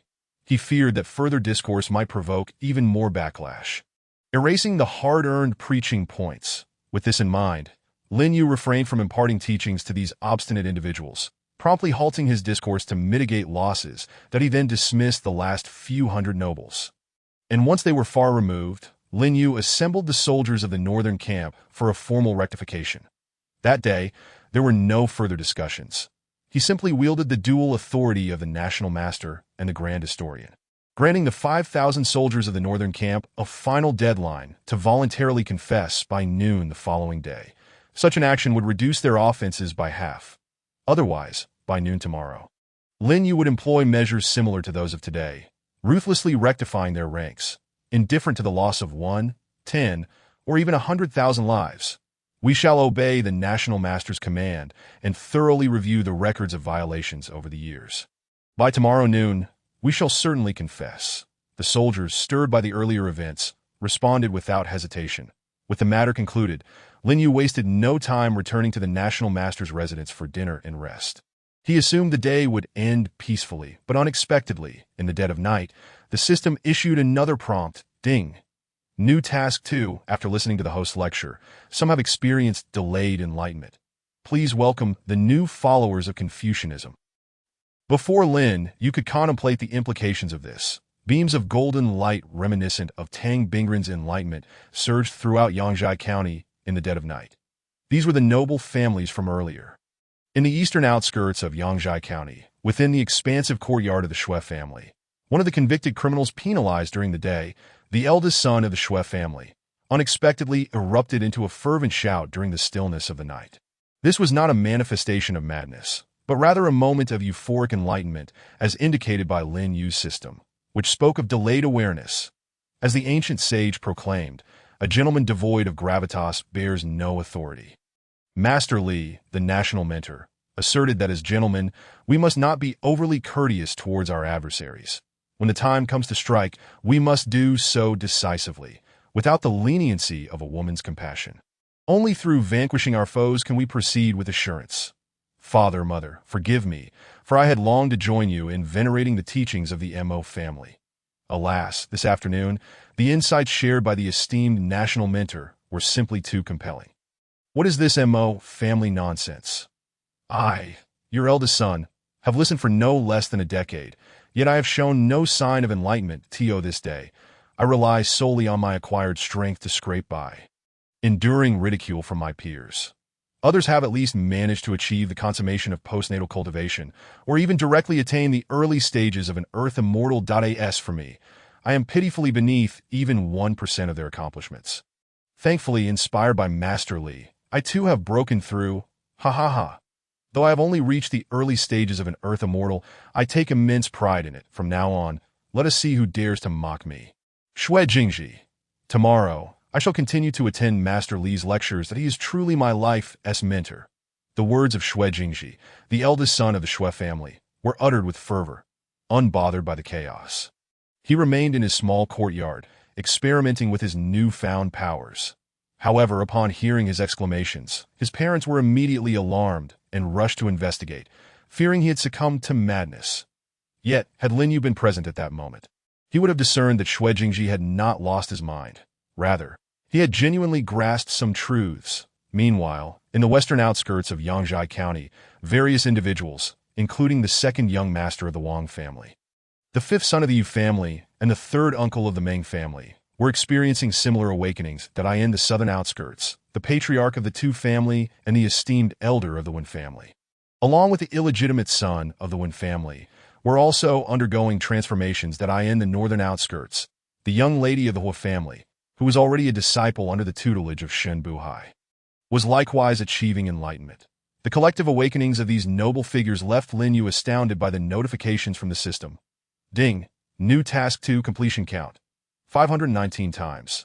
Shui Jingji of the Shui family in the eastern outskirts of Yangzhai County has experienced delayed awareness and achieved the early stages of an earth immortal. He has tentatively become a new disciple of Confucian Tao, receiving a direct reward of 100 preaching points. Ding, new task 2 completion count. 520 times. The second young master of the Wang family in the western outskirts of Yangzhai County has experienced delayed awareness and achieved the early stages of an earth immortal. He has tentatively become a new disciple of Confucian Tao, receiving a direct reward of 100 preaching points. Ding, new task 2, completion count. 521 times. The esteemed elder of the Tu family in the southern outskirts of Yangzhai County has experienced delayed awareness and achieved the consummation of postnatal cultivation. He has tentatively become a new disciple of Confucian Tao, receiving a direct reward of 50 preaching points. The notifications continued to pour in, though not as fervently as the previous instances where Lin Yu had stirred thousands of commoners. Yet the cumulative total still reached no less than several dozen individuals, all of whom hailed from noble families. Just as Lin Yu was reveling in this delightful turn of events, the system delivered one final notification.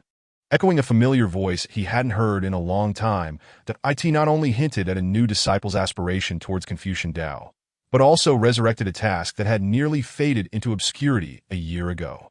Ding! New task 2, completion count. 548 times. The young lady of the Hua family in the northern outskirts of Yangzhai County has experienced delayed awareness and achieved the early stages of a golden immortal. She has seamlessly transitioned into a formal new disciple of Confucian Tao, receiving a direct reward of 500 preaching points. Note 1. The young lady of the Hua family possesses exceptional talent, potential, and aptitude, and is close friends with the renowned beauty of the Great Qi, providing a potential avenue to connect with her. Note 2. The host must exercise caution regarding the capricious and haughty temperament of the young lady of the Hua family, as she looks down upon anyone below the status of a quasi-saint. If an approach is made, it would be prudent to bring along some special gifts to win her favor. Note 3.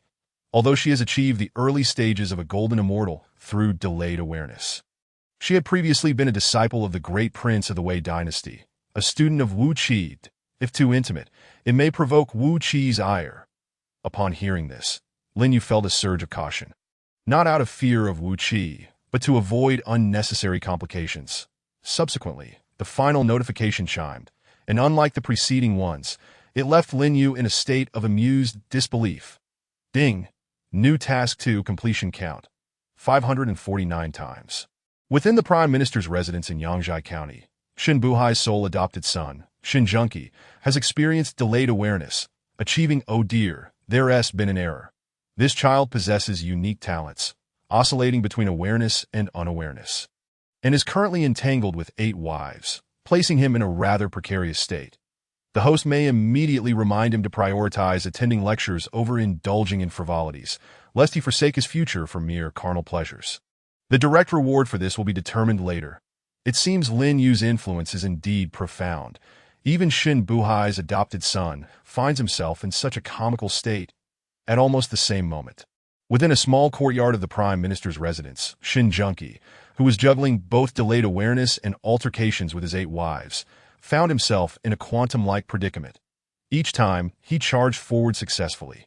The teachings of Confucian Tao shared by Lin Yu earlier would flood his mind, sending shivers through him as he approached a breakthrough. Yet, at that moment, the alluring charms of his 8 wives would cause him to falter. Thus, when his attempts met with failure, the delayed awareness would dissipate, reverting him to a mundane state. However, as he gazed upon his wives, he could not help but reminisce about the exquisite pleasures he had just experienced, compelling him to focus once more and charge forward, repeating this cycle for 2 full hours. Eventually, Shin Junki, weary of this fickle back-and-forth state, let out a furious bellow and made his final decision. Accelerate. Accelerate and accelerate some more. All of you, speed up, he shouted. Damn it, women are indeed a source of calamity, daring to obstruct this young master's opportunity for enlightenment. Then let us resolve this in one fell swoop. With that, this comically ridiculous Shin Junki launched into a whirlwind of activity, completing 8 fierce battles in one breath, leaving him panting for breath. Yet when he emerged from the courtyard and re-examined his dantian, he displayed an expression of disbelief. He had broken through. Although it was through delayed awareness, it was still a breakthrough. However, the pace of this advancement was astonishingly meanwhile at the National Mentoress residence. Lin Yu, who had been waiting for 2 hours and was beginning to feel drowsy, suddenly received a system notification that sent him in a fits of laughter. Chapter 62. The Prime Minister's adopted son Ding. New task 2, completion count. 550 times. Shin Junki, the adopted son of the Prime Minister in Yangzhai County, has experienced delayed awareness for the first time, achieving half-step Earth Immortal status that he has tentatively become a half-new disciple of Confucian Tao, receiving a direct reward of 75 preaching points. This notification was one of the most common alerts Lin Yu had seen in these past few hours and would normally not be particularly noteworthy or humorous. However, in the next moment, the system delivered another notification related to Shin Junki, which had Lin Yu in stitches. Ding. New Task 2, Completion Count, 551 times. Shin Junki, the adopted son of the Prime Minister in Yangzhai County, has experienced delayed awareness for the second time. Reverting to his mortal form, he has tentatively exited the identity of a new disciple of Confucian Tao, incurring a direct penalty of 70 preaching points. Ding, New Task 2, Completion Count, 552 times.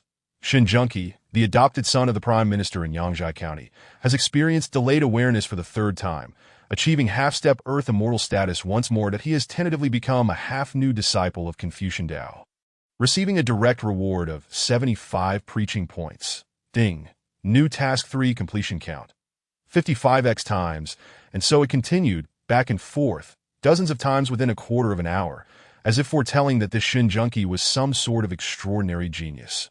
Yet, when it came to the preaching points he contributed to Lin Yu, it barely exceeded 100, making him the champion of excessive attempts, but yielding effects akin to those of others' singular efforts. How could this not make Lin Yu laugh to the point of tears? It appears this lad, despite lacking substantial abilities, is perhaps the most adept at humor and absurdity in this warring states era. Furthermore, aside from his lecherous tendencies that impede his cultivation, he bears one respected identity. That of Shin Buhai's adopted son. It is said that ever since Shin Buhai joined the Great Han to serve in reforms many years ago, he has remained unmarried, cherishing only this one adopted son dearly.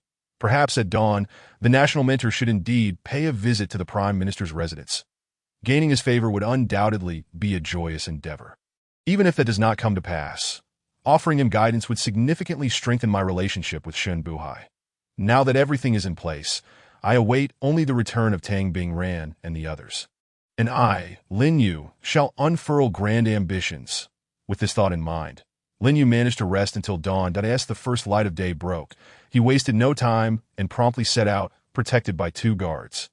Riding the golden carriage crafted for him by Emperor Zhao of Han, heading directly towards the Prime Minister's residence. Meanwhile, within the Prime Minister's abode, the adopted son Shin Junki, who had become the source of amusement for the entire household the previous night, was currently undergoing a lesson from Shin Buhai. Ah, you rascal! Time and again, I have advised you to steer clear of feminine distractions. Focus on your studies if you can, or hone your martial skills if it is within your reach. Do not allow yourself to falter in both disciplines. Yet here you are, disregarding my counsel and even sneaking off to observe Master Li administering punishment to offenders, leading you to hear all manner of nonsensical interpretations that leave me utterly befuddled.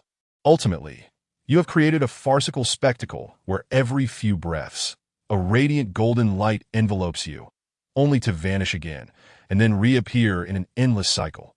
Are you trying to drive me to madness?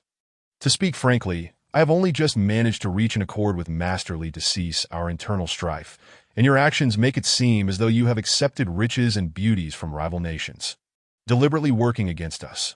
You have no shame. While I am concerned about losing face, those who know will merely assume you were captivated by Master Li's Confucian and Taoist teachings, and due to your unique talents. This farce has come to be. Those unaware might think you are on the verge of betraying me to follow Master Li. What am I to say in response? It is simply infuriating. Shin Buhai's pent-up grievances are not without cause. Firstly, Shin Jun's antics from last night were nothing short of ludicrously amusing. Not only did the Chancellor hear of it and rush to witness the scene, caught between laughter and tears, but even the loyal retainers and servants, along with the night watchman, bore witness to the spectacle. Though Shin Buhai is the Chancellor, he cannot suppress the chatter of the masses. And the consensus is clear.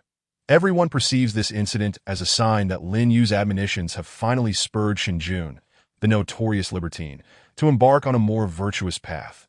Shin Buhai, while once at odds with Lin Yu, finds solace in the notion that his sole adopted son may yet amount to something. However, he is taken aback by the fact that this rascal's enlightenment is one thing, but the instability of his condition is quite another. At times he hovers on the brink of transcendence, while at others, he regresses to the realm of mortals. That in this unpredictable state, how can Shin Buhai, the esteemed Chancellor and the foremost martial artist of the Great Han, possibly bear to send him to serve under Lin Yu? On another note, while Lin Yu has resolved the superficial conflict between Shin Buhai and himself, the latter being one of the 4 great sages of legalism, is deeply concerned about his family's reputation. Thus, witnessing his only adopted son in such a tumultuous state, he harbors doubts about whether the boy might simultaneously grasp the abilities of both Confucianism and legalism. Consequently, he hesitates to send him to Lin Yu, waiting for a definitive resolution to his condition. Yet it seems Shinjun must have committed some grievous sin in a past life, rendering his current state perpetually unstable and driving Shin Buhai to the brink of exasperation. Since last night, around the hour of the rat, Shin Buhai has observed various oddities surrounding Shinjun, and now, nearly 4 hours later, he remains in a state of flux. This has left Shin Buhai, known for his swift decision-making and resolute nature, at a loss. Unsure of how to proceed, caught between fury and despair, he cannot fathom how Master Li possesses some advantage over him, having toiled for over 2 decades without eliciting even a fraction of Shun Jun's potential for cultivation. Yet Master Li, with his new interpretations and a handful of severed heads, has somehow imparted this absurdity to you. Could it truly be that heaven has decreed Master Li as the destined unifier of the realm? Gazing at his still unstable adopted son, Shun Buhai is overwhelmed by a complicated mix of emotions, feeling powerless and unsure of how to address the situation. After a moment, the steward arrives with news that Lin Yu, having skipped breakfast, has come to offer assistance in examining Shun Jun's peculiar condition. Initially reluctant to air their family troubles, Shun Buhai can only muster a wry smile and nod in agreement. Soon, Lin Yu is guided to stand before the father and son, casting a discerning gaze that swiftly leads to enlightenment. Brother Shin, I extend my heartfelt congratulations. Your son is not afflicted by some unfathomable malady or a flaw in his talents. Rather, he embodies what Brother Han has described as the 4th method of cultivation, alchemical refinement. His instability stems from 2 factors. While others may overlook the issue, I can discern the truth at a glance. And it fills me with joy. Firstly, he has not attended enough of my lectures on Confucianism and Taoism. It would be best to send him to me for further study. Secondly, his innate gifts are exceptional. Yet his physical constitution is too frail, preventing his dantian from stabilizing. However, these concerns are surmountable. Regarding the first issue, should you choose to entrust him to my tutelage, I will ensure he attends my classes daily. Complete with assignments to reinforce his learning, I am confident that within a month, this issue shall be resolved. If, after that, you feel it inappropriate for him to continue under my guidance, I will not hinder his decision. As for the second issue, I believe you are both well aware of the necessary steps to take. Beyond the imperative of abstaining from carnal desires, I propose that during his time with me, you gather medicinal herbs according to my alchemical prescriptions to fortify his constitution. This will not only aid in his recovery, but also serve as a means to enhance his cultivation.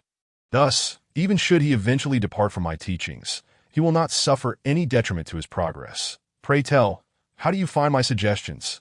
As Lin Yu finishes speaking, the father and son exchange glances.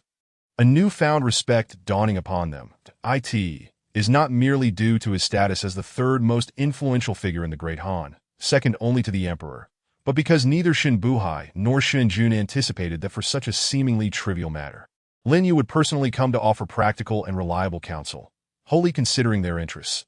Despite this being Shin Jun's second encounter with Lin Yu, and though Shin Buhai initially felt a twinge of displeasure at Lin Yu's earlier indirect lecture that had inadvertently caused his son distress, the latter's earnestness and sincerity in this moment have deepened Shin Jun's respect for him manifold. Without hesitation, he kneels and bows thrice, formally pledging his allegiance to the teachings of Confucianism and Taoism. Meanwhile, Shin Buhai, though not moved to the point of kneeling, finds his esteem for Lin Yu considerably heightened. He promptly performs a deep bow, exclaiming, "Master, I humbly offer my respect." Shin Jun acknowledges his lifelong struggle with lust, yet he has found it impossible to break free from its grasp. Now, under your guidance, Master, I am confident that within the month I shall reform my ways, regardless of whether I remain in the path of Confucianism and Taoism. I vow to serve you with the same devotion I owe my adoptive father, never to forget your teachings throughout my life. Shin Jun's face is alight with excitement and gratitude as he voices sentiments that resonate with all present. Brother Li, I am truly at a loss regarding my son's affairs. From this point forward, I entrust everything to you. This great favor will remain etched in my memory forever. Let us not waste time. I shall comply with your directives. Handing him over to your guidance, he need not be praised for compliance, but should he disobey, do not hesitate to discipline him. Fear not for any injuries he may sustain.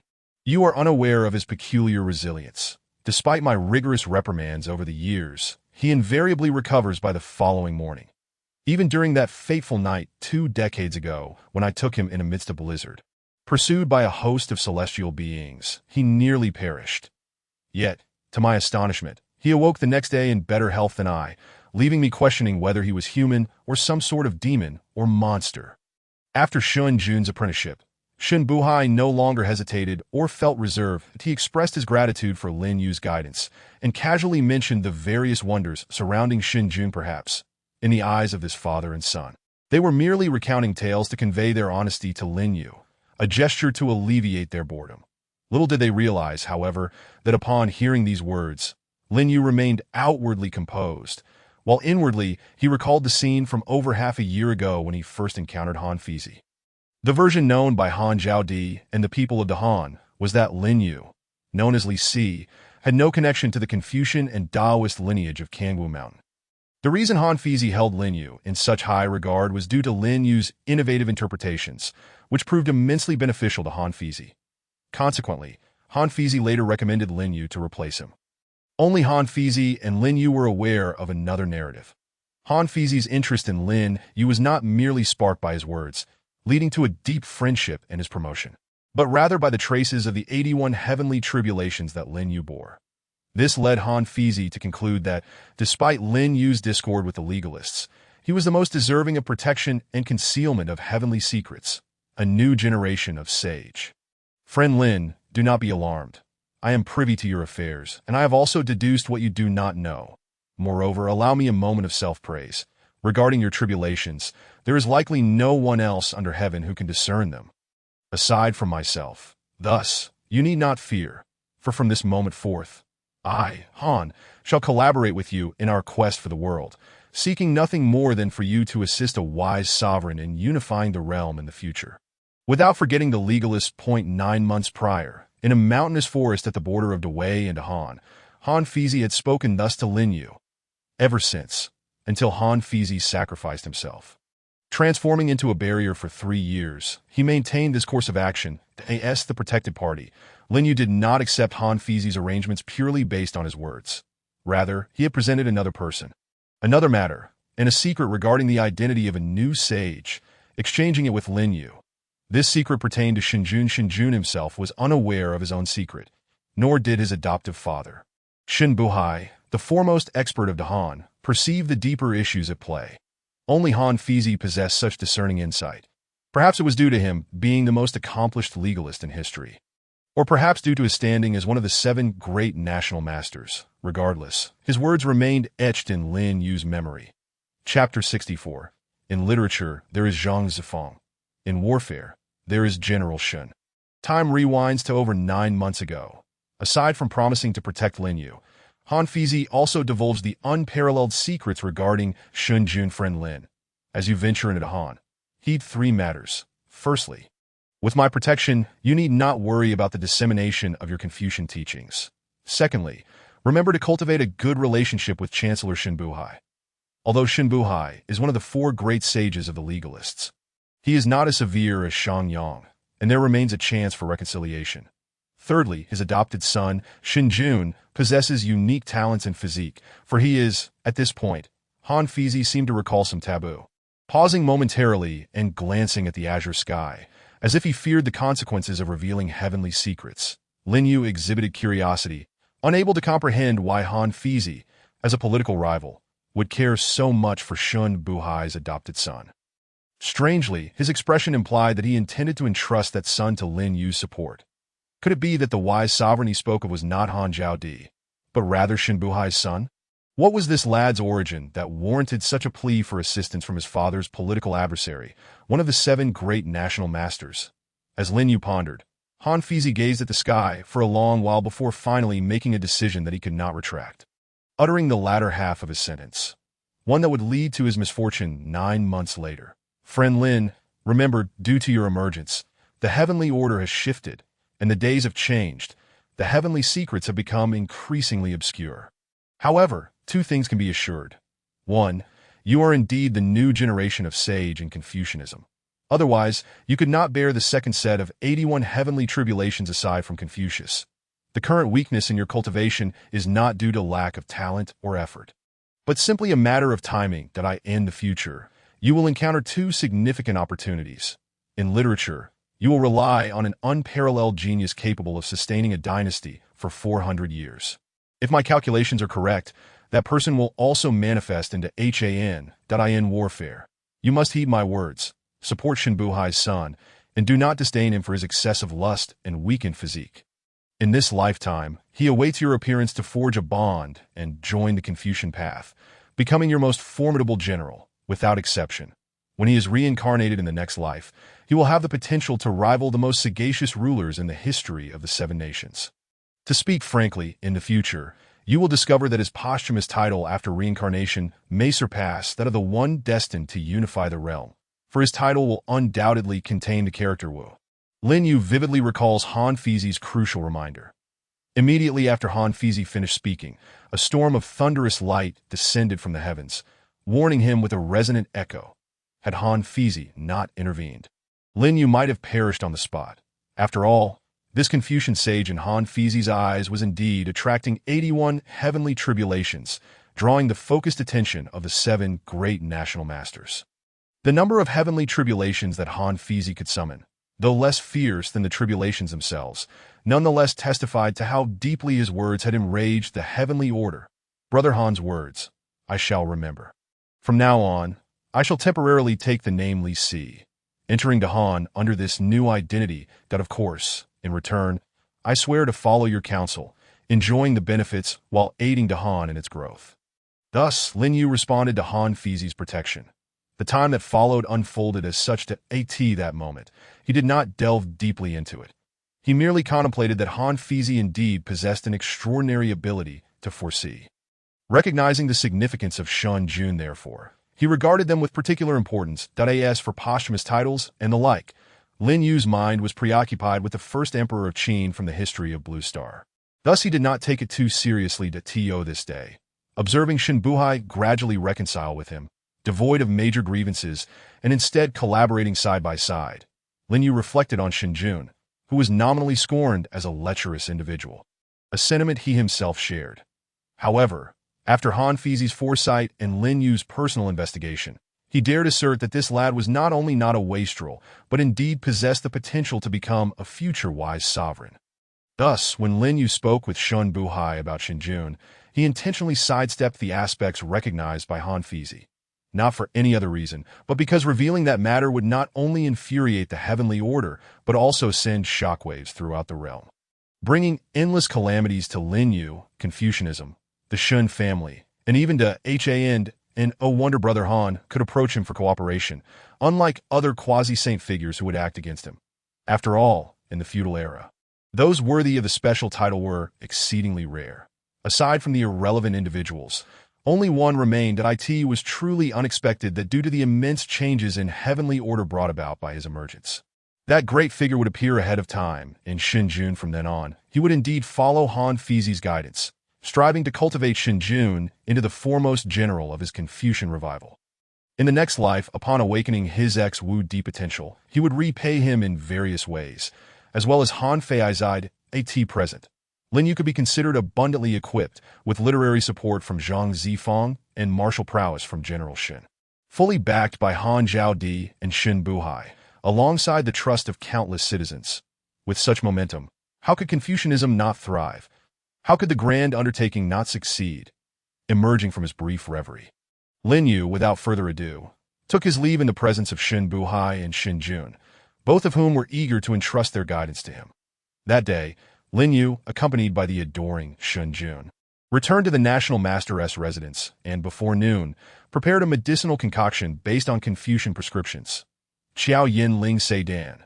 This elixir, derived from Lin Yu's insights into the new interpretations of the Analects, was designed to consolidate one's essence and ward off external temptations. It was the perfect remedy for advising Shun Jun on abstinence while enhancing his foundational vitality. Master, why is this elixir neither bitter nor sweet? possessing a peculiar flavor, yet soothing to the heart and fragrant after consumption. How did you create it? Might you teach me, your disciple? Shin Jun's frail appearance was immediately rejuvenated after he consumed the eloquent and charming pill. The glimmer of desire in his eyes diminished significantly. Subsequently, this fellow transformed into a curious child, eagerly pursuing Lin Yu for counsel. Chapter 65. The Fastest Breakthrough. Indeed, this lad is truly deserving of the recognition bestowed upon him by Han Fizi as the ex-martial emperor. Although he has yet to reincarnate or genuinely awaken his innate talents, his ability to draw inferences from one example to another is undeniably formidable.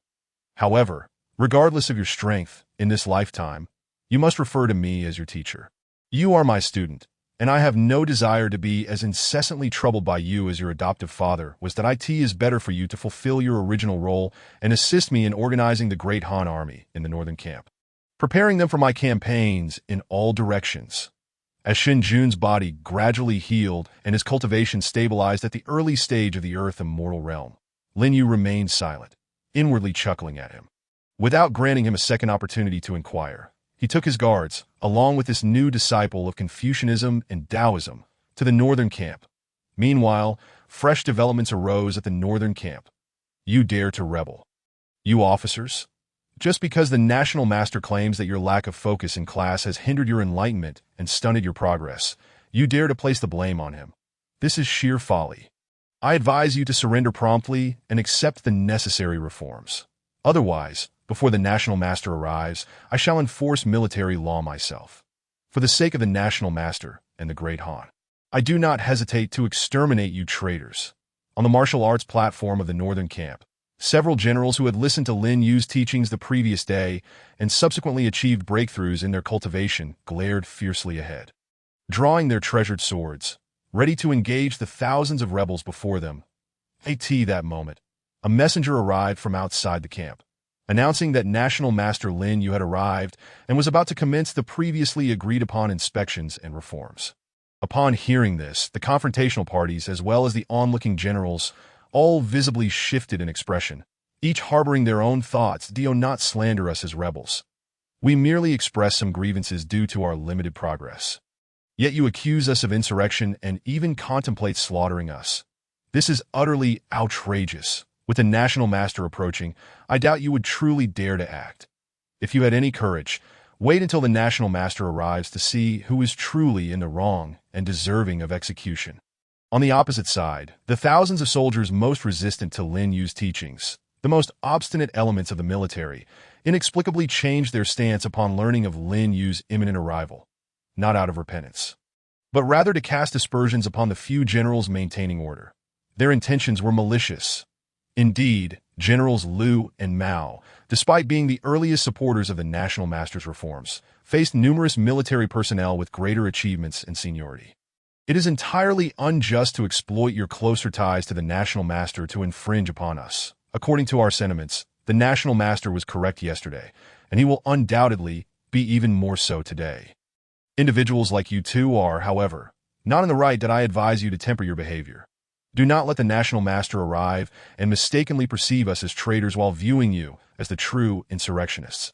That would be quite the irony. The neutral generals, Generals Wei, Kai, Wen, and Mei, joined forces with the nearly rebellious thousands of soldiers in confronting Generals Liu and Mao. Their motivations were straightforward. They were dissatisfied with Lin Yu, but dared not express open opposition, resorting instead to veiled sarcasm. In an instant, the chaos, which could have been subdued by Generals Liu and Mao, spiraled back into turmoil. Fueled by anger, Generals Liu and Mao were on the verge of exploding. They wished to retaliate, but were taken aback, realizing that these generals of humble origins had long been oppressed by the four aristocratic generals, compounded by the benefits they had gleaned from Lin Yu's teachings yesterday. They could not afford to be ungrateful. The two were nearly driven to madness. Fortunately, Lin Yu arrived just in time and witnessed this scene.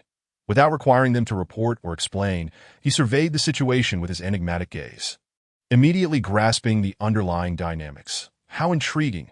I had anticipated that after yesterday, the number of those dissatisfied and disobedient would significantly diminish, yet I did not foresee such a plethora of opportunists. Alas for these two late-stage Earth immortal generals. It appears that today's reforms will not only fail to decrease in scale, but will require even greater force. Yes, let me employ this new disciple to take action. National Master, we implore you to take our side. Generals Liu and Mao have wrongfully accused us of rebellion, that we beseech you to swiftly execute them as a warning. As Lin Yu, the impartial National Master, made his entrance, the rebellious soldiers shamelessly reiterated their claims of being wronged. Lin Yu remained non-committal. Indeed, esteemed National Master, the army must adhere to regulations. However, these rules must not solely target ordinary soldiers while neglecting the generals among us, that we are not maligning anyone. Over the years, our own infractions have been numerous, yet we have never dared to turn against our own. However, Generals Liu and Mao dared to do so. They, along with Generals Wei, Kai, Wen, and Mei, observed as the rebellious soldiers brazenly distorted the truth. Reveling in the absurdity of the situation, Lin Yu continued to remain non-committal. National Master, we have not wronged anyone, nor have we acted as those four claim, that if you wish, you may execute us first and investigate afterward. To prove our innocence and express gratitude for your teachings that have aided our breakthroughs, we are willing to commit seppuku. In stark contrast to the earlier groups, Generals Liu and Mao, earnest in their intentions, nearly drew their blades to take their own lives in atonement for their perceived transgressions. Fortunately, the guards of the National Master acted swiftly, preventing them from acting upon their impulses under Lin Yu's subtle indication.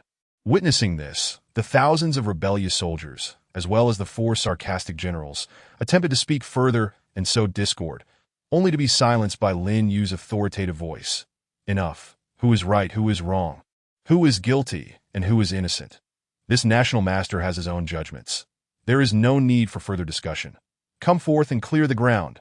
Just as yesterday, today's reforms will commence with a recitation of the classics of Confucianism and Taoism to facilitate your enlightenment. Lin Yu chuckled lightly, denying all three factions an opportunity to voice their opinions as he resumed his lecture. He was well aware that some were merely outwardly compliant, but inwardly resentful.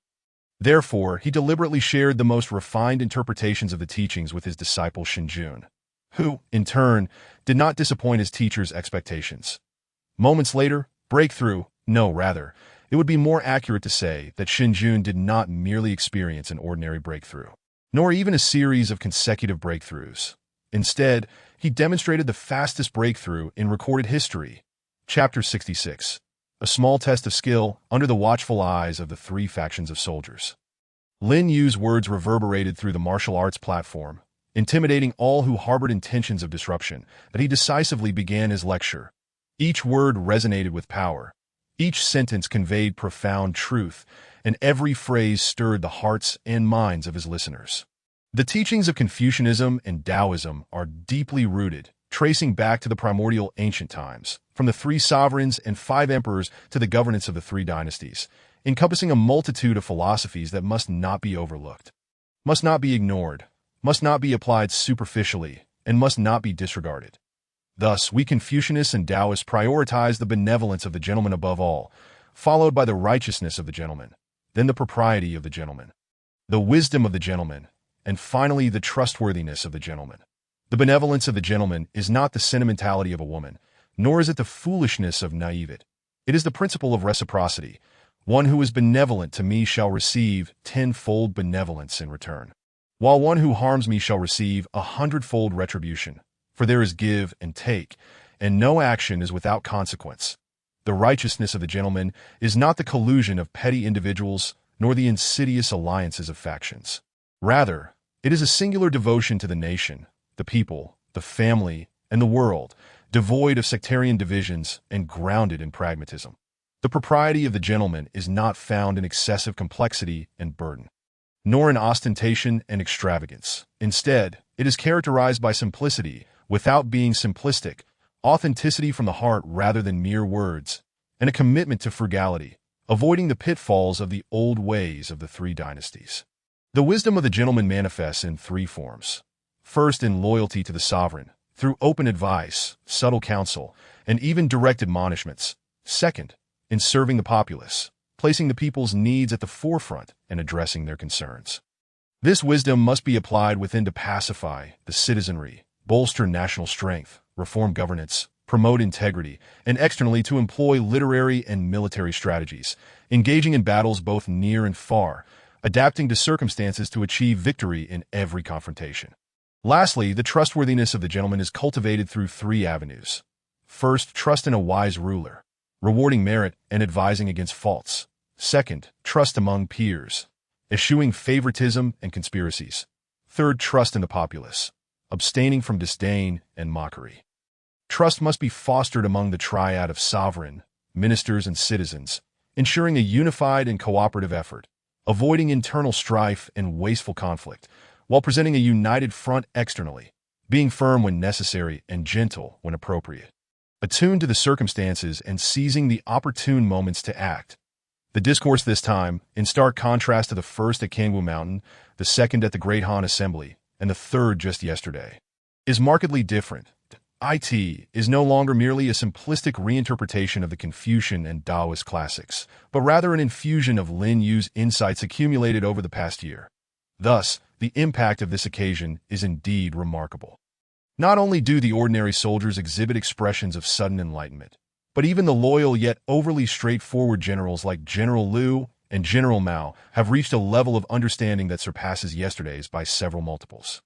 Moreover, the thousands of traitors, united in rebellion, along with the mocking faction led by Generals Wei, Kai, Wen, and Mei, who occupy two-thirds of the assembly, clearly lack any genuine belief in Lin Yu's teachings.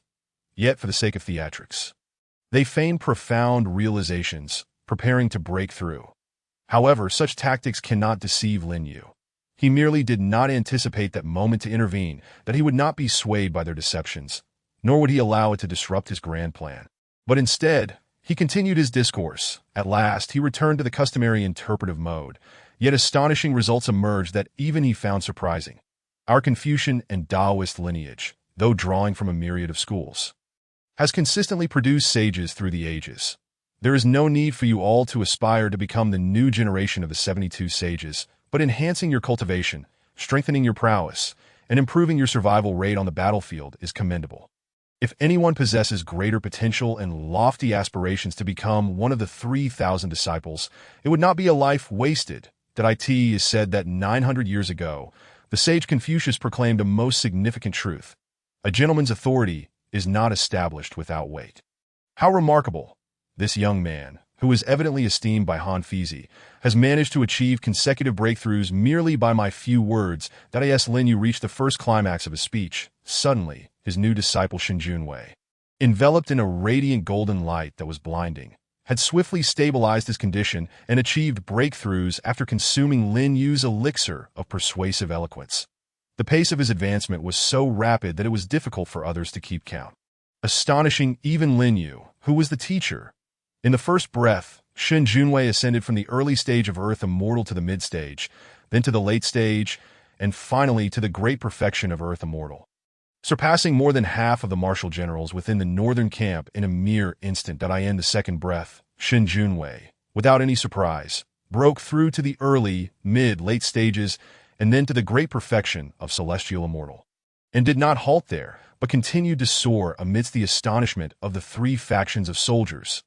Could it be that this universally acknowledged useless son of the Prime Minister's household is actually more formidable than us? No wonder that we, two individuals, fail to catch the national teacher's eye, while his new disciple surpasses us by tenfold. Generals Liu and Mao, filled with admiration and envy, voiced their thoughts that IT is bad news.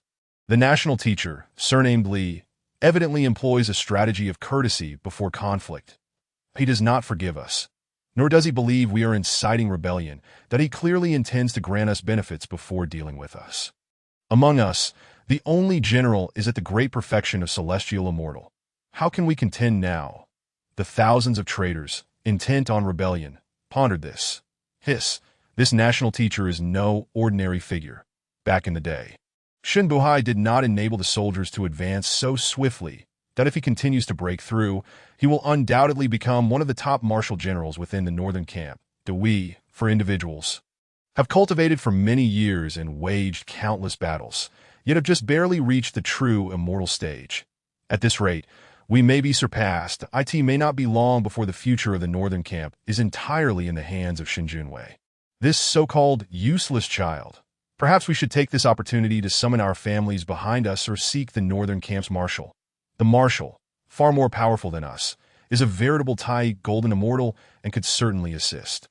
Meanwhile, as Lin Yu's teachings enabled Shin Junwei to break through at an astonishing rate, the four generals, Wei, Kai, Wen, and Mei, who were consumed by envy, began contemplating summoning the long-secluded northern camp's marshal to suppress Lin Yu.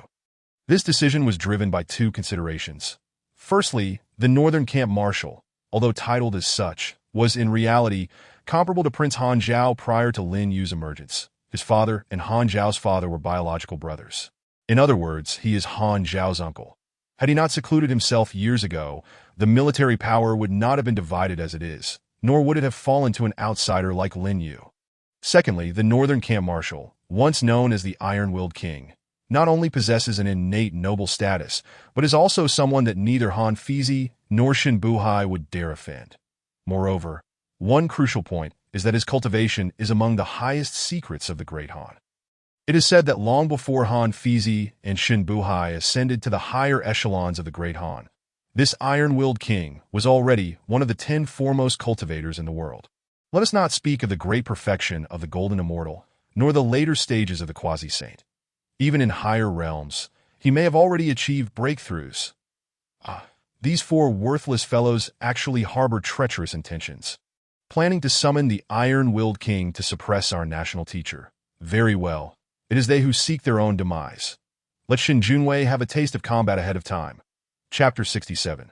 This master and disciple have major issues. This is not the act of indiscriminately slaughtering the innocent by our national teacher. It is your own insubordination, taking kindness for granted, that compels me to resort to lethal measures. Just as Generals Wei, Kai, Wen, and Mei were secretly scheming, Lin Yu sensed their intentions that on the surface, he displayed no signs of disturbance. Yet within his heart and eyes flickered a heavy intent to kill. He then issued a command to his new disciple, Shin Junwei, that my good disciple, there is no need for you to conceal your potential any longer. Break through as much as you can. I have a small task for you shortly. I have already verified that those thousands of traitors indeed harbor rebellious intentions that do not hold back. As for the others, particularly those four peculiar individuals, feel free to act without regard for their backing. I wish to see who dares to oppose today's rectification. As for me, do not worry. I too shall strive for a breakthrough. And perhaps I can offer you further enlightenment. As soon as Lin Yu finished speaking, Shin Junwei, in accordance with his master's wishes, ceased to suppress himself and allowed his power to surge forth uncontrollably, continuing to advance at a breathtaking pace, astonishing everyone present. In the seventh breath, Shin Junwei had already reached the great perfection of the profound immortal and continued to ascend to the early stage of the golden immortal, albeit at a reduced pace, persisting with roughly half the speed of his previous breakthroughs. Oh my, Master Shin is indeed no useless individual. Look, he is advancing to the golden immortal and continues to rise. Nearing the Tai golden immortal, the national teacher's discourse was so potent, akin to a powerful elixir. One could only lament our lack of talent. Sigh, as Shin Junwei attained the great perfection of the golden immortal. The admiration from Generals Liu and Mao towards Lin Yu deepened, leading them to unconsciously adopt Lin Yu's catchphrase, gradually aligning themselves with his side, fostering a desire for servitude. It is dire. The surname Li's cultivation in Confucianism and Taoism is truly formidable, not only enabling Shin Junwei to ascend to the Tai golden immortal, but also stirring emotions in us. How absurd. We had resolved to leave the northern camp and this lean national teacher. Yet we find ourselves unable to resist his allure. This Confucianism and Taoism should never have been introduced. This is not merely a school among the 100 schools, but rather the emergence of a formidable entity. The thousands of traitors who had previously disregarded Lin Yu had believed that their leader, General Ling, a great perfection celestial immortal, could lead them to greater fortunes elsewhere. However, they now found themselves unwittingly receiving insights and poised for elevation, on the verge of breaking through. Despite their aversion to Lin Yu, they could not help but feel a twinge of realization, leaving them with complex emotions. both unwilling and helpless, yet increasingly comforted by an exhilarating sensation, leading some to even pledge allegiance to Lin Yu. This is impossible. The iron-willed king is second only in talent to Han Fizi and Shin Buhai. It took him years to break through to the Tai Golden Immortal. Yet this so-called useless child manages it.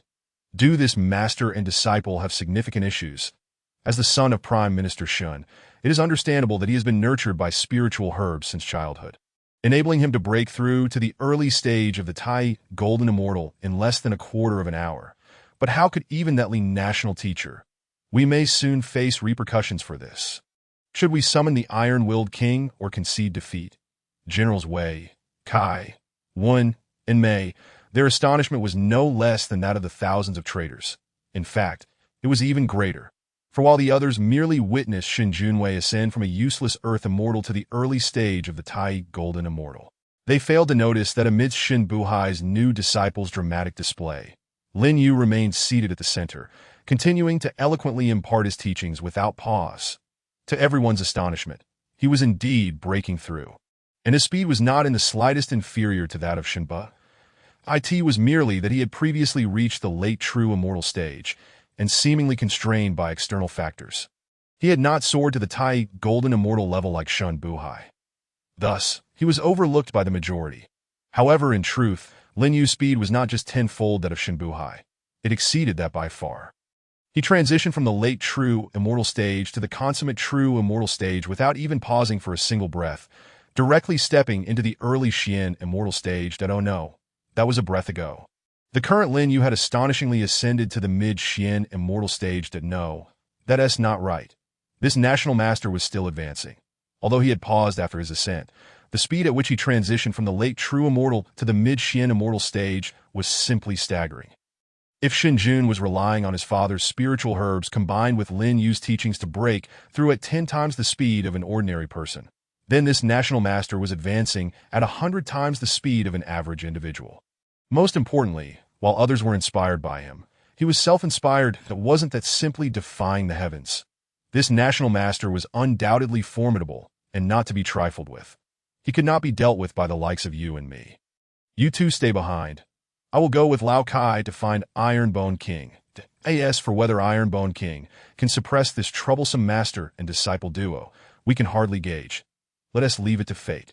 Observing Shun Jun's subsequent self-inspiration and his significant breakthrough, Lin Yu felt capable of confronting all their martial generals single-handedly. General Wei's face flushed with indignation. He could hardly contain himself. He ordered Wen Mei and the others to stay behind for continued surveillance while he and General Kai stealthily slipped away, not to return home or seek help, but to risk potential legal infractions by covertly heading north of Yangji to a renowned place called Mang Mountain, 9,000 miles away. This was where Ironbone King secluded himself for cultivation, and it was therefore eccentric martial general's last glimmer of hope. Amidst the encircling mountains, towering trees flourished with abundant spiritual energy. The tallest trees exceeded 300 zhang, and the broadest river took the two true immortal generals a full quarter of an hour to traverse. Eventually, they arrived before a massive stone Ade, resembling both a cave entrance and a gravestone, kneeling and prostrating until their foreheads bled, crying out in desperation, "Iron-boned King! Iron-boned King!" A monstrous aberration has appeared in the Great Han. The Confucian Taoist, Master Li, dares to mislead the public and incite Shin Qingxiang's adopted son to serve him, that we implore you to emerge swiftly and uphold justice. Their wails echoed in a haunting manner, reminiscent of a lament for a deceased father, penetrating the depths within.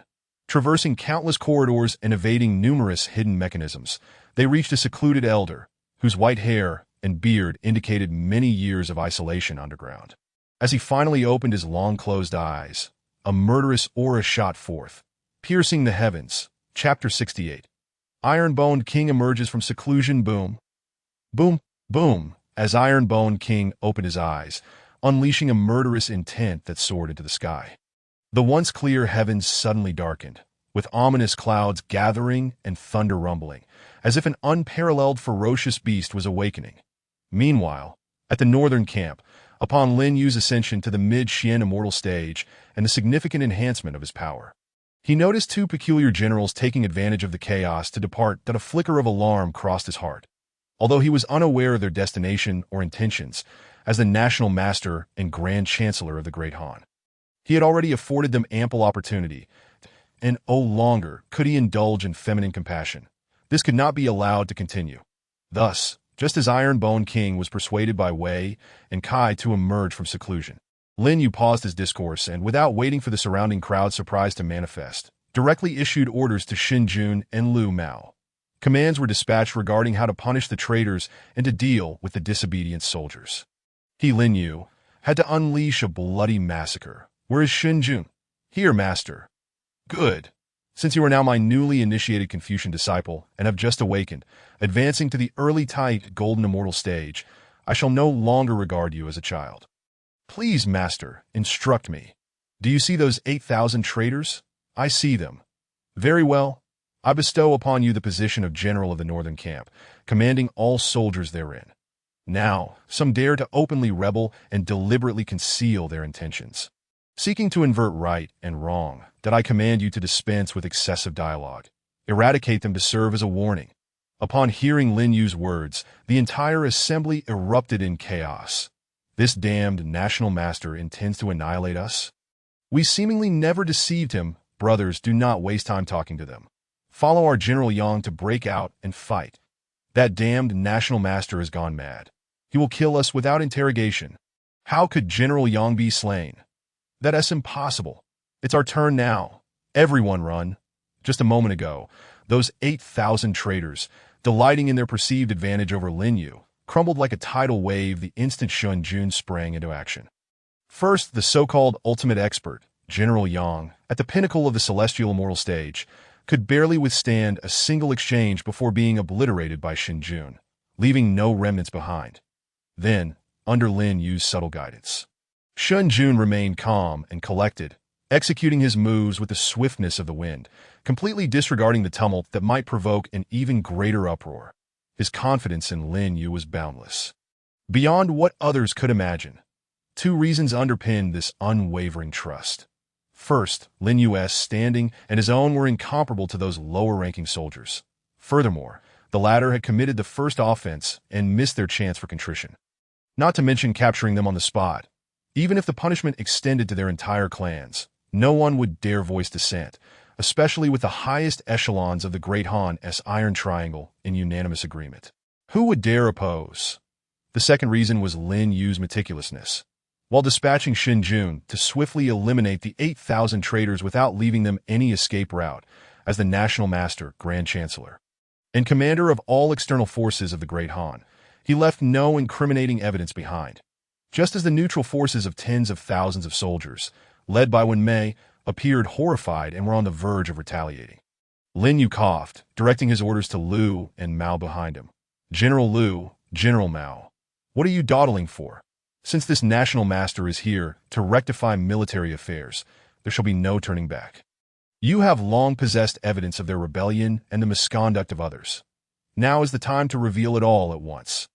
This way, we can avoid certain individuals mocking this national master for allegedly abusing power to target others, while neglecting to present concrete evidence according to the laws of the Great Qin. Upon hearing Lin Yu's command, the two generals, though not particularly powerful, were courageous and sincerely aimed to serve the court. They dared not hesitate and willingly collaborated with Lin Yu and Xin Jun's actions, promptly reciting names and detailing incidents of transgressions. The first traitor, General Yang, was revealed to be the eldest son of the prestigious Yang family from Sanchuan County, having gained his position through bribery of court officials and the procurement of numerous intermediaries, all while boasting a celestial immortal level of prowess that in reality, his true cultivation was merely at the early celestial immortal stage, and his past accolades were built upon the corpses of the innocent. The second traitor, among the 8 major officers beneath General Yang, was the instigator of the fire that ignited the granaries last night, intending to escape amidst the chaos. These 8 individuals habitually bullied other soldiers in the camp, protected by General Yang, who no one dared confront. By the law, they deserved the utmost punishment that as the first round of revelations unfolded, Lin Yu's commands were rendered legitimate and compliant. The two continued, and their words serve as an indirect warning to Wen Mei and the others, for their rise to power bore striking similarities. Relying on family influence and financial bribery to fabricate military achievements. They had thought that even with Lin Yu, the national master, investigating, there would be little consequence. Yet now they realized that the situation was far worse than they had anticipated. It was evident that the national master was not merely hesitant to act, but was intent on escalating the matter, determined to execute the 8,000 traitors before addressing the thousands of disobedient soldiers. Such iron-fisted tactics were all too familiar and brutally ruthless. Historically, emperors had always targeted a portion of their enemies to stabilize internal unrest. That it was unthinkable that Emperor Zhao of Han would delegate such power to the newly appointed national master Lin Yu within just a year.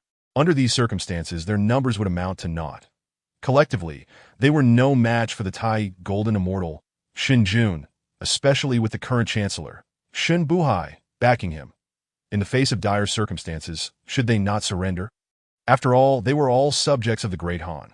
How could they stand against the national master? If those two were to articulate our transgressions, it would surely be too late. How vexing General Wei and General Kai have been gone for so long. Why do they not return? Could it be that they foresaw such an outcome and fled in advance? The once disdainful generals Wen and Mei, along with their numerous subordinates, are now utterly dumbfounded. Their previous arrogance replaced by thoughts of surrender. Frustration mounts as they are left unprotected, directing their ire towards the two who have departed. Chapter 69. The four families disgraced. These individuals remain oblivious to the hardships endured by Generals Wei and Kai in their efforts to summon the Iron-Willed King. They witness Xin Jun's ruthless prowess, single-handedly confronting 8,000 traitors with ease. One strike claiming 300 lives, another 500, that those traitors who were so brash the night before now find themselves akin to chaff before the scythe when faced with Xin Jun, a formidable opponent at the early stage of Tai Golden Immortal. They are either sent to their doom or are already en route to it. A chorus of wails reverberates throughout the northern camp, resembling the cries of pigs, the howls of dogs, and echoing the soldiers who, duped by their own generals, lament their impending demise. Yet, such regret comes far too late. Unlike times past, when mere discontent among dozens of soldiers would provoke the upper echelons. This time, under Lin Yu's command, even the slaughter of thousands fails to elicit any inquiries. Generals, behold, outside the northern camp, the merchants who once traversed these paths, selling grain and fruit, have all fled. That it appears they are more perceptive than us. Aware that the esteemed Master Li intends to reform military affairs with utmost seriousness. What are you both still hesitating for? Rather than waiting idly for our doom, let us kneel and admit our faults. After all, though it is already midday, Master Li has yet to make a decisive move against us. Perhaps we still have a chance. Otherwise, if we miss this opportunity, we will witness the murderous intent in Lin Yu's eyes. This is no trivial matter. At this moment, the tens of thousands of soldiers following Generals Wei, Kai, Wen, and Mei are in a state of panic. Without waiting for the hesitant generals Wen and Mei to issue commands, these soldiers hastily approach to report the situation, pleading for a change in attitude towards Lin Yu. However, while such reasoning may sound plausible, to expect the noble generals descended from the illustrious Yangzhai, four great families, to concede. Both Wen and Mei are deeply reluctant. Their faces a mask of discomfort, yet their lips remain tightly sealed, glaring daggers at Lin Yu. This behavior chills the hearts of those behind them, leaving them unable to voice their dissent, simmering with disappointment towards the four leaders. This display does not escape Lin Yu's notice, for with the aid of his enigmatic gaze, he perceives the subtle shifts in the expressions of these two. It is evident that these noble generals possess an extraordinary arrogance, bolstered not only by their innate pride and noble lineage, but also by a disdain for anyone, including the new Master Li. Moreover, the actions of the four are not merely their own, but are influenced by the subtle suggestions from their familial elites, aimed at cautioning Emperor Han Zhao against neglecting the old aristocracy.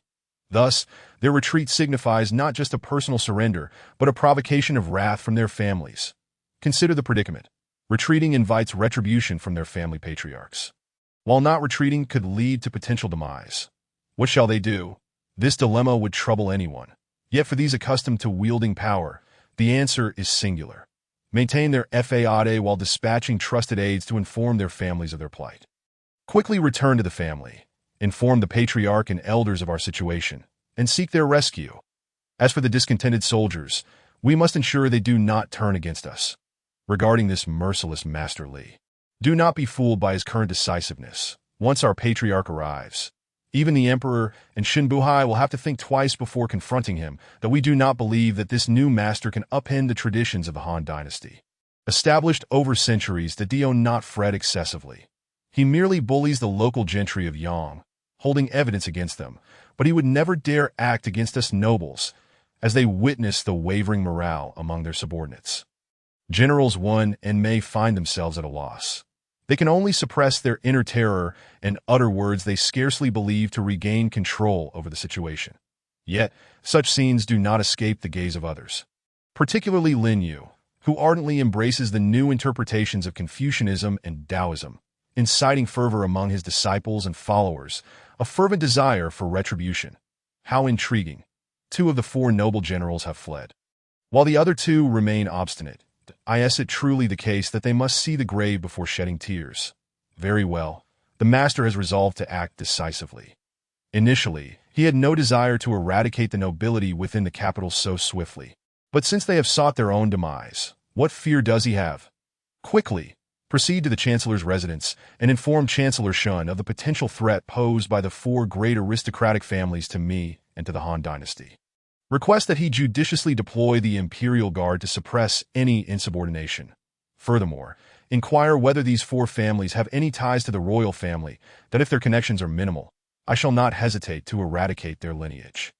However, if their ties are substantial, I shall afford His Majesty some courtesy and, apart from these 4 and their most obstinate officers and soldiers, refrain from pursuing the others for the time being. Lin Yu's countenance was grim as he articulated these seemingly innocuous words, yet they exuded an immense aura of lethal intent, leaving every attendant in stunned silence. Did I end the next moment? Those guards dispatched by Han Fizi showed no hesitation and promptly complied with his orders, returning to Yangzhai to report. Once they departed, Lin Yu regained his composure, exhibiting an air of calm, though within, his murderous resolve had reached its zenith.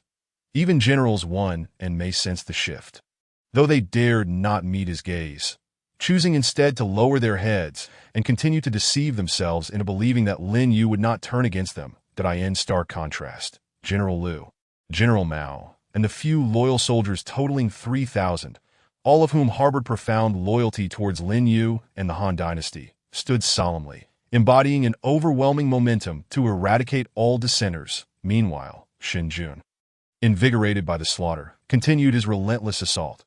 After dispatching over 3,000 traitors, his body, drenched in blood, bore the semblance of grave injury.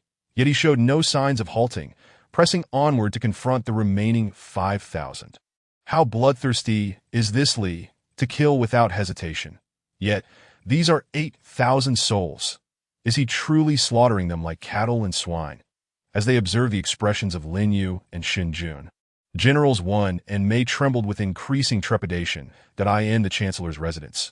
Shinbuhai had just concluded yet another round of appointments, diligently following Lin Yu's suggestions to amend policies with loopholes, before he could catch his breath. News arrived from the guards of the master, instantly altering his demeanor. Alas, it appears the 4 great aristocratic families are to be disgraced. Chapter 70. A reverse assistance? Why does the Chancellor say this? Our master is not one to kill for the sake of killing. It is merely that certain arrogant individuals within the military have proven too defiant and unruly. You may not be aware, but the master warned them yesterday, punishing over 3,000 as a cautionary tale. It is no wonder he is now incensed. The guard, perplexed by Shinbuhai's words, presumed that the Chancellor harbored grievances against Lin Yu and hastened to clarify.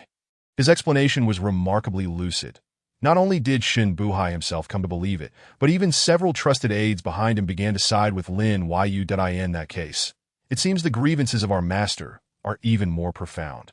Chancellor, perhaps it is time to cease defending those 4 old aristocratic families.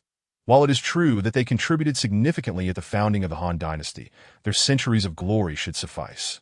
To dare collude with treasonous elements within the military, plotting against the nation, is not something that can be absolved by past merits, that we propose that you inform the master of their misdeeds and no longer condone the reprehensible actions of these four families.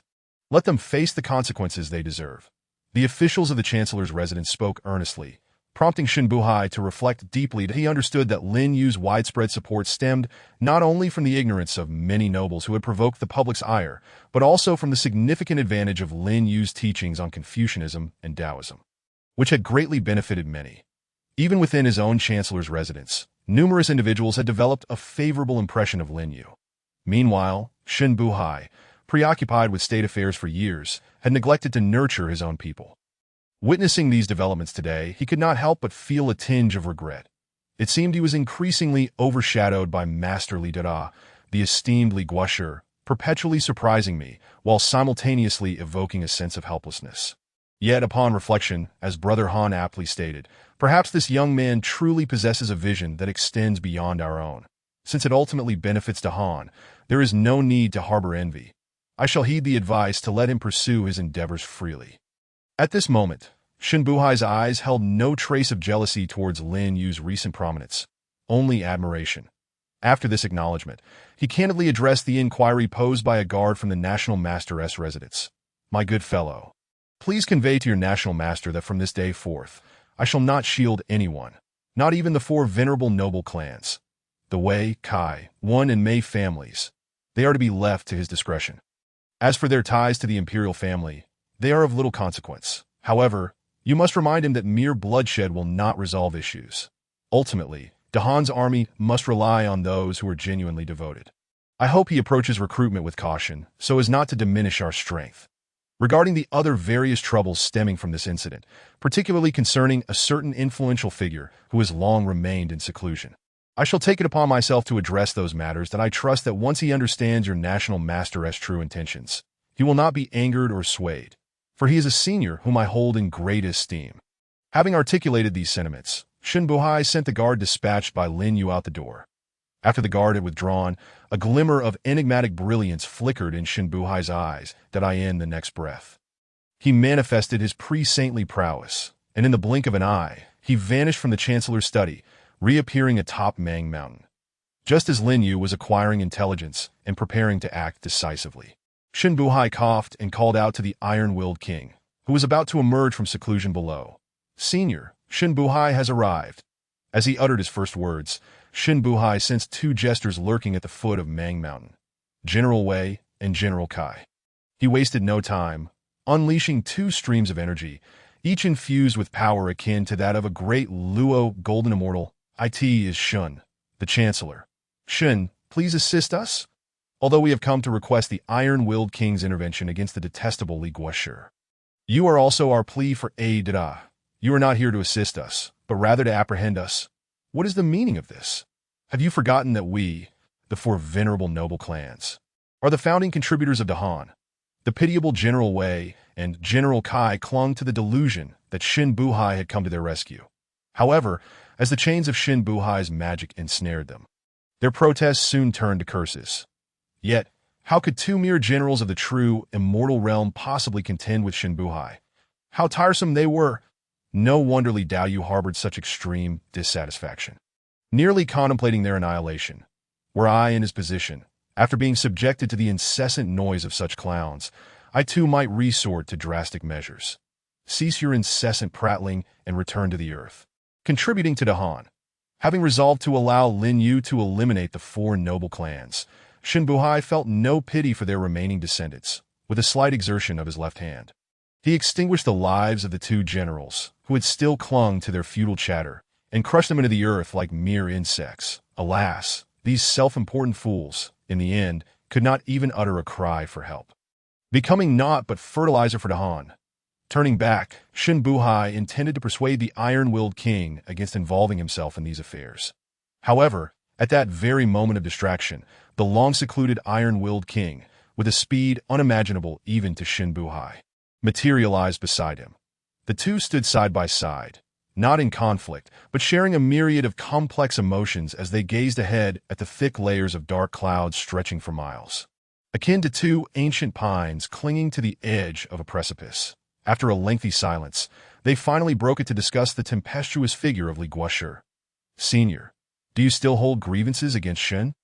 In the presence of the iron-willed king, Shen Buhai, as the chancellor and Han's foremost expert, displayed utmost humility, devoid of arrogance. With no reason to hold grievances, why would I? Since it is the four noble clans that seek their own demise by opposing the current emperor. What grounds do I have to blame you? After many years of silence, the iron-willed king spoke, his words carrying an undeniable weight, as if he were expelling a mighty gale. His statement clearly indicated a temporary belief in Shen Buhai, withdrawing his support from the four noble clans, and instead hinting at a desire to hold them accountable. Yet, at this moment, Shen Buhai was more concerned with an even greater matter. The iron-willed king, whom he had not seen in years, had evidently surpassed him, aided by Lin Yu. Senior, have you already transcended the limits of mortality, surpassing the threshold of quasi-saintship to reach that legendary realm beyond the great perfection of quasi-saints? This is truly astonishing. Young one, I am utterly in awe and filled with profound respect that I never anticipated that after our long separation, the iron-willed king's cultivation would not only match ours, but indeed surpass it. Before others, Shen Buhai was a formidable figure in the early stages of quasi-saintship, the chancellor of the Han, exuding immense authority that none dared to underestimate. Yet, in the presence of this legendary iron-willed king, he felt like merely a devoted admirer, overwhelmed by the palpable, extraordinary aura of the king's cultivation. Hearing these words, the iron-willed king displayed no signs of surprise or elation, but after a brief silence, he raised his gaze, his eyes gleaming with a golden light capable of piercing the horizon, casting a glance towards the northern encampment, that he then proceeded to engage Shen Buhai in a wager. That realm is not so easily breached. Do not be overly concerned, nor assume that my extraordinary cultivation will compel me to return and vie for power. I have long since grown indifferent to such matters. My sole concern is the future of the HAN.AS for you and that national master. This young man possesses a certain intrigue. While I monitor him, he has indeed shown some reaction. Quite rare. Since we have reached this point, I shall not hold back. I propose 2 wagers to serve as compensation for this unanticipated assistance I offer you.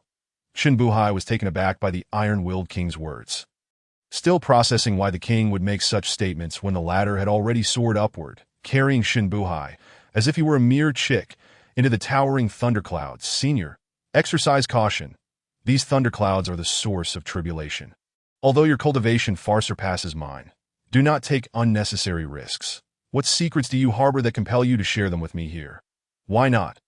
Even with his quasi-saint prowess, Shen Buhai was deeply unsettled by this action, urging the iron-willed king to avoid recklessness while simultaneously harboring curiosity about the urgent matters at hand. For in the Songyang continent, where the 7 heroes vie for supremacy, quasi-saints reign supreme, but that is merely in relation to the cultivators on the ground. When it comes to the heavens, certain celestial mountains, or the towering thunderclouds, even the most powerful quasi-saints are not to be trifled with. Firstly, these thunderclouds possess the ability to erode any artifact or defense. Not even the esteemed Zhao Wuling Emperor would dare linger for long, needing to pass swiftly. Secondly, only those who have attained at least the great perfection of quasi-saintship, or perhaps even higher, can reach and remain here for any duration. Those who do manage to arrive find their every action, speech, and the very causal relationships they invoke shrouded in obscurity beneath the thunderclouds. Unless one is a saint, no one below that status can probe into such matters.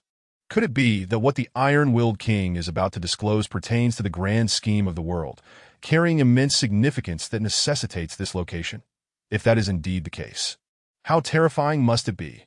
As Shen Buhai quietly pondered these implications, the iron-willed king, easily lifting him as if he were a mere chick, leaped several times until they reached a relatively safe cloud amidst the thunder. Without a moment's hesitation, the iron-willed king laid out 2 wagers that would irrevocably alter Shen Buhai's worldview. 2 wagers intimately linked to Lin Yu. It is quiet and serene here that I can now speak the truth. You need not be overly modest. After all, with that young man's assistance, you too can be considered a quasi-saint expert. As for me, I am not as formidable as you might envision.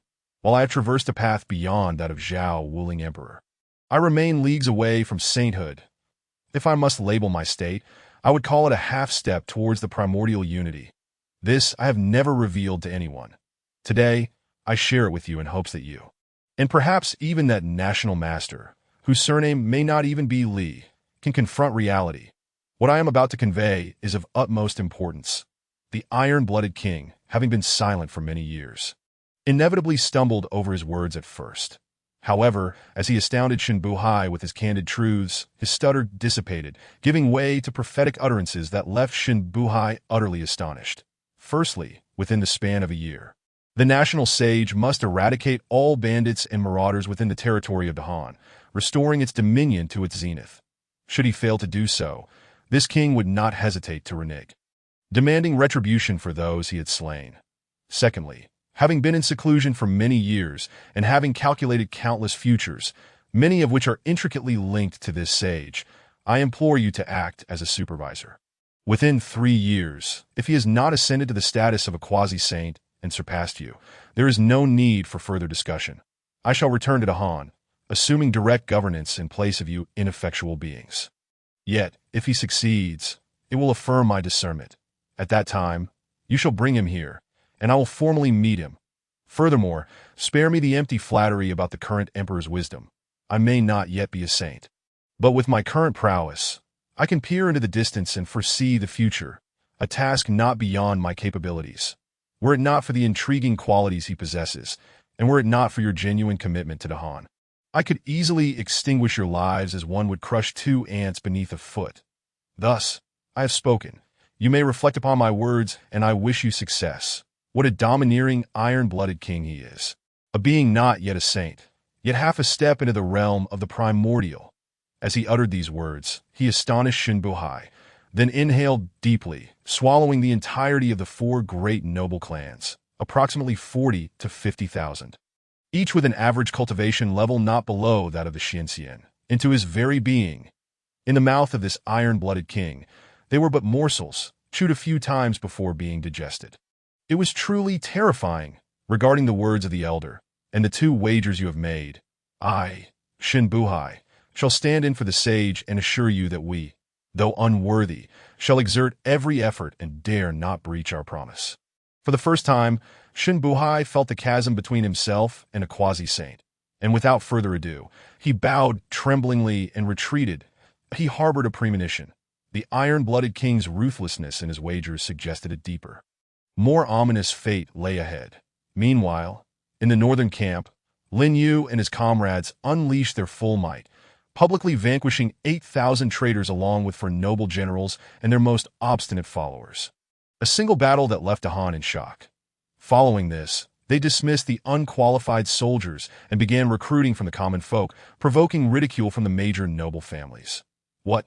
That sage has truly eradicated the 4 great noble clans and is recruiting commoners as soldiers. Haha, this is utterly laughable.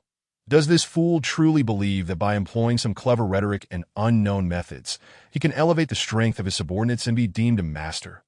Pah, he is utterly fearless. Fully aware that within the 7 nations, the elite are comprised of nobles, and the soldiers are their servants. Even if he intends to select from the common folk, it requires extensive vetting. How dare he issue a decree to recruit 100,000 commoners as soldiers? We shall observe with detached amusement, curious to see how capable this fool truly is. He ought not to confuse warfare with mere bluster. If he leads these worthless recruits in a battle, he will surely suffer the consequences.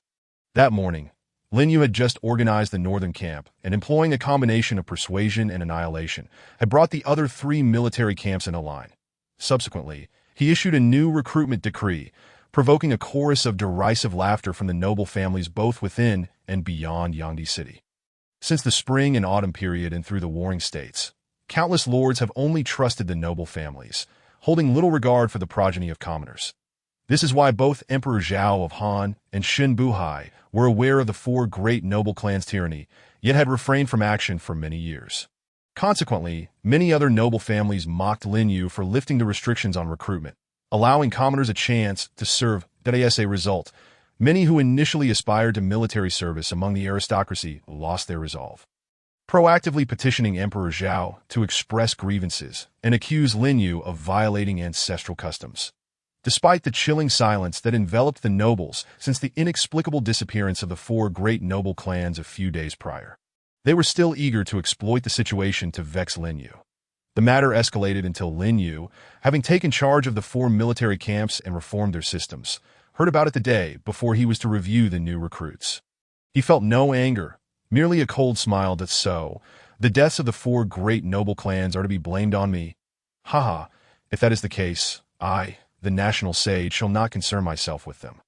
The most pressing matter now is not to quarrel with these antiquated minds, but to expedite the improvement of the military. Shinjun Kai, here are 4 talismans.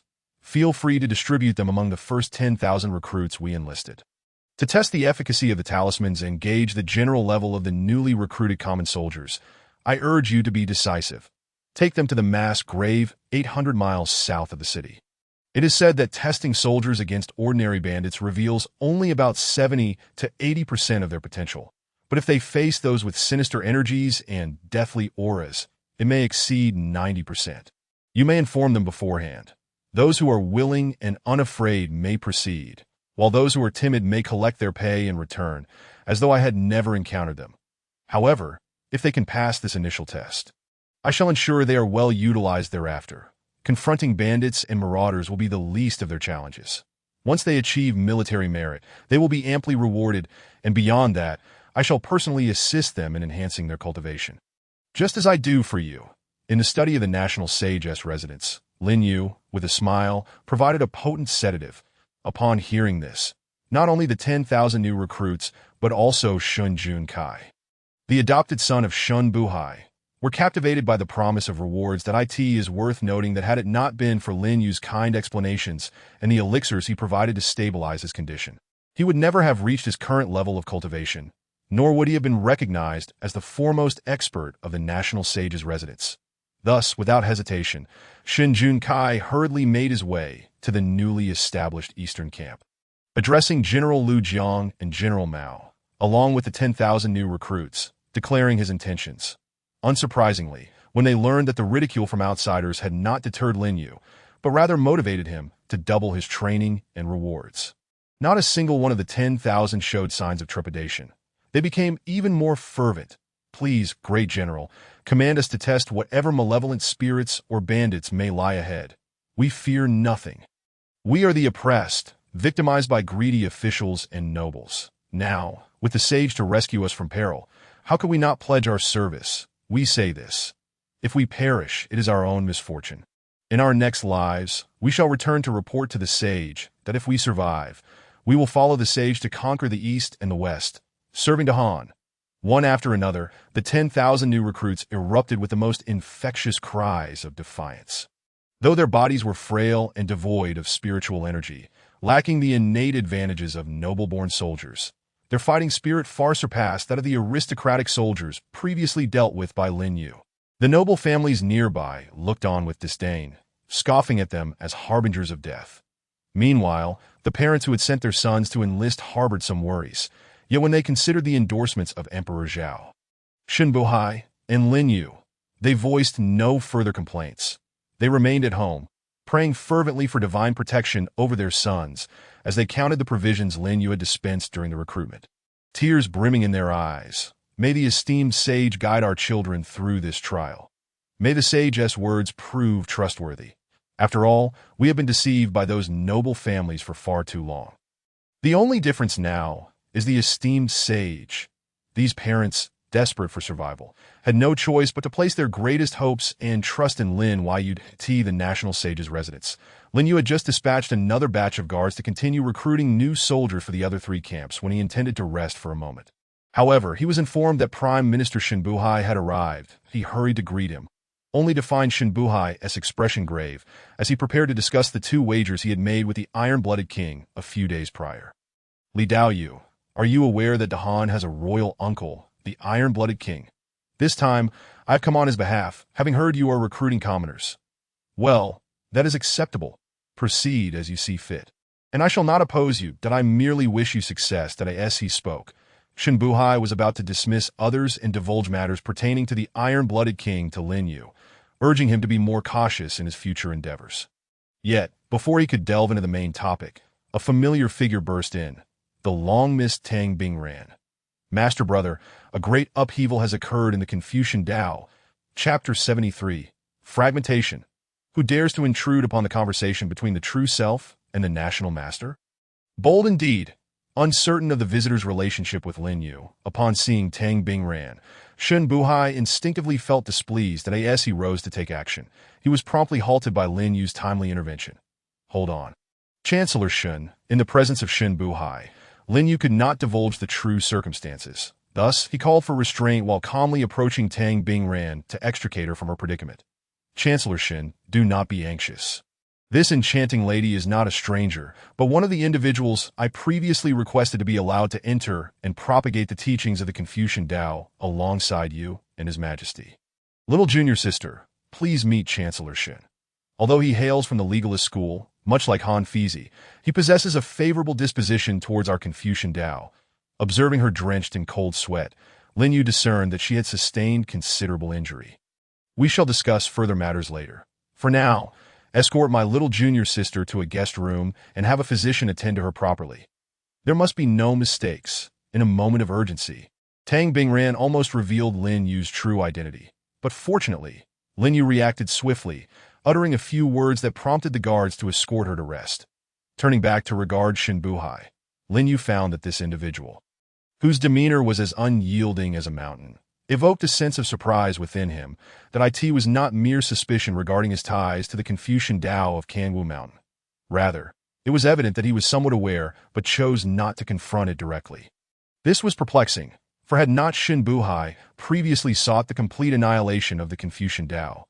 Although he had been temporarily lenient due to Han Fizi's assistance and Lin Yu's persuasive rhetoric, he still harbored murderous intent when recalling the events from a year prior concerning Kangwu Mountain. Why, then, was he now so reticent? As Lin Yu grappled with uncertainty, he noted that Shun Buhai showed no inclination to probe further. On the contrary, he began to offer words of consolation. Sir, it seems you do not bear the surname Lin. Do not be anxious. This matter was not relayed to me by another, but rather divined by Iron Bold Wang. Moreover, that elder has instructed me to convey to you 2 wagers that it appears he holds a considerable interest in you, perhaps even more generous than I, and is unconcerned about your association with the individuals from Kangwu Mountain a year ago. He merely desires to witness your achievements. Thus, might we engage in a candid exchange? I do not compel you, Taoistly, to reveal the truth, but I hope you understand that the Confucian Tao and the legalists of Dahan are intertwined. I assure you, I shall never betray you. For the first time, Shun Buhai spoke to Lin Yu with such solemnity, his gaze clear and devoid of ulterior motives. Observing this, Lin Yu refrained from recklessly acknowledging his identity. Instead, he used his mystical eye to ascertain that Shun Buhai's words contained no deceit. After a moment of silence, he finally opened his eyes and confided in this former adversary, who was gradually becoming a friend, revealing all truth save for his time-traveling origins and the system. Brother Shun, I am indeed not Li Si. I am the very individual who incited alarm among the 7 great national masters, prompting the mobilization of 7 quasi-saintly figures to obliterate the foundations of Kangwu Mountain. You may call me Lin Yu, or continue to refer to me as Li Si if you prefer. Since we have both been so forthright, I shall not mince words. The individual who just arrived is my little junior sister. Upon discovering the turmoil within Kangwu Mountain, I was compelled to take action myself. Before I depart, I intend to observe the training outcomes of the new recruits from Dongying. Thereafter, I may require your assistance in overseeing certain matters. What are your thoughts on this? Lin Yu's words carried significant risk, as up until now, aside from Han Fizi, none of the 7 great national masters had been able to locate him. Over the years, those who were willing to vent their wrath by dividing the 9,000 zhang Kangwu Mountain were akin to the most vicious of wolves. And it was not beyond the realm of possibility that they might come here, obliterating Lin Yu's efforts of half a year. Thus, as he spoke, Lin Yu's cultivation at the late stage of Xianxian was rapidly consolidating, prepared to fight his way out should the need arise. Lin Yu? Li Si? Ultimately, there is little distinction that in any case. Those whom I, Han Fizi, and Iron Bold Wang have deemed trustworthy are not mistaken that do not be anxious. I shall absolutely assist you with your requests and will not let you down. However, do remember, once you leave Dahan, there will be no protective barrier. Today, my ability to discern certain flaws in you signifies that individuals from the Six Nations may also perceive them. Travel safely and return swiftly. Contrary to Lin Yu's expectations, upon hearing so many truths, Shen Buhai merely expressed mild surprise without the anticipated shock that he subsequently offered Lin Yu words of reassurance. Following this, Shen Buhai took the initiative to request Lin Yu guide him to the guest room where Tang Bingran was resting, treating her internal injuries on the spot, and even voluntarily stepped outside to avoid any misunderstandings of eavesdropping. Witnessing this, both Lin Yu and Tang Bingran felt a surge of gratitude. This exemplified camaraderie. Chancellor Shen, please come in. We are all in the same boat, and there is no need for concealment. Little junior sister, please enlighten us as to how the Confucian Tao encountered this calamity. Not long ago, did I not expressly caution you to exercise caution in bringing them here? Lin Yu smiled gracefully, personally inviting Shen Buhai, now akin to family, to join him in listening to Tang Bingran's account. Both high-ranking officials of Dahan were struck with astonishment. They had anticipated that this incident was likely related to the likes of Wu Qi or other masters from the Six Nations. Yet they could never have imagined that the actual circumstances were far graver. According to Tang Bingran's account, several days prior, she had found Wenmo, DeLong, Hubu Su, and the reclusive Ziyu. Originally, they had plotted 3 routes to hasten their journey towards the Han.in the beginning. They traveled day and night, covering 18,000 li without incident, occasionally encountering bandits or being discovered by individuals from the Six Nations, but managing to escape danger. It was only upon returning to the ruins of Kangwu Mountain that they seemingly triggered some sort of alarm, attracting the pursuit of the Crown Prince and others. Master Brother, did you not engage that Crown Prince a few days ago? Indeed, we not only dealt with that scoundrel, but also confronted Wu Qi, the foremost expert of Dawei. Alas, do not mention it. That Crown Prince truly harbors a grudge that it was he who led a cohort of experts above the golden immortal level to pursue us, forcing us to scatter and evade Ziyu, Wenmo, DeLong, Hubu Su, and the other 9 each took a portion of disciples and retreated in their chosen directions. That as for me, they were most concerned for my safety and wished to spare me from further hardship, thus creating an opportunity for me to escape here. Well, Master Brother, you must think of something quickly. Although they have fragmented, thereby reducing their targets, judging by the ferocity of those from Dawei, they cannot hold out for long. Oh, by the way, there is another matter I must inform you of. Dawei has undergone turmoil. Wu Qi has been ousted, and now it is that Xian Lingjun who has ascended to power. This revelation left both Lin Yu and Shen Buhai utterly stunned. Chapter 74. Dawei Xian Lingjun, such a series of upheavals in Dawei. The Emperor Wu of Wei has been forced to retreat. National Master Wu Qi has been expelled. The Crown Prince's faction has swiftly collapsed, all captured alive. One after another, these monumental revelations shook both Lin Yu and Shen Buhai. They had assumed that the troubles for the Confucian Tao were likely due to an inadvertent discovery by experts from Dawei or other nations, leading to a pursuit that in the worst-case scenario, they would scatter and evade until the situation calmed, only to regroup in Dahan. They never anticipated that Tang Bingran would mention such a formidable figure, Xian Lingjun, the infamous Wei Wuji. This individual is not only one of the renowned 4 young masters of the Warring States, but also possesses an inseparable relationship with the Dao Wei royal family. In simple terms, Emperor Wu of Wei, already on the brink of death, has now become the supreme emperor of Dawei and had no choice but to abdicate. The Crown Prince, previously bolstered by Wu Qi and enjoying significant advantage, has been defeated by Xian Lingjun, who allied with the Crown Prince and 2 other quasi-saint masters, resulting in a complete rout. The intricacies of this process are beyond the comprehension of someone like Tang Bingran. She merely passed through Dawei's capital and overheard numerous conversations among passersby. However, this does not diminish the truth and gravity of the situation, for it implies that henceforth, the national policy of Dawei will undergo a radical transformation, particularly unfavorable for the rapidly developing Dahan. Although Wu Qi was cunning and ruthless, he was somewhat cautious of the balance among the 7 nations, which is why he retreated upon Han Fizi's intervention. This individual is fundamentally a fanatic devoted to cultivation, with ambitions for national expansion that are not overly grand. However, with Xian Lingjun in the picture, the situation is entirely different. This man is notorious for his warmongering, commanding 3,000 elite retainers, each prepared for battle. It is entirely possible that he will set his sights onto Han as his first target. Lin Yu and Xin Buhai simultaneously contemplated the dire consequences of the situation. However, their differing identities and positions led to a divergence in perspective. From the viewpoint of the state master Xin Buhai, it was imperative to promptly report the matter to Emperor Zhao of Han, mobilizing the Great Han Army to swiftly advance to the borders of Great Han and Great Wei, preparing for any eventuality. Furthermore, he deemed it essential to dispatch messengers to the states of Great Qin, Great Zhao, Great Yin, and Great Chu to seek their support. Without such alliances, the Great Han alone would undoubtedly struggle to withstand the onslaught of the war-mad General Xinling. Thus, without a moment's hesitation, Xin Buhai resolved to take his leave and head towards the imperial palace. In contrast, Lin Yu felt no urgency to initiate a defensive war. His reasoning stemmed from his unique advantage as a transmigrator from Blue Star, granting him foresight and a deeper understanding of the future dynamics among the Seven Kingdoms. Consequently, before Xin Buhai could hastily enter the palace to escalate the situation regarding the upheaval in Great Wei into a multi-state mobilization, Lin Yu grasped his hand and offered a heartfelt counsel.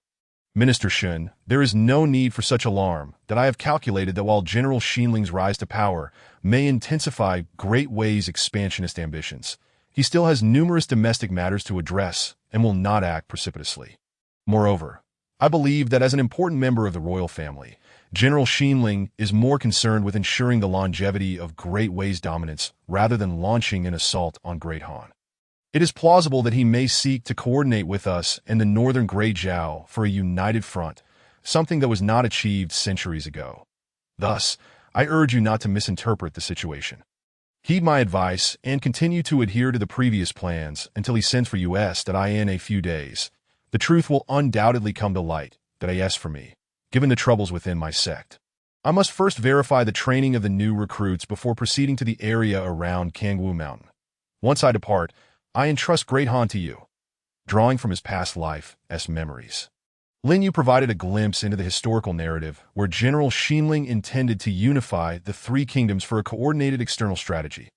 Although Xin Buhai did not entirely believe him, after a moment of hesitation, he acquiesced and refrained from escalating the matter. Lin Yu discerned that Xin Buhai held a degree of trust in his deductions. Consequently, their subsequent collaboration would proceed with remarkable efficiency. Safe travels, my friend. Xin Buhai bid farewell, and returned swiftly to, I am aware that your journey will be fraught with peril. Thus you may take my token along with the 18 disciples under my command. While their cultivation levels may not be particularly high, only at the Tai Golden Immortal stage, every additional skilled individual serves as an added assurance. Both I and Great Han do not wish for any misfortune to befall you. Before Lin Yu set off, Xin Buhai surprisingly offered him the temporary assistance of his 18 most formidable disciples, indicating the high regard this sage of the legalists held for Lin Yu, transcending the barriers between legalism and Confucianism. Without further ado, Lin Yu deeply bowed in gratitude and departed with the recovered Tang Bingran, the guards from the state master's residence, and the 18 disciples from the prime minister's office, hastening towards the chaotic burial grounds near Dongying. Upon arrival, they were greeted by a chorus of cheers that it was none other than Xin Junhui, the new disciple, utilizing the 4 basic talismans Lin Yu had previously bestowed upon him. With astonishing results from the 1,000 new recruits, the first squad of Dongying, comprising 2,000 individuals, yielded a passing rate of 1,986, with 11 failing midway and 3 unable to adapt to the talisman's power. The second squad, also with 2,000, achieved a remarkable 1,993 passing, with no failures mid-test and 7 withdrawing due to incompatibility with the talisman's energy. Upon hearing Xin Junhui's report, Lin Yu felt his previously somber mood lighten, a smile finally breaking through. The outcome aligned closely with his expectations. The 4 talismans had bolstered the courage of the 1,000 recruits, enhancing their offensive, defensive, and speed capabilities, as well as, most importantly, their resistance to negative influences, effectively elevating their combat proficiency in an alternate dimension. Earlier, the system had warned Lin Yu that these talismans, not belonging to this timeline but acquired through the exchange of Dao values, might cause some degree of discomfort. That it appeared that fate, along with these recruits, had not been unkind to him. While a few had indeed found the talisman unsuitable and had to withdraw, their numbers were minimal. The overwhelming majority had endured the talismans and the malevolent spirits with remarkable fortitude. "Little junior sister, wait for me for a quarter of an hour," Lin Yu said, his eyes brimming with emotion as he approached the crowd that it was essential to offer encouragement and instructions before departing. Chapter 75. Return to Great Way, senior brother. Attend to your matters. I shall not delay you. To Lin Yu's astonishment, in just a few days, his senior brother had grown even more formidable. He had transcended a significant realm in cultivation, solidified his position as state master, and trained such obedient and valiant soldiers that it seemed the revival of Confucianism was more than mere rhetoric. It held genuine promise. Observing Lin Yu exude the aura of a state master, effortlessly commanding respect, even a casual remark compelled Shen Junhui, the adopted son of Shen Buhai, along with the 1,000 recruits, to comply wholeheartedly. Behind him, little junior sister Tang Bingran gazed at him with increased admiration. At that moment, despite her lingering concerns for the fate of the Confucian scholars, the thought that her senior brother Lin Yu commanded the entirety of Great Han alleviated much of her anxiety, while simultaneously instilling boundless confidence. If a year ago, she had been a mere fan of Lin Yu, now she had blossomed into his fervent admirer, rivaling even the most ardent of devotees. That, on the other hand, Lin Yu, invigorated and carefully choosing his words, strode confidently toward Shen Junhui and the others, first kindly channeling his energy to heal those recruits who had been unable to acclimate to the talismans and were thus forced to retire. He then instructed the accompanying guards to distribute tenfold rewards to those who, although temporarily unable to serve as his soldiers, had nonetheless exerted great effort. Next, he ordered some recruits to escort these individuals back to their hometowns. Turning, he regarded Shen Junhui and the others with eyes full of brilliance and approval. "Excellent work. This round of testing has greatly pleased me. Shen Junhui, listen closely. Continue testing the other 3 camps. Remember, quality is more valuable than quantity. Even if we ultimately have only 70 or 80,000, it will be worthwhile. Today, all who did not pass the test or had to withdraw due to physical incompatibility will receive tenfold rewards, while those who passed and are set to interformal training will receive 20-fold. That in short, I, as your state master, will ensure that no one who fights alongside me in Great Han will be treated unfairly. Furthermore, for the foreseeable future, I have significant matters to attend to, and thus the 4 military camps will be entrusted to your general, Shen Junhui. This tiger talisman, given to me by His Majesty, is now passed to you. From this moment on, you shall represent me and His Majesty. Should anyone dare to defy this order, let them face the consequences as dictated by military law. However, I assure you, all of you have reached this point through your unwavering dedication to the nation and should not shrink from hardship. Therefore, let us part ways with the hope of reuniting soon. Summon forth your courage and fighting spirit, and train diligently to become elite soldiers." Upon hearing these words, the already awestruck Shen Junhui and the 1,000 recruits erupted in a fervent roar. They immediately began to follow Lin Yu's directives, submitting to Shen Junhui's rigorous training day and night, all in a bid to quickly regain the prowess of their predecessors. Meanwhile, Lin Yu, having conveyed all necessary instructions, expended 36,000 Dao values to exchange for 3 sets of 12 basic talismans to be used by Shen Junhui in the other 3 camps. Thus, even after his departure, national affairs would be managed by Shen Buhai, who could promptly relay any updates to him. Militarily, thanks to his recent extensive purging, he had eliminated countless aged and infirm soldiers, leaving behind 80,000 robust troops that as long as Shen Junhui did not err. There was little cause for concern. Once these 80,000 elite soldiers achieved results, seeking not too much, merely a restoration to the average strength of the previous hundreds of thousands of soldiers, when Lin Yu returned, he would reinterpret the classics and open the national treasury to foster their development. That he believed that within 3 to 5 months, this 80,000-strong army would rival the mightiest forces of the 7 kingdoms, enabling them to confront bandits, marauders, or even engage in covert operations against hostile nations with ease. Little junior sister, let us set forth. Given the considerable upheaval within Great Wei, the unpredictable temperaments of General Xinling, and the newly enthroned Emperor Wei Anshi compel us to avoid the old paths. Fortunately, I am aware of several alternative routes to traverse from Great Han to Great Wei. aside from the traditional ones, that we shall proceed with caution, as long as we do not attract the attention of the Great Way authorities. I believe our return to Great Way and Kangwu Mountain will not pose insurmountable difficulties. During this journey, please recount to me the specifics of the current situation, so I may offer the most effective solutions and hope to assist them swiftly. After completing the affairs within the realm of Korea, Lin Yu no longer lingered, but he set off with his junior sister Tang Bingran, accompanied by 12 of the most elite guards from the National Master's residence, along with 18 disciples lent to him by Shinbuhai, forming a party of 32 individuals. Each member was equipped with ample provisions, fresh water, and essential medicinal supplies, embarking at the swiftest pace into the territory of Dawei. Initially, they encountered no obstacles, nor were they detected by anyone. They merely stumbled upon a couple of bandit hideouts, which posed no challenge to the group, whose average strength exceeded that of golden immortals. Effortlessly dispatching the foes. For the 30 bodyguards, it was an opportunity to demonstrate their sincerity. However, for Lin Yu and Tang Bingran, the situation was different, due to the newly issued task from the system. They amassed a considerable amount of preaching value throughout their journey, which, though incremental, was quite substantial. Yet, at that moment, Lin Yu was preoccupied with reuniting with the scholars of Confucianism and Taoism, focusing on the road ahead while recalibrating their route for utmost safety. Based on reports from scouts during the day. Meanwhile, under Tang Bingran's continuous recounting, he was greatly pleased by the progress of Mr. Ziyu, when Mo, and others, when Mo had reached the pinnacle of celestial immortality.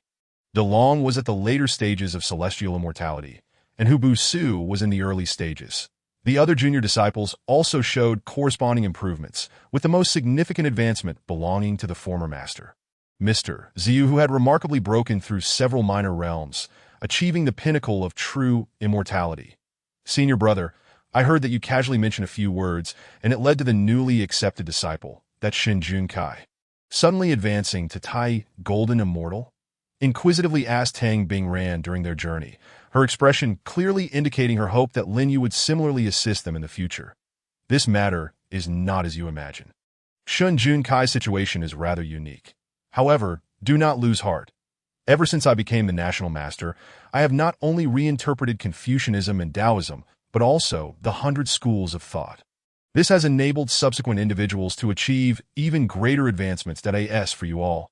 Although you lack the peculiar opportunities that Shun Jun Kai encountered, diligent study of my new interpretations should still yield progress. Lin Yu, mindful of the special circumstances surrounding Shin Jun Kai, refrained from disclosing too much and instead shifted the conversation to reassure Tang Bingran. Hearing this, not only did Tang Bingran feel relieved, but the 30 bodyguards trailing them were also filled with anticipation. However, just then, as the group entered the southwestern border of Dawei, less than 10,000 miles from Kangwu Mountain, they suddenly encountered an unusual situation. Everyone halt. Though Lin Yu's cultivation did not match that of the 30 Tai Golden Immortal bodyguards, his perceptive abilities were unparalleled that they were about to traverse the valley to enter the vicinity of Kangwu Mountain. He suddenly called out to stop everyone. Upon hearing this, the 12 guards immediately shielded him and Tang Bingran, ensuring no direction was left unguarded. The 18 Tai Golden Immortal experts from the Chancellor's residence, however, relying on their richer experience, swiftly dispersed without requiring Lin Yu's orders. They formed 6 groups of 3, each undertaking specific tasks. 2 groups ventured ahead to scout the path. 1 group probed the rear to guard against pursuers, and another patrolled the only vulnerability in their formation, the vast river on their right, ready to counter any potential assassins. The final 2 groups, witnessing the 12 guards adequately protecting Lin Yu and Tang Bingran, took no further discussion and moved to the sides, concealing themselves among the trees and rocks or hiding in earth pits, making thorough preparations for any eventuality. Senior brother, what exactly is going on? Observing the tension among the group, Tang Bingran questioned, could it be that the Duke of Xinling has learned of our return and has sent people to intercept us? Or should I reveal myself to draw their attention? Despite her insufficient cultivation to detect the situation surrounding Lin Yu and the others, her kind heart led her to fiercely protect him. Sensing the urgency, she was ready to take action on his behalf. Yet before this naive girl could act, Lin Yu, after keenly sensing the surroundings, transformed his anxiety into a smile, uttering a statement that others might find perplexing. Foolish girl, do not overthink it. Everyone else, ease your tension. This time, we are fortunate. Ahead, there is neither the Duke of Xinling nor the pursuit of Emperor Wei Anshi, but rather an old acquaintance. Oh no, perhaps it would be more fitting to call him an old friend. After all, amidst the upheavals within Dawei, the ones who suffered the most were Wu Qi, the Crown Prince, and Emperor Wei Wu, yet this person has neither perished nor been imprisoned, managing to arrive here instead. It is his fortune and ours as well. Let us approach and greet him. I believe that as long as this old friend has not lost his wits, he will understand that collaborating with us is far more advantageous than reporting us. As Lin Yu spoke these words, he genuinely lowered his guard and took the lead towards a towering mountain reaching a height of 1,000 zhang, directing his attention towards a specific location he had sensed. The crowd behind him appeared puzzled, especially Tang Bingran, who, having returned too late, was entirely unaware of Lin Yu's previous debates with Shin Buhai and confrontations with Wu Qi, along with numerous other thrilling experiences. Yet they did not question Lin Yu. Instead, they firmly believed in the correctness of his deductions as the national master. Following closely behind him, an hour later. After traversing the mountain, the group found themselves in the plains between the mountain and Kangwu Mountain. And with little effort, they located a concealed individual. It must be noted that while this person bore hostility towards them, he truly was an old friend, for this individual was none other than Wu Sheng, the only survivor among the Crown Prince's entourage, 39,000 miles away, in the capital city of Dawei, which is also the largest city within the central region of the 9 provinces. The capital was witnessing an unimaginable event as Lin Yu and the severely injured Wu Sheng encountered one another this very moment. Within the Taiwei residence, the Duke of Xinling, Wei Wuji, having replaced Wu Qi, disdainful of holding the same official title, elevated himself to the rank of Taiwei and abolished the national master positions of Wu Qi and others at that moment. He was engaged in discussions with his 3,000 retainers regarding the future developments of Dawei and their proposed plans when suddenly, an old acquaintance, the steward Mo, hurriedly approached, brimming with excitement, bearing the edict of the current emperor, Wei Anshi. The emperor has decreed that the Duke of Xinling. The steward began reciting the imperial edict, yet before he could finish, he was coldly interrupted by the now powerful Wei Wuji. Steward Mo, what do you mean by that? Have you forgotten how I previously negotiated with His Majesty? I, along with the 2 esteemed Taiwei, supported him to ascend the throne. What is this? Has it not been 10 days, and you are already reneging on our agreement? Wei Wuji's words were exceptionally domineering and ruthless, hinting at a potential usurpation at any moment. Hearing this, the steward Mo, now serving as the Emperor Wei Anshi, felt a surge of anger, yet he dared not show any disrespect. Not for any other reason than that Wei Wuji's words were not unfounded. Had he not summoned the 3 long-missing esteemed Taiwei, the current emperor would have been incapable of overcoming Wu Qi and the Crown Prince. This agreement had long been established. Even though Wei Wuji, backed by formidable military power, was dismissive of Wei Anshi, the steward Mo did not dare to confront him. Not to mention that behind Wei Wuji stood 3 formidable quasi-saint figures who had expelled Wu Qi. Figures he could not contend with. Even Wei Wuji himself, having secretly trained for decades during the protracted conflict between the Crown Prince and the former prince, had achieved the pinnacle of great Luo golden immortality, a strength that was beyond his capacity to withstand. Thus, the loyal steward Mo, suppressing his fury, took a few steps back, feigning humility as he repeated the formalities. Your Excellency, the Emperor has words for you. Please proceed to discuss. The Emperor has stated that Wu Qi has been expelled and is currently missing, while the majority of the Crown Prince's faction has been captured, yet a few remain at large and must not be overlooked. In this regard, with your 3,000 retainers, who are more formidable than the Imperial Guard, would you be able to deploy them to eradicate the remnants, lest they rise again? Additionally, there is a significant matter that requires your presence in the palace for discussion. This recent upheaval, though kept confidential, has nonetheless attracted reactions from the surrounding 4 nations. Among them, Dahan has not reacted much, merely sending envoys to reaffirm the 7 Kingdoms Agreement, which seems negligible. However, the Qi, under Guanzhong, the Chu, led by Chun Shun Jun Huang Xie, and the Zhao, under the Taishang Emperor Zhao Wuling, all demonstrate intentions of mobilizing troops and positioning forces at the borders that we must tread carefully, as their combined military might exceeds 100,000. After the steward Mo conveyed this information, Wei Wuji showed little reaction, merely listening with slight surprise that it appeared that he had anticipated the responses of the other three nations. Yet the calmness of Han, rather than a swift defensive posture, was somewhat unexpected. Was it possible that Han Fizi's barrier made them feel secure? Once again, it is Li Si, Chapter 77. The Emperor is not as good as a dog. And the Grand Minister struts with arrogance that if it is indeed this Li Si, then it makes sense. This individual is quite remarkable. Previously, he was able to intimidate Wu Qi, and later, he acted unilaterally, recklessly restructuring the internal affairs of the Great Han. Truly impressive. Were it not for the pressing matters that the Grand Minister, must attend to recently, I would have longed to meet him sooner. As I have mentioned before, this era has irrevocably changed that a year ago. The heavens shifted, prompting the hidden powers of various nations to take action that a year later. The Seven Kingdoms have undergone a tremendous transformation. How could one still heed the words of those antiquated relics? Perhaps among all under heaven, aside from the likes of Shangyang from the Great Qin, it is this newly arrived Confucian Taoist, Li Si, who could be my sole worthy opponent deserving of my attention.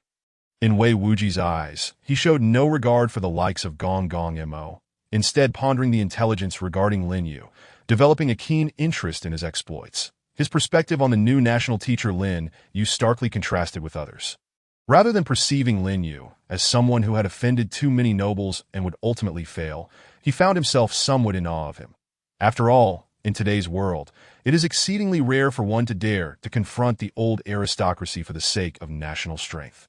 Aside from myself, the Grand Minister, who boldly compelled Wei Wuji to abdicate, and of course, Shangyang of the Great Qin. Now, with the addition of Lin Yu, how could he not be filled with elation? Yet, ultimately, Wei Wuji refrained from immediately articulating his thoughts or suggesting a meeting with Lin Yu. Instead, he merely smiled faintly and rose to depart, instructing the others to continue their discussions without waiting for him. Assuring them that his visit to the palace would not be prolonged, as for Zhao Wulingdi, Huang Xie, and Guanzhong, mere inept individuals, I have never regarded them as rivals, since our great Wei has not yet made a move. Yet they have prematurely dispatched their armies for defense. It amounts to a half-hearted declaration of war. Thus, I would not mind engaging them in battle. However, prior to that, I must assist our sovereign in eliminating the last vestiges of calamity. This I can discuss with Gong Gong Mo as we proceed, right? Wei Wuji's arrogance surpassed even Wu Qi's, standing before his 3,000 retainers, addressing the palace's foremost expert, the formidable Gong Gong Mo. With utter disrespect, the scene incited uproarious laughter among his throng of retainers. This laughter nearly drove Gong Gong Mo to the brink of explosion, compelling him to recall the events of a year prior. At that time, he, possessing a fully realized cultivation of Tai, Golden Immortal, coupled with his unique and peculiar techniques and the prince's backing, had dared to engage in fierce combat against the great prince under the witness of Wu Guoxing, the master of the royal estate. He had indeed shone brightly. However, in just a year's time, although he had risen to prominence alongside Wei Wuji, the actual benefits he reaped were far inferior to those of yesteryear. What could be the reason for this? This Wei Wuji is far too audacious, simply because he possesses formidable strength and the support of 3 quasi-saintly figures. He dares to disregard not only me, but also our sovereign. How is it that the culmination of our plans with the sovereign led to us receiving the least benefit, while he reaped the most? At this rate, are we not merely cultivating a second Wu Qi? If stability were to be established within Great Wei, would our household and the sovereign not become mere pawns to be subdued by him, akin to a second Wei Wuji? Such a conclusion would indeed render our initial collaboration a grave mistake. Alas, dear sovereign, I must beg your pardon.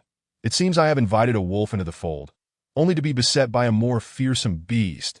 As Gong Gong Mo walked ahead, he felt the overwhelming dominance of Wei Wuji behind him, who incessantly wielded his power to intimidate the royal guard along their path. That a profound sense of desolation enveloped him. It was at this moment that he inadvertently recalled the Confucian Taoist lineage of Kangwu Mountain, extinguished a year ago, leading to his first pang of regret in his life. Perhaps, back then, he should not have revealed the location of Kangwu Mountain's Confucian Taoists, but rather invited them into the prince's residence as a counterbalancing force against Wei Wuji. Though those from Kangwu Mountain were indeed weak, that Lin Yu, who had briefly shone in the limelight, was no ordinary figure. Had he truly safeguarded them, it is conceivable that today, as sovereign, would not have been reduced to the point of begging Wei Wuji for mercy. Alas, there are no remedies for regret in this world. And regrettably, Lin Yu and his disciples have long since vanished. With a soft sigh, Gong Gong Mo refocused his thoughts, guiding Wei Wuji to a side gate designated for the lords outside the imperial palace. Preparing to invite him to enter, to his astonishment, Wei Wuji showed no intention of stepping forward. Instead, he wore a proud smile and challenged him. Gong Gong Mo, have you made a grave error? I am not merely a grand minister. I am also the emperor's own brother and recognized as the regent by the three esteemed grand ministers of Great Wei. Why should I not enter through the main gate? Gong Gong Mo was taken aback by his words. The main gate was reserved for the emperor or the emperors of other states. How could it be granted to a mere grand minister? You audacious Wei Wuji, is this not a blatant declaration of war against the authority of the emperor? How dare you act in such a manner? We shall endure. But, seeing that Wei Wuji was not jesting, but genuinely intended to enter through the main gate, claiming the privileges reserved for Wei Wuji, Gong Gong Mo felt his anger boiling to the surface. Yet in the end, he dared not confront Wei Wuji directly, suppressing his rage and internal injuries, conceding, "Please, Grand Minister, or rather, esteemed regent, enter through the main gate." Wei Wuji chuckled. "I guess it not inappropriate to enter through the main gate.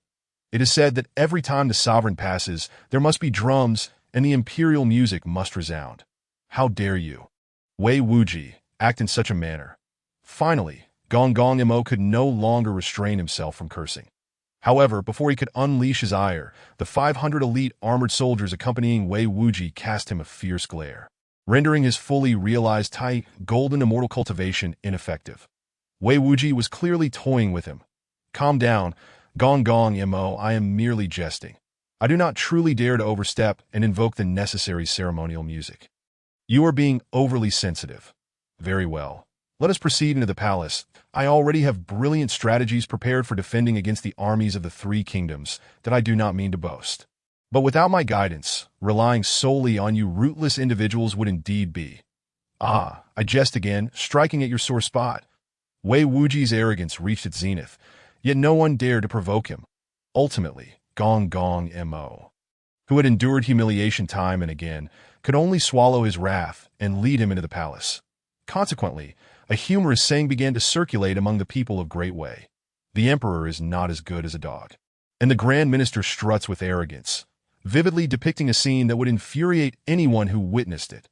Chapter 78. The Guards of Literature and Ink. Before long, melodious ballads began to echo throughout the capital, mocking the current emperor while extolling Wei Wuji.